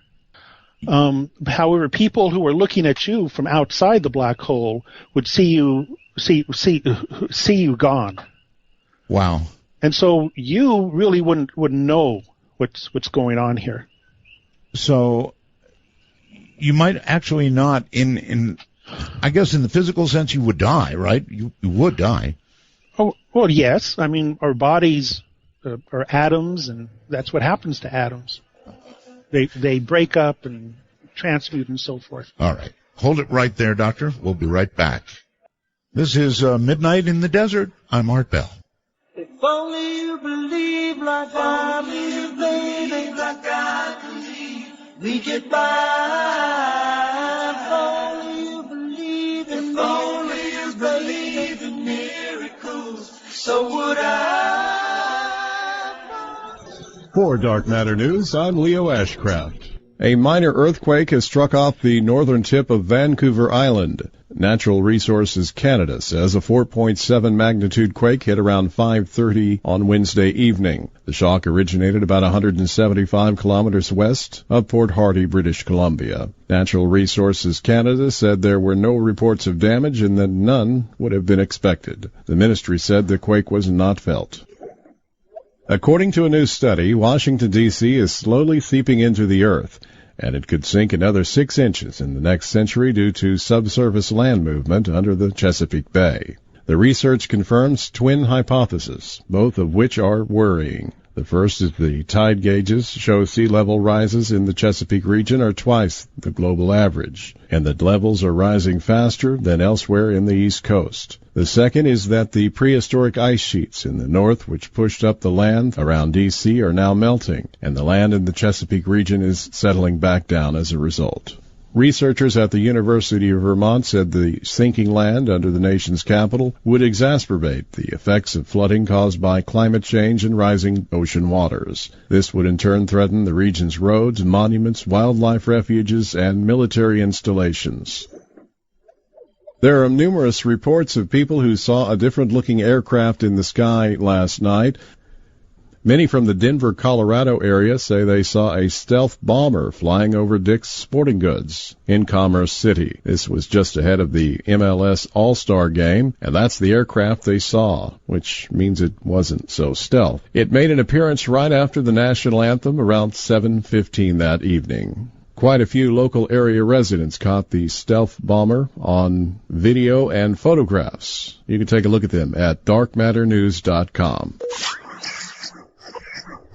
A mystery over a group picture. Everyone was having a good time until they noticed that they were being photobombed by a ghost. Nothing out of the ordinary seemed to be going on when the photos were taken. But when they took a closer look, that's when they said they noticed a shadowy figure peering out at them from the second-story window. Natasha Oliver and her friends were hanging out in her hometown of Wim in Shropshire, UK. Oliver told ABC News that she truly believes there is a ghost woman and her baby in that window. She and her friends freaked out after they saw the photo on her digital camera back in 2010, taken when they were hanging out on the front lawn of the unfinished home still being built at the time. Oliver said, when we saw the ghostly figure, the boys climbed up the scaffolding to see what was up there, thinking maybe someone was watching, but there was nothing up there. There were no floorboards or anything. Though the photo was taken almost 5 years ago, Oliver said it recently got widespread attention after she commented on a Facebook post about a fake ghost picture.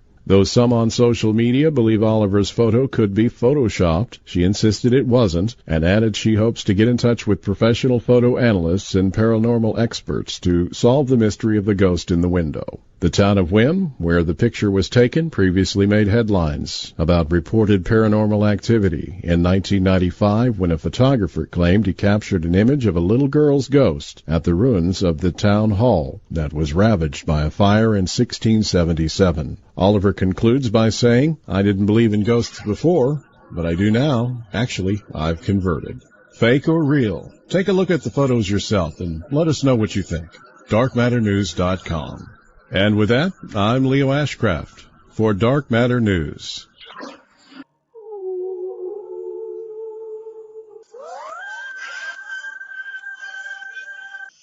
Once upon a time, once when you were mine, I remember skies reflected in your eyes. I wonder where you are.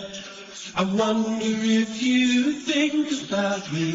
Once upon a time, in your wildest dreams. Midnight in the Desert, exclusively on the Dark Matter Digital Network with Art Bell. Invite you to call now, 1-952.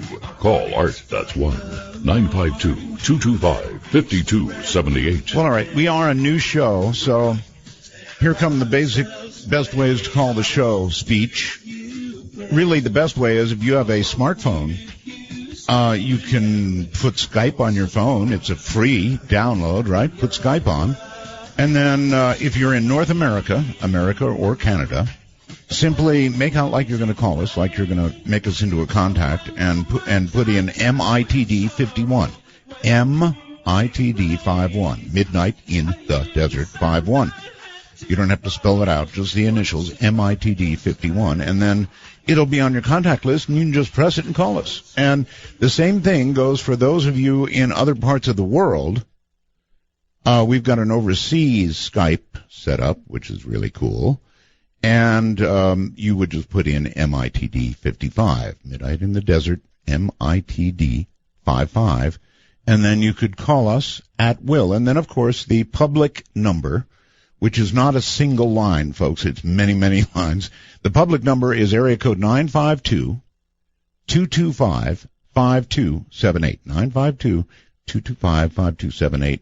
Back now to Dr. Dvorak. Doctor, welcome back. Yes. Let's stay with the multiverse for a moment. How might we actually find the evidence that, really says, yes, there are multiple universes? Well, that's actually a different question from the multiverse. Well, multiverse, yes, I'm sorry. Yes.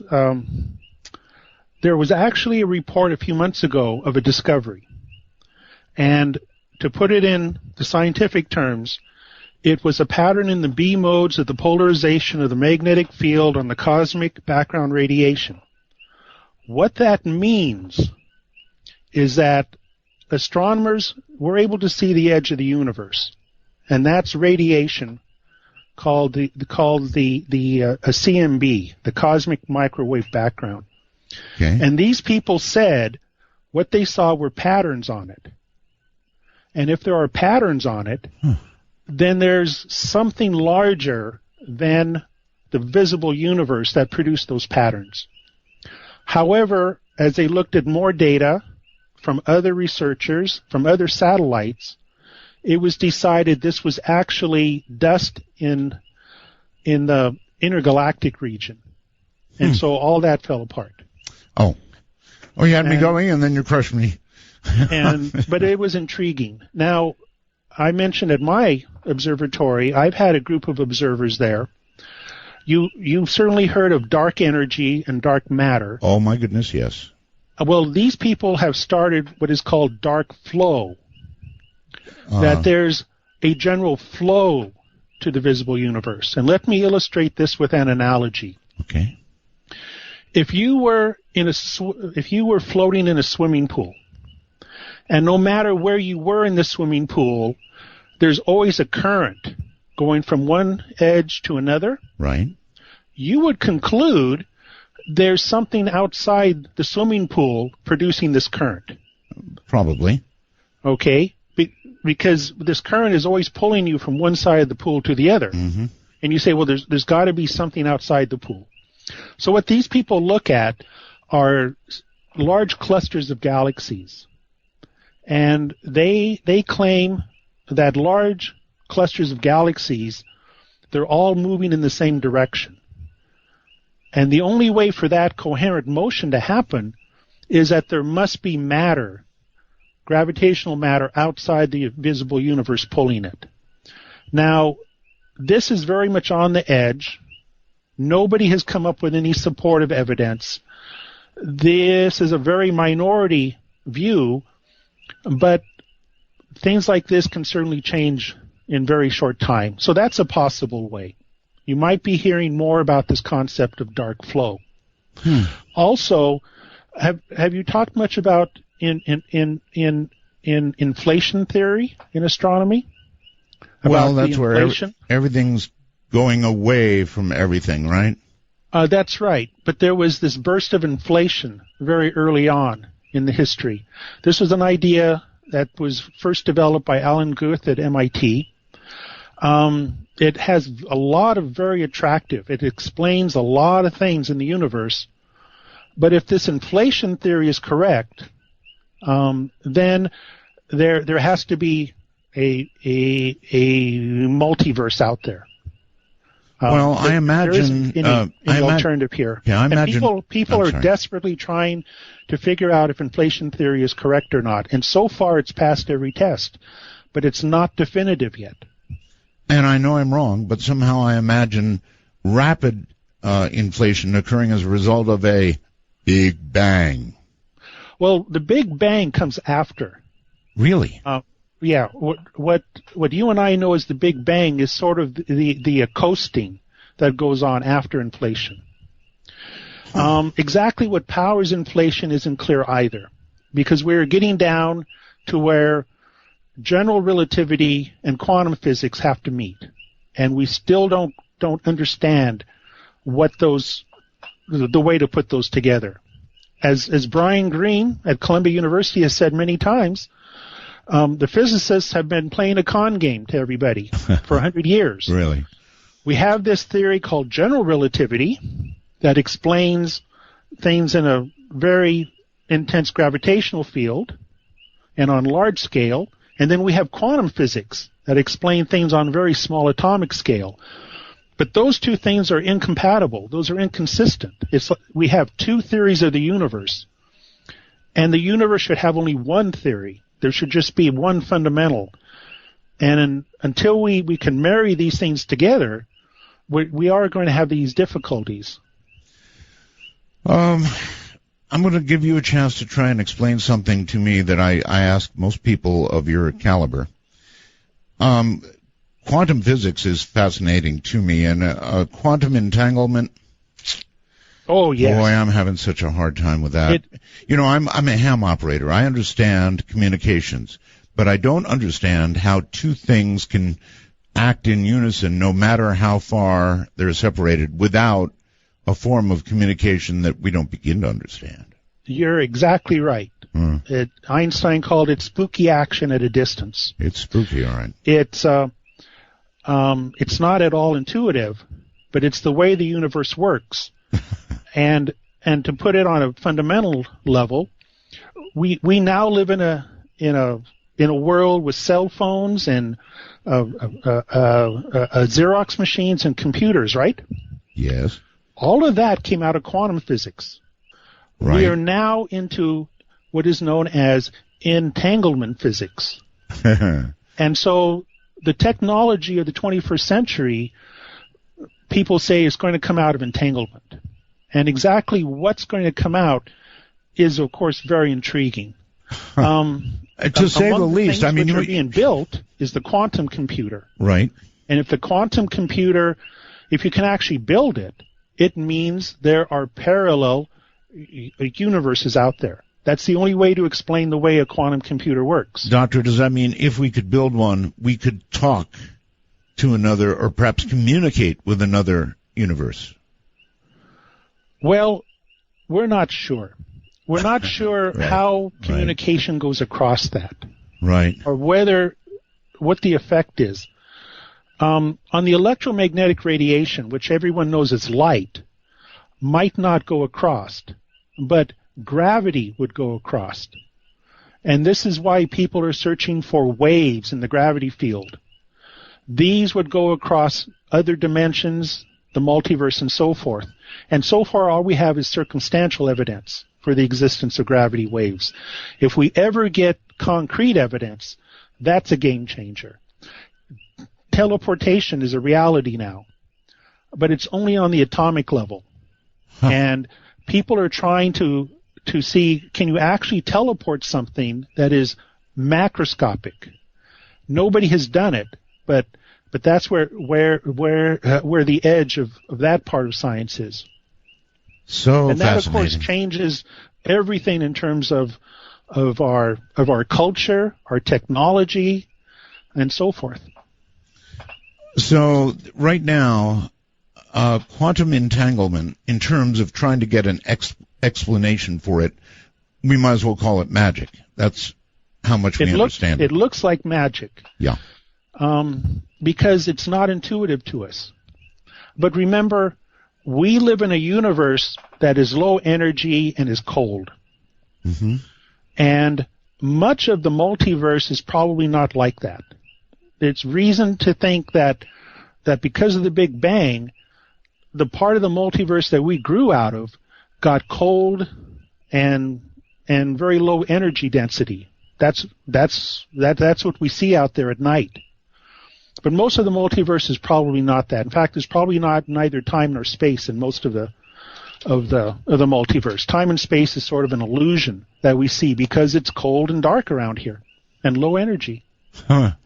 We understand so little about ourselves at these levels. My goodness. That's right. And it comes down to the same questions people have been asking. Where am I in the universe? Am I alone out here? Where did all this stuff come from? We're still trying to answer those basic questions. As a man of science, when confronted with religious faith, conviction, how do you find yourself coming down? Well, whenever I teach a class, I almost always begin by asking my students to tell me something that's true. I come up with the question, how do you know something is true? And the punchline is, there are different ways of coming to truth. There are various rules that we use in science. There are various rules that we use in the court system to find out if somebody's guilty or not. Right. There's faith. And these are different components of culture that people are using different rules to figure out what is true and what is not. And as you grow old, what you accept will actually shift around. Mm-hmm. So people with faith, I respect them a great deal. It's only when people speak things that are inconsistent or dogmatic to me that it really rubs me raw. But I certainly respect there are different ways of pursuing truth. Sure there are. And there's it's interesting actually. The current Pope seems to be kind of moving religion perhaps more toward science, ever so small steps at a time, and science sometimes moves toward the theory of how it all began. Not in 7 days, but nobody knows. I mean, there is that instant, 1 second before the Big Bang. We have no idea what happened, right? Or do we? Well, that's right. We have to. I forget what it is. We go down to 10 to the minus 20 seconds, and we know the physics to that point, but not before. One thing that has to be said is that as you establish truth in science, that has changed over time. What was considered a way of getting scientific truth 100 years ago is not the way that scientific truth is established today. So science, the way we do it, and the way we accept research and truth has changed over time. All right. So there hasn't been any absolute in science. One more question, then I've probably got to go to the phones. But how close do you think we are to building a quantum computer? I know they're fooling around with the very basics of it right now. Yeah, I'm very confused about the quantum computer and what it's going to take. Some people have claimed that they have built one. But most people will say, no, that's not it. That's not producing what's expected of a quantum computer. I'm not sure how close. I'm sitting on the edge of my seat, reading Nature and Science magazine, and seeing if somebody actually does it. It's going to change everything. Remember, a quantum computer makes most of our life obsolete because now your credit card is not secure anymore. All that security is gone. Right. All the military security is gone, which is why the Pentagon's extremely interested in seeing whether a quantum computer can be built or not. I'm worried about Windows 10. Much less a quantum I don't know. computer. I've always been a Mac guy myself. Yes. Very quickly, I think we might have Sandra. Yes. Hi, Sandra. On Skype, you're on the air. Hi there. I live in San Francisco, and I'm loving your show right now because we're almost at a year from a year ago in South Napa. There was a 6.0 earthquake, and that really scared me. And it wasn't, so big in San Francisco, but just how it knocked that city down. And I don't think the Bay Area there's just so many new people living here. I want your guests to say, like, how many days we really should be prepared, because I'm a member of the neighborhood emergency response team, and they say 72 hours, but I think it's really 5 days. If it was a big one, Doctor, how long should she prepare for? I would say be prepared to be independent of any support for 5 days. Have enough water and food and so forth, and don't expect any communication or any help. But after 5 days, hopefully people will get to you. Well, we're trained to be self-sufficient in the NIRT program, and we're also trained to go into buildings when we're ready to just start finding people and help evacuate people. But it's a scary thing to think that could be bigger than 6.0. So thank you. And Thank one you. thing about, am I still there? You're there. She's not. She hung up because something big was a truck or something was I think coming toward her. Oh, okay. What I want to tell her, and this is something that we spend a lot of time thrashing about. If there's an earthquake, like the magnitude 6 at Napa, right, the probability of a larger one in 72 hours goes way up. And so if there has been some destruction and you are going to start rescuing people, be aware that the ground could start shaking at any moment. Doctor, is there a way to know if an earthquake that you just felt is a precursor and something big is coming, or if it's just a one-off thing, don't worry about it? No. The only thing which we can do is give a probability of something happening. For example, the probability of a World Series earthquake, like the Loma Prieta, right, happening over the next 3 days is like 1 out of 25,000 or something. If you have a Napa earthquake, the probability of a larger one in the next 72 hours is like 1 out of 20. So it goes way up for those next day or two. Well, and people concerned about earthquake hazards and physics of earthquakes make a very strong point to the rescuers. Understand, if you're going into a wrecked building, this thing could collapse on you. That's true. And it seems after earthquakes, people camp out on lawns and stuff like that for exactly that reason. They've seen so many buildings collapse, they just don't want to be inside anything. Right. And it is best if you can if it's possible, not to stay in a building during those hours. It isn't always possible, but one has to be aware of that. Okay. And even if you get a magnitude 4 earthquake, for the next couple of hours, you don't want to be standing on a ladder painting your house or into your car fixing it. Just do something else for the next few hours. That makes sense to me. Ladder is a bad place, definitely. And I'm on and off roofs all the time, putting up antennas, doing that sort of thing. And right. If you feel an earthquake, don't do that for a few hours. So when scientists say, don't worry, there's not going to be another one, and they do say that sometimes after an earthquake, I was not a precursor. They don't really know. Well, that used to be what was said, maybe some 10, 20 years ago. But that's not what is said today. All right. Stay right there, Doctor. We'll be right back. Dr. Dvorak is my guest. Earthquakes, volcanoes, quantum theory. We're all over the place. Public number is 952-225-5278. Lines are definitely open now. 952-225-5278. To initiate a dialogue sequence with Art Bell, please coordinate your phalanges and call 1-952-225-5278. That's 1-952-CALL-ART. Well, all right. My guest is Dr. Dvorak, and he'll answer questions about earthquakes. I suppose if you're concerned about your area, you can ask. I know I did, so I understand if you do. Volcanoes, possibly life beyond Earth, and, of course, the multiverse. All topics that we're considering tonight, or anything, frankly, for a man of science of this caliber. So here he is once again. Welcome back, Doctor, and let's see who's on the lines. Let's go to Orlando, Florida. You're on the air with my guest. Hi. Hi, my name is Dan. I wanted to ask 2 questions if possible. Sure. First of all, does your guest believe that there's any truth to the charge or the claim that fracking contributes to triggering earthquakes?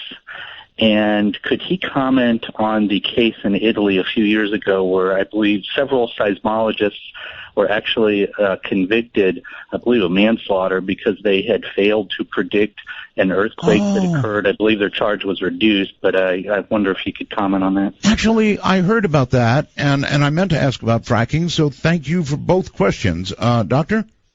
Oh, yes. Fracking, without a doubt, can cause earthquakes. It doesn't always.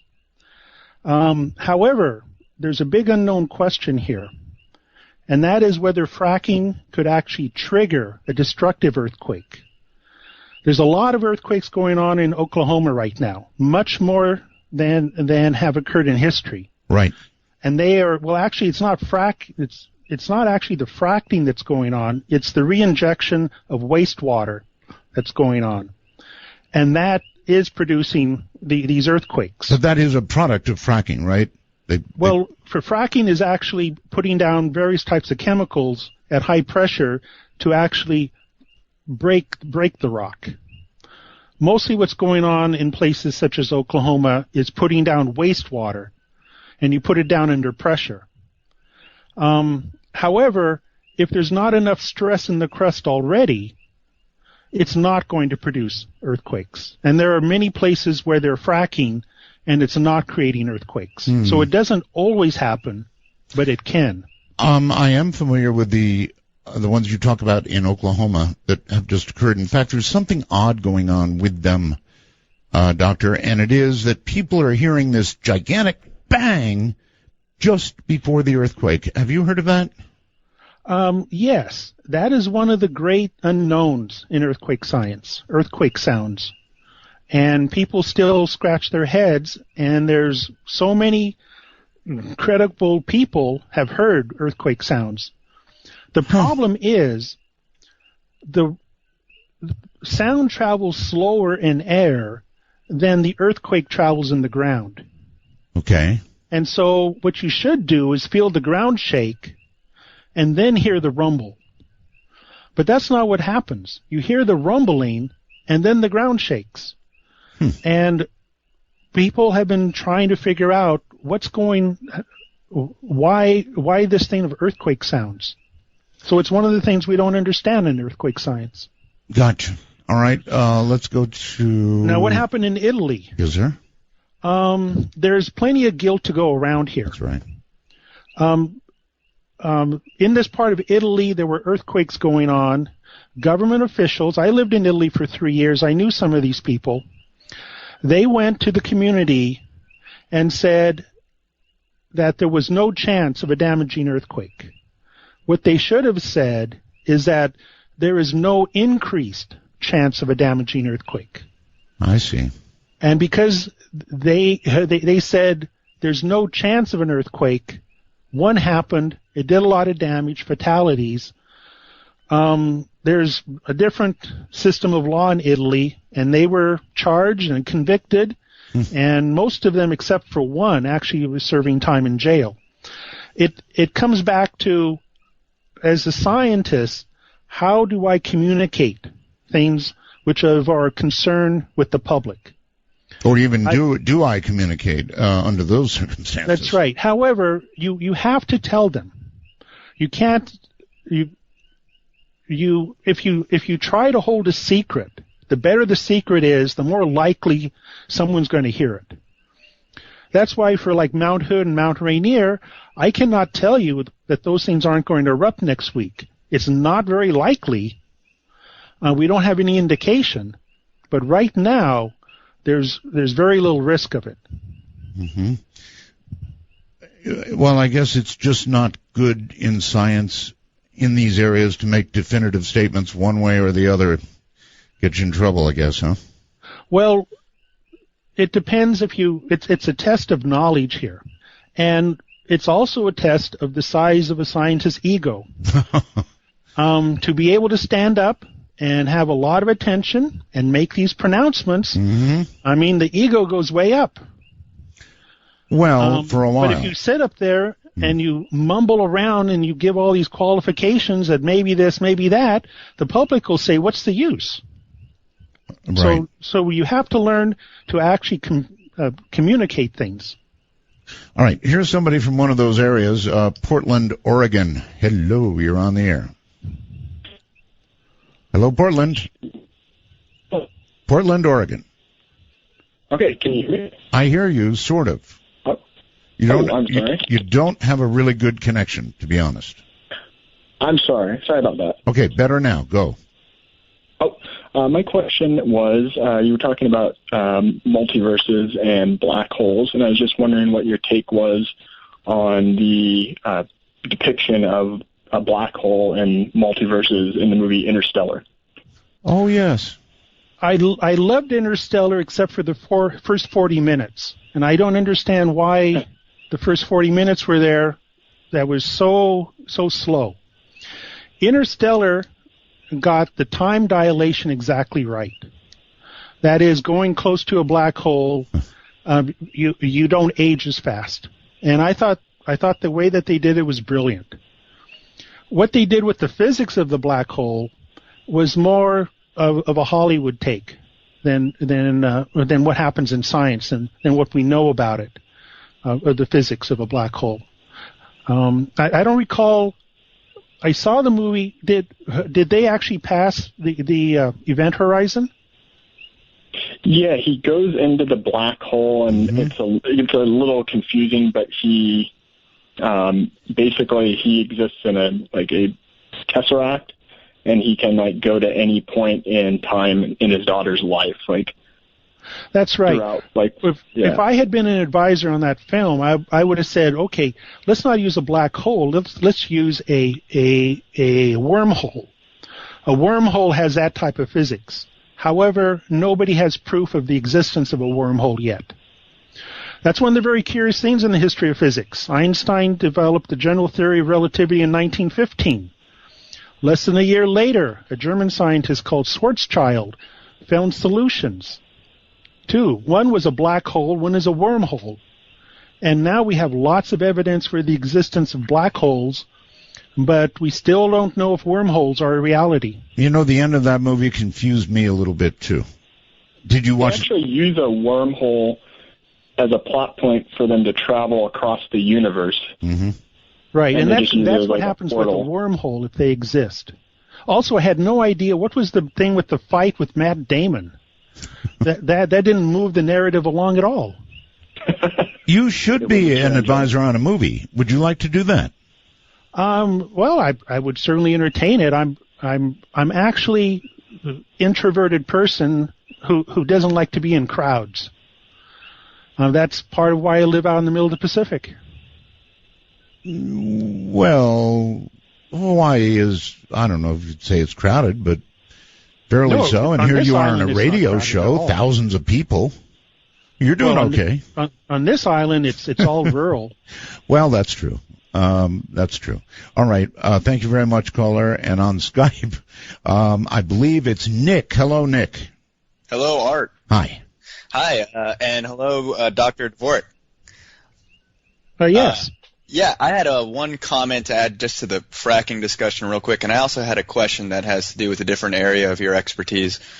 The other caller from Orlando brought up fracking and its effect on earthquakes. I live in Dallas, Texas, and I've lived here for 20 years, never felt a single earthquake until the last year, and I've literally have felt over 30 earthquakes in the last year. Wow. It's pretty weird. It's big topic here, mostly out of the Irving area, but it's pretty scary. I guess I just wanted to kind of tell you that, and I think it's really frightening because they've been 3.5s, 3.3 so far. But I mean, is there a possibility of fracking causing something bigger? 6? Because I don't think anything's built for that here. That's part of the ignorance. We know that fracking can produce earthquakes that are 3s and 4s. Whether they can actually produce 6s and 7s, we simply don't know. But, Doctor, earlier you did say there could be a sort of a rolling stone down the hill effect. So if you produced a little one with fracking that could turn into a big one, that might happen. That might happen, and that's why the research in trying to figure out what triggers a large earthquake is so critical, and the ignorance is very high on this question. Well, it's just a little bit scary. My brother was visiting in town recently, and we were talking about the earthquakes, and it got to the point where there was an earthquake every 2 hours, and it got to the point where I was able to say, you know what, I think there's going to be an earthquake at 10 p.m. tonight, and I bet I'll be right within 10 minutes. And at about 10:15, there was an earthquake. Well, so, I'm curious. Very unusual. What are the officials in the state of Texas telling you? No big deal. We're talking about it, I guess, in the city council meetings. It's not a. I don't know. I guess I haven't heard the official word from them, but it seems to be downplayed a bit. There must be a state geologist who has to issue an actual statement. I guess, yeah, I haven't looked into that, but it's definitely interesting. I had one other question. Not exactly related to earthquakes, but it does have to do with something I know is in your area of expertise, which has to do with just other life in our solar system. I'd love to get your just quick thoughts on the possibility of life on Europa or Titan, and if you think that there's any significance to those claims. I have to give you the non-scientific answer, okay? The one that is the passion in me. Mm-hmm. And that is microbial life is probably all over the solar system. Because we know that microbes, the deepest drill holes that have ever been put into the earth, they find microbes. You find them in those hot mud pots at Yellowstone. You find them in the ice in Antarctica. And the reason that they're probably spread all over the solar system is because a large impact will throw rocks out that will land on another planet or moon. And there certainly has been plenty of opportunity. But that's not a scientific answer. That's just one out of passion. Okay. Thank you. Thank you very much. Great show tonight. Right. Have a good night. Thank you, caller, and take care. Hello there on the phone. You're on the air. Yeah, the doctor probably more or less answered my question about the possibility of eruptions of Mount Rainier. I was wondering what his thoughts were on the supervolcano in Yellowstone and what his thoughts on the possibility of that erupting. Right, we did talk about that earlier, but sure. Sure, the possibility of an eruption of Yellowstone is non-zero. That is, it's extremely low, but it's not zero. It's erupted many times in the past. It is certainly going to erupt in the future. There is a very large body under it that's molten, and at some point part of that is going to come out of the ground. Whether it comes out tomorrow or whether it comes out hundreds of thousands of years from now, no one knows. Mm-hmm. Yeah, I was under the impression that it was like every 250,000 years or so. Well, there's always this tendency to try to think that nature operates like a clock. People think about in earthquakes, volcanic eruptions, that this earthquake is overdue. We're finding that things sort of cluster in time, like earthquakes do. But that is still very much debated in science. Well, thank you very much, Doctor, for the answer. And good luck in your new show. I'm really enjoying it. Well, thank you. It's very enjoyable to do. We're going to take a real quick break here and get back with Dr. Dvorak. Questions all over the map. Anything you've got, we'll handle it. Pick up a phone and give us a try. This is Midnight in the Desert, raging in the night. I never can say goodbye. No, no, no. I never can say goodbye. Every time I think I've had enough to start heading for the door, there's a very strange vibration kissing me right to the core. It says, turn around, you fool. You know you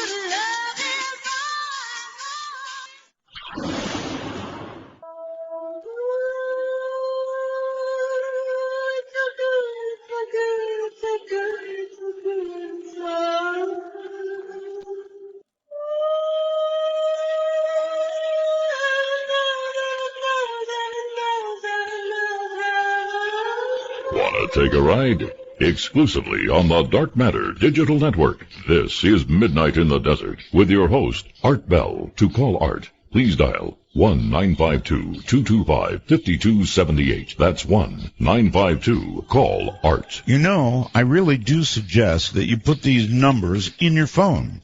Put MITD in your contact list. And then, of course, put the Skype MITDs in, and you can dial us free of charge. I mean, most people have national calling plans now, and so calling across the country or even across the world is a piece of cake. We really do live in a different world these days. I mean, a completely different world. Doctor, welcome back. Yes. It is a new world. It really is in so many ways. Do you have the feeling, Doctor, that technology is quickening, accelerating? I'm not sure. I'm also interested in history, and people have been saying this for decades, a century, of how fast things are changing. And so I'm not really sure about that. Things are changing in a different way, and that's what history is about. The world is not static. No, it is not. But the technological advances are, to me, seem as they're really ripping. In some aspects, they certainly are. But when somebody started installing a telegraph, that was a big step up. The steamboat was a big step up. So yeah, things do move along through history. I'm thinking of my iPhone. It's just sort of hard. We cannot choose the part of history we live in. Yeah. So we're spectators to it. It's just really hard to figure out how people 100 years from now are going to look back on us and say, well, they were immoral in this way, or what they were going to go on. Well, while we're on that subject, do you think that travel in time, forward, backward, any way at all, will ever be possible? If wormholes exist, then time travel exists. And the question is whether wormholes exist and whether you're able to keep them open long enough to pass anything through, like yourself. All that is open. Right now, all the physics says no, no, no, but all the physics also said no, no, no about black holes for a very long time. They sure did. My deepest passion in my life, ever since I was 4 years old, is mathematics. I've been so intrigued by mathematics. And the mathematics says wormholes exist. And many a night, when we do a long exposure at the telescope, I go outside, I look up at the stars, and I say, I wonder where all the wormholes are. I wonder if you'd see them at all. Well, that is a good question. Nobody has come up with what they would actually look like in terms of, even if you had a picture of one. Well, I saw Jodie Foster go through one. Yeah, I like that movie a lot. My favorite movie of all time, frankly, is Contact. I love Contact. Yeah, he touched, and that movie was not about science. Carl Sagan even said, "This is about faith." Yes. What is faith in your life? Yes. And people said, "Really?" And they said, "Yeah, that's what I was writing about. I'm not writing about time travel or science. I'm trying to tell you about faith and what it does and the component it plays in your life." Oh, you are so right. You are so right. That is what that movie was all about. Calgary, Alberta, you're on the air. Hello. Hello. I've just got a couple of things. First of all, something about an earthquake, but first of all, I know some people don't believe in coincidences, but how about this one? The moon is just far enough away from the Earth that during a solar eclipse, it blocks out the sun exactly. Right. Like, sir, it wouldn't be enough. Any further away, it wouldn't be enough. And you're suggesting when you say that what? It was put at that distance, maybe somehow. By a creator. Who knows? Okay. It's just a big coincidence to me. And just one other thing, it's something I've heard since I was a kid, that during an earthquake or before an earthquake, like dogs or other animals know what's coming. That's right. Is there any studies on that, or is that just a tale? Or well, Doctor, how about that? I mean, animals certainly sense them before we do. Is that fair to say? Not quite. No. If you're with a friend, burst that bubble, and one friend is standing, and okay, you're in a room and you're lying on the ground, and your friend is standing, you will feel the earthquake first. Huh. And I know many people have said this. You know, I was at home, I was lying on the couch, and I felt the earthquake, and my wife didn't in the kitchen until later. Right. What is happening here is that people have heard of the P and S waves go by. The S wave carries almost all the energy, but it's slower. And so if you're lying on the ground, you have a better contact with the ground, and you're feeling the P wave. And if you're standing, you're probably not. What you're feeling is the S wave, which comes later. And so that's probably what they're feeling. In terms of the animals, people who report this are very sincere, without a doubt. But as I mentioned before, it's not consistent. You don't buy it. Well, it's anecdotal. And so what they're reporting, is true. What they saw is true. The question is, because it's not consistent, that's not a scientific observation. Yes, but sometimes it has to be internally consistent. Right, but sometimes what is anecdotal becomes definitive. And that's excellent. A lot of science eventually is born out of things that are anecdotal. And it's a question of trying to figure these things out as to all this noise that comes down of all these stories, which one is going to tell us more about the basic physics of earthquakes. Okay, fair enough. Cameron? So anybody with an anecdote, I certainly believe that they're telling me the truth. That's what they saw. Right. All right, Cameron, you're on the air with Dr. Dvorak. Oh, good evening, Art. Good evening, Doctor. Well, good evening. Yes. Before I get started, me and the guys would like to say you have some lovely birds in the background. Yeah, well, those are actually frogs out there. Really? Yes. Well, this should be entertaining. And it's loud to me every night. So you let me think they were birds this whole time. When you mentioned that, the sun was going down, and I thought they were birds. And then later on in the show, as it got darker, I said, no, those are frogs. And usually I have a couple in the house. But I don't have any in the house tonight. Those are all outside. Okay. Frogs. Caller? So, anyway. Good ear, caller. Yeah, I was wondering about Cascadia abduction zone. I've read a couple things recently, effects of that, and how that would basically drop the edge of the plate because it's a major convergence zone for a couple of plates. And they say like the tsunami would wipe out clear back to like 5 in Seattle. What would somebody standing in like between Idaho and Washington, North Idaho and the border of Washington, what would somebody feel up there in the farm hills where it's rolling and the soil is like consistency of old alluvial silt and clay? All right. There. Well, if you're at that distance, say the border of Idaho and Washington, what you'll feel is a shaking of the ground. It won't be very strong. In fact, it will be a rather slow shaking. Most of the energy of the very fast waves have already dissipated, and so it's mostly just the shaking. People will probably feel that earthquake as far as Montana, maybe the Dakotas, and probably down to Arizona. That's a fair way. Doctor, hold tight. We're at a break point. We'll be right back. This is Midnight. I'm Art Bell. When I was young, it seemed that life was so wonderful. A miracle, oh it was beautiful, magical. And all the birds in the trees, well, they be singing so happily. Oh joyfully, oh playfully, watching me. But then they sent me away, teach me how to be sensible, logical, oh responsible, practical. And then they showed me a world where I could be. For Dark Matter News, I'm Leo Ashcraft. Oh, come on now.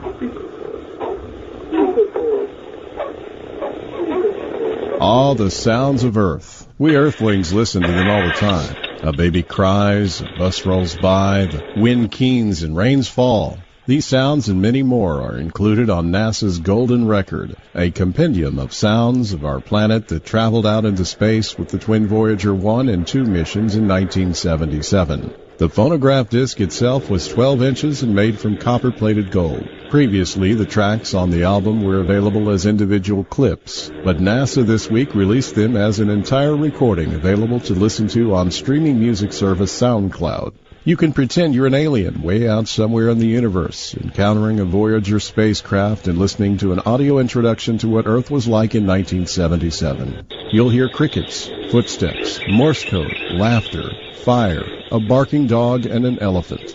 The sounds on the record were chosen by a committee headed up by famed astronomer astrophysicist Carl Sagan.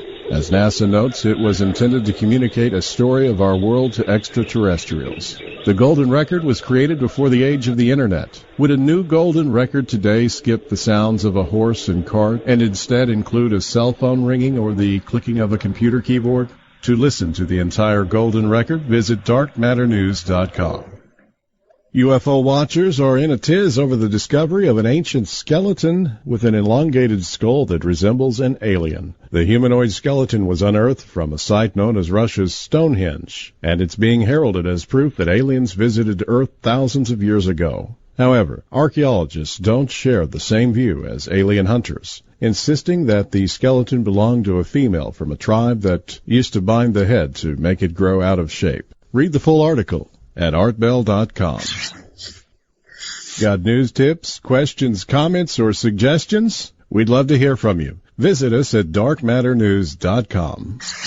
A mystery over a group picture. Everyone was having a good time until they noticed that they were being photobombed by a ghost. Nothing out of the ordinary seemed to be going on when the photos were taken. But when they took a closer look, that's when they said they noticed a shadowy figure peering out at them from the second-story window. Natasha Oliver and her friends were hanging out in her hometown of Wim in Shropshire, UK. Oliver told ABC News that she truly believes there is a ghost woman and her baby in that window. She and her friends freaked out after they saw the photo on her digital camera back in 2010, taken when they were hanging out on the front lawn of the unfinished home still being built at the time. Oliver said, when we saw the ghostly figure, the boys climbed up the scaffolding to see what was up there, thinking maybe someone was watching, but there was nothing up there. There were no floorboards or anything. Though the photo was taken almost 5 years ago, Oliver said it recently got widespread attention after she commented on a Facebook post about a fake ghost picture. Though some on social media believe Oliver's photo could be photoshopped, she insisted it wasn't, and added she hopes to get in touch with professional photo analysts and paranormal experts to solve the mystery of the ghost in the window. The town of Wim, where the picture was taken, previously made headlines about reported paranormal activity in 1995 when a photographer claimed he captured an image of a little girl's ghost at the ruins of the town hall that was ravaged by a fire in 1677. Oliver concludes by saying, "I didn't believe in ghosts before, but I do now. Actually, I've converted." Fake or real? Take a look at the photos yourself and let us know what you think. darkmatternews.com.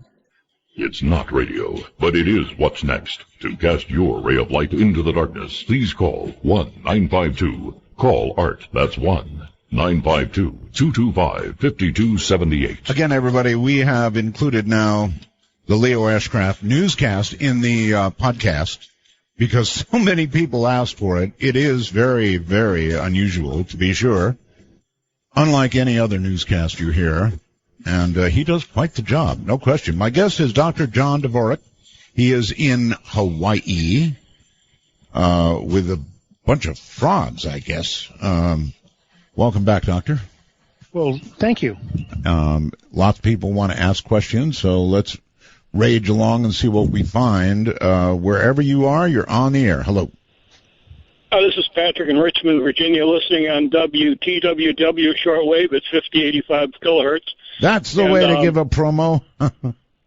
That is packing a walloping 100 kilowatt signal, and I think it's lighting up the ionosphere worldwide. I'm sure. So my question for your guest is, according to Einstein's famous equation equals mc squared, one has to realize that c squared is simply a constant of 90 quadrillion. So if you divide both sides of that equation by 90 quadrillion, you get energy divided by 90 quadrillion equals mass. It seems to me impossible that mass could hold all that energy without just vaporizing or dissolving or blowing apart. Could it be that this is a placeholder where some of that energy has to be transferred to a higher dimension in order for it to exist as stable gravitational producing mass? Well, the equation E equals mc squared just tells you that mass and energy are the same thing. I think the question you're asking is whether part of that energy or mass could actually go into other dimensions. Right. That's actually a very good question to ask, because people are doing experiments to find out, like we mentioned, the quantum computer. If the quantum computer works, that implies parallel universe. Mm-hmm. And the question is, what do we mean by a parallel universe? It would be a different dimension. And this may sound strange, but they're trying to measure the distance between our universe and that universe. Mm-hmm. And to get into that, we actually have to talk a great deal of topology. As to the way you do this in a 4 or 5 or 20-dimensional space. And as you can tell, I don't think I'm prepared to talk about the multiple dimensions. I was going to say, it's sailing over my head. Yeah, but there is this question of the gravitational energy. Does it actually seep into these other dimensions? That is a legitimate question. Yes, I've heard that. I've heard it said, Doctor, that is, if we're going to discover another dimension, that's how we're going to do it, by gravity. Right, and the explanation, of the 4 fundamental forces, of the strong force, the weak force, and the gravitational force in there, people have said, why is the gravitational force so weak? It's so much weaker than the rest. Mm-hmm. And one explanation is because it goes through all these other dimensions, and the strong and weak force stay only in the 3 dimensions that we have. Okay, caller, I think that's the best we can do. Thanks. Thank you very much for the call, and take care. Let's try, let's see. How about Jess on Skype? Art Bell, welcome back. Thank you. Fantastic to have you back. Good to be here. As opposed to the alternative. Anyway, do you have a question? I do, sir. Okay. So, I live in Iowa.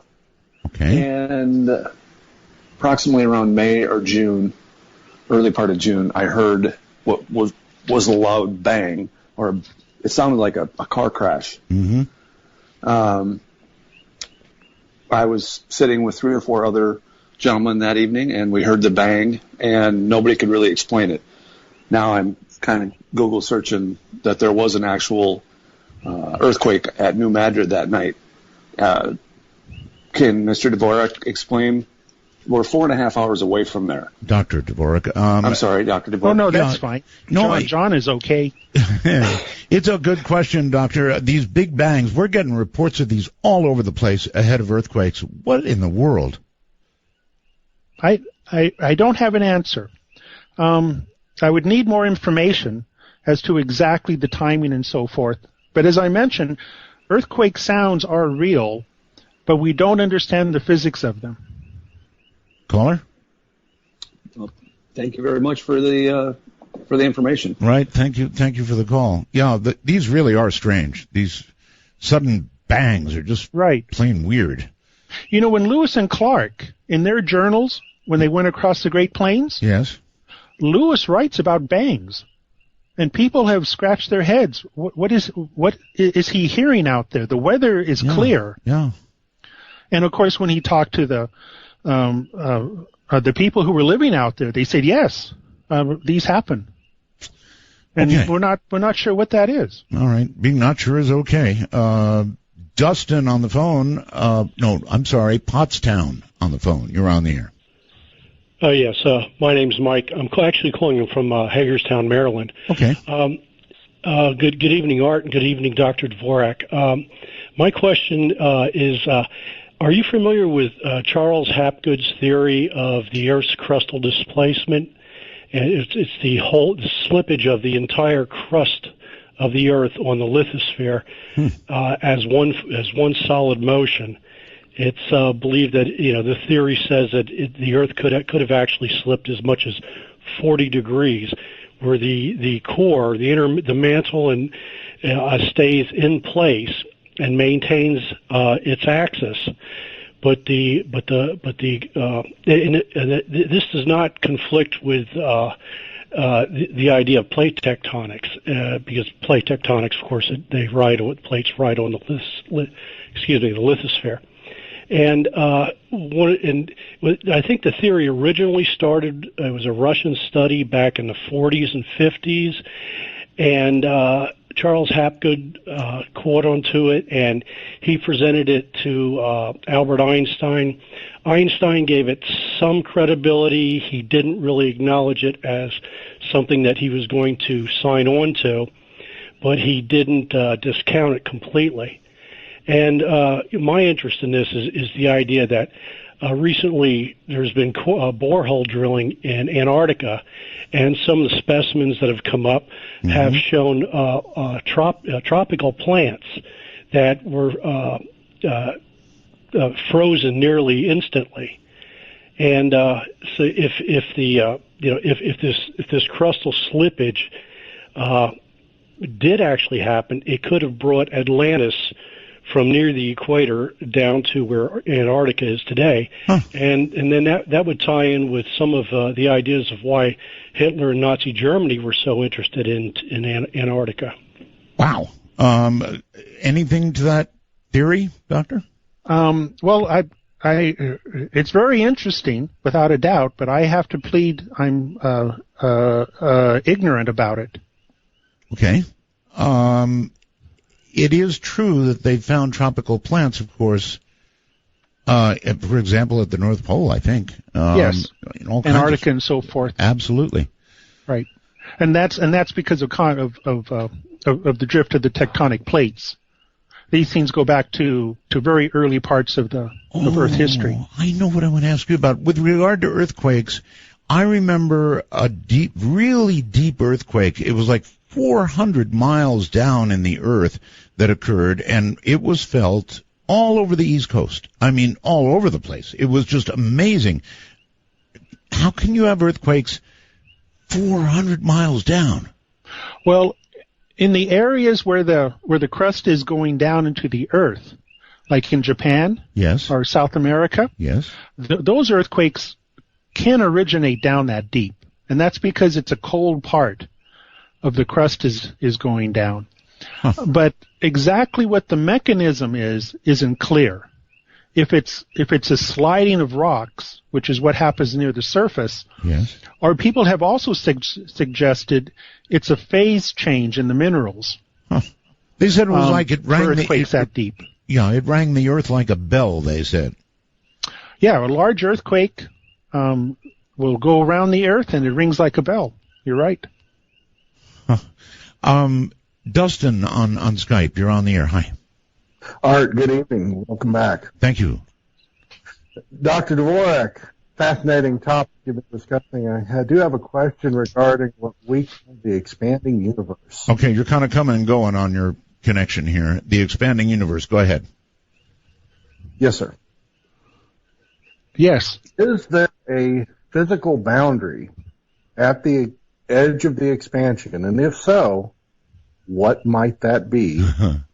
And further, if so, what might lie beyond that? And God bless you. I'll take my answer on the air. Thank you. Okay. All of us wonder. Well, there is an edge to the universe. The easiest way to think of it is that it's an edge in time. The universe is only so old, and light can only travel so far in that time frame. there is a physical edge to it. There's a wall of radiation. And as I mentioned earlier, it's known as the cosmic microwave background radiation. Right. And we've known about this since 1965. That's as far as radiation is able to go. And that is what you and I say is the universe. And the question is, for many reasons, some observations for inflation theory, there must be mass and energy beyond that. And exactly what it is, how similar or different it is from us, that's what people are trying to figure out.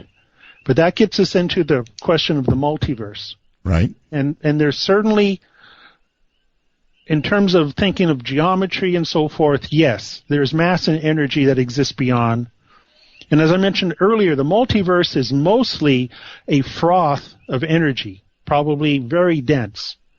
And our universe that we see out there is this cold, low density thing that has space and time to it.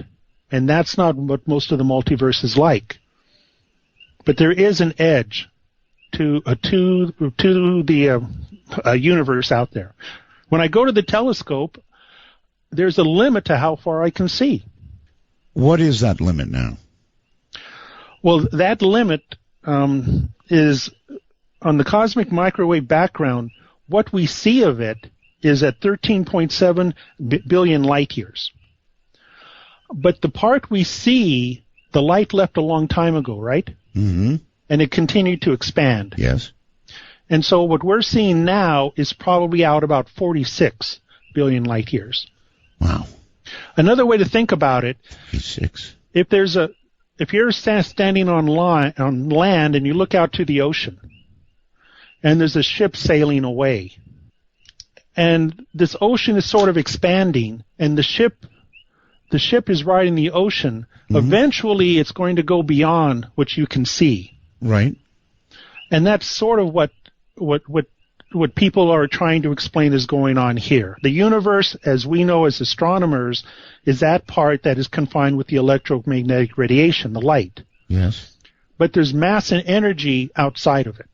Did I hear you say... the thing is finding experimental proof for it. Yeah. And that's what people are working extremely hard on, trying to find experimental proof for it. Right. What did you say about 46 billion years? That one stumped me. Oh, okay. So this wall that we see, right, at 13.7 billion years, right, because it's expanding, what we see is in the past. I've got that, right. And so what we see was 13.7 billion years ago. Right. But that has moved away from us. Right. And you just do on the calculations, that horizon now is now 46 billion light years away. I'm trying to not say now, because as we know from general relativity, there is no actual now in the universe. Huh. Okay. Because remember, all the clocks are going at different rates. Right. I'm just not getting it. 46. I understand 13.7. You get a big bang. There's an atom that's sitting out there at 13.7 billion years. That I get. Which we got radiation from, which I'm receiving at the telescope tonight. Got it. That atom, in those 13.7 billion years, has moved away. And it is now 46 billion light years away from me. See, what I thought is that atom had moved away, yes, and was now 13.7. No, that atom is 13.7 billion years ago for the light that I'm receiving tonight. But where is that atom now? Because, see, it took time for that light to get to me. Okay. And as that light's traveling to me, the whole universe is expanding, and so that atom has moved out another 30-some billion light years. Okay. I guess. Okay, I'm going to have to meditate on that. I just don't grasp it. Sedalia, Missouri. No idea. Thank you. North Hollywood, you're on the air. It says North Hollywood. Hello? Going once, going twice. Gone to Portland, Oregon. You're on the air. Hi. Oh, well, welcome back, Art. Thank you. Not a lot of time, so you're going to have to get it out quickly. Okay. I was just curious what your guest's theory is on why atoms, to begin with, organize in such a manner that causes this world that we live in. I mean, it's like such a, it's just so complex and perfect. Such a, right down to the earthquakes and. Well, that's a very good question.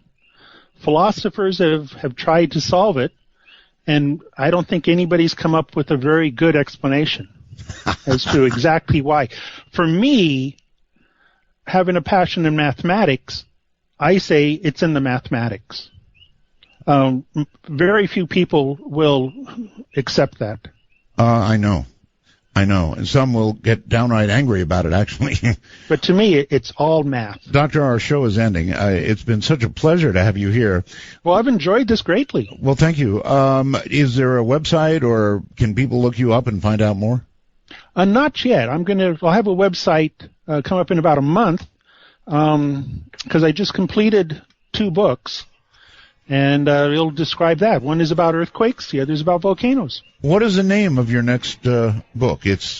My next book is called The Last Volcano. It's about the man who started the study of volcanoes. That sounds ominous. The last. That'll come out in a month, and the one that's been out is Earthquake Storms, and it talks about the future destruction of California.